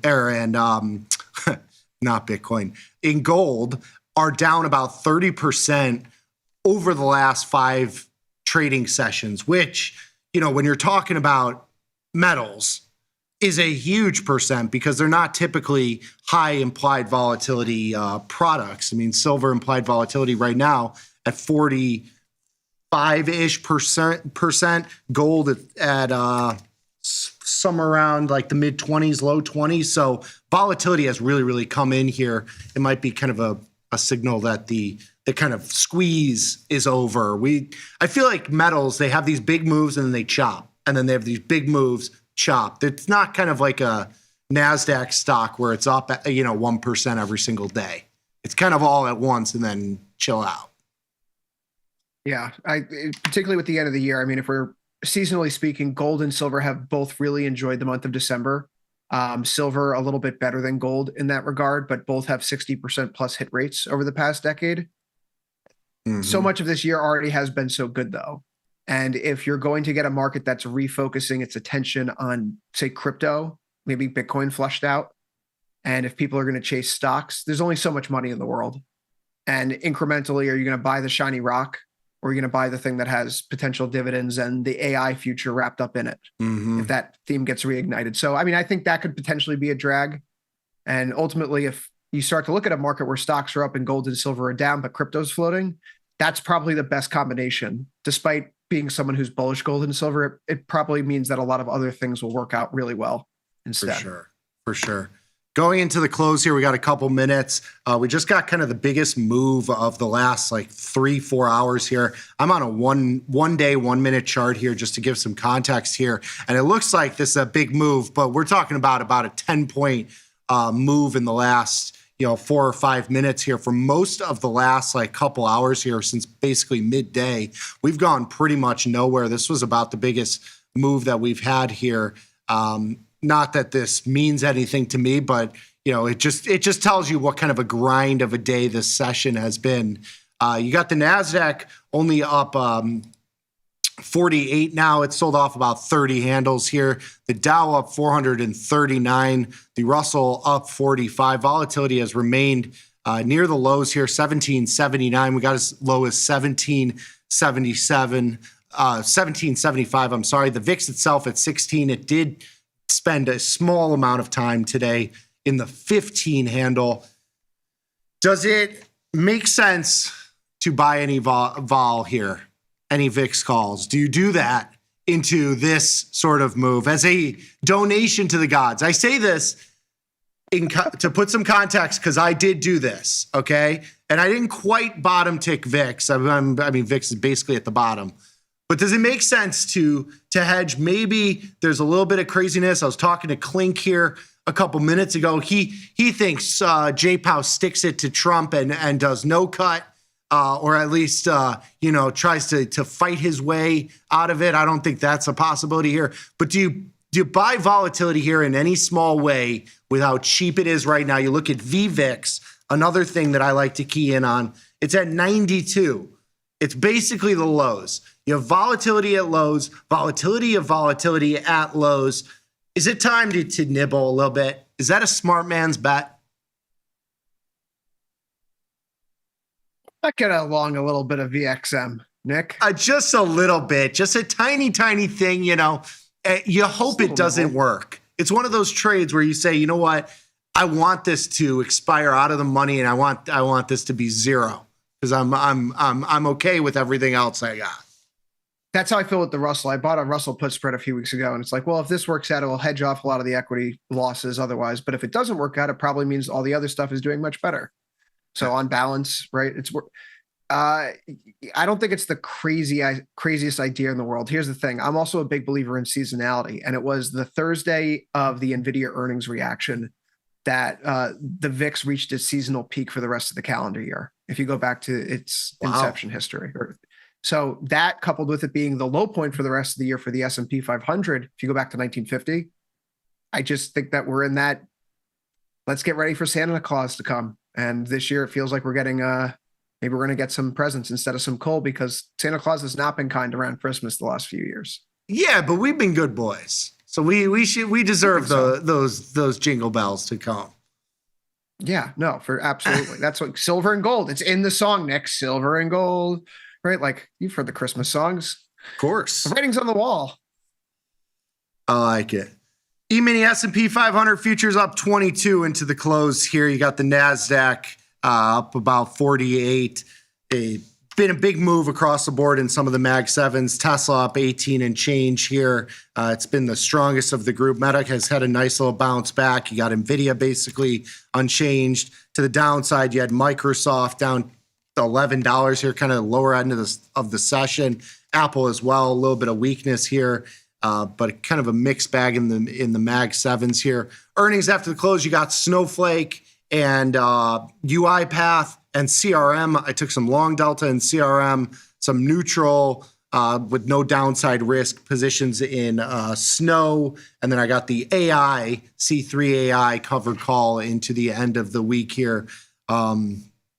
So we'll see if those play out. Volatility futures here at the lows of the session, 1775. Buy those VIX calls before you got 3 seconds, real quick.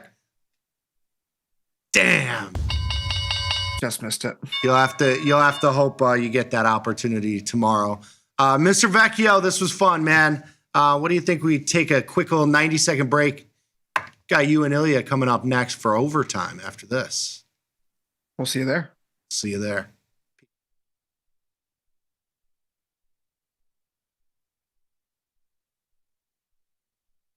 At Tasty Live, we live and breathe the markets. But when the live show's over, are we out of breath? If you want to inhale the latest breaking market news, we've got you covered. The Tasty Live research team and on-air personalities post refreshing content updated daily covering earnings, economic reports, trade ideas, and much more. If you want a breath of fresh air and not stale takes, visit the News and Insights tab at tastylive.com.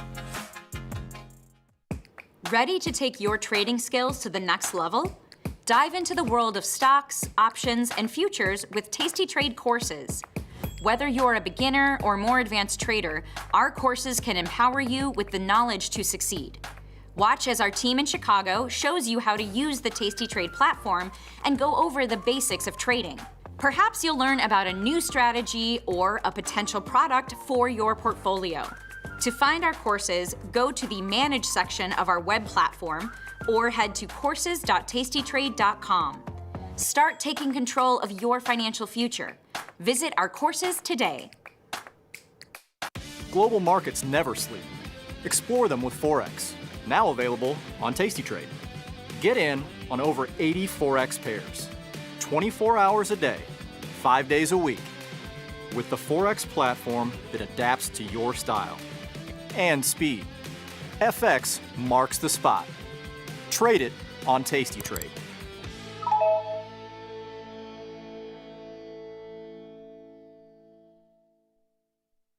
tastytrade has crypto, and you can trade with zero commissions. Bitcoin, Ethereum, Litecoin, and more. Diversify in one place. Crypto, we got it, we get it. Grow a strong community with tastytrade's referral program. When your friend joins tastytrade, you'll both receive $100. As your community grows, you get more bonuses. The referral program runs through December 31st, only at tastytrade. Class is in session. Dr. Jim Schultz is bringing the heat to Options Crash Course Live.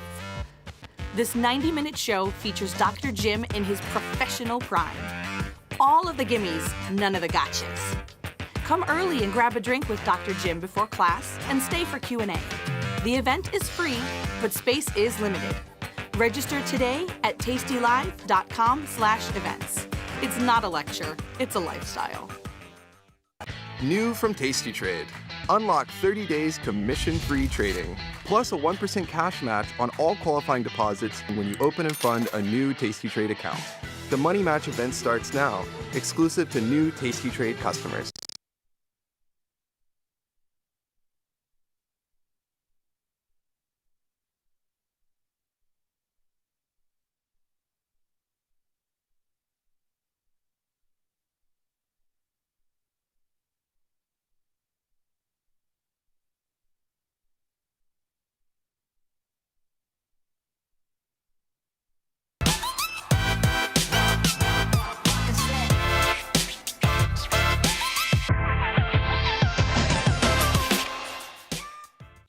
Stocks go up a bit. The dollar goes down a lot, though. It's Wednesday, December 3rd, 2025. This is Overtime. I'm your host, Chris Vecchio in New York. He's Ilya Spivak in San Francisco, here to take you through the next 25 and a half minutes as we wind down this trading day here. It was a fairly unremarkable session by a large extent. Mag 7 names churning, struggling. Microsoft potentially missing AI sales quotas. Other than that, though, the breadth was fantastic. 3 sector ETFs down, 2 of which are related to gold and one's utilities. That's nice. Nice enough to be led by the Russell, which is your top performer. The banks are the ones that are moving on up. Stability in the Treasury market, stability in the metals, mostly a story of later on in the show. Bitcoin, Ethereum, they continue to bounce back, so there's some stability in MicroStrategy as well. Russia, Ukraine, US, Venezuela, are those related stories? The energy market seems to think so. Natural gas is up with the cold polar vortex coming in. But my concern is with the dollar today, Ilya, because that looks like a bunch of dirt. And while we've talked a lot of stocks here with Nick on last call, we didn't have much of a chance to go into the global macro sense of things, Ilya. So I do want to start here. What the hey is going on with this US dollar? Because it's the thing that is hurting me the most today. It is by far the thing that's hurting me the most today, and thankfully it hasn't crossed any Rubicons yet. But there was a really interesting set of PMI numbers that came out overnight, covering most of the world's major economies. Of course, the ones out of China were doo-doo, as per the usual. The economy over there continues to unravel. We had the official numbers earlier in the week. They were even worse than these S&P global numbers. If you're a fan of watching the economic data, you'll be, I think, somewhat tickled that the sponsor for the S&P China numbers is now no longer Caixin, which is a media organization that had been the sponsor for years and years and years. 20 years, I want to say. As far as I know, that's as long as I've watched it. Now it's a company called Rating Dog. So we get Rating Dog PMI. It's fantastic. I digress. Aside from China, the European numbers were much better than expected. And so we had a massive rally in the euro and especially a massive rally in the pound. The pound was very heavy, really, for weeks. The euro was outperforming it. In fact, if we take a look at the spot EUR GBP symbol here on the chart, which we can do now with our handy inclusion of spot in the platform, we can see the pound sharply outperforming today after a long period of underperforming. And that's really around those PMI numbers were looking much better. Now, they weren't looking strong per se, but they were positive in terms of growth, and they were meaningfully better than expected across the board. Meanwhile, the U.S. set of numbers was meaningfully worse. The revision for S&P Global PMIs for this latest round in the U.S. actually saw a revision lower, weaker growth. So all of that seemed to conspire to sting the dollar here and sort of give the sense that the pound isn't going to be hamstrung by its own rate cuts anytime soon. Neither is the euro. In fact, inflation data out of the euro area on Monday this week was a little bit stronger than expected. So you have this really clear-cut kind of yield story for the dollar here today, where the major counterparts look like they have a yield advantage. And not surprisingly, yields down today, down at the 10-year, down at the 2-year, and with some vigor, through 0.75% down on the 10-year, almost 0.7% down on the 2-year. Rate cut odds haven't moved terribly. We're to 89% on a cut for next week. We're through that. We're past 100% with the SR3s. Yeah, there's a little bit of a gap there. Yeah. So Fed funds, and of course there is, because SR3s are 3-month contracts. Fed funds futures are 1-month contracts, and the outlook for next year, which this SR3 contract would catch, because it is a 3-month contract, that is much more dovish still than the Fed has owned up to.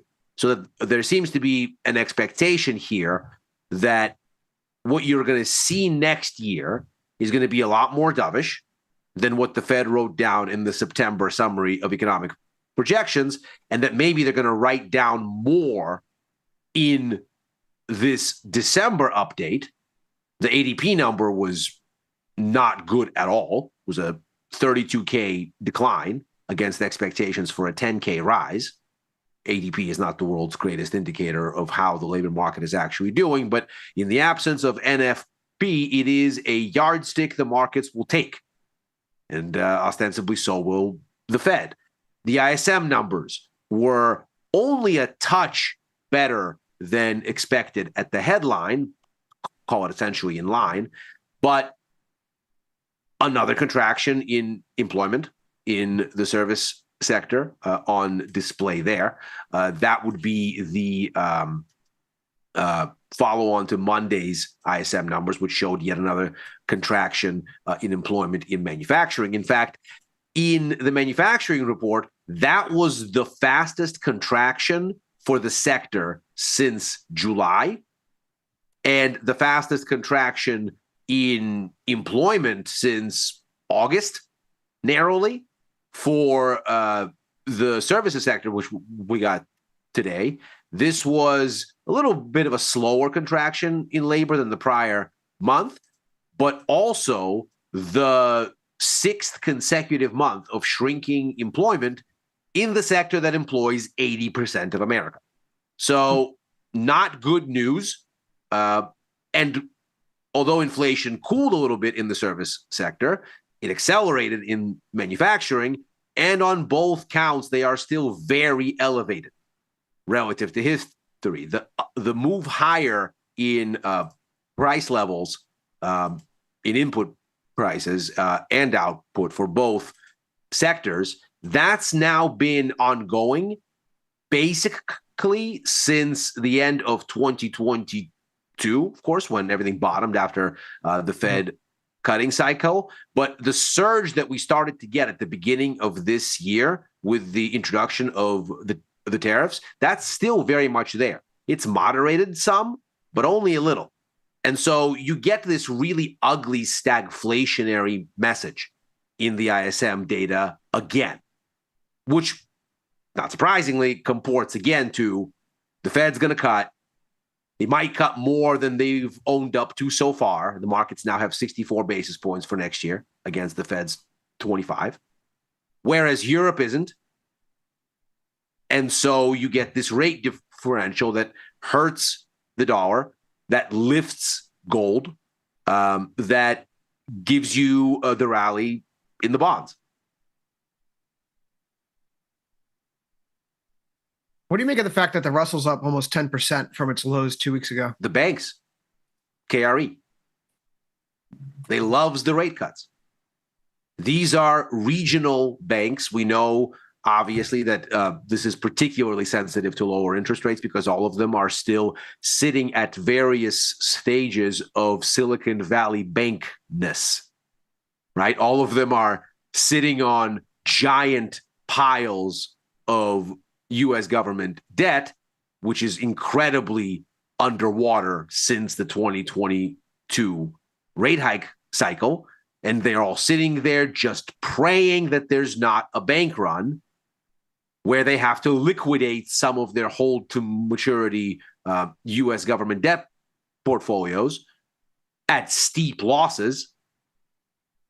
They can't get these rate cuts soon enough so that they can feel themselves getting out from under the weight of what is essentially a ticking time bomb that only rate cuts can diffuse. So, not surprisingly, ever since that SVB episode, we have had this ultra sensitivity from KRE to rate cut expectations. And of course, that's a huge subset of the Russell. So, in so much as we're focused on rate cuts today, I'm not surprised at all that the Russell is doing as well as it is. Russell, to me, is starting to look really bullish. And I'm remiss that I have any semblance of short deltas on in here. But when I look at KRE being a backbone to that, right? The banks are so important to everything else that goes on. If the banks are healthy, then you're not too worried about recession at the end of the day. I'm not sure that that's true anymore. Well, historically speaking, it used to be. Recessions aren't caused by declines in consumption activity. They're caused by declines in business investment activity. So if loan growth, loan origination, debt servicing, all of that is, in a good place, in a healthy spot, then everything that we're hearing and we're discussing is a lot of noise, but the economy is just kind of humming along. I'm just not sure that all of that loan origination still happens in the banks. If you take a look at where the preponderance of lending has happened, it's happened from non-bank institutions. I mean, just take a look at how Blackstone is doing Take a look at how Apollo is doing. Take a look at how KKR is doing. They are all looking much, much weaker than index averages this year. I think Blackstone is really the BX is the ticker there. I think that's the one that's probably the biggest player in this non-bank lending space. They're certainly competing to be the largest. Apollo as well. I mean, they look absolutely awful. And look how sharply they are up today, again, because they are not unlike what's happening in KRE, very sensitive to borrowing costs now that they've gorged on all of this lending. So I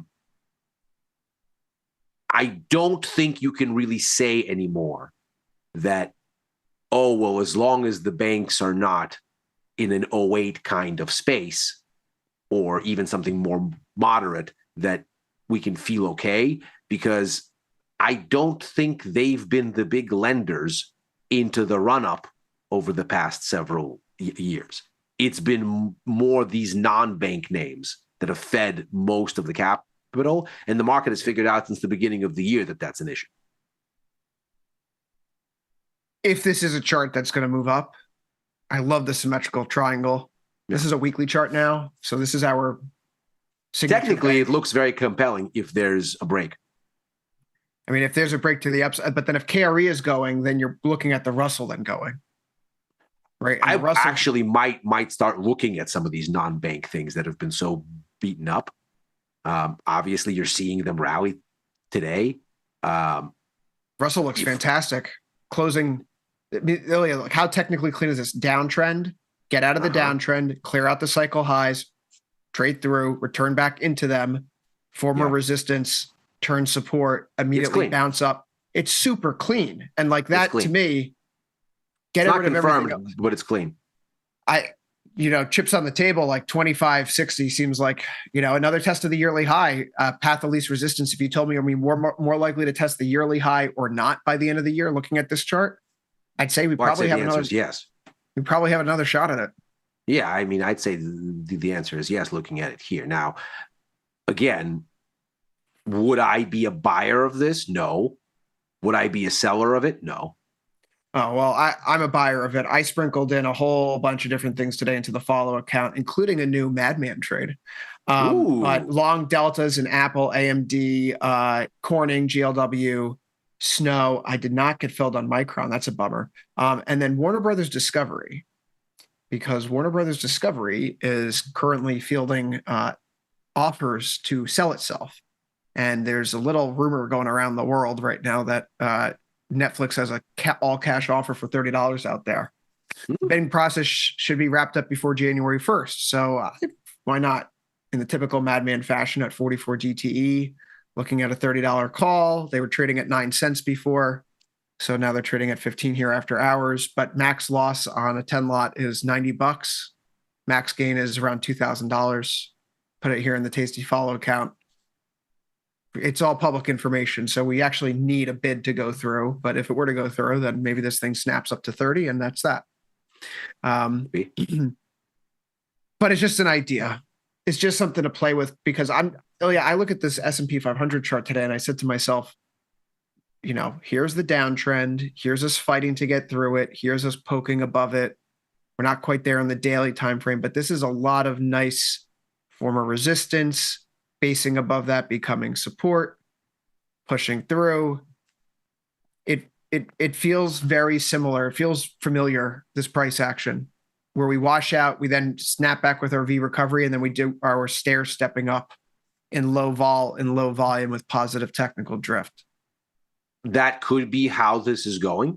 I am certainly not close-minded to that idea, because that could certainly be the way that this develops.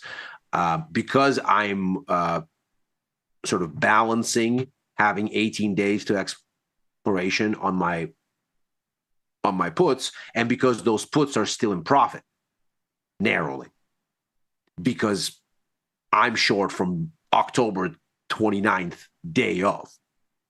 So I have to balance, okay, what do I do here? Do I wait to roll? Do I roll now? Do I take my money and run? What is there to do here? For today, I think I'm waiting. We're going to see what happens tomorrow. I think we're through much of the key data at this point. We are going to get a very, very stale PCE report on Friday. We're also going to get revised consumer confidence numbers. We'll see if that does anything. But for the most part, we are now in Fed anticipation mode. And so I wonder what happens now tomorrow, now that all the data that really matters, such as there is data, is out of the way. What happens when the markets just go to let's reposition for the Fed mode?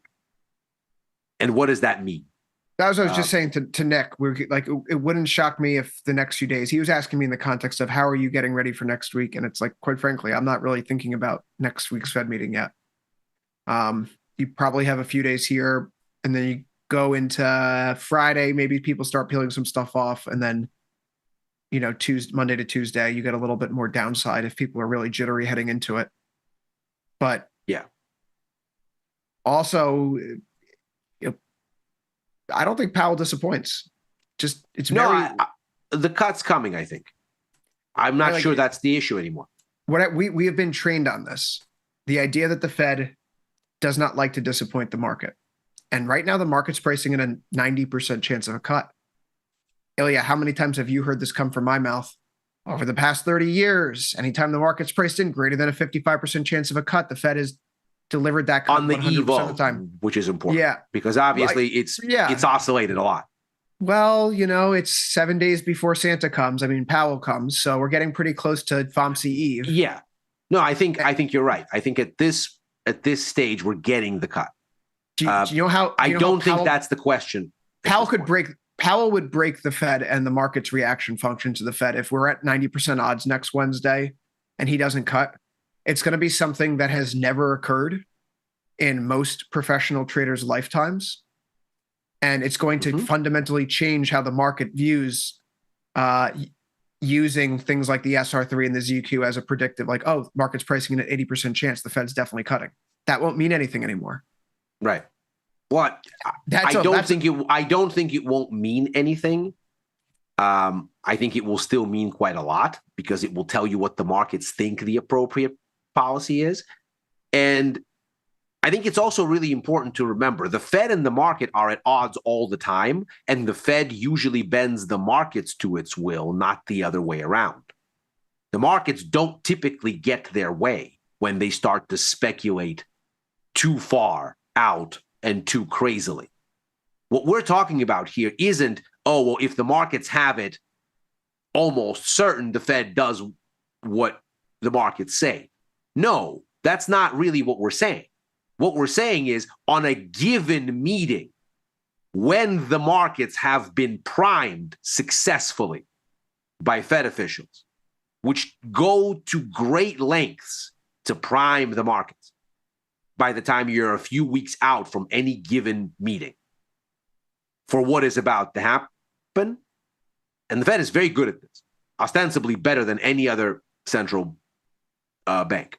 And you really, I think, have to tip the hat to Ben Bernanke that really launched this sort of transparent communication as a stabilizing force during the 08-09 crisis.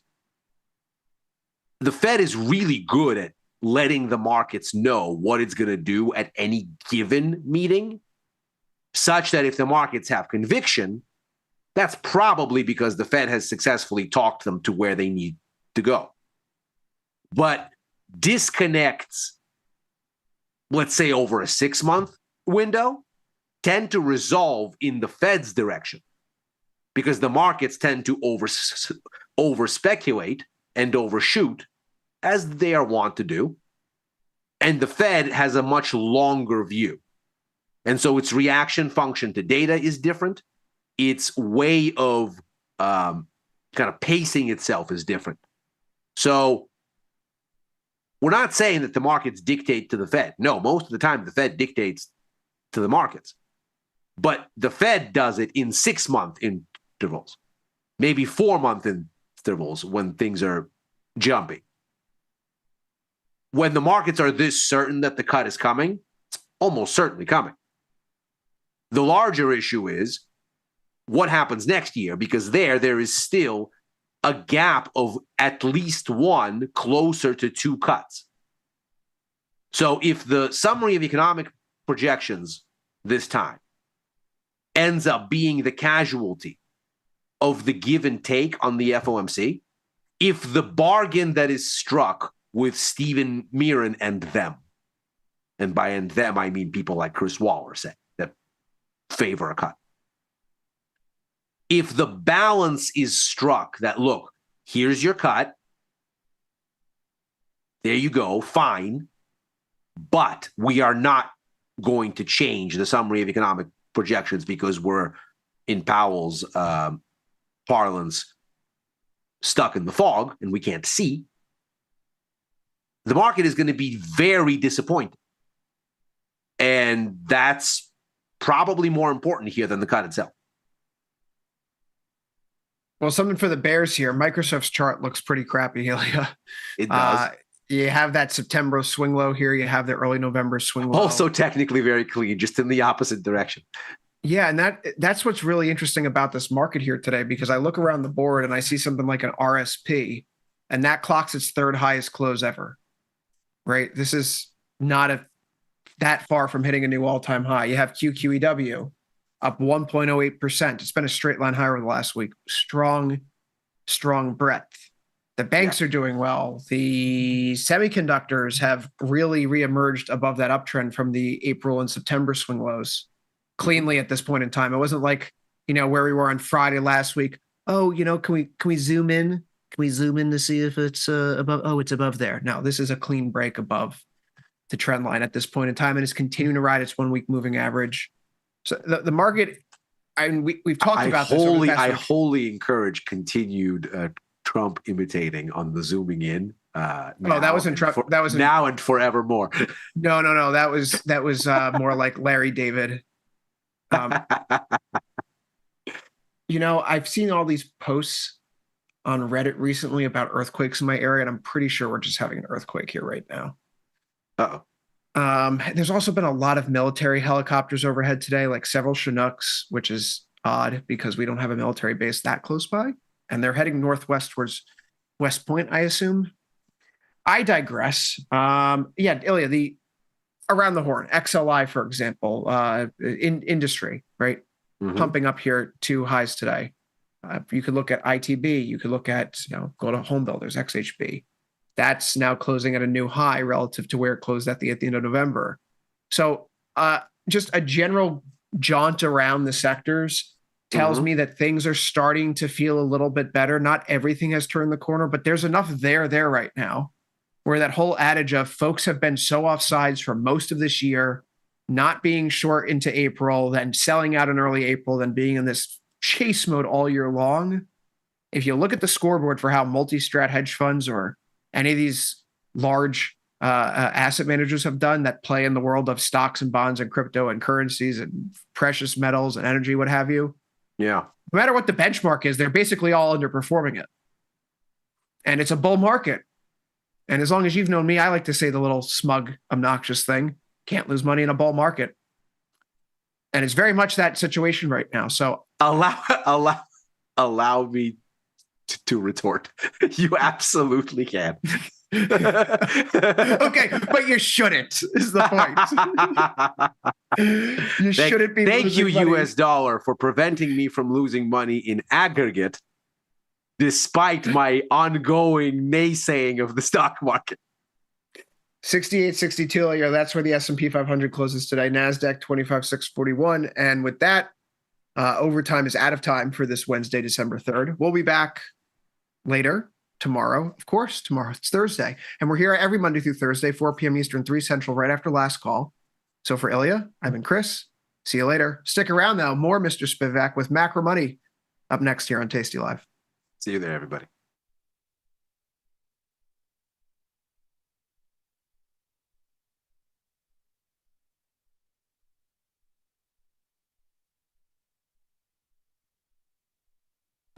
tastytrade's active trader interface makes futures markets your arena. Built for the bold, not the bored. Trade CME futures with a single click. From micro contracts to major ideas. And go even further with futures options. tastytrade lays out multiple ladders and charts for total visibility. Plus, hundreds of built-in indicators for traders who want a broader view. tastytrade, pro-level tools, intuitive design, total control. Your crypto needs a wallet. And crypto is better when it's tasty. You can now do more with your digital currencies with the Tasty Crypto app. We're proud to offer a self-custody wallet for Bitcoin, Ethereum, and Polygon. Transfer your digital tokens directly in-app and access thousands of tokens available only on-chain. Your wallet is your key to decentralized finance. Download the Tasty Crypto app and get started today.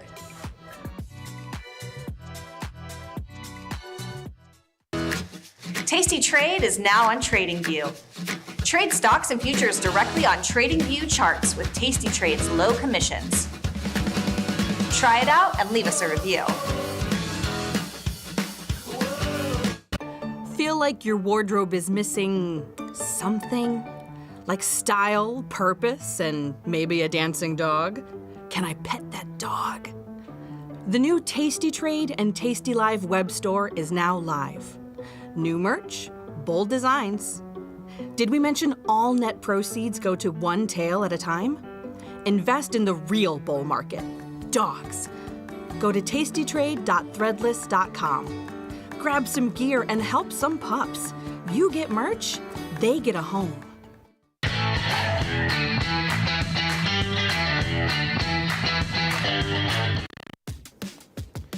Look who's back testing.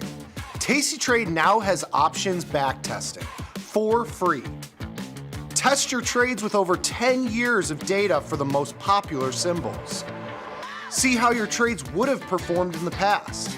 Look back at profit and loss and take the guess out of guesswork. Oh, did we mention that it's free? Get back testing at tastytrade. Diversify your portfolio with stocks, options, futures, crypto, and more. Focus on the markets that matter to you. See the odds before you trade using curve analysis, IV rank, and more tools. tastytrade. Download today.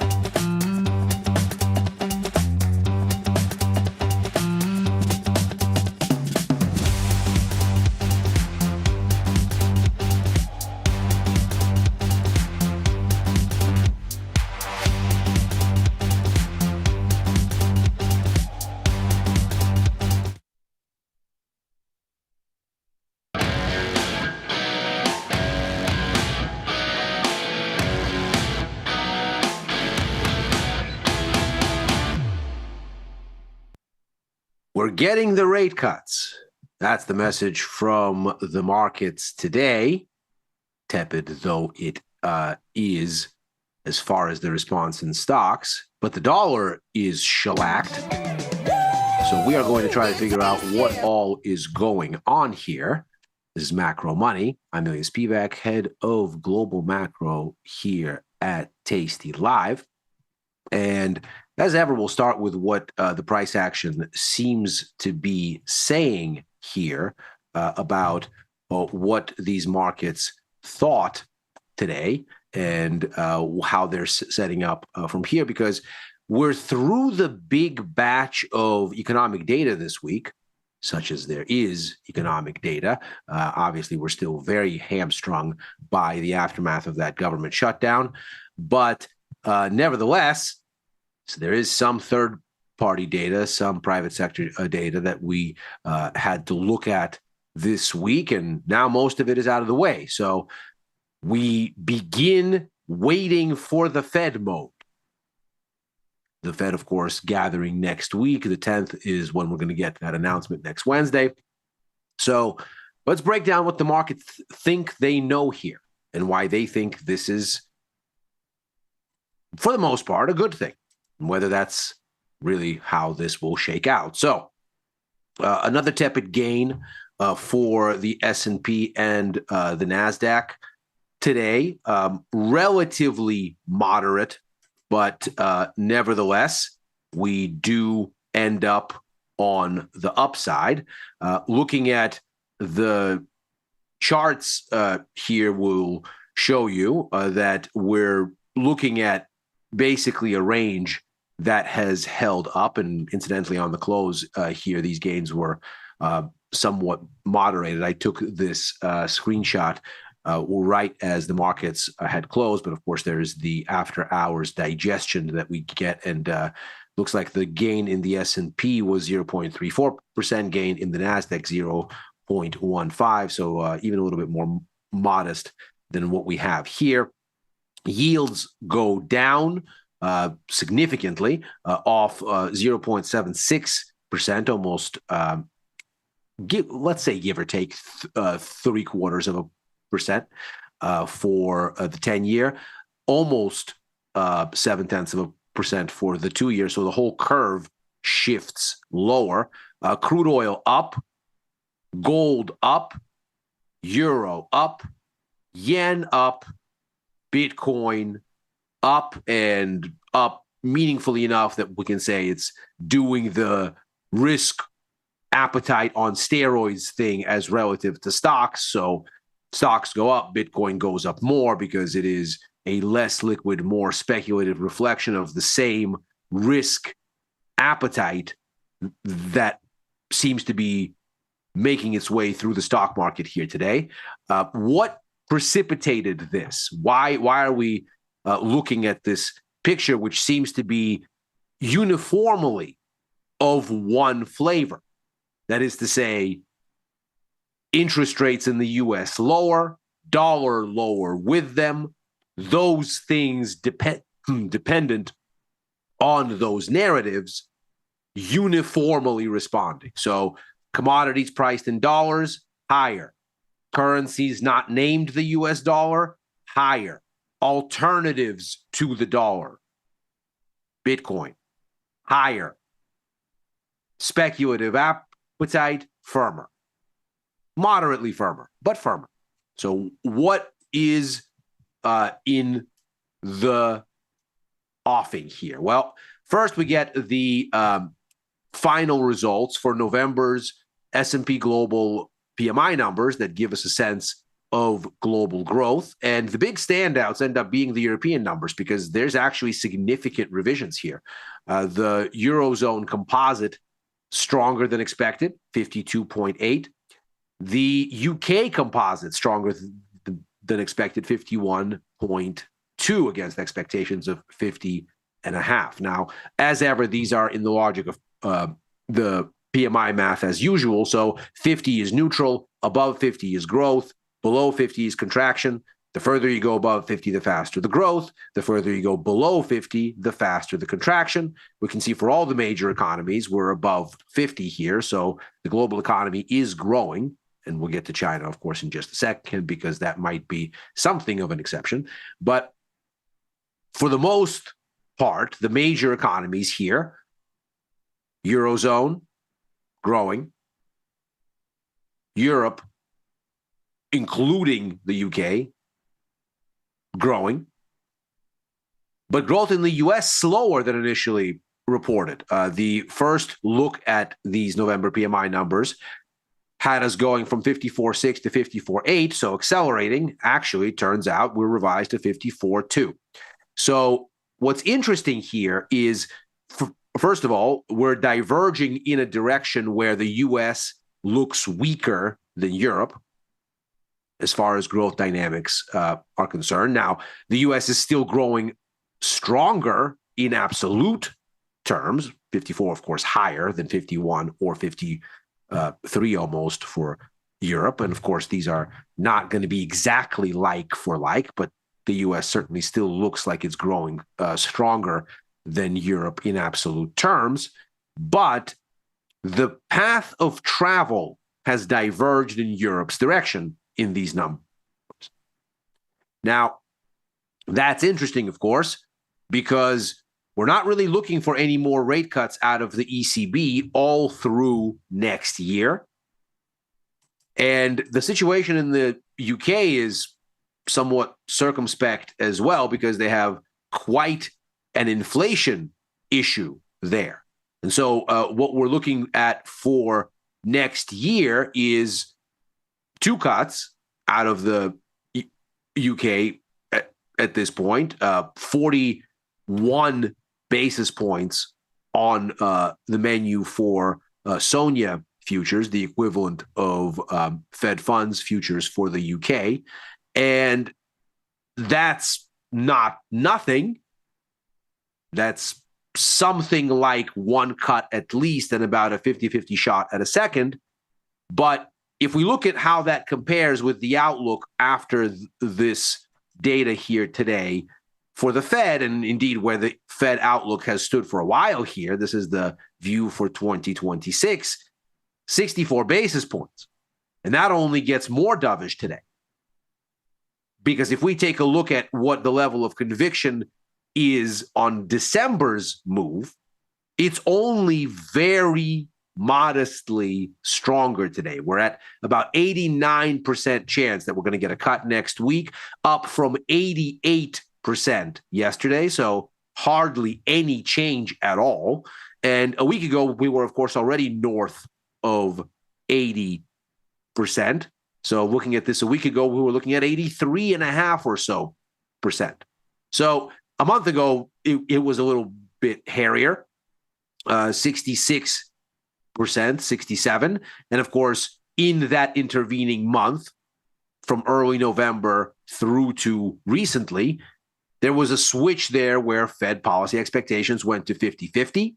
That was after Powell's explosive naysaying of rate cut inevitability on October the 29th when the Fed last met. And there was a slide there from over 90% likelihood that you would have a cut in December down to 60-ish, which is what we're seeing here. And then further commentary took it as low as about a 50-50 split. And at one point, actually, a cut looked less likely than standstill by a narrow margin. And of course, what we know of that is that the markets didn't like it, and that the dollar generally held up through it. Because, of course, fewer rate cuts is a good story for the dollar's yield differential position. But what we get here today is a very different kind of a thing. We clearly get a sense that at least U.S. relative to Europe, we're looking more dovish in the U.S. now relative to expectations than elsewhere. Now, I mentioned China here. We get this private sector estimate By the way, it says Rating Dog. That's the new sponsor of the S&P Global's China report. It used to be Caixin. Now it's Rating Dog. But they're still the same S&P Global numbers. For example, in Europe, you can see the sponsor is HCOB. And so when you look at those numbers, they look like nominal growth, 51.2, but that's, of course, down from the prior month of 51.8. And we did get the government's official numbers earlier over the weekend. And both the Rating Dog numbers, which is this in the blue and tends to run a little hotter than the official numbers, and the government's own numbers from CFLP, the China Federation for Logistics and Purchasing, that's essentially an arm of the government. We have this parallel slowdown in China growth dynamics since September, and at least on the official figures, we're in contraction mode. China's economy is shrinking, according to official figures, or at least economic activity in services and manufacturing together is shrinking. The Caixin, or the Rating Dog, former Caixin numbers don't quite show that, but the direction we can see is the same. So for China, the situation still looks dire, but of course they've been in economy-wide deflation going on over 2 years now. And so we're looking at an economy that's basically been hamstrung since before it exited COVID lockdowns and has never really found its legs again. And that continues. But at least as far as Europe is concerned, there is now this appearance of maybe, at least from the dollar's perspective, Europe is trying to take the initiative. Those currencies are trying to take the initiative. Looking at what this looks like for S&P Global U.S. numbers, though, it's not by any stretch a scary story. We're still hovering at a familiar range for overall growth here. And this range generally lines up with the levels that were there in the second half of last year, which, by the way, were multi-year highs, and were there ahead of the tariff scare at the beginning of this year that really took the PMIs sharply lower as people were concerned that they were going to derail the economy. It had to be that on contact with the president's Liberation Day ideas, the markets got, in his parlance, a little yippy. That is to say, the markets dumped the dollar, dumped U.S. stocks, and dumped bonds at the same time for the administration to come back and put a 90-day pause on everything, and then extend that pause where needed to make sure that the actual Liberation Day ideas that the president put forth don't see the light of day in practice, that they essentially end up being an opening bid on negotiations. And once that started to crystallize, of course, first we had the rebound in stock markets. April 7th, 8th, and 9th is where you get that bottom forming, and then you have a rude rally, largely around the idea that this scare has been put in the rear view, as it were, because the administration would not earnestly push it in all of its damaging aspects. We also got the ISM report, and the service sector numbers came in a touch stronger than expected. 52.6 versus 52.1 expected. That's not really a big departure from where we expect it to be. So this is borderline in line with expectations. But when we look at the internals, we see that, especially the Fed relevant bits, employment and inflation, that stagflationary fear that people had in that intervening period from mid-February, let's say, until early April, through the meat of the scare around the tariffs, that stagflationary fear is being realized, albeit very slowly. So we're looking at ongoing contraction in employment for both manufacturing and services. You can see here's that 50 line. The ISM numbers working on the same kind of logic as PMIs generally. So 50 is the center, above 50 growth, below 50 contraction. We can see employment for both sectors is below 50, and that is, it is contracting and has been for a few months now. In the case of manufacturing, it's been contracting all year. While the prices structure has cooled a little, but still looks very elevated. Here's the beginning of the year here. As you get the tariff scare, you've shed a lot of that scare on the manufacturing side. You've not really made a big dent on the service sector side, although you get a decent dip in this most recent set of data. But you still have a situation where growth in employment appears to be souring, but the price structure appears to be still relatively heady. Now, from the Fed's perspective, they, of course, have been looking at this. And the message that we got in September and again in October is that these are maintenance cuts that we're seeing designed to backstop what's going on right here. And to that end, we got the ADP gauge of private sector payrolls here with a 32K decline in private sector jobs in November against expectations for a very meager 10K rise. So we're looking at a situation here where ostensibly the Fed's logic for a rate cut holds and policy expectations reflect as such. But as we just said, this isn't really materially different from where it was a week ago, from where it was even very recently. And so this is, for the most part, seemingly priced in. What isn't priced in is, once again, this picture, because not priced in the sense that the markets and the Fed are still very much at odds. Now, one of them is going to have to shift. Maybe it's the Fed. Because when we look at September's summary of economic projections, what we find is that the Fed only has one rate cut on the menu for next year, from 3.6, which would be 3 cuts this year, as now the markets wholly expect is going to be realized.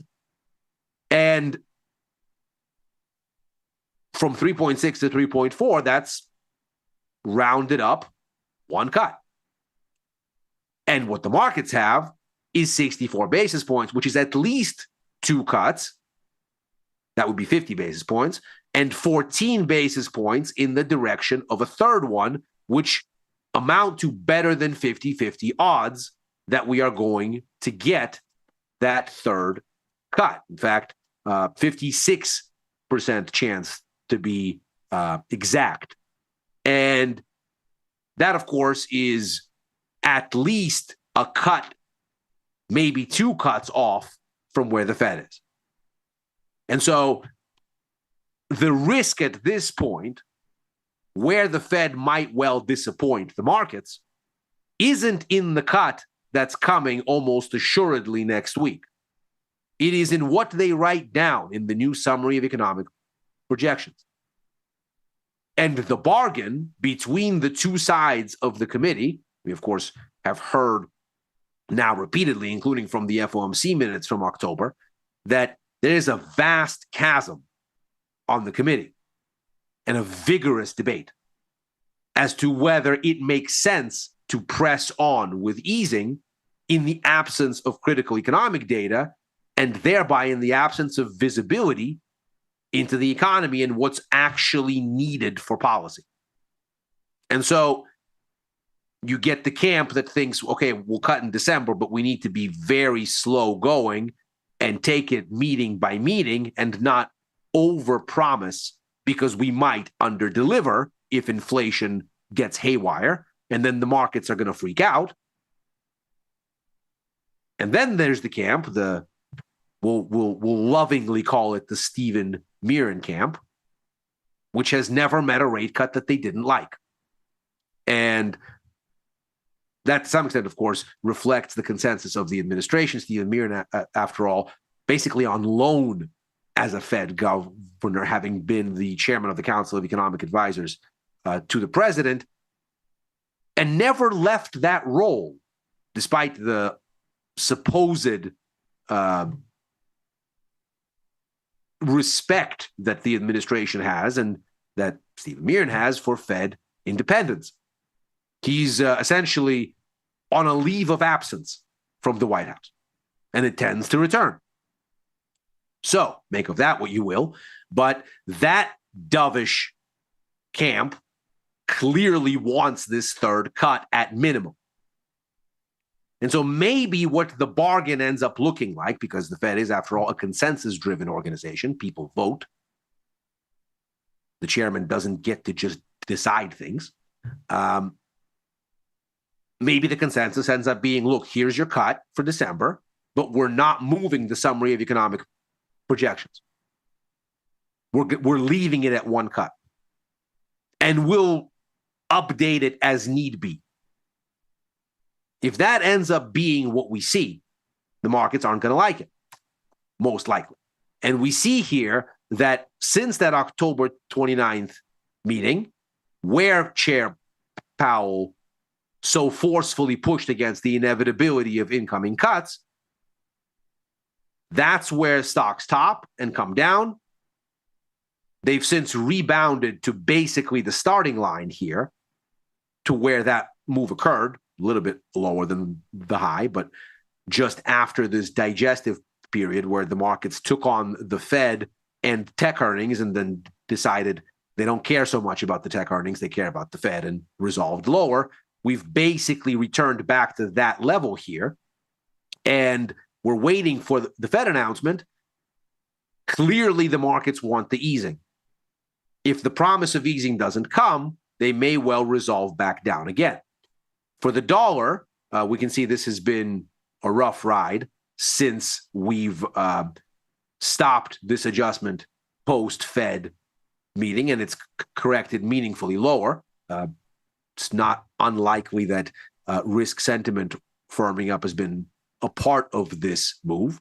But again, if it looks like the Fed is more reluctant to cut next year than the markets think they ought to be, we probably get a forceful dollar rebound. As far as positioning is concerned, I haven't changed very much here in my exposure. Still long gold. That's working. Clearly, the dollar isn't working today. I'm still long the dollar via being short the Aussie, the pound, and the euro. Obviously, all of those currencies having strong gains today. So that's in the minus column for me today. But I'm still holding those positions. I don't think we've crossed any red lines here. And so we'll see what happens in the run-up to the Fed. Bitcoin up today. I'm still a little bit short here, having taken the bulk of the position off early in the week, but we'll see what happens from here. At this point, the sort of risk on, risk off dynamic has basically become will they, won't they dynamic on Fed dovishness. And ultimately, if the perspective is that the Fed might not arrive at where the markets want it to arrive, you probably resolve lower on risk and higher on the dollar. And since that is what I'm suspecting here, I'm long the dollar. I'm still short risk, so still short a bit of Bitcoin. Still have the puts in S&P. They're still moderately in profit against all odds because I took them on Fed Day, October the 29th. So I'm holding on to this to see if this is going to ultimately extrapolate further lower, still long a bit of silver, and long the bonds, which is working today. Still a little bit short crude, which basically is just oscillating at this point. The trend has been down, but today is an up day, and I've got 16 days to expiration to figure out whether I want to keep this thing or not, and we shall see. And besides that, still have my longer term exposure to Brazil, where I've took profit on half earlier in the week and now have added back in, and MSOS on the possibility. This is a very long-term position, obviously, looking all the way out to January of 2027 for the possibility that cannabis descheduling comes up in the midterms next year. And that is macro money for today. As ever, we are here Monday through Thursday, right after Overtime, a show I co-host with Chris Vecchio, looking at the Wall Street close and where things might go therefrom. I'm also writing for the News and Insights portion of tastylive.com and commenting at Ilya Spivak on former Twitter and on Blue Sky. If you're watching on YouTube, like and subscribe. Macro Money returns tomorrow. Happy trading.